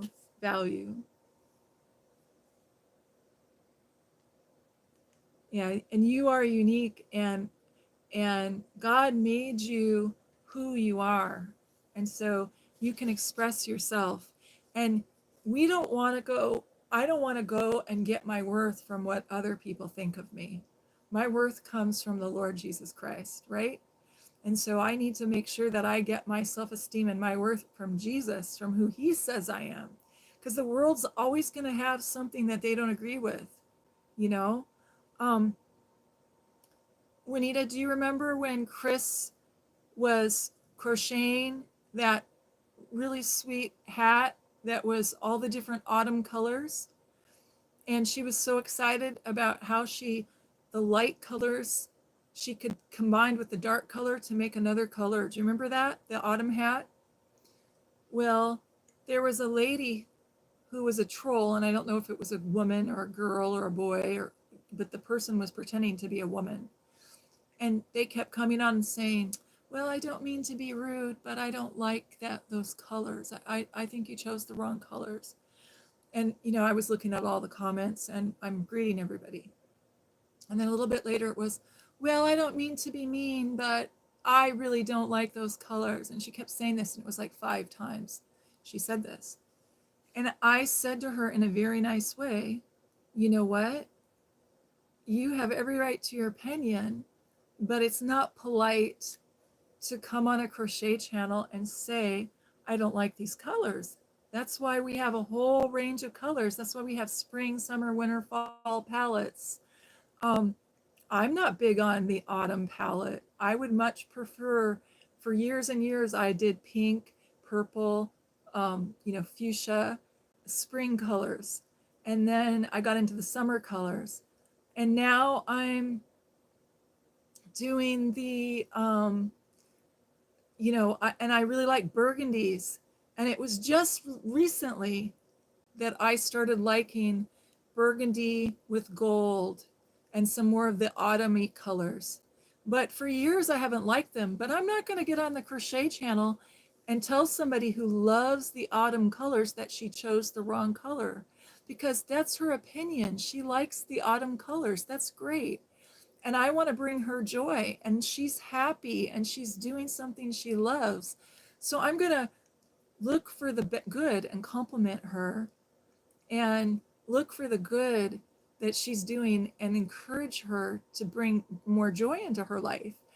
And just like maybe I like black, so I take black colors and combined it with burgundy, or I take fuchsia and combined it with black, or I take any color, purple, combined it with black.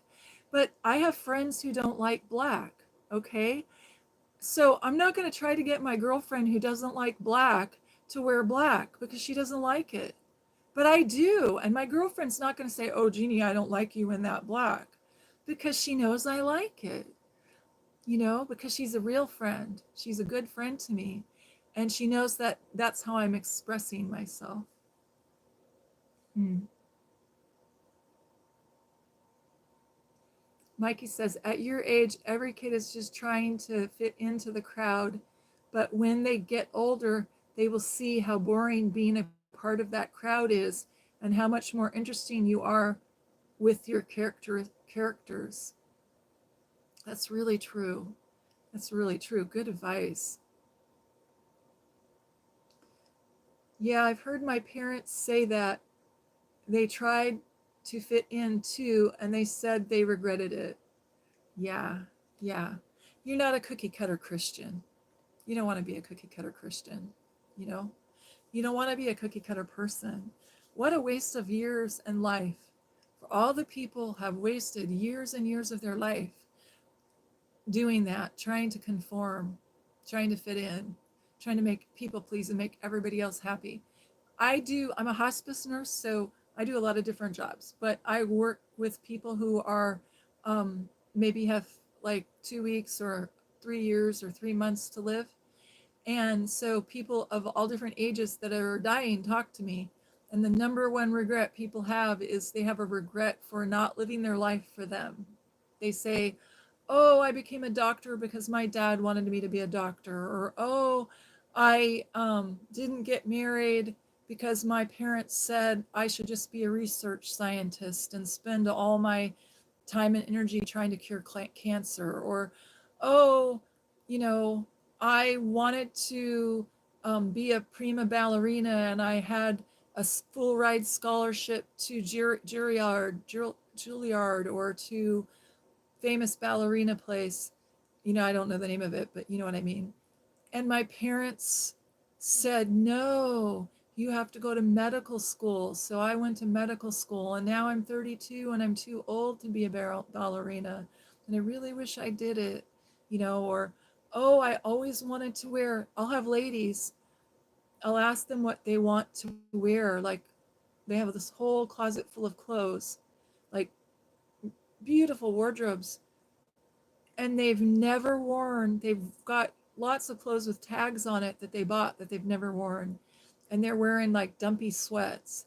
And I'll go, "Well, I can dress you in anything you want to wear. What would you like to wear? Your family's coming." And they'll like, "Oh, I've never wore that beaded dress. I wish I wore it. I wish I went to a party." But everybody said it was too loud. And it's this beautiful beaded dress with like great big butterflies on it. And I helped her. We took, I cut the tags off and I helped her put it on a slip and put that beautiful beaded dress on. And we had a tea party at the house with her granddaughter and her daughter. And she was so happy, you know. And she said, "Oh, Jeannie, if you have clothes that you like, wear them. If you have dishes that you like, don't save all your china and dishes for special occasions. Let everyday life be a special occasion. Be yourself, be who you are. God made you who you are. He made you unique. He made you who you are. He made you with your feelings, your mind, and your body, and your emotions. He knew who he was making when he made you. And so sometimes people go, oh, I have to stop being who I am to be a Christian, or oh, I have to stop being who I am to follow Jesus. No, Jesus knows who you are and he likes you. He's excited. Every time you make a character, he says, you see that? That's my girl. That's Juanita. She's a writer. She's creative. Have you seen her stories? Oh my gosh, let's go look. And he'll show the Holy Spirit the stories in your mind, or he'll peek over the clouds and there you are. You're writing that down and you're thinking of a picture for that character, or in your mind, you're working out that play. That makes the Holy Spirit so happy. That makes Jesus so happy. You have a wonderful, wholesome activity that you're doing. You're bringing light and love into the world. That's a good thing. Don't let anybody squish it. Don't let anybody tell you differently. You don't need to be like everybody else. You know, if I had $1 for every um, girl your age who is a Barbie, who dresses just this one way, who does their hair this one way, who watches just these TV shows, who's into anime, who likes just a certain kind of boy, who reads just a certain kind of book, and it's like a stereotype. Everybody's doing that. They don't have any wants, needs, and desires of their own that are different.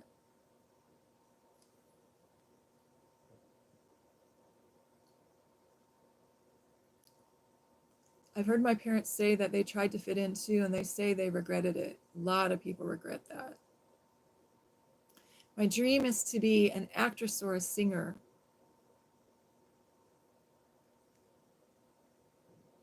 Mikey says, don't let it be a dream. Make it your reality or your goal. I should, she says.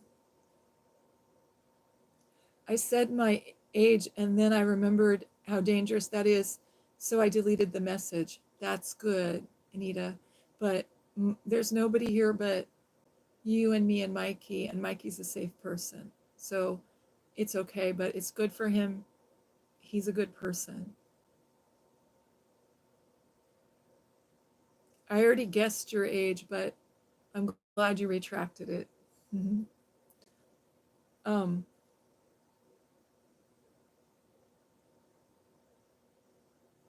Thank you so much for the encouragement. I really appreciate it, she says. Well, we love you and we're so glad you're here. Oh, hi, Florian. How are you? God bless you. Blessings on you.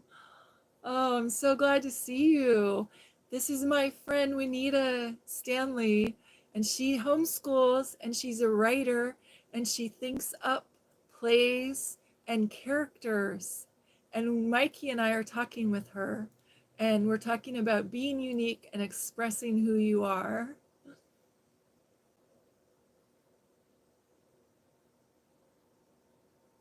Hmm.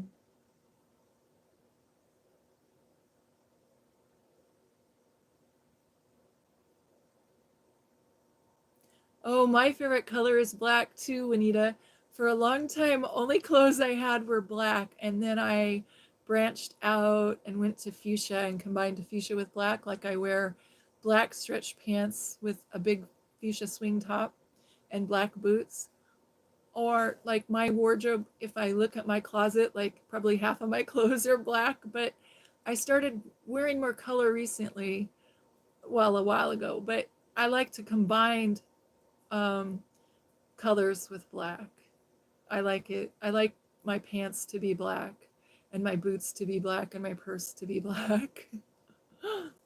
It's kind of fun, to have like if you ever get a chance, look at the concept of a capsule wardrobe, because it's really fun to have like either black or brown be your foundational color for like purses and shoes or pants, and then all the other colors combined with it. And so if you standardize that, everything in your wardrobe goes with everything else. It's kind of fun. I like doing that.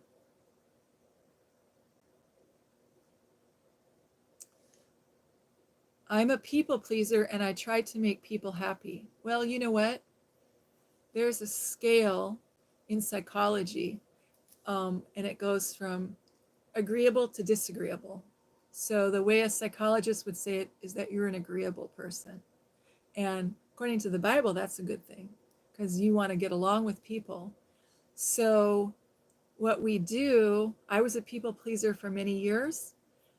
And what we need to do is develop our self, who we are, our self, SELF. And as we develop our self, as we learn and grow and we see who we are, it's like some people think you have to go create yourself, but God already created you. You're in there. You just have to start thinking, what do I want? What do I like? What do I need? And what do I desire? Because in Christianity, women are taught to be needless and wantless. And so it's really important that you know what your needs are and that you know what your wants are. And then you know what your personality is. And so if you're a people pleaser and you know that, that's a good thing. So you got to set some boundaries. So like one of the things I had going on as a people pleaser is I never said no. I always said yes to everything. But the problem with always saying yes to everything is then whenever if you say yes to everything, you don't have a choice anymore. See, God made us with a free will, with a choice. And God wants you to choose Him. Like if you think about it, if you knew, oops, sorry about that. If you think about it, if I'm looking for my true love, okay, let's say I'm looking, this is an analogy, okay? So let's say I'm looking for my true love. If he asked me, where would you like, would you like to go, um, um, I believe in courting, not dating, but that's a whole nother conversation. But if someone asks me, forget about the true love. If someone asks me, would you like to go to a movie? And I say, okay. And they say, what movie would you like to see? I don't know. Um, would you like to go to dinner before the movie? Okay. Where would you like to go to dinner? I don't know. What kind of food would you like to eat? I don't know. It's up to you. What would you like? Um, would you like to have Mexican food or Thai food or Chinese food or sushi or Japanese food? Or you see where I'm going with this? I don't know. I'm not expressing who I am, and there's nothing for them to react to. There's nothing for them to interact with. Does that make sense? So what we want to do is we want to be who we really are, who God created us to be. So we're bringing somebody to the relationship. So I'm bringing somebody to my relationship with you by telling you who I am. You're bringing somebody to the relationship with me by telling me who you are.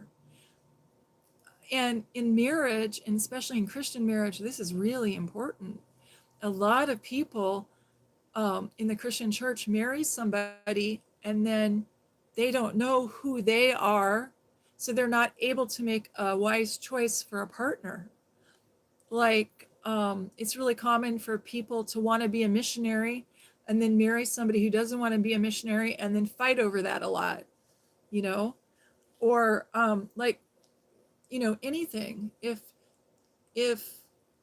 um, So we need to be able to express who we are. And God made you who you are, and He loves you, and He wants to be in a relationship with you, your unique self. He doesn't want you to pretend to be somebody you're not, okay? And a lot of what we get told as Christianity is we're supposed to pretend to be somebody we're not. And it gets so much so that there are even faiths that say you have to pray this way at this time on this day. And what that does is it suppresses the Holy Spirit. It's traditions of men. And sometimes the traditions of men suppress the Holy Spirit. And Jesus didn't do that. He went against all of the traditions of men of the day. The Pharisees were continually trying to stone him because he wasn't doing what they thought he should do, you know? And you're a unique person. You're creative. You like these colors? And, I'm not saying that you should go um, off the deep end and say, oh, okay, well, I just feel like sinning, so I'm going to sin. That's not what I'm talking about. I'm talking about self expression.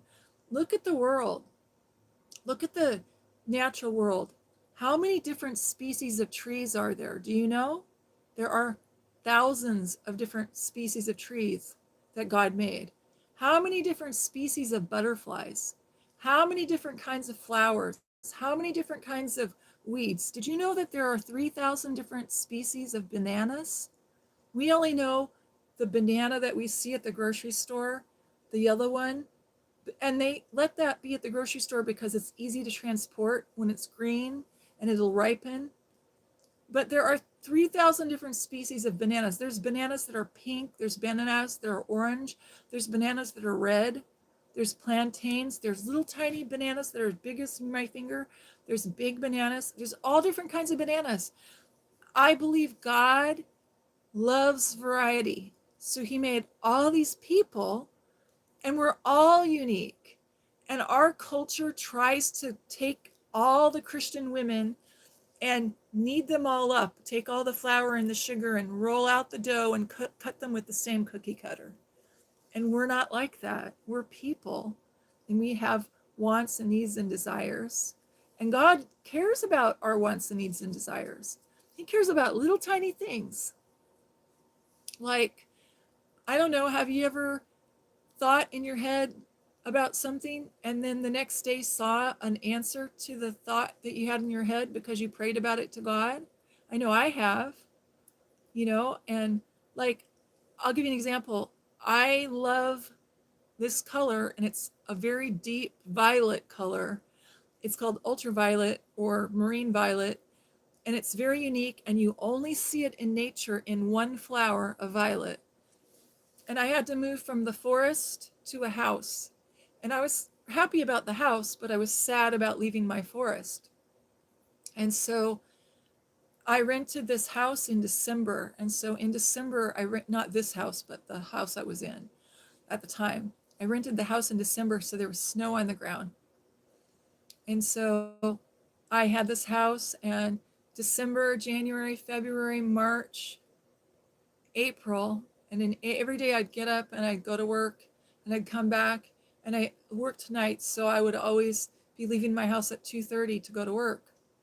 And one morning in April, I came outside, and I would had this little tiny house with this little tiny yard, and there was a great big cedar tree. And I'd have to walk from the porch to my car, and it's all grass, but it would be kind of muddy during the spring when things are thawing. And one day I came out of my house, and I was so sad because my client had just died and I really loved her. And, I know she went to be with the Lord, but still I was sad. Came out of my house and I opened the door, and everywhere I looked on the ground, there were little teeny tiny wild violets with that exact purple color. That's my favorite color in the universe. I couldn't believe it. God let me move into a house with wild violets all through the yard.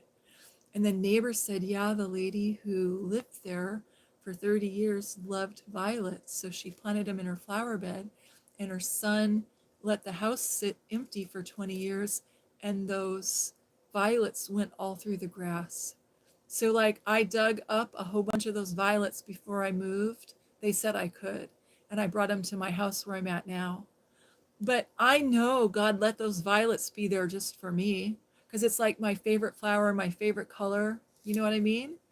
And so God likes variety. He's okay with you liking roses and me liking violets, or Mikey liking lily of the valley, or whatever. He's okay with all the different types of flowers. And he created all the different types of flowers uniquely, and they each have a unique smell, and they each have a unique fragrance, a unique look about them. And some grow in the shade, and some grow in the sun, and some grow in between. And it's variety. The whole of creation is variety. So it's okay for you to have your unique wants and needs and desires. and that pleases God. And I can't say yes to God if I can't say no. Okay? God gave us a free will, so we freely choose him. And no real true love is going to want to be with you if you can't say no. You know, you need to be able to say no so that you can say yes. So I can say yes to Jesus because I'm at choice and he gives us a choice. Otherwise, we would be a puppet on strings. God didn't want a puppet on strings. He wanted you who you are. He created you to be who you are. I'm going to read more of your messages.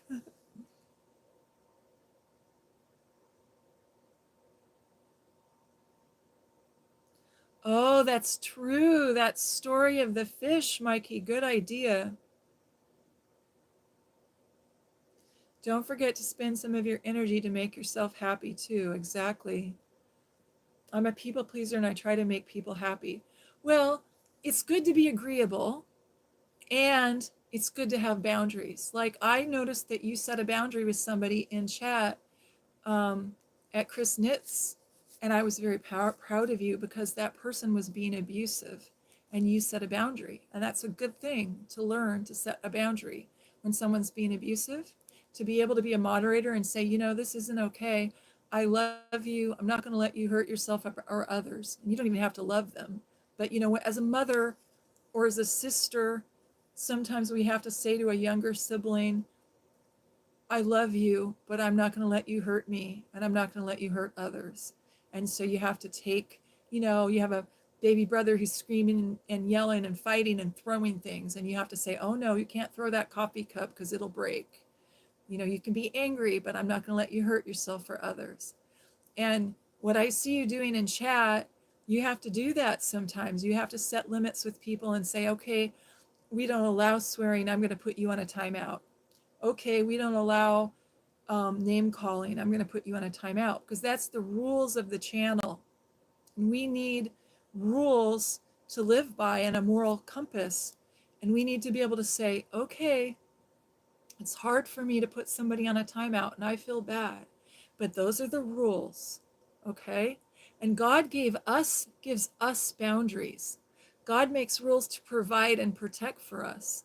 So he says, sex is beautiful and sacred, and it's to be enjoyed in marriage with one man and one woman. That's what sex is for, is to bond male and female together, the husband and wife together, and to create, to procreate. And so we honor that, right? So there are boundaries that God makes. All throughout scripture, there's boundaries. And those boundaries are to keep us safe. And we just need to learn, and it's good to learn it now at your age, because a lot of people in my generation didn't learn it until they were 45 or 50, or didn't learn it till they were 30. And it's a lot harder when you submit that habit of saying yes to everything. You know, it's hard when you go to church and people call you up and say, will you bake a cake for this bazaar? Will you? And it's like, yeah, I'd like to make something. I'll donate something, or yes, I would love to do this. Or, you know, you've got a job and you have a family and you have children, and you've got the PTA and you've got the school volunteer work, and maybe you have something going on at church and something going at home, and maybe the kids got the flu, and it's just not going to work to bring that cake to the charity event, and you really wanted to, but you have to say, I'm so sorry, my son's got the flu, I can't do it. You know, I don't want to contaminate the whole world with my flu, right? But it's really hard to be when you're a people pleaser. But what you are, you're not a people pleaser. I want you to rewrite your script.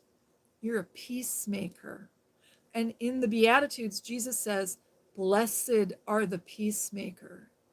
Now go look up Mikey, go look up that verse, or somebody in the chat, go look up that verse and tell me what it says. Blessed are the peacemakers for what? What does it say? I need to look it up.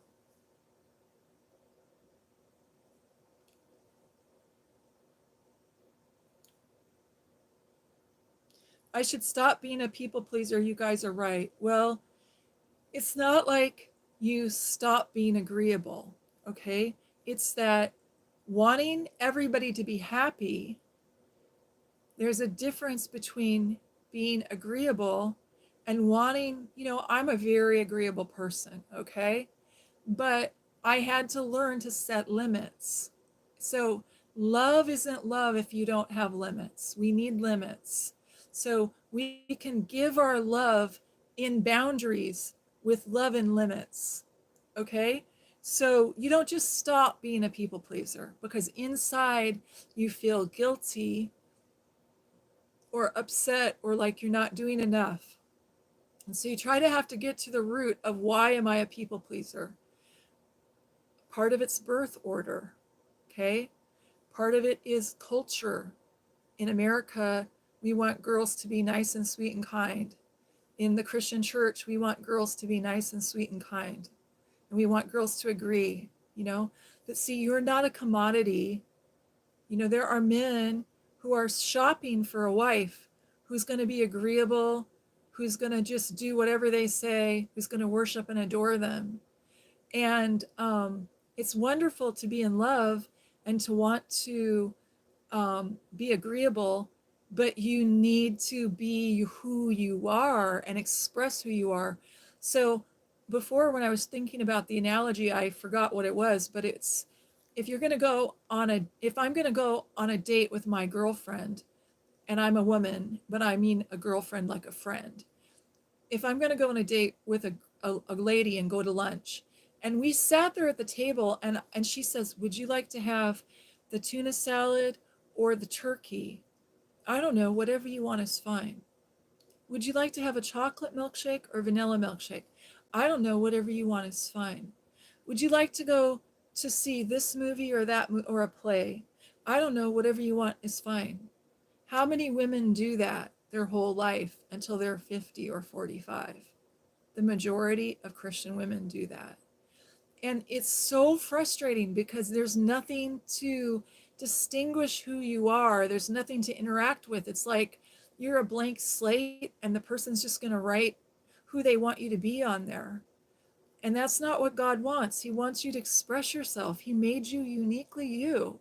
And I can just look at creation and see all those different kinds of trees and all those different kinds of flowers and all those different kinds of birds. And I know that God is into variety and he thinks you're amazing the way he created you to be. And it's okay to be you. And you're not a cookie cutter. And actually, what you're going to find out when you get a little bit older is that's going to make you highly desirable. Everywhere I go, people say, you're different, you stand out. Every church I go to, every group I go to, I can go to the grocery store and people come up to me and talk to me. Every state I'm in, doesn't matter where I'm at, I have no money. I shop at a thrift store, okay? But I can walk into any thrift store. I went to go speak at a conference and they paid my way, okay? I had no money. They lost my luggage. I brought my wardrobe with me. They lost my luggage. So I said to the airline, look, I have a problem. You lost my luggage and I have to speak and all my clothes are in there. And they said, well, let's give you a voucher for $300 at Nordstrom's. So I went to Nordstrom's and I could buy one jacket, not a suit and a skirt, one item of clothing. And I said to the lady, look, I'm going to go to the thrift store and buy me a whole wardrobe with this $300. So they gave me the cash. Went to the thrift store, spent $80 and bought a wardrobe for 5 days. And it was all beautiful stuff. And people were like, oh my gosh, you dress so pretty. I love what you wear. And they're complimenting me. And it's just because I'm expressing who I am through my clothes. Does that make sense? I was expressing a part of my personality. I look at the clothes and go, do I like that? Would I like that? And I try it on and I try and I see. But people are always saying to me, oh, that's so pretty. Where did you get that? And I'm like, I paid $1.25 at the thrift store for it. But it's like how I'm expressing myself is what I'm trying to say is that I'm not just going and getting a cookie cutter wardrobe. Does that make sense? And that's just one way to express ourselves. There's other ways. There's hobbies, there's dreams and hopes and visions. There's how you minister to people. There's what area of ministry you'd like to be, how you'd like to serve the Lord and serve your community, you know? And that's why we have teachers and artists and doctors and lawyers and mothers and fathers and gardeners and all these different ways of being in the world, because we're all unique and we get to choose how we express ourselves.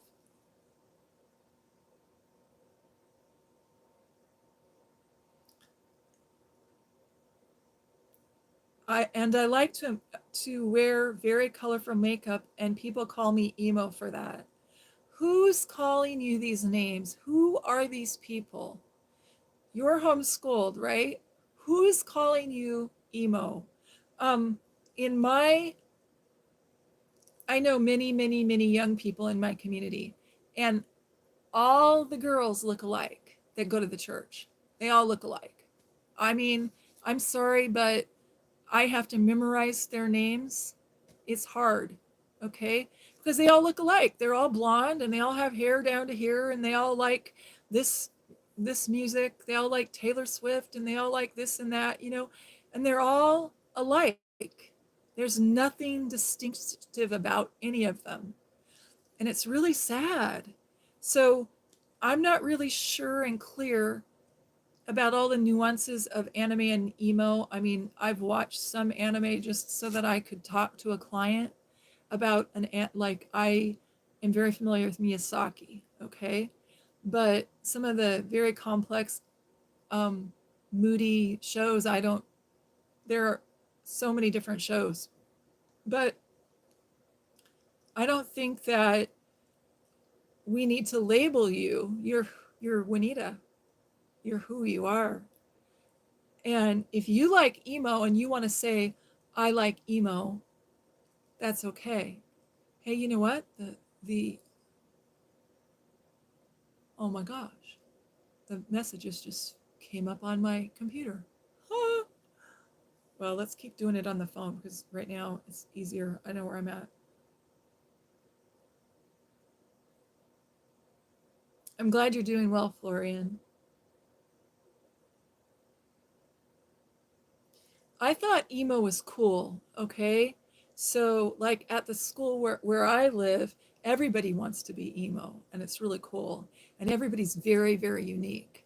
And sadly, there's a lot of people who think that you have to do the transgender movement to be unique. And so they're getting a lot of reinforcement and a lot of attention for that. Um,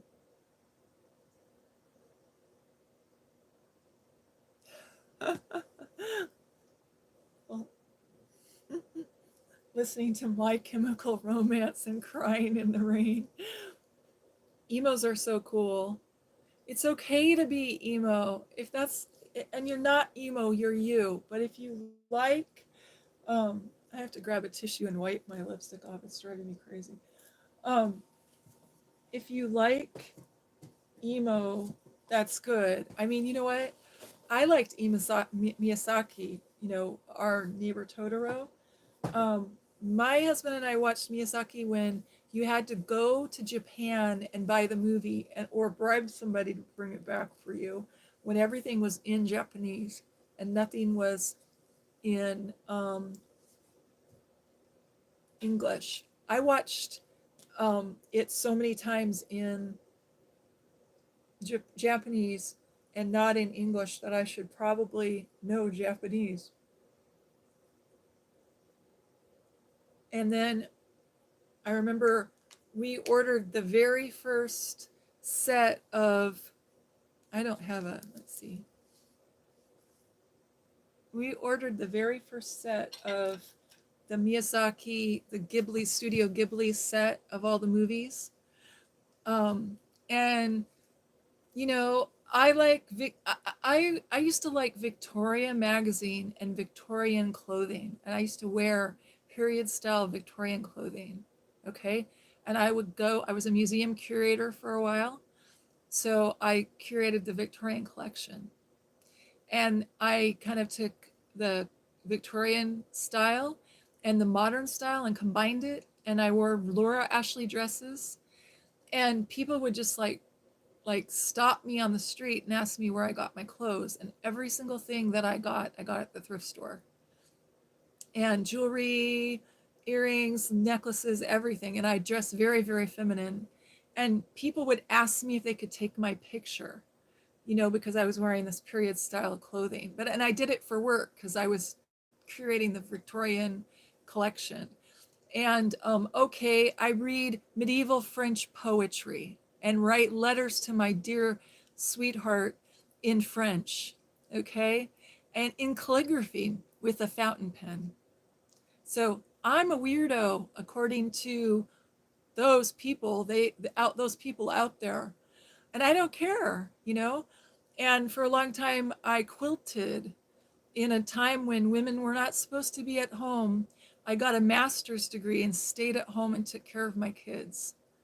And everybody around me, all my colleagues said, "You're throwing your career away, you're throwing your work away, all that education wasted on you." I think the most amazing thing a woman can do is be a mother to children, and to be a mother to many children, or to be a mother to spiritual children. And I have many birth children and many, many spiritual children around the world. And I think that my education was a benefit because I was able to educate my children. Does that make sense? But if you don't fit right into this way, people want to stereotype you. They want to put you in a box. And in a lot of times, if you can't fit into that little box, the little matchbox, do you see it? And this is how big you can be. And in reality, God made you this beautiful bird, colorful bird like this, but everybody wants to crunch you up like your little sparrow and stuff you in that matchbox and say, "This is who you are." And so people look for titles. I was a very contrasted person. You can't put me in a box, you know? Um, I came from a spiritual tradition where you read the Bible word for word in Greek and in Hebrew, and you learned it. You memorized chapters of the Bible. And um, women weren't supposed to talk. Women couldn't talk in church. You could talk in the parking lot to each other or at a picnic, but you couldn't talk inside the church building. And somebody asked me, I wrote a book, and somebody asked me to come and speak at a crisis pregnancy center. And I started counseling women at crisis pregnancy center, and I started leading people to the Lord and doing counseling for couples who were infertile, and counseling for young women who were pregnant outside of marriage, and counseling for people who had wanted to adopt babies, and counseling for women who wanted to relinquish babies. And all these people were getting saved. And my church was like, "You need to stop talking. You shouldn't be talking. You shouldn't be teaching anybody the Bible. It's wrong. Only men can teach the Bible." And I was like, I'm talking to people who aren't saved in a counseling situation and giving them the gospel. And it's sort of like some people, no matter what you do, they're not happy. Some people just want to complain and judge you because they're not doing anything. So they get upset. And so who are these people that are calling you that you're worried about? Sometimes we worry about people, and we think people won't like us. And part of being agreeable is having estrogen. Okay. So estrogen makes women very cozy and very cuddly. Oxytocin makes men and women both cuddly and cozy, but women want to please. Women want to be demure, and they want to please. And so those traits in you, when you meet a godly man who's a leader, who's going to provide for you and protect you, those are good traits. But before you meet him, you have to be able to protect yourself. And after you meet him and you marry, you still need to be able to protect yourself, because the world's full of predators that want to prey on you. And Satan wants to kill, steal, and destroy. says in John 10:10, the thief comes only to kill, steal, and destroy. I come that they might have life and have it more abundantly. And so Jesus wants you to have an abundant life in him. And Jesus wants you to express all of your gifts. He's given you spiritual gifts. If you pray and you ask him for a spiritual gift, he'll give you not just one, but many. You know, some people, some churches believe that you only get one spiritual gift. And so I go around to all different churches, and I notice that the churches that teach that you only get one spiritual gift, the people only have one spiritual gift. But the churches where they teach and believe that you get lots of spiritual gifts and any one you need when you need it, that's what they have, because you get what you ask for. If you ask the Holy Spirit, give me whatever gift I need when I need it, that's what he does. I have a really hard job to do. It's a really hard job. I love it and it's amazing, but it's not a job you can do in your own strength. In a million years, you can't do this job in your own strength. And I knew that I couldn't do it in my own strength. So I had to say, Holy Spirit, give me the gifts that you want me to use at that time on that day. And I'm just going to trust you that you're just going to give me the gift I need to do whatever the job is. Ooh. Um, Emos are so cool. I know that how that feels. I get that feeling 24/7. Which feeling, honey? I'm going to go down to try to find it, Juanita. Mikey, man after my own heart. He says, I would love some Mexican food right now, some burritos and Spanish rice. Mikey, I have the most amazing recipe for you. I developed a recipe. Remember when I told you I had all those tomatoes? I made pico de gallo from scratch with my tomatoes. I roasted meat and spiced it, and then I shredded it, and then I took little corn tortillas and little tiny street taco corn tortillas, and I filled it with the meat and the pico de gallo, and then I rolled them up and laid them in the pan, and then I put cheese over it and I cooked it, and then I served it with guacamole and pico de gallo. Heaven. It was wonderful. And I made that a whole bunch. And then I started having pain and I had to quit eating tomatoes for a little bit. Florian says, God definitely endows each person with their own gifts and particular natural dispositions and loves each one of us accordingly. We can continue in various ways to the kingdom of God. So right, brother, says Mikey. And then Juanita says, I would love some Chinese food right now. I'd love some wonton soup. Now, see, that's the kind of girl, that you want to be, is the woman who says, this is what I would like, this is what I would like. Just to know who you are and what you want is really important. And you know, the other part of that is when I go to lunch with my girlfriend, we don't do this, but if I did have a girlfriend that I go to lunch with, I haven't been to lunch with a girlfriend or anybody in years, but if I did, then we would take turns and maybe she'd say, oh, let's go get Chinese food or let's go get Mexican. And we would take turns. It wouldn't always be, well, I want Mexican, so we're always going to go to Mexican. No, I wouldn't do that. And you wouldn't either. So don't be afraid to have wants and needs and desires. Juanita says she likes all different colors. Yes, you're very creative and artistic. Mikey says, my favorite kind of tree is a weeping willow. You know what, Mikey? When I was a kid, I hated weeping willows because we had a house with a weeping willow, and my dad used to say, go cut me a switch. You know where I'm going with that? But then my very first house when I got married had a weeping willow in it, and it was beautiful, and it used to hang down, and then it would like make these little tiny flowers, and they only lasted for a little bit. They'd fall. It was very pretty.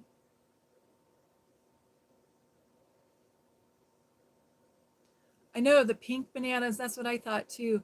Have you seen blood oranges? They're so pretty. My friend has a blood orange tree. She lives in California, and she showed me pictures of it. And when she slices them, they're red. I was like, oh my gosh, it's amazing.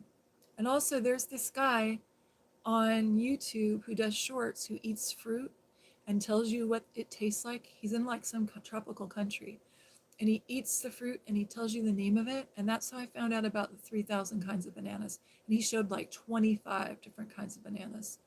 I was amazed. And did you know that bananas are like a weed? They're like an herb, and they grow up like as tall as I am. And then they once they have one bunch of bananas, they cut the plant down, and then the plant um, nourishes or composts for the other plants. And then Florian says, like the flowers of the field, they are beautiful, each one according to their kind. There's all sorts of space for variety as long as it's finely ordered to God, beauty, the creative power of love. That's very true. Yep. Mikey says, you remember the flowers I like. Mikey, you know what? You and I have a lot in common because I love Lily of the Valley. And I am so upset. I planted the little pips, and when I moved into this house, I had a shade part that I wanted Lily of the Valley. And so I ordered the pips and planted them, and the squirrels ate them. Dang squirrels. They were coming to the all you can eat buffet at my house. But I don't know. My friend says, oh no, the squirrels can't eat them because they're toxic. Yeah, well, tell that to the squirrels. Maybe the squirrels ate them and then went and threw up someplace. I don't know, but they're gone. All of the Lily of the Valley is gone. I knew you loved roses, Winita. I had this little fantasy that I was going to cover my cottage in roses. So when I was designing the garden here, I drew it all out, all the corners, and I figured out where the pots would have to be. And um, where I live, it's soil is sandy soil. So I had to fill my back of my Vobo up with bags of soil that I got from the grocery store on sale for like $5 or $6 a bag, and bring them back here and make flower beds, because when you dig down, the dirt's only that deep and the rest of it's sand. So I made these flower beds. So I was gonna grow roses in pots, great big pots, like whiskey barrels, I guess is what they call them, and bury them because there's sand. So they needed to have soil. So I buried these pots. And I have one rose, and I ordered it special order, and I was so excited. And it came, and it was bare root. They come, and it's just ugly. It's just like a ball, and they have like 3 little stems. And it took off, and it went like 25 feet really quickly. And then by the time August was here, it was like 150 feet high. And I was like, oh my gosh, I'm going to train it all over the house. And it's going to be like little rose cottage. And I had all these dreams and visions. And of course, the color was this very deep, let's see, violet, pink. It was very pretty. And I had like maybe 130 blooms on it. Can't remember exactly, but I counted them. It was like 128, 129. And I was so excited. I took a picture for my mama. And I'm so glad I did, because the next day I came out and the deers had ate all but 3 of the blooms. So I was the all you can eat buffet for the deer. And so every year I just have that one bloom. I paid a horrible amount of money for that rose. I paid $30 for that rose. And my daughter kidded me, and she said, oh, is that your $10 rose? I cut the roses and I put them in a vase. And my daughter says, there's my mom's $10 rose. So I got 3 roses. So she was dividing the. So now every year I get 2 or 3 roses on that, because the deer come and eat them. So I'm not going to have my rose covered cottage here, but it's okay. I'm growing sweet peas on the fence, and they don't like sweet peas. And sweet peas smell like heaven, so it's okay.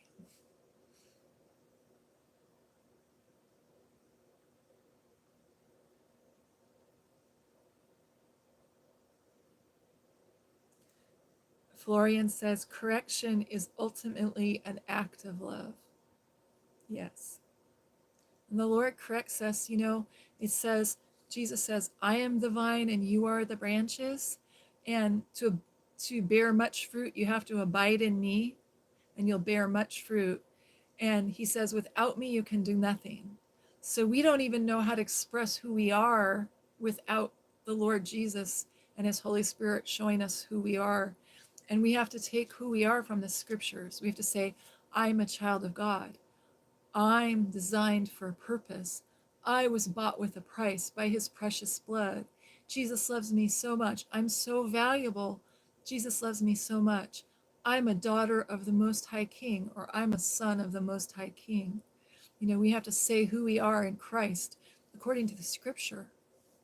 And that's, I think, why so many people are having identity issues right now, because they're basing their identity on their Instagram picture or on the latest trend or on the latest cult movement that's going across America. And on popularity, found out that there's a certain segment of the population that's getting a lot of attention in school and a lot of reinforcement on the internet. So they go, oh yeah, I want to join that. I want that kind of attention. And so we have to know that our identity is in Christ, built on Christ. And my self esteem and my value is because of what Christ did. I'm dressed in his righteousness. It's not me, it's not my good works. It's Jesus, what he did on the cross.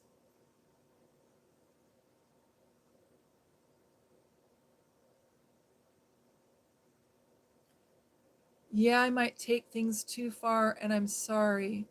Juanita, I don't understand what you might take things too far about. It's okay for you to have really passion. It's okay for you to be excited about writing or about art or about, you want to be an actress and a singer. You know what? God needs actresses and singers. There's a whole movie productions that have Christians, like Mel Gibson's, maybe Florin knows the name of his company or of the next movie, but it's something like The Resurrection. He did The Passion of Christ, and now he wants to do The Resurrection of Christ. There's people who did the Chosen. I haven't watched either of those. I've only seen the YouTube shorts because I don't have the ability to watch how do you say that? Cable and all that. I don't do Netflix or cable or any of that. But there are companies, and I forget the name of it, but I'll try to remember, or I'll ask my friend.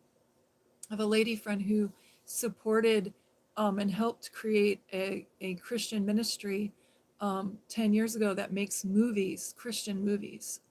And they make, if you watch, I think it's called Pure Network, or it's owned by Netflix, but Hallmark Channel used to have a lot of these Christian movies on, and some of them are now coming up free on the internet.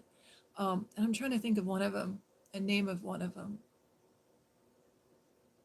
I don't know. But you know what? There's a really sweet movie that I love that I just found out is free on YouTube. It's called The Magic of Ordinary Days. And it would be a good movie for you to watch, um, Juanita. It's a very wholesome movie. You'd like it too, Mikey. And Florian, you'd like it. And I want to tell you what the story is about so you know, so you can ask your parents if you can watch it. But I like the movie because I like to have people watch it and then we talk about different issues that are expressed in the movie. But the movie is the era of World War II. And a young woman, her mother dies. They don't show her mother dying or anything like that. But her mother dies and she is really lonely, really lonely. And she makes a mistake. And she's a woman, I don't know how old she is, but she's past college. She's like just out of college or in college. Like maybe she's going to graduate.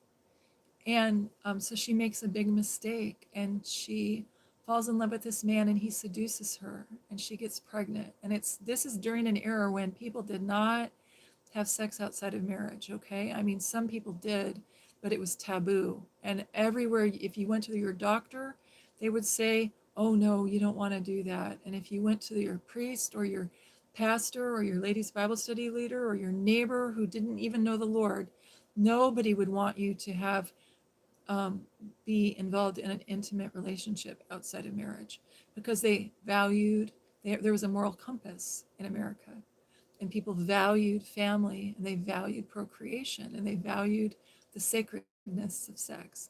But this lady makes some mistakes, and they don't show any of that. Okay, they don't show any of that. But what in the movie it starts out as you see her coming, her dad's a pastor, and you see her coming to the small farming community, and she meets with a man. I mean, she goes in to see the pastor, and she marries a man, and it's an arranged marriage because she's pregnant. So the pastor father and the pastor of the small town matchmaked her with a man who's never been married, who's a bachelor, who's a really, really good man. And so the story unfolds how they have this ordinary life with these ordinary days, and this amazing thing happens.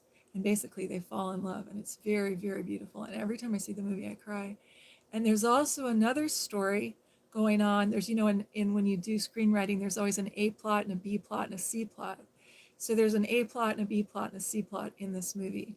And the B plot is that she has a really unique hobby and a really unique interest. And she doesn't feel like she fits in because she's an educated woman and she reads classical literature, and she studied anthropology, and she's very learned. And so she doesn't fit in.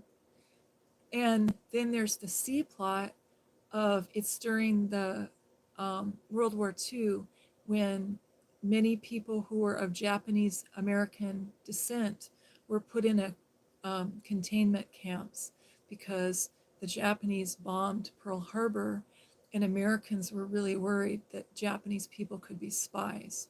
And so this lady makes a friendship with two girls who are living in the containment camp and work on her husband's farm. There's a whole bunch of farm workers that work there. So it's this really amazing story. And the woman, is kind of a people pleaser. And it's sort of the story of how she comes into her own and heals from, and she admits and repents from this mistake that she made, of getting pregnant without being married. And a lot of times people try to cover that up. And so in that era, right away, if someone got pregnant, you would be told to get married to that person. And if you didn't get married, then they would want you to go away and pretend that you were visiting your aunt and then give the baby away, relinquish the baby for adoption. So a lot of people did that. So this is kind of a story about how her and her husband that she married fall in love. And it's very beautiful. But I think that the thing that's amazing about that movie is it's very wholesome. There's no alcohol or drugs or illicit pornography or anything like that. And it's one of the most beautiful movies that's ever been made. And it's like picturesque cinematography, however you say that. And so because you were talking about screenplays, I thought you might like it because it does show the A plot, the B plot, the C plot, and it's wholesome. But you want to ask your mama if it's okay for you to watch it. But she does, in the movie, you can tell she has a change in her heart, and she repents and she accepts Jesus. So it's sort of like her dad was a pastor, and she was the pastor's daughter, so she thought she was saved because she was the pastor's daughter. And so she has to make her own faith her own. It's just very sweet. And I just really love that movie. And um, it's free on YouTube. And there's another movie, and it's called, that you might like, and it's called This Beautiful Fantastic. And it's free on YouTube. And it was on Netflix for a long time, but they finally put it on YouTube.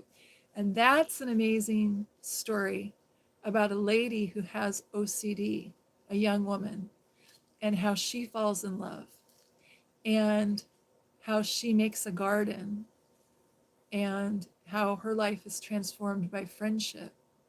And that's a really good story too. And both of those movies are very wholesome. And sometimes it's good. Sometimes Christian parents, as Christian parents, we want to protect our children from like movies where maybe the one of the characters makes a mistake and like gets pregnant or makes a mistake and commits a crime. But I think it's really good. And I don't let my never let my children see movies where people swore or, you know, had pornography or any of that stuff. But sometimes I think it's really good to watch a movie where a character has a character arc where they make a mistake and then the Lord with love redeems them. And so I think that's what the first movie is about. It's about the power of love, because the magic of ordinary days is the first man made this woman all these promises and they were empty promises, and he had words but he didn't have any actions behind his words. He had no character, because if he had character he would have waited until they were married. But the second man is a godly man of integrity who has character because his word is his bond, and he puts action behind his words. And he doesn't have flowery speech or lots of education. He's just a farmer, and he's a good farmer, and he knows how to farm, and that's what he does. And it shows you the magic of ordinary days, the amazingness of love, that people can show love through their actions.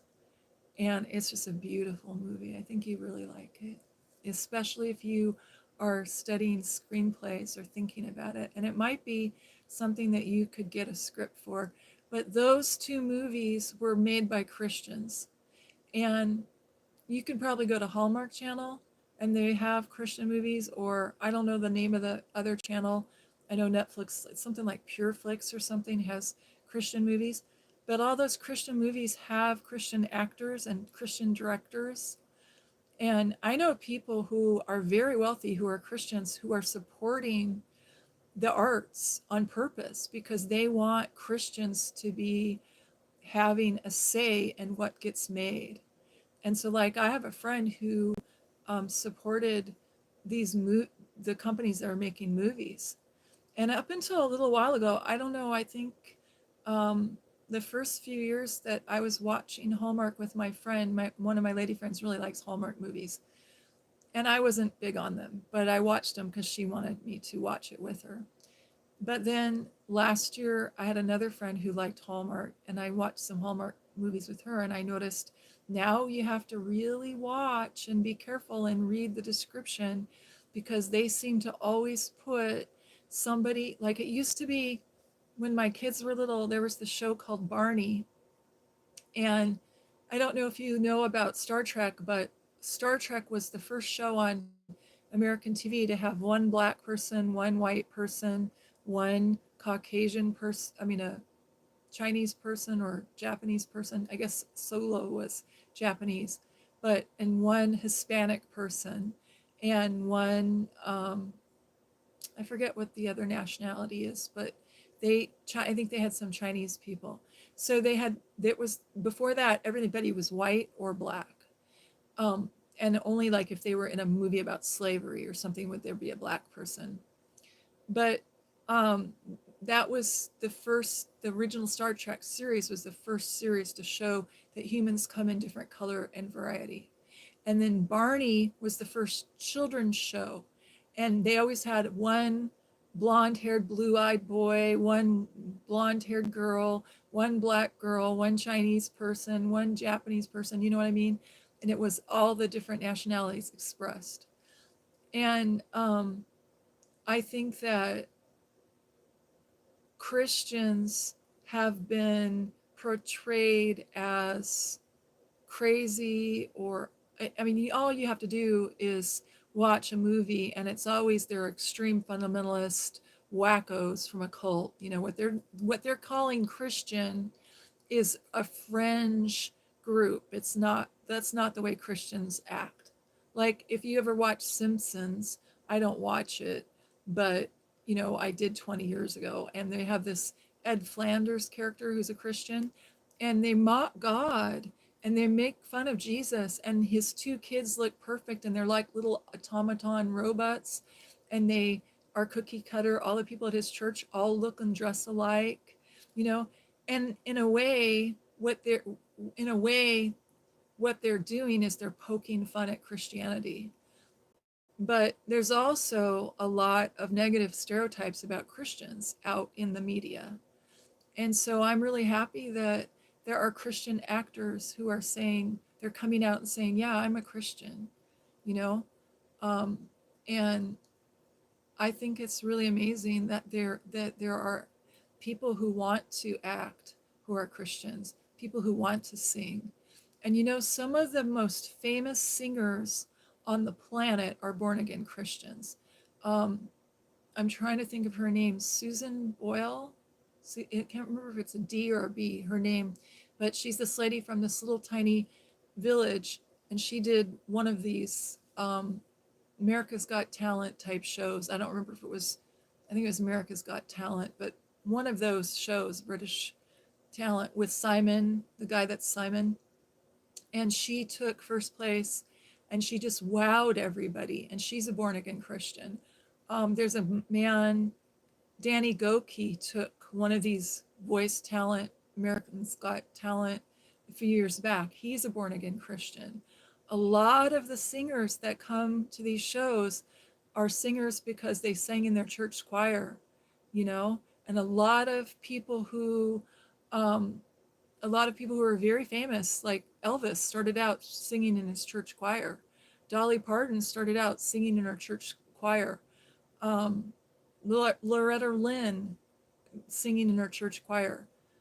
Who else? There's just many, many people who started out singing Christian songs, and then they kind of crossed over and went into popular songs or whatever. But I think it's really important. Like, it's a way to share your faith, to sing is really important.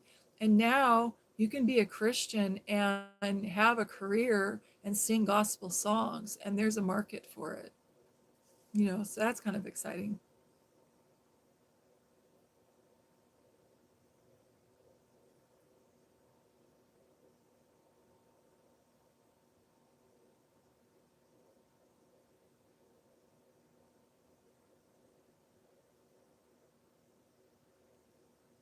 Okay, I don't know why, but when I see people being mean to other people, it makes me so angry. Is that wrong? No, no. So we were talking about people pleasing. So remember I told you about being agreeable? There's nothing wrong with being agreeable.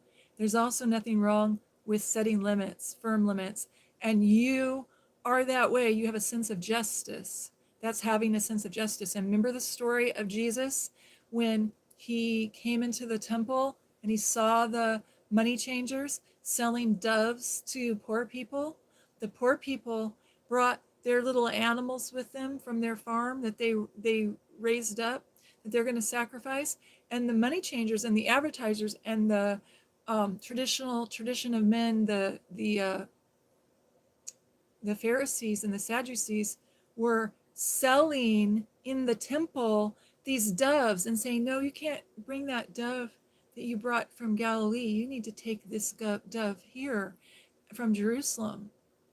Or no, you can't sacrifice that lamb. You have to sacrifice this lamb that we have. And so one of the reasons Jesus was so mad, he got mad and he started, he was angry, and he sat there and he wove a cat of nine tails. That's a whip with nine cords. And he used it to whip the money changers out of the temple, and he threw the tables over. And that was not sin, because we know from scripture that Jesus never sinned. So the Bible says, be angry and sin not. So we can have anger in our heart or anger in our head, and we can say things sharply with our tongue that are mean or rude. Okay, and that's not what I'm talking about. I'm talking about anger that God gives us. There's nothing wrong with anger. Anger at injustice, anger at poverty, anger at disease, anger at death. You think I don't get angry? Honey, I get angry, okay? Because I see a lot of poverty and death and injustice in my life and in my work, okay? I see people who are terribly abused and terribly assaulted, little tiny children starved. I see horrible things, okay? I go do home visits and I see horrible things. And I get angry. But the Lord says that He gives us anger to provide and protect. So, usually in our society or in Christianity, we look at that as a masculine quality. We think, oh, men provide and protect. And so, men are masculine. And so, maybe there's some subtle message that women shouldn't get angry. And I'm here to tell you that to be a wife, to be a good wife, you have to be able to get angry. To be a good mother, you have to be able to get angry. Why? Because when that guy at work, when you're married, and that guy at work comes up to the water cooler and whaps you on the bottom, you have to get angry. You have to say, "What are you doing? Back off, bucko." You know, you have to be able to get angry, okay? You know what? Sometimes I get angry and I'm not really angry. I'm playing a role because there's something called psychodrama where sometimes I have to act angry to give a reaction to somebody so they can see that what they did was wrong, okay? So as a mother, you have a toddler, you're not going to get mad and hit that toddler.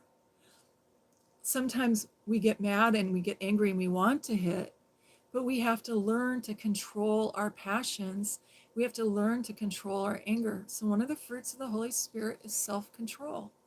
So the Lord gives us self-control as we dwell in His presence, as we read the scriptures, as we dwell in His presence. Sorry, you lost me for a second there. As we dwell in God's presence, He gives us self-control. So the thing about it is, I'm adjusting my tablet, it's falling off. Okay, there we go. So the Lord gives us self-control, all right? And we learn self-control by experience. Like you make a mistake when you have a baby, you yell at the baby because they're crying all night, and then you go, oh, wait a minute, that's not how I want to treat the baby. Lord God, please help me. And you repent and say, I'm so sorry, please help me. And then you go, oh, maybe I need some support. And maybe there's an older woman in my church who can help me learn how to be a mom. Or maybe I was really blessed and I had a mom who was a good mom and I know how to be a mom.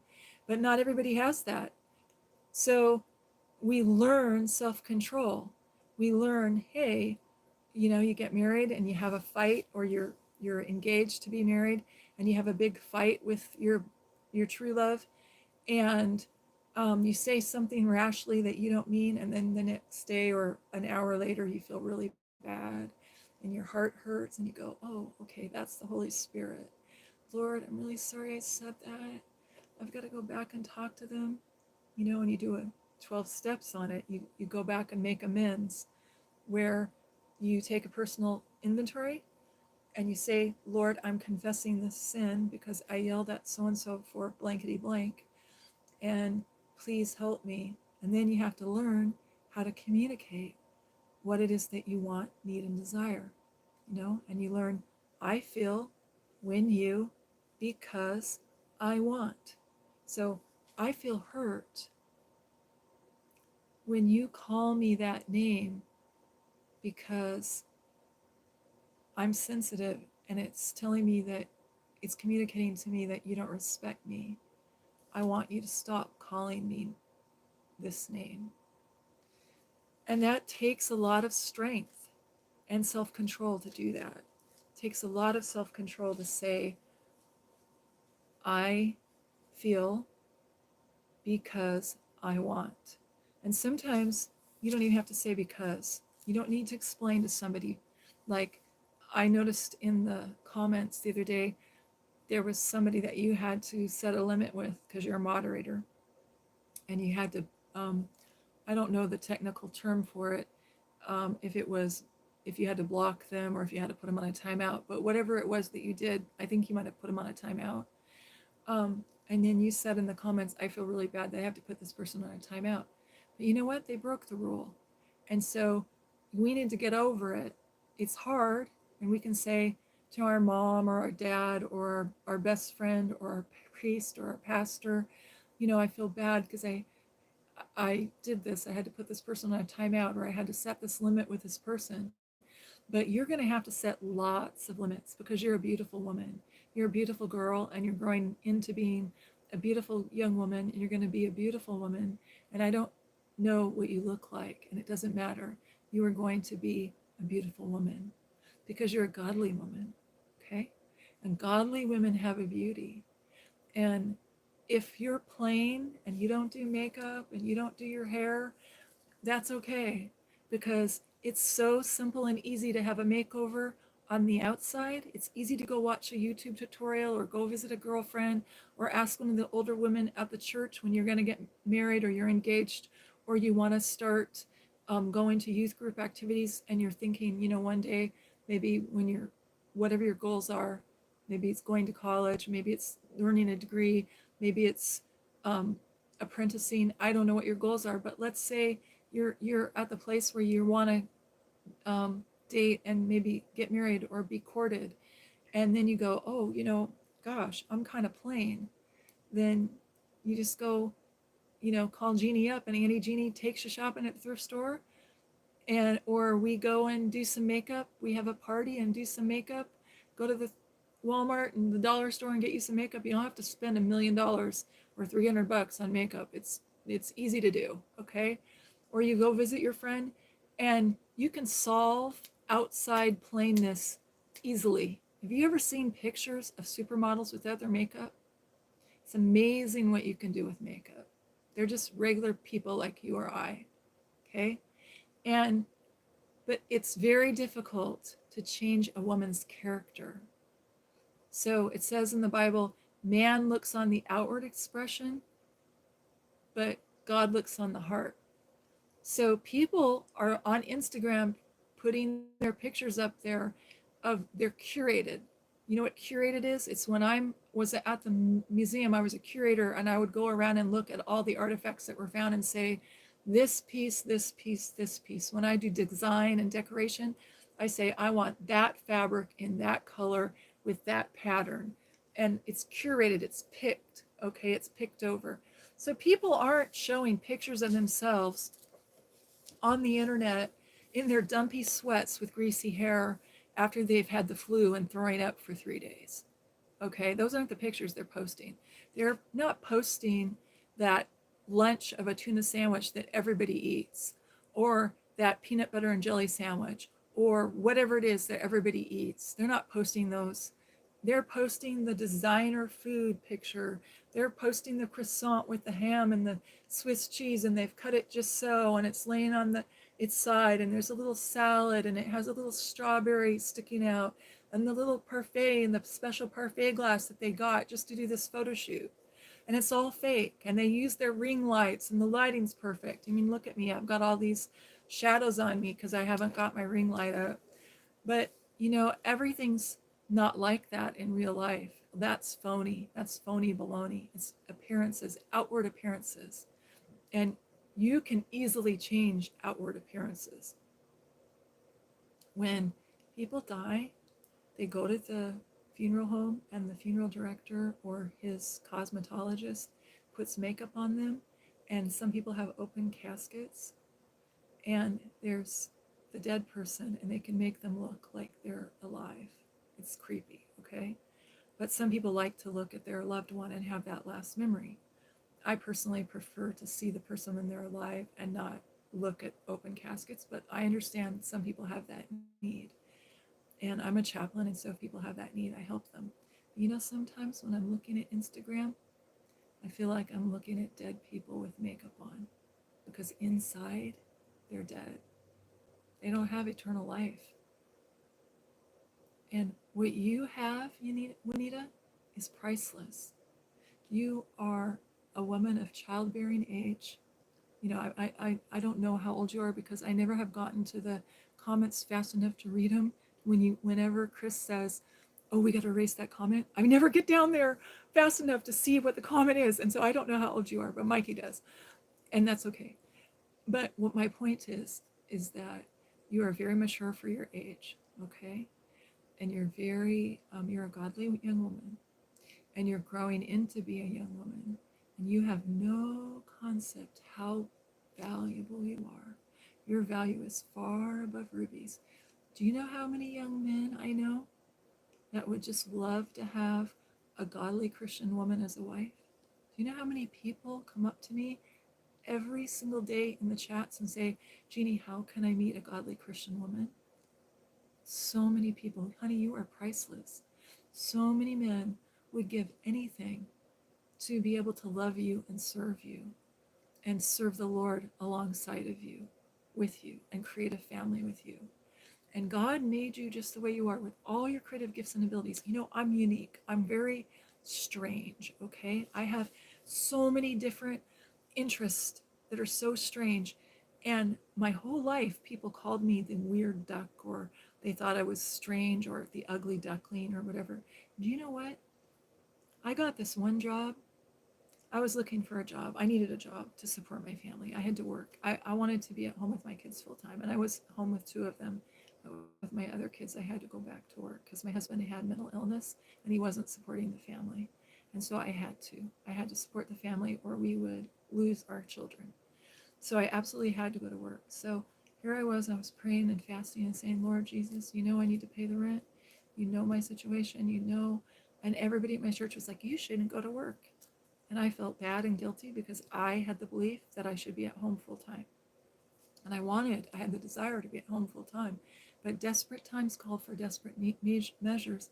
And I needed to make money and pay my rent or I would lose my children. Came and said, if you don't get a job, you can no longer live in this trailer in the forest. If you don't get a job, we're going to take your kids, because I live in a very wealthy neighborhood and it isn't okay where I live to not be at the standard, and the community standard is very, very high. If I was in Oklahoma, it would be totally fine to raise my kids in a trailer, but it's not okay here. So, and they persecute Christians where I live. So they were persecuting me because I was a Christian too. So there's all these layers to it. But anyway, it all worked out fine. I prayed and I fasted and I said, Lord, I'm believing by faith that you're going to give me a job. And so, you know what happened? The Lord gave me a job in a miraculous way. The lady that we were on her land. Our church had gave us a place on some land. That lady was very famous and I didn't know it. And she came to my trailer and she said, knocked on the door and she said, would you like to go to a garage sale? I'd like to bring you to a garage sale. And my husband said no, and she goes, yeah, she's coming to a garage sale. So I went to this garage sale with her at like 8 o'clock in the morning, and there was all these kids clothes, and she bought all these kids clothes for my kids who were going to go to school in just like a little bit of time. I got it here. It's like, okay. Anyway, she bought all these kids clothes for me and gave them to me and said, this is for you. And I was like, I had been praying for children's clothes and I never told a living soul that I needed them. Then she says, how's it coming with the housing?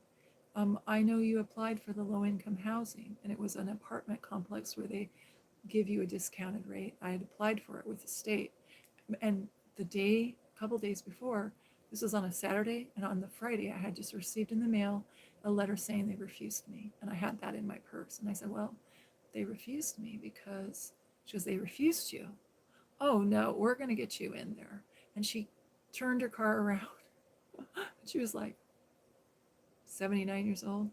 She turned her car around and she drove to that apartment complex, knocks on the door at 8:30 in the morning. The poor manager comes to the door like this with her robe on, and she liked her and knew her from way back. So I'm going, okay, so she knows somebody. So she says, I hear Jeannie applied for the apartment and she got refused. And she goes, yes. And she goes, well, can you tell me why you refused her? And she did it in a very gracious way. We were sitting in the office together and she said hi. And she talked about the person that she had known that had lived in that apartment before. And so she wasn't at all rude. It was almost like She's the Queen of England for our island. So she says, well, it's because Jeannie doesn't have a job. Well, see, I had a job where I took care of people and then they would die. And so as a nurse, if you had I would be a private nurse and I had a client, and then I'd take care of them and then they would die. And then you'd have to find another client because I was private nursing. So she said, well, her person died, so she doesn't have a job. And she goes, well, you have a master's degree in clinical psychology, don't you? And I said, yes. I said, I looked everywhere, and I'm constantly looking and have all these applications. And she goes, well, you're a smart woman, and you know French? And she goes, yeah. She goes, well, I have a museum. I would like you to be a curator at my museum. And she goes, would you like a job being a curator? Do you think you could do that? Archive things and do genealogy? And I said, yeah, I could do that. And I was very demure and very quiet. I said, yeah, I could do that. She goes, well, would you like to work for me at my museum? And I said, yes, I would. And I would really like that very much. Thank you. And then the lady said, okay, well, stamp, you get to come into the apartments. And now all you have to do is get social security numbers for all four of your children, and you have to get their birth certificates. And a lot of people don't know you have to pay like $30 for a birth certificate. I didn't have any money. And this lady says, would you like an advance for the first week? And she paid for all the birth certificates. And I was just like, I couldn't believe it. All this happened before 10 o'clock in the morning, and I'm not a morning person. And so we went back, and I had a job, and I was a museum curator at a famous museum because this woman was the major donator for this museum, and she's a Christian. And she said, well, I'll give you X amount of $100,000 if you will employ, but my stipulation is you have to employ this woman. Well, I gave them way more money than way more worth because I worked there and archived and did 15 genealogies back and did lots of work, more than I was ever paid. But it was an amazing job, and I'm so thankful for it. And I'm trying to remember why my point until I knew that story. I don't mean it, I mean, it sounds funny. But what I'm trying to say is while I was at that museum, because some of the things in the museum were Christian, there were Christian men came from all over the world. And they would say to me, I can't find a wife. I can't find a godly woman. And American men are flying to Japan to find wives. They're flying to the Philippines. They're flying to Asia to find wives because they can't find women who are agreeable. So if you learn how to control your desire to be a people pleaser, if you learn how to be who you are, see, because a man doesn't want a doormat. They think they do, but they really don't. A man doesn't want to go on a date with a woman who can't tell him that she prefers chocolate to vanilla if they're having an ice cream cone or a shake. A man doesn't want to go on a date with a woman who can't say an idea of what she'd like to eat or what she wants, you know? And a man doesn't want a woman who can't say no, because in the back of his mind, he's saying, if she can't say no to me, she won't be able to say no to the guy at the water cooler who comes on to her at work. And believe me, you're a beautiful woman. It's going to happen. And people see Christ in you. So I have people come on to me all the time, and I'm older, okay? But my whole life, people have come on to me. And men think that they're in love with me because of me, or my figure, or my fashion sense, or my personality. It's the Holy Spirit. They're attracted to the Holy Spirit in me. And so when you're a Christian woman, that's going to happen. Men are going to be attracted to that sweet spirit that you have, that femininity that you have, that creativity that you have, that's from the Holy Spirit. And so you need to know how to say no and how to set limits. And you need to learn the finesse of how to set limits in a sweet way, in a kind way, in a respectful way, and how to refuse a date. If someone asks you out and they're really nice and they're kind to you at school, but maybe they're in the wrong group. Maybe um, they're hanging out. Maybe it's a jock and he's hanging out at parties and sleeping with lots of different girls, and he's going to keggers and drinking alcohol. Or maybe it's a really nice creative man who's a musician, but he's doing drugs, or maybe, and you know that those people wouldn't be good fathers for your child that you want to have for your children. And it's not that they're not good people or that God couldn't change them. It's that you're not a social service agency and you don't need to rehabilitate a man, because there are hundreds of thousands of eligible Christian men of your age range in America. And you've got your prime childbearing years and they're looking for you, and I know you're not there yet. I'm not sure how old you are, and if you're like 13, I'm going to be embarrassed that I gave you this little talk. I'm teasing. I wouldn't be. But I was always more mature for my age when I was younger. And so men always thought I was older than I was, because I carried myself differently and I dressed fashionably and was more elegant. And so they assumed I was older and I knew how to use makeup. And a lot of the girls my age used way too much makeup. You know what I mean? They were like, they looked like dolls or whatever. They didn't look like people. But anyway, so let's see what else you say back to that.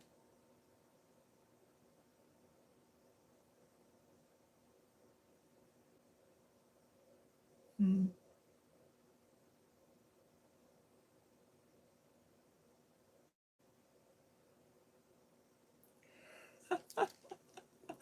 Mike, oh gosh, I'm gonna laugh. Mikey just made the sweetest. I'm gonna start calling you Saint Michael, okay? Because it's more refined. And every time I hear Mikey, I think Mikey likes it. Do you know the commercial for the cereal? They used to have a cereal commercial. Do you like it? For life cereal. You like it? I'm not gonna try it. Have you tried it? I'm not gonna try it. There's three boys in a row at the breakfast table, and their moms set this cereal before them with milk in it. Are you gonna try it? I'm not gonna try it. And then Mikey tries it. He takes a bite. He likes it. Hey, Mikey. Mikey said, I was talking about there were all these Christian men who would like to, um, I don't know, excuse me. Anyway, he had his arrow going this way to his name, and he says, this guy is one of them. But I'm not sure if he was saying, there's lots of Christian men in the world that are single and looking. Oh, I see now what you're saying. Okay, I'm slow. I told you I was slow. Oh, you're so sweet. I love to meet my own Jeannie. I would love to meet my own Mikey. I'm back, she says. I think I just gave Juanita a lecture. She was gone the whole time. So Mikey and Flora benefit from my wisdom. That's funny. I'm not sure what the I'm not sure what the awesome story was, but God's so good. But the Lord, I think that I think I told you. I don't know if you were here, but I took care of a lady who had last in stage Alzheimer's. I've done care for people with Alzheimer's my whole life, and I took care of a lady who had Alzheimer's, and she loved Star Trek. She was a Star Trek Trekkie, and she went to the conventions and she watched Star Trek for 6 hours a day. So during the pandemic, talk about funny. I got paid to sit on my butt and watch Star Trek with her for 6 hours a day. I mean, I did lots more work. It's very heavy care dealing with somebody with Alzheimer's. And there was all these other things I did. But for 6 hours of the 12-hour day, we were watching Star Trek because she loved Star Trek. So I've watched the original series Star Trek like more than 3 years worth. Like there are only 73 episodes and they rotate them, and we watch them over and over and over for 3 years. So there's like I can quote whole lines of The Trouble with Tribbles. So I don't know if you know that episode, but these little cute little fuzzy, it thinks of little, if it was like if you took this fuzzy blanket that I have and made a ball of it. It's like a little Tribble is a little alien, like it's like a rat, but it's not a rat. It's cute and it's got little eyes and it makes this little noise and they go And so these little tribbles are being sold on the ship, and they go to this little like a space station, and they're being sold there as pets. And one of the women brings, or Hura falls in love with this little tribble and gets it and brings it back. But by the time she gets it back, it's had babies, and so they don't need two tribbles, just one tribble will multiply. So they have all these tribbles, and then they go to the space station where they have this uh, trilicale, I can't pronounce it, but this type of um, like a grain, and they're all, these grain silos are full. And what happens is these tribbles get into the grain silos and eat all the grain, and they're multiplying. And so they open up the grain silo to get the grain, and it's full of tribbles because the tribbles ate all the grain. So anyway, the trouble with tribbles, um, what happened was, it was the pandemic, and I was on the internet trying to win people for the Lord. So like I'd go to work, and then I'd get off at like 12. I mean, I'd be home at 12, and then for like an hour I couldn't wind down, so I would like go on YouTube and watch a video, and in the comments I would leave comments. And this is what you do before you know you're a writer or a content creator, is you leave messages on other people's content, or you write way long paragraphs in response. And I didn't know that I was a writer yet. So this is how the Lord led me and helped me find that out. But one of the comments I left was on a dating site. It was a it was a video about online dating. And this girl had this problem, and she asked if anybody could help. And it was so obvious to me, the problem. And so I gave her advice. And then the next day when I came home, I had a notification on my phone that somebody had left a message. So I looked at the message, and it was somebody underneath there, that comment asked me advice. And then another person. And so we're in lockdown. And I'm a nurse, so I had a essential worker job. So I could go back and forth to my house, but everybody else is like locked down. And they're asking these questions like, how do I maintain love during the pandemic and all this kind of stuff. So, and they were good questions. So I answered a couple of these questions in the comments. And so pretty soon I had like 500 people writing, wanting advice. So I thought, okay, I'm going to go to Quora and write for Quora. So I went to Quora and I wrote for Quora. But one of the young men who asked me advice was a Trekkie. He liked Star Trek. And he asked me if I would, um, well, he was actually being a troll, and his name told me that he was a Trekkie. And he called himself something, I'm going to change it, okay? This is not his name, but it was like saying Dr. Spock, okay? That's not the name he used, but he used a character, a noble character of Dr. Spock, and he changed the name. People have handles. So anyway, he was bullying the woman who wrote the question, and he was bullying lots of people in the questions. And the person who wrote the video was very young. I mean, like a teenager, okay? And I felt really bad for her. And I said, okay, Lord, what can I do? And so I shared with him the Knight's Code. And I said, Lord, what's the Knight's Code for a Trekkie? And so I said, this is not honorable, Dr. Spock, because Mr. Spock would never, the real Spock would never, see, he was trying to impersonate Spock, is what I'm trying to say. I said, I know you're not the real Spock, because in episode, and then I listed the episode, Spock did this and so, and it was honorable. And you are not a man of honor because you're behaving without honor. And so we just had this back and forth, and he was dueling with me. And only thing is that I knew the series because I was watching it every day for 6 hours, and it was fresh and new in my mind. So the Lord would give me ideas to say, because here I'm seeing 7 episodes of Star Trek. So I could just like watch the episode and then sit there and type. And I knew the series, I knew the number, I knew the quote, right, that Mr. Spock gave. And so this guy finally asked me to come over to he invited me to a Trekkie forum, and my friend put the little icon on my phone so that I could just touch the icon on my phone and go there. And so pretty soon I was giving dating advice to like 500 guys who were trickies, who were living in their mama's basements, um, not taking the garbage out and not being responsible.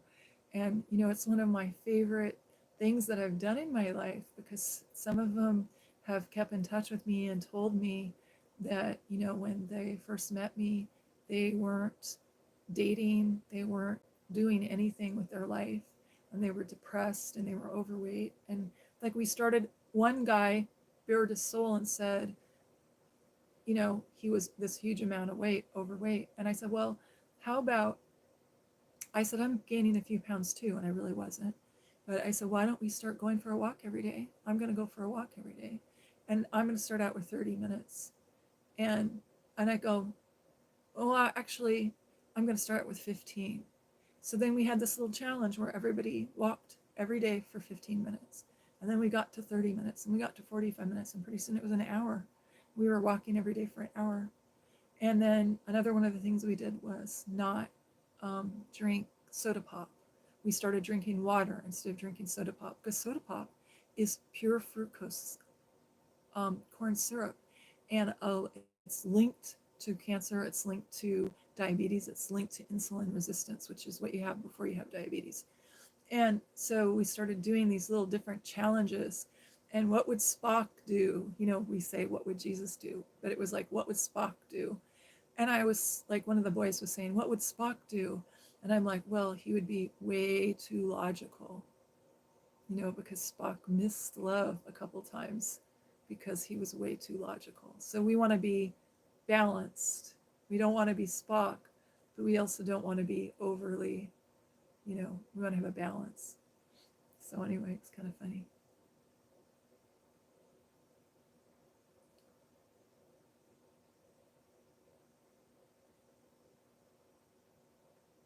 Oh my gosh. How do you know that I'm that age? She just jokingly guessed it. Okay. Okay, I love you. I love you so much, Mikey. And I love you so much, Manita. It's okay. I really do love you. My dad used to make the same joke to me. No, I wasn't gone the whole time. Okay, good. I was here the whole time. I need to check a notification quickly. Oh, I get it.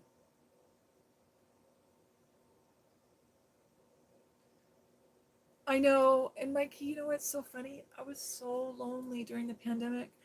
And I have really, really, really good boss during the pandemic. I worked for this family that were farmers, and they had the founder of the farm had, the lady that founded the farm, well, no, wait a minute. She didn't found the farm. She was married to the man whose family founded the farm. But she did, you know, work the farm for many years with her husband side by side. She got Alzheimer's, and so she was my client for many years.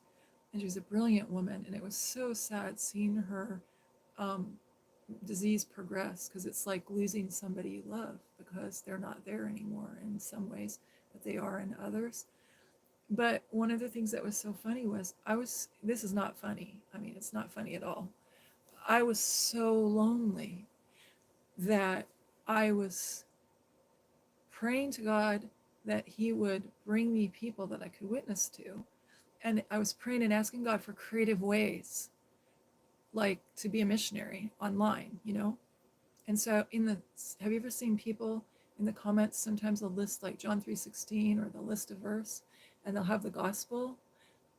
So I was going to people who had relatives who died or who had Alzheimer's, and telling them I would pray for them, and then I pray for them in the comments. And so it was amazing, you know, all the people I met. And then here God has a sense of humor, because I was like so sick of Star Trek. I was so sick of Star Trek, I could throw up. I was like, oh God, please, I can't watch another. If I see, now it would be fun to watch Trouble with Tribbles. But at the time I was like, Lord Jesus, if I have to watch the Trouble with Tribbles one more time, I am going to yell. And what happened was, the lady, you remember I told you the story about the Sword and the guy at Walmart. Well, I did that same thing with her. She loved Star Trek. So over there, I could show you my little purse that looks like a tricorder. And I wore a fuchsia, or well, I guess it's burgundy. I had like four of them, a teal, a burgundy, and a fuchsia, and I forgot the other color. But I had little Star Trek outfits, like smocks. How do you say this? They're called swing tops. They're long sleeve, and there's a scoop neck, and you can show a little bit of boobie, and then, I mean, not cleavage, but, a little bit tight, and then they swing out, so it's like a little skirt. And I wore them with stretch pants or with those black jeans and with my boots. And then I put my hair over to one side, and I have a little, my husband and I went to a convention, and I wore a Star Trek dress for real. And he gave me, I mean, I wore a uh, mini skirt dress. And he gave me, he's an author. Okay, my husband was an author. So he gave me a communicator, the little gold. I have a little gold and silver communicator like the real Star Trek one. So I wore that, and this is like in my 30s, okay? And so I would put that on, and I'd bring my purse that looks like a tricorder and my Bible, and I'd go see her. And um, if I wanted her to do something and she didn't want to do it, I'd say, you know what? She had a crush on she had a crush on Captain Kirk. I'd say, you know what? Captain Kirk is coming to visit us. So we need to go take a shower and do our hair so we're ready. And she'd go, okay. And nobody in her family, the other nurses, nobody could get her to do anything. And I came on and I said, oh, honey, I got this. And so we would go, she'd take her shower, and she'd miss a spot, and I'd give her the wash rag and said, you got to get that really good. And she'd get it, and then she'd get all dolled up, and she'd choose her, we'd go look at her clothes, and she'd choose what she's going to wear. And then we would walk into the TV room and sit down in our two matching recliners with our blankies, all cozy, and we would watch Captain Kirk fly the plane, fly the Enterprise, fly the spaceship. And she really believed that she was there. I didn't tell her she was there, okay? But she really believed that she was there and that he could see her. So, so it was sort of like the progression of the disease, you know what I mean? But we entered into that world, and then one time she had to go to the doctor, and it was during the pandemic, and nobody was going to the doctor, and we had to get her into the car, and she did not want to get into the car. She did not want to go. And I said, you know what? If you come with me, on the way back, we can stop and get a special treat that they serve on the Enterprise in the cafeteria. She goes, really? And I go, yeah, it's Dr. Spock's favorite. Because she called Spock Dr. Spock, because she got the Dr. Spock child book that she had when she was raising, you know, when people raised kids, confused with Spock at the end. And she goes, really? And I go, yeah, it's his favorite treat. And so you have to come with me. We're going to sit in the car. You're going to stick your arm out the window, and the nurse is going to come and poke your arm. And I'm sorry, but she's got to do it because it's got to go straight to the lab. She's like, okay. And so we would go by Dairy Queen and get a little soft serve ice cream. And I'd say to the lady, can you put a twist on top? And I had these little stickers that were a little Star Trek insignia. And I gave it to the lady, and she would stick it on the paper of the ice cream holder. And my lady really thought she was getting a special ice cream cone from the Enterprise. So it was so much fun, like it sounds, I hope you don't think it's mean, but we had a lovely time, and I wore my Star Trek outfits, and I sang her songs, and it was just wonderful. But the funny thing about that is every gift I have, everything, every experience I've ever had, those two jobs, God used them in those two jobs. Like, I've always loved flower arranging my whole life. I've studied flower arranging, but I never told anybody. And I never had money to go buy flowers. So I would go out into the forest or out into the fields and find flowers and then make arrangements with them. And so here I got this job at this retreat center, and this woman was paying like huge amounts of money to have a flower arrangement for every single room. And she goes, oh, well, if you would like to do that, you can. And so she had this huge garden, and I would just walk around every day and pick flowers with my little basket and go in. And she had this whole wall of vases, and I would make these beautiful flower arrangements, 30 flower arrangements or 40 flower arrangements, one for every room, every table, every desk. And, it was amazing. Like, she liked to have tea parties, and the Lord taught me beforehand how to make scones and how to make cupcakes and how to make these special cookies. And so I would make all these scones and special cookies and things, and then we'd have these amazing tea parties. It's just like every single thing. Like, I was interested in genealogy, and so I did 15 lines of genealogy, going all the way back. And so it was like I was getting paid to do things I loved. And so my interests have served me well. So you don't want to be a cookie cutter person. You don't want to be one of those Stepford wives, cookie cutter women with the lobotomy. I don't know if you know the reference, but there's a show called The Stepford Wives. And these women are all beautiful, and they all move to this town, and you go there to visit, and all the women have perfect figures. They look like Barbie dolls. And all the women have perfect hair, and all the women have perfect nails and perfect lipstick, and they're all perfect, and they wear perfect clothes, and they keep a perfectly clean house, and it's all Instagrammable, right? And then later on you find that they're having lobotomies, or they're having, which is they remove a part of their brain, or they're having a drug given to them so that they'll behave the way their husband wants them to be his perfect woman.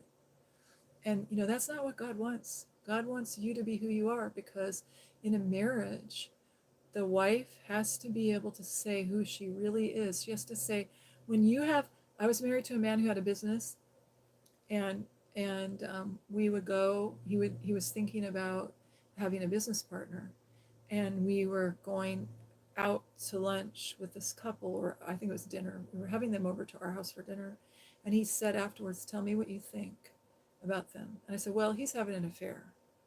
And he goes, "You're kidding?" And I go, "No." And I could tell him why. And he goes, "You're so perceptive." I go, "Yeah, he's taking his wedding ring off. He's got doesn't have a tan line on his wedding ring. Most people have a white spot if they're tan because they're wearing their wedding ring, but he didn't have that. So he's going on business trips and cheating on his wife. And there's all of these other tales that I know, right? And I was, remember, 23 years old, okay, married to a man who was 14 years older than I was. But I had that sense of perception, and God used all these things that I knew. He's used all these experiences that I've had, and the next job I have, or the next position I have, or the next book I write, the Lord is using all of those experiences. And sometimes we get told that we should not be who we are. Like, one time when I was very young, I think I was 23 or 24, I had went to Bible school, and I went to the altar at church, and I was on my knees. And at the church I went to, I've gone to all different churches, but at this particular church, they have this thing. It's like a prayer altar. It's like this high off the ground, and it's a long piece of wood that's like carved, and there's like little padding. So it's like a bench. So like if you're older, you could go and you could kneel. Like if an elder wanted to get down on their knees to God, then it's padded so it won't hurt their knees. So you go up to the altar if you want to make a sacrifice to God, or a dedication, or maybe you say you want to repent, or maybe you're really burdened about somebody in your family has cancer or something bad's happened. You go up to the altar. After the service, they have music, and people will come to you and pray with you. And there's like 25 people up there praying. And so, like, if somebody's getting divorced, then the counselor will take them over in the room and talk with them and help them, or they'll make an appointment with the pastor. But if something's happening in the, people just, in that tradition, people just go to the altar all the time for everything. You confess all your sins to the Lord. So anyway, I had this feeling where I was asking the Lord, what my purpose was, why he had me here. And we were in a church that didn't believe that women could be smart and have an education. All they were interested in is women being childbearers and mothers. And there's nothing wrong with just wanting to be a mother, but they did not believe that women should be educated, okay? And I mean past 8th grade, right? So I was of the belief, my parents were very poor, and my mother never had the opportunity to graduate from high school. So she got a GED while I was a little girl, and then she went on to college and got a degree in early childhood education, and then made a name for herself in sales. And so I was of the belief that going to college was amazing and that learning was amazing. And they were telling me that I shouldn't be reading books or studying the Bible, that I should be quiet and demure. And I was a lot more quiet than I am now. But um, so I was trying to purge all these parts of myself out of my life. And my friend invited me. I forget what was happening. I want to say it was her baby being christened. That might have been it. It was either her baby or her friend, or yeah, I think that's what it was. I think it was her baby was being christened. In some Christian churches, you get baptized when you're born, and some you get sprinkled, and some you get held up at the altar and dedicated and prayed for. And in this church, they got christened. So the baby is getting dedicated before the Lord. And so I went. And in reality, my friend was really had a heart to get me out of that cult. So she wanted me to see another way of how people at her church treated me. So anyway, I came to this party that was at the church for her and her husband for their baby. So, and then they had the service afterwards. They did it at the beginning of the service, so I had to watch the whole service. And the service was about like confessing your sins, and I forget what the sermon was, but whatever it was really good because it inspired me to get up and to totally rededicate my life to the Lord. And I've always been sold out for Jesus, but in a new way. And so I was really grappling with, I went to Bible school to be a missionary, and now I'm not a missionary. So how do I have any worth and value? And now this church is saying that all my only value is having babies, and they don't want me to learn. What do I do? And I was before the altar on my knees at this bench, really truly praying. And the woman came up to me, and she was an older woman, the prayer counselor. She was an older woman, and she was an older woman. She was my age. Anyway, she came up to me and she said, say out loud what it is you want to say to the Lord. Pray out loud, please. And I knew this is the Holy Spirit. And so I prayed and I said, oh Lord, all of me, I just ask that you would just take all of who I am. And I just give you all of who I am, and just purge my heart and just take all of me and just fill me with you, Jesus. So all I am is you. And the lady says, open your eyes and look at me.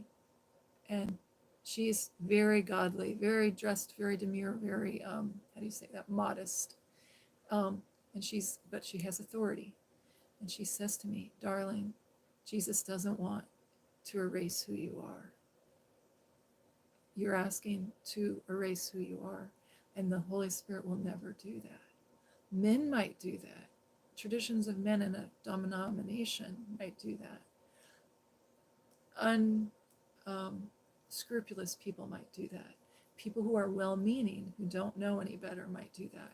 But trust me when I say that Jesus made you who you are, and you have unique gifts and abilities, and he doesn't want you to erase yourself.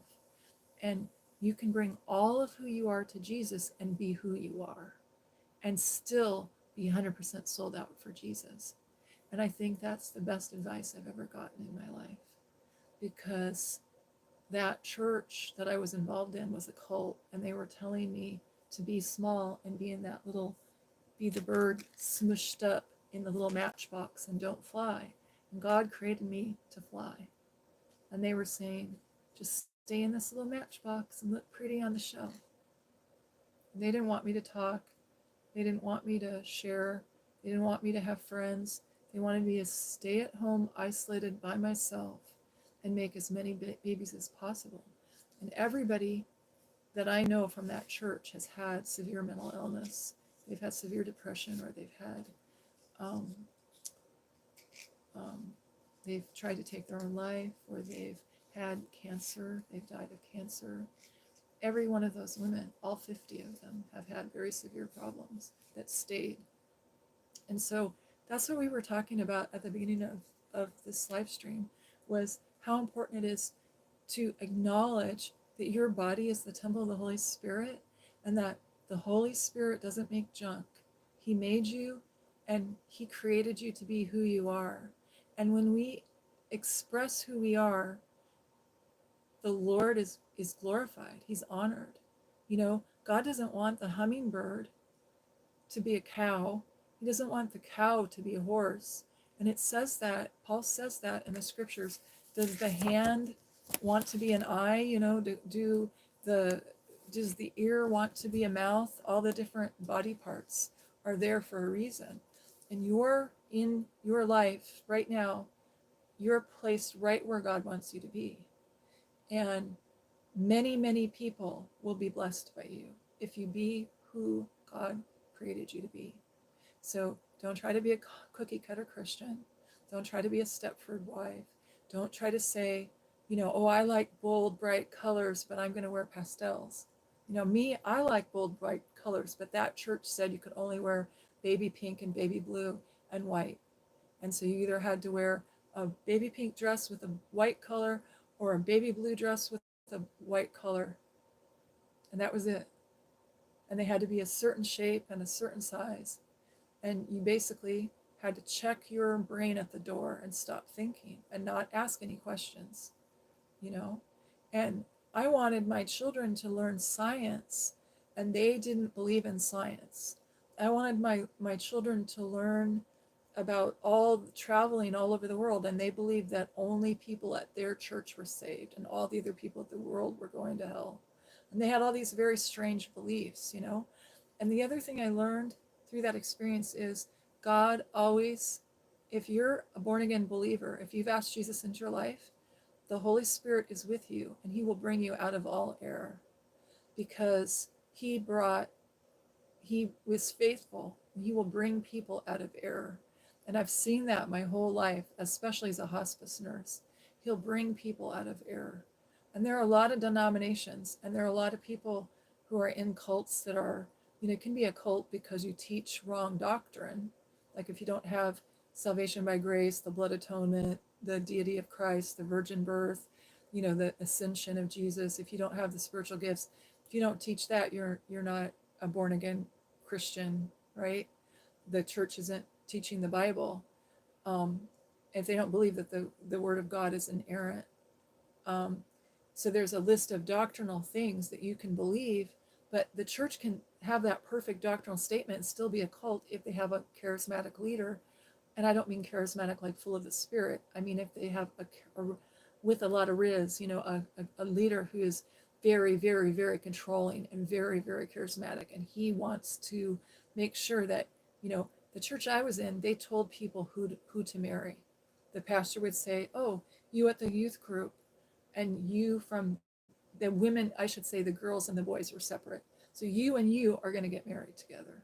And nobody had any say in it. And they had control issues. And so there's all these weird things that happen when people let their ego rule, because that pastor was letting his ego rule. So because he was letting his ego rule and not the word of God, he was walking in error and he was teaching error.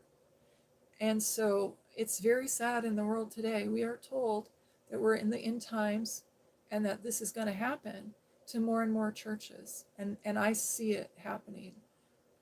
When I was a girl, a young woman, and I went to Bible college, we thought a couple of things were just gross evil, gross heresies that are now commonly taught. And you know, we were just like appalled by them. I remember um, women telling me things that would happen in their lives, like it was a big deal if they made the mistake to have a relationship, an intimate relationship before marriage, and they got pregnant. It changed the whole trajectory of your life. And nowadays people just go, oh well, all the celebrities and all the music artists and all the artists in the art world and everybody's doing this, so it's just the norm. It's just the norm. When I was working as a public health nurse, I would go to homes. There were more people that I was visiting that weren't married than people that were married. As a chaplain, I am amazed how many times people ask me, am I sinning if I'm not married? And should I get married? And, you know, oh, I'm going to live with her until I know if this is the person I want to marry. Oh, sure, give a guy 10 years of your life, or 5 years of your life, or 2 years of your prime childbearing age, that 10 years that you have, or that 20 years that you have. You got 20 years or 30, but that prime age, oh, sure, just throw that away, and women do it because nobody's standing up and saying, this is wrong, you know? And then the other thing is, people will tell you, if you decide to be a wife and a mother, that's not a worthy pursuit. And praise God, there are still churches that teach that it's a godly pursuit. And I watched a video. It was so funny. It's this priest, and he's very sweet, and I don't know his name to be able to tell you, but I saved it so I could, if you wanted to know, I could find it. And he said, like, how to find a hot and holy wife. And he named that a really kind of a scandalous title to get people to come click on it. And he had this like trajectory, and it was all the points that if she was a good wife she would have, and it would be, she'd be willing to wear a head covering, she'd be willing to be submissive, she would be wanting to be a mother and wanting to be a full-time homemaker, and she'd raise the children in the church. And I forget the other three things, or a couple of, it was like top 10 things. But anyway, it was basically, first thing was, of course, that she loved the Lord Jesus Christ. And, oh, that she'd be willing to go to church regularly, attend regularly, not like she'd go on Easter and Christmas, but that she would be active, not just attending church, but actively participating. So a lot of times people look at going to church as how you become a Christian, or how you be a Christian. So in America, people think Christianity means you go to church, you attend church. And there's lots of different ways to serve the Lord. And ever since the pandemic, we've learned that you may or may not attend church, right? You can attend church online. But there's people who think that you're only a Christian if you attend church. So anyway, this priest had this thing, and he was saying, and in the comments, somebody was saying, I have this woman I want to date, but she's ugly. And I got so mad. I was so mad. I had a righteous anger in me, and I wrote him this long paragraph, and I said, there's no such thing as an ugly woman. There are plain women. There are women who don't know how to apply makeup. Hope and pray that you get one of them. Because the women who know how to appear on Instagram, you don't want them.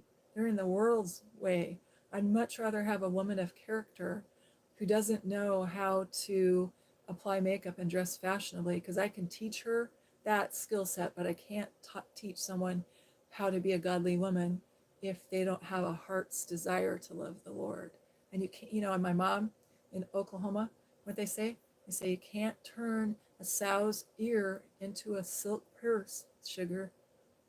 And a sow's ear is a pig's ear. You can't turn a pig's ear into a silk purse. You can try all you want.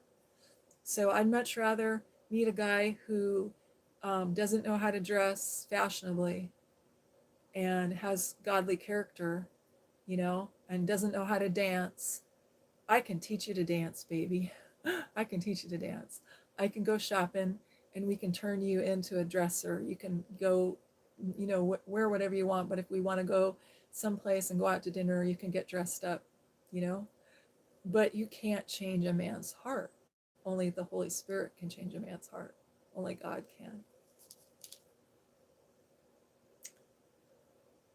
Oh, I love you so much, Juanita. Bye.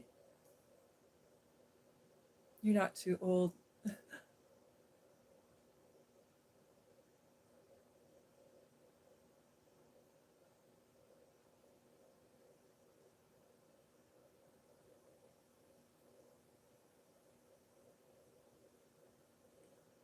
What was she saying?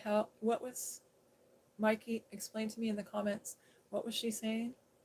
I better go, you guys. It's 11 o'clock, and YouTube's gonna knock me off because I've got um, I've got to make sure that my streams aren't 12 hours.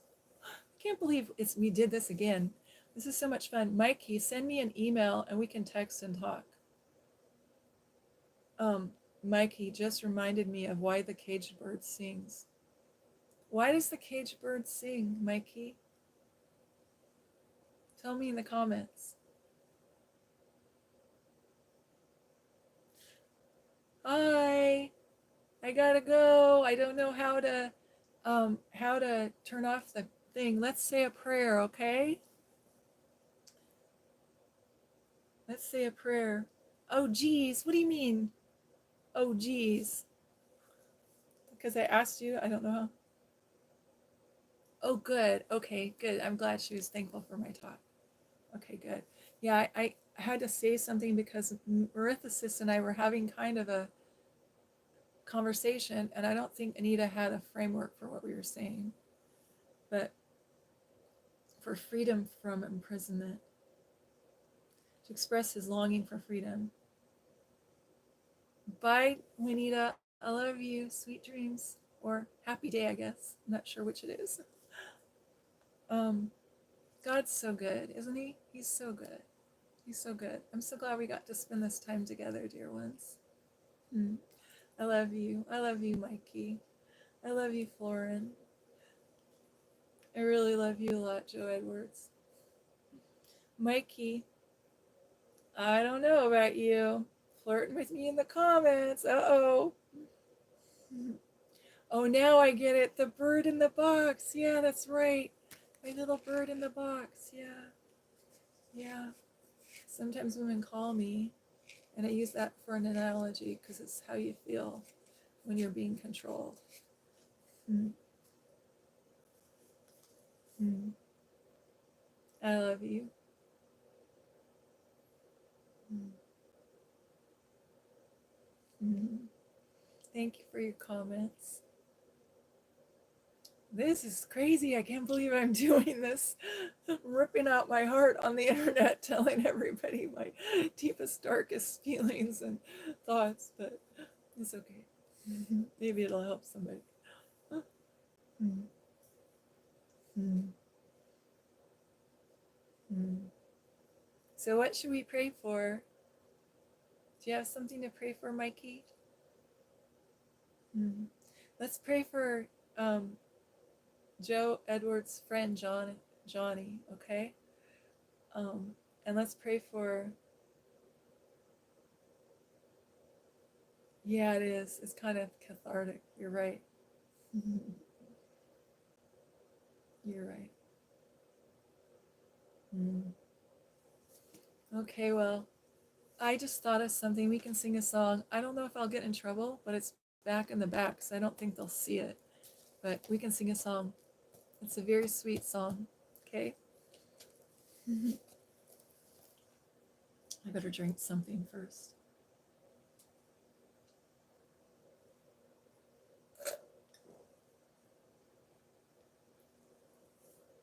Okay.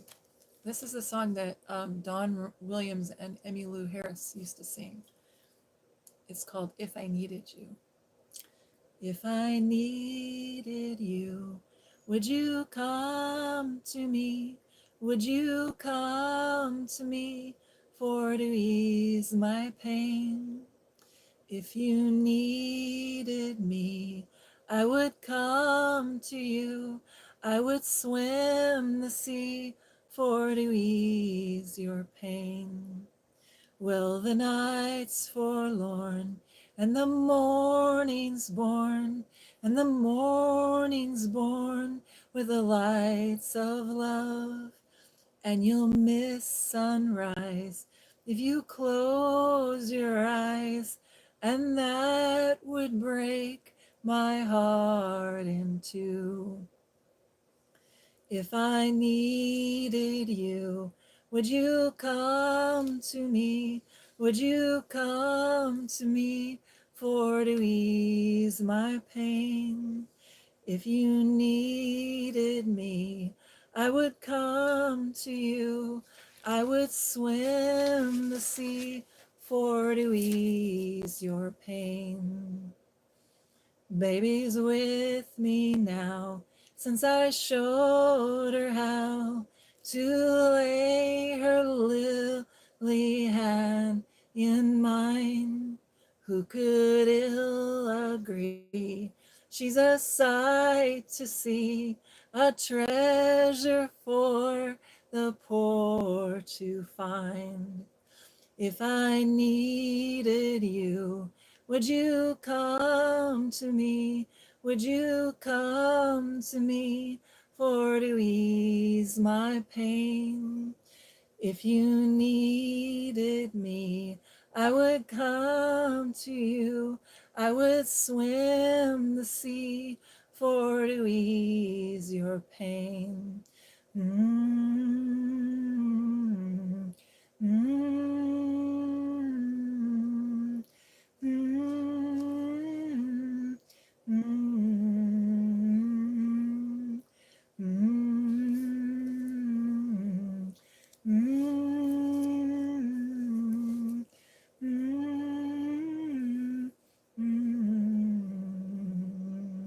Mm-hmm.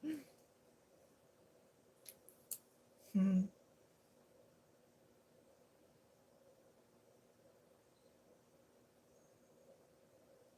Oh, white bird, a bird in a cage. You know what? Um, my dad used to love a song, and in the old days, we would turn on the record player and you'd have to buy the record album and you'd put it on and then it would play on the stereo. And I remember this song goes, Yellow bird, da da da da da da da, da da da, da da da da da da da. Excuse me, I burped. Oh gosh, that's embarrassing. The little bird would go tweeter tweeter tweet, tweeter tweeter tweet. I can still remember that, but on the cover of that album, they had a bird in a cage. Mm-hmm. It's a beautiful day, and that's a very nice song by an old band called "It's a Beautiful Day," and the song title is "White Bird," about a bird in a cage. Yeah, it was really fun.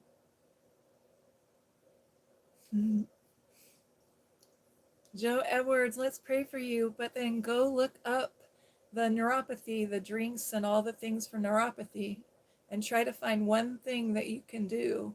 Because for me, if I just could do one thing, it helped, because it's like you're taking action to do something. And so let's pray for Joe. I'm going to move my songs. Dear Lord God, we just come before you and we bring Joe Edwards to you. And we thank you for your love for Joe. And we ask your Holy Spirit to come and be with him and comfort him and help him know what it is he can do, what steps he can take. Maybe it's to go to the doctor, or maybe it's to do some research on the internet about um, neuropathy and find an exercise he can do, or a medication or a supplement that he can take. And Lord, we know you love him and you want an abundant life for him. And Lord, pain is difficult. We ask you take his pain away. We ask you take his pain away and you'd guide and direct him. We thank you for your love for us, your children. We thank you for your loving kindness for us, your children, and your tender mercies, Lord. And bring your loving kindness and your tender mercies and touch Joe Edwards, Father. We just ask this in the name of the Lord Jesus Christ of Nazareth. Amen. I love you all so much. I had so much fun. It was so much fun. Mm. I know everybody's trying to do the best we can. And Dr. Eric Berg is the man that I want you to check the video. You just write Dr. Eric Berg and then put neuropathy or whatever your diagnosis is. Like mine was sciatica, so I put that. And then his video come up. And if you don't want to watch the whole video, you could even look in the comments, because a lot of times they tell you what to do in the comments. It was wonderful seeing you all. Hmm. Hmm. You know what? I got distracted because I was going to read. Um, I was going to read Proverbs 31 for Juanita, but we can do that another time. But Juanita is so sweet. And can I ask you, Mikey? Um, I'm gonna go. I'm gonna go. I'm gonna go in a minute. But Mikey, go ahead and send me an email, okay? Hmm. And I want to pray for Florin and Mikey really quick, okay?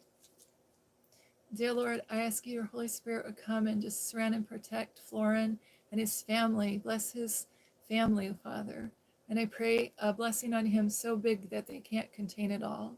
And just give him his heart's desire, Father. Thank you for Florin, your faithful servant. Thank you, Lord. And Lord, I thank you for Mikey, and he's such a joy to me. And I just thank you for his love and his friendship. And Father, I ask you would surround and protect him and his mother and his father. And if he has siblings, bless and protect them. And God, I ask you give Mikey the desires of his heart. And I pray for a godly woman for him for a wife when the time is right. And Lord, I ask you to bless him in his job, bless him in his profession. And thank you, Father. Thank you so much for this time we could spend together. And thank you so much for your loving kindness and tender mercies to us, your children. Thank you, Jesus, for your love for us. Thank you that we have hope in you. I just say this in the name of the Lord Jesus Christ of Nazareth. I love you so much, dear ones. I'm gonna say goodbye. Make sure I say goodbye, because if I don't read this really quick, it's gonna disappear in a minute. You have a wonderful day, Mikey, and I'm gonna go give my eyeballs a rest. And bye, Florin. You have a wonderful day. Bye, Joe. I love you. I love you, Mikey. I love you, Florin. You have a good night or a good rest of your day, and I'll probably see you later. I love you. Bye. I don't know how to turn my computer off, so it's going to take me a minute to figure that out. Bye. Thanks for being patient with me.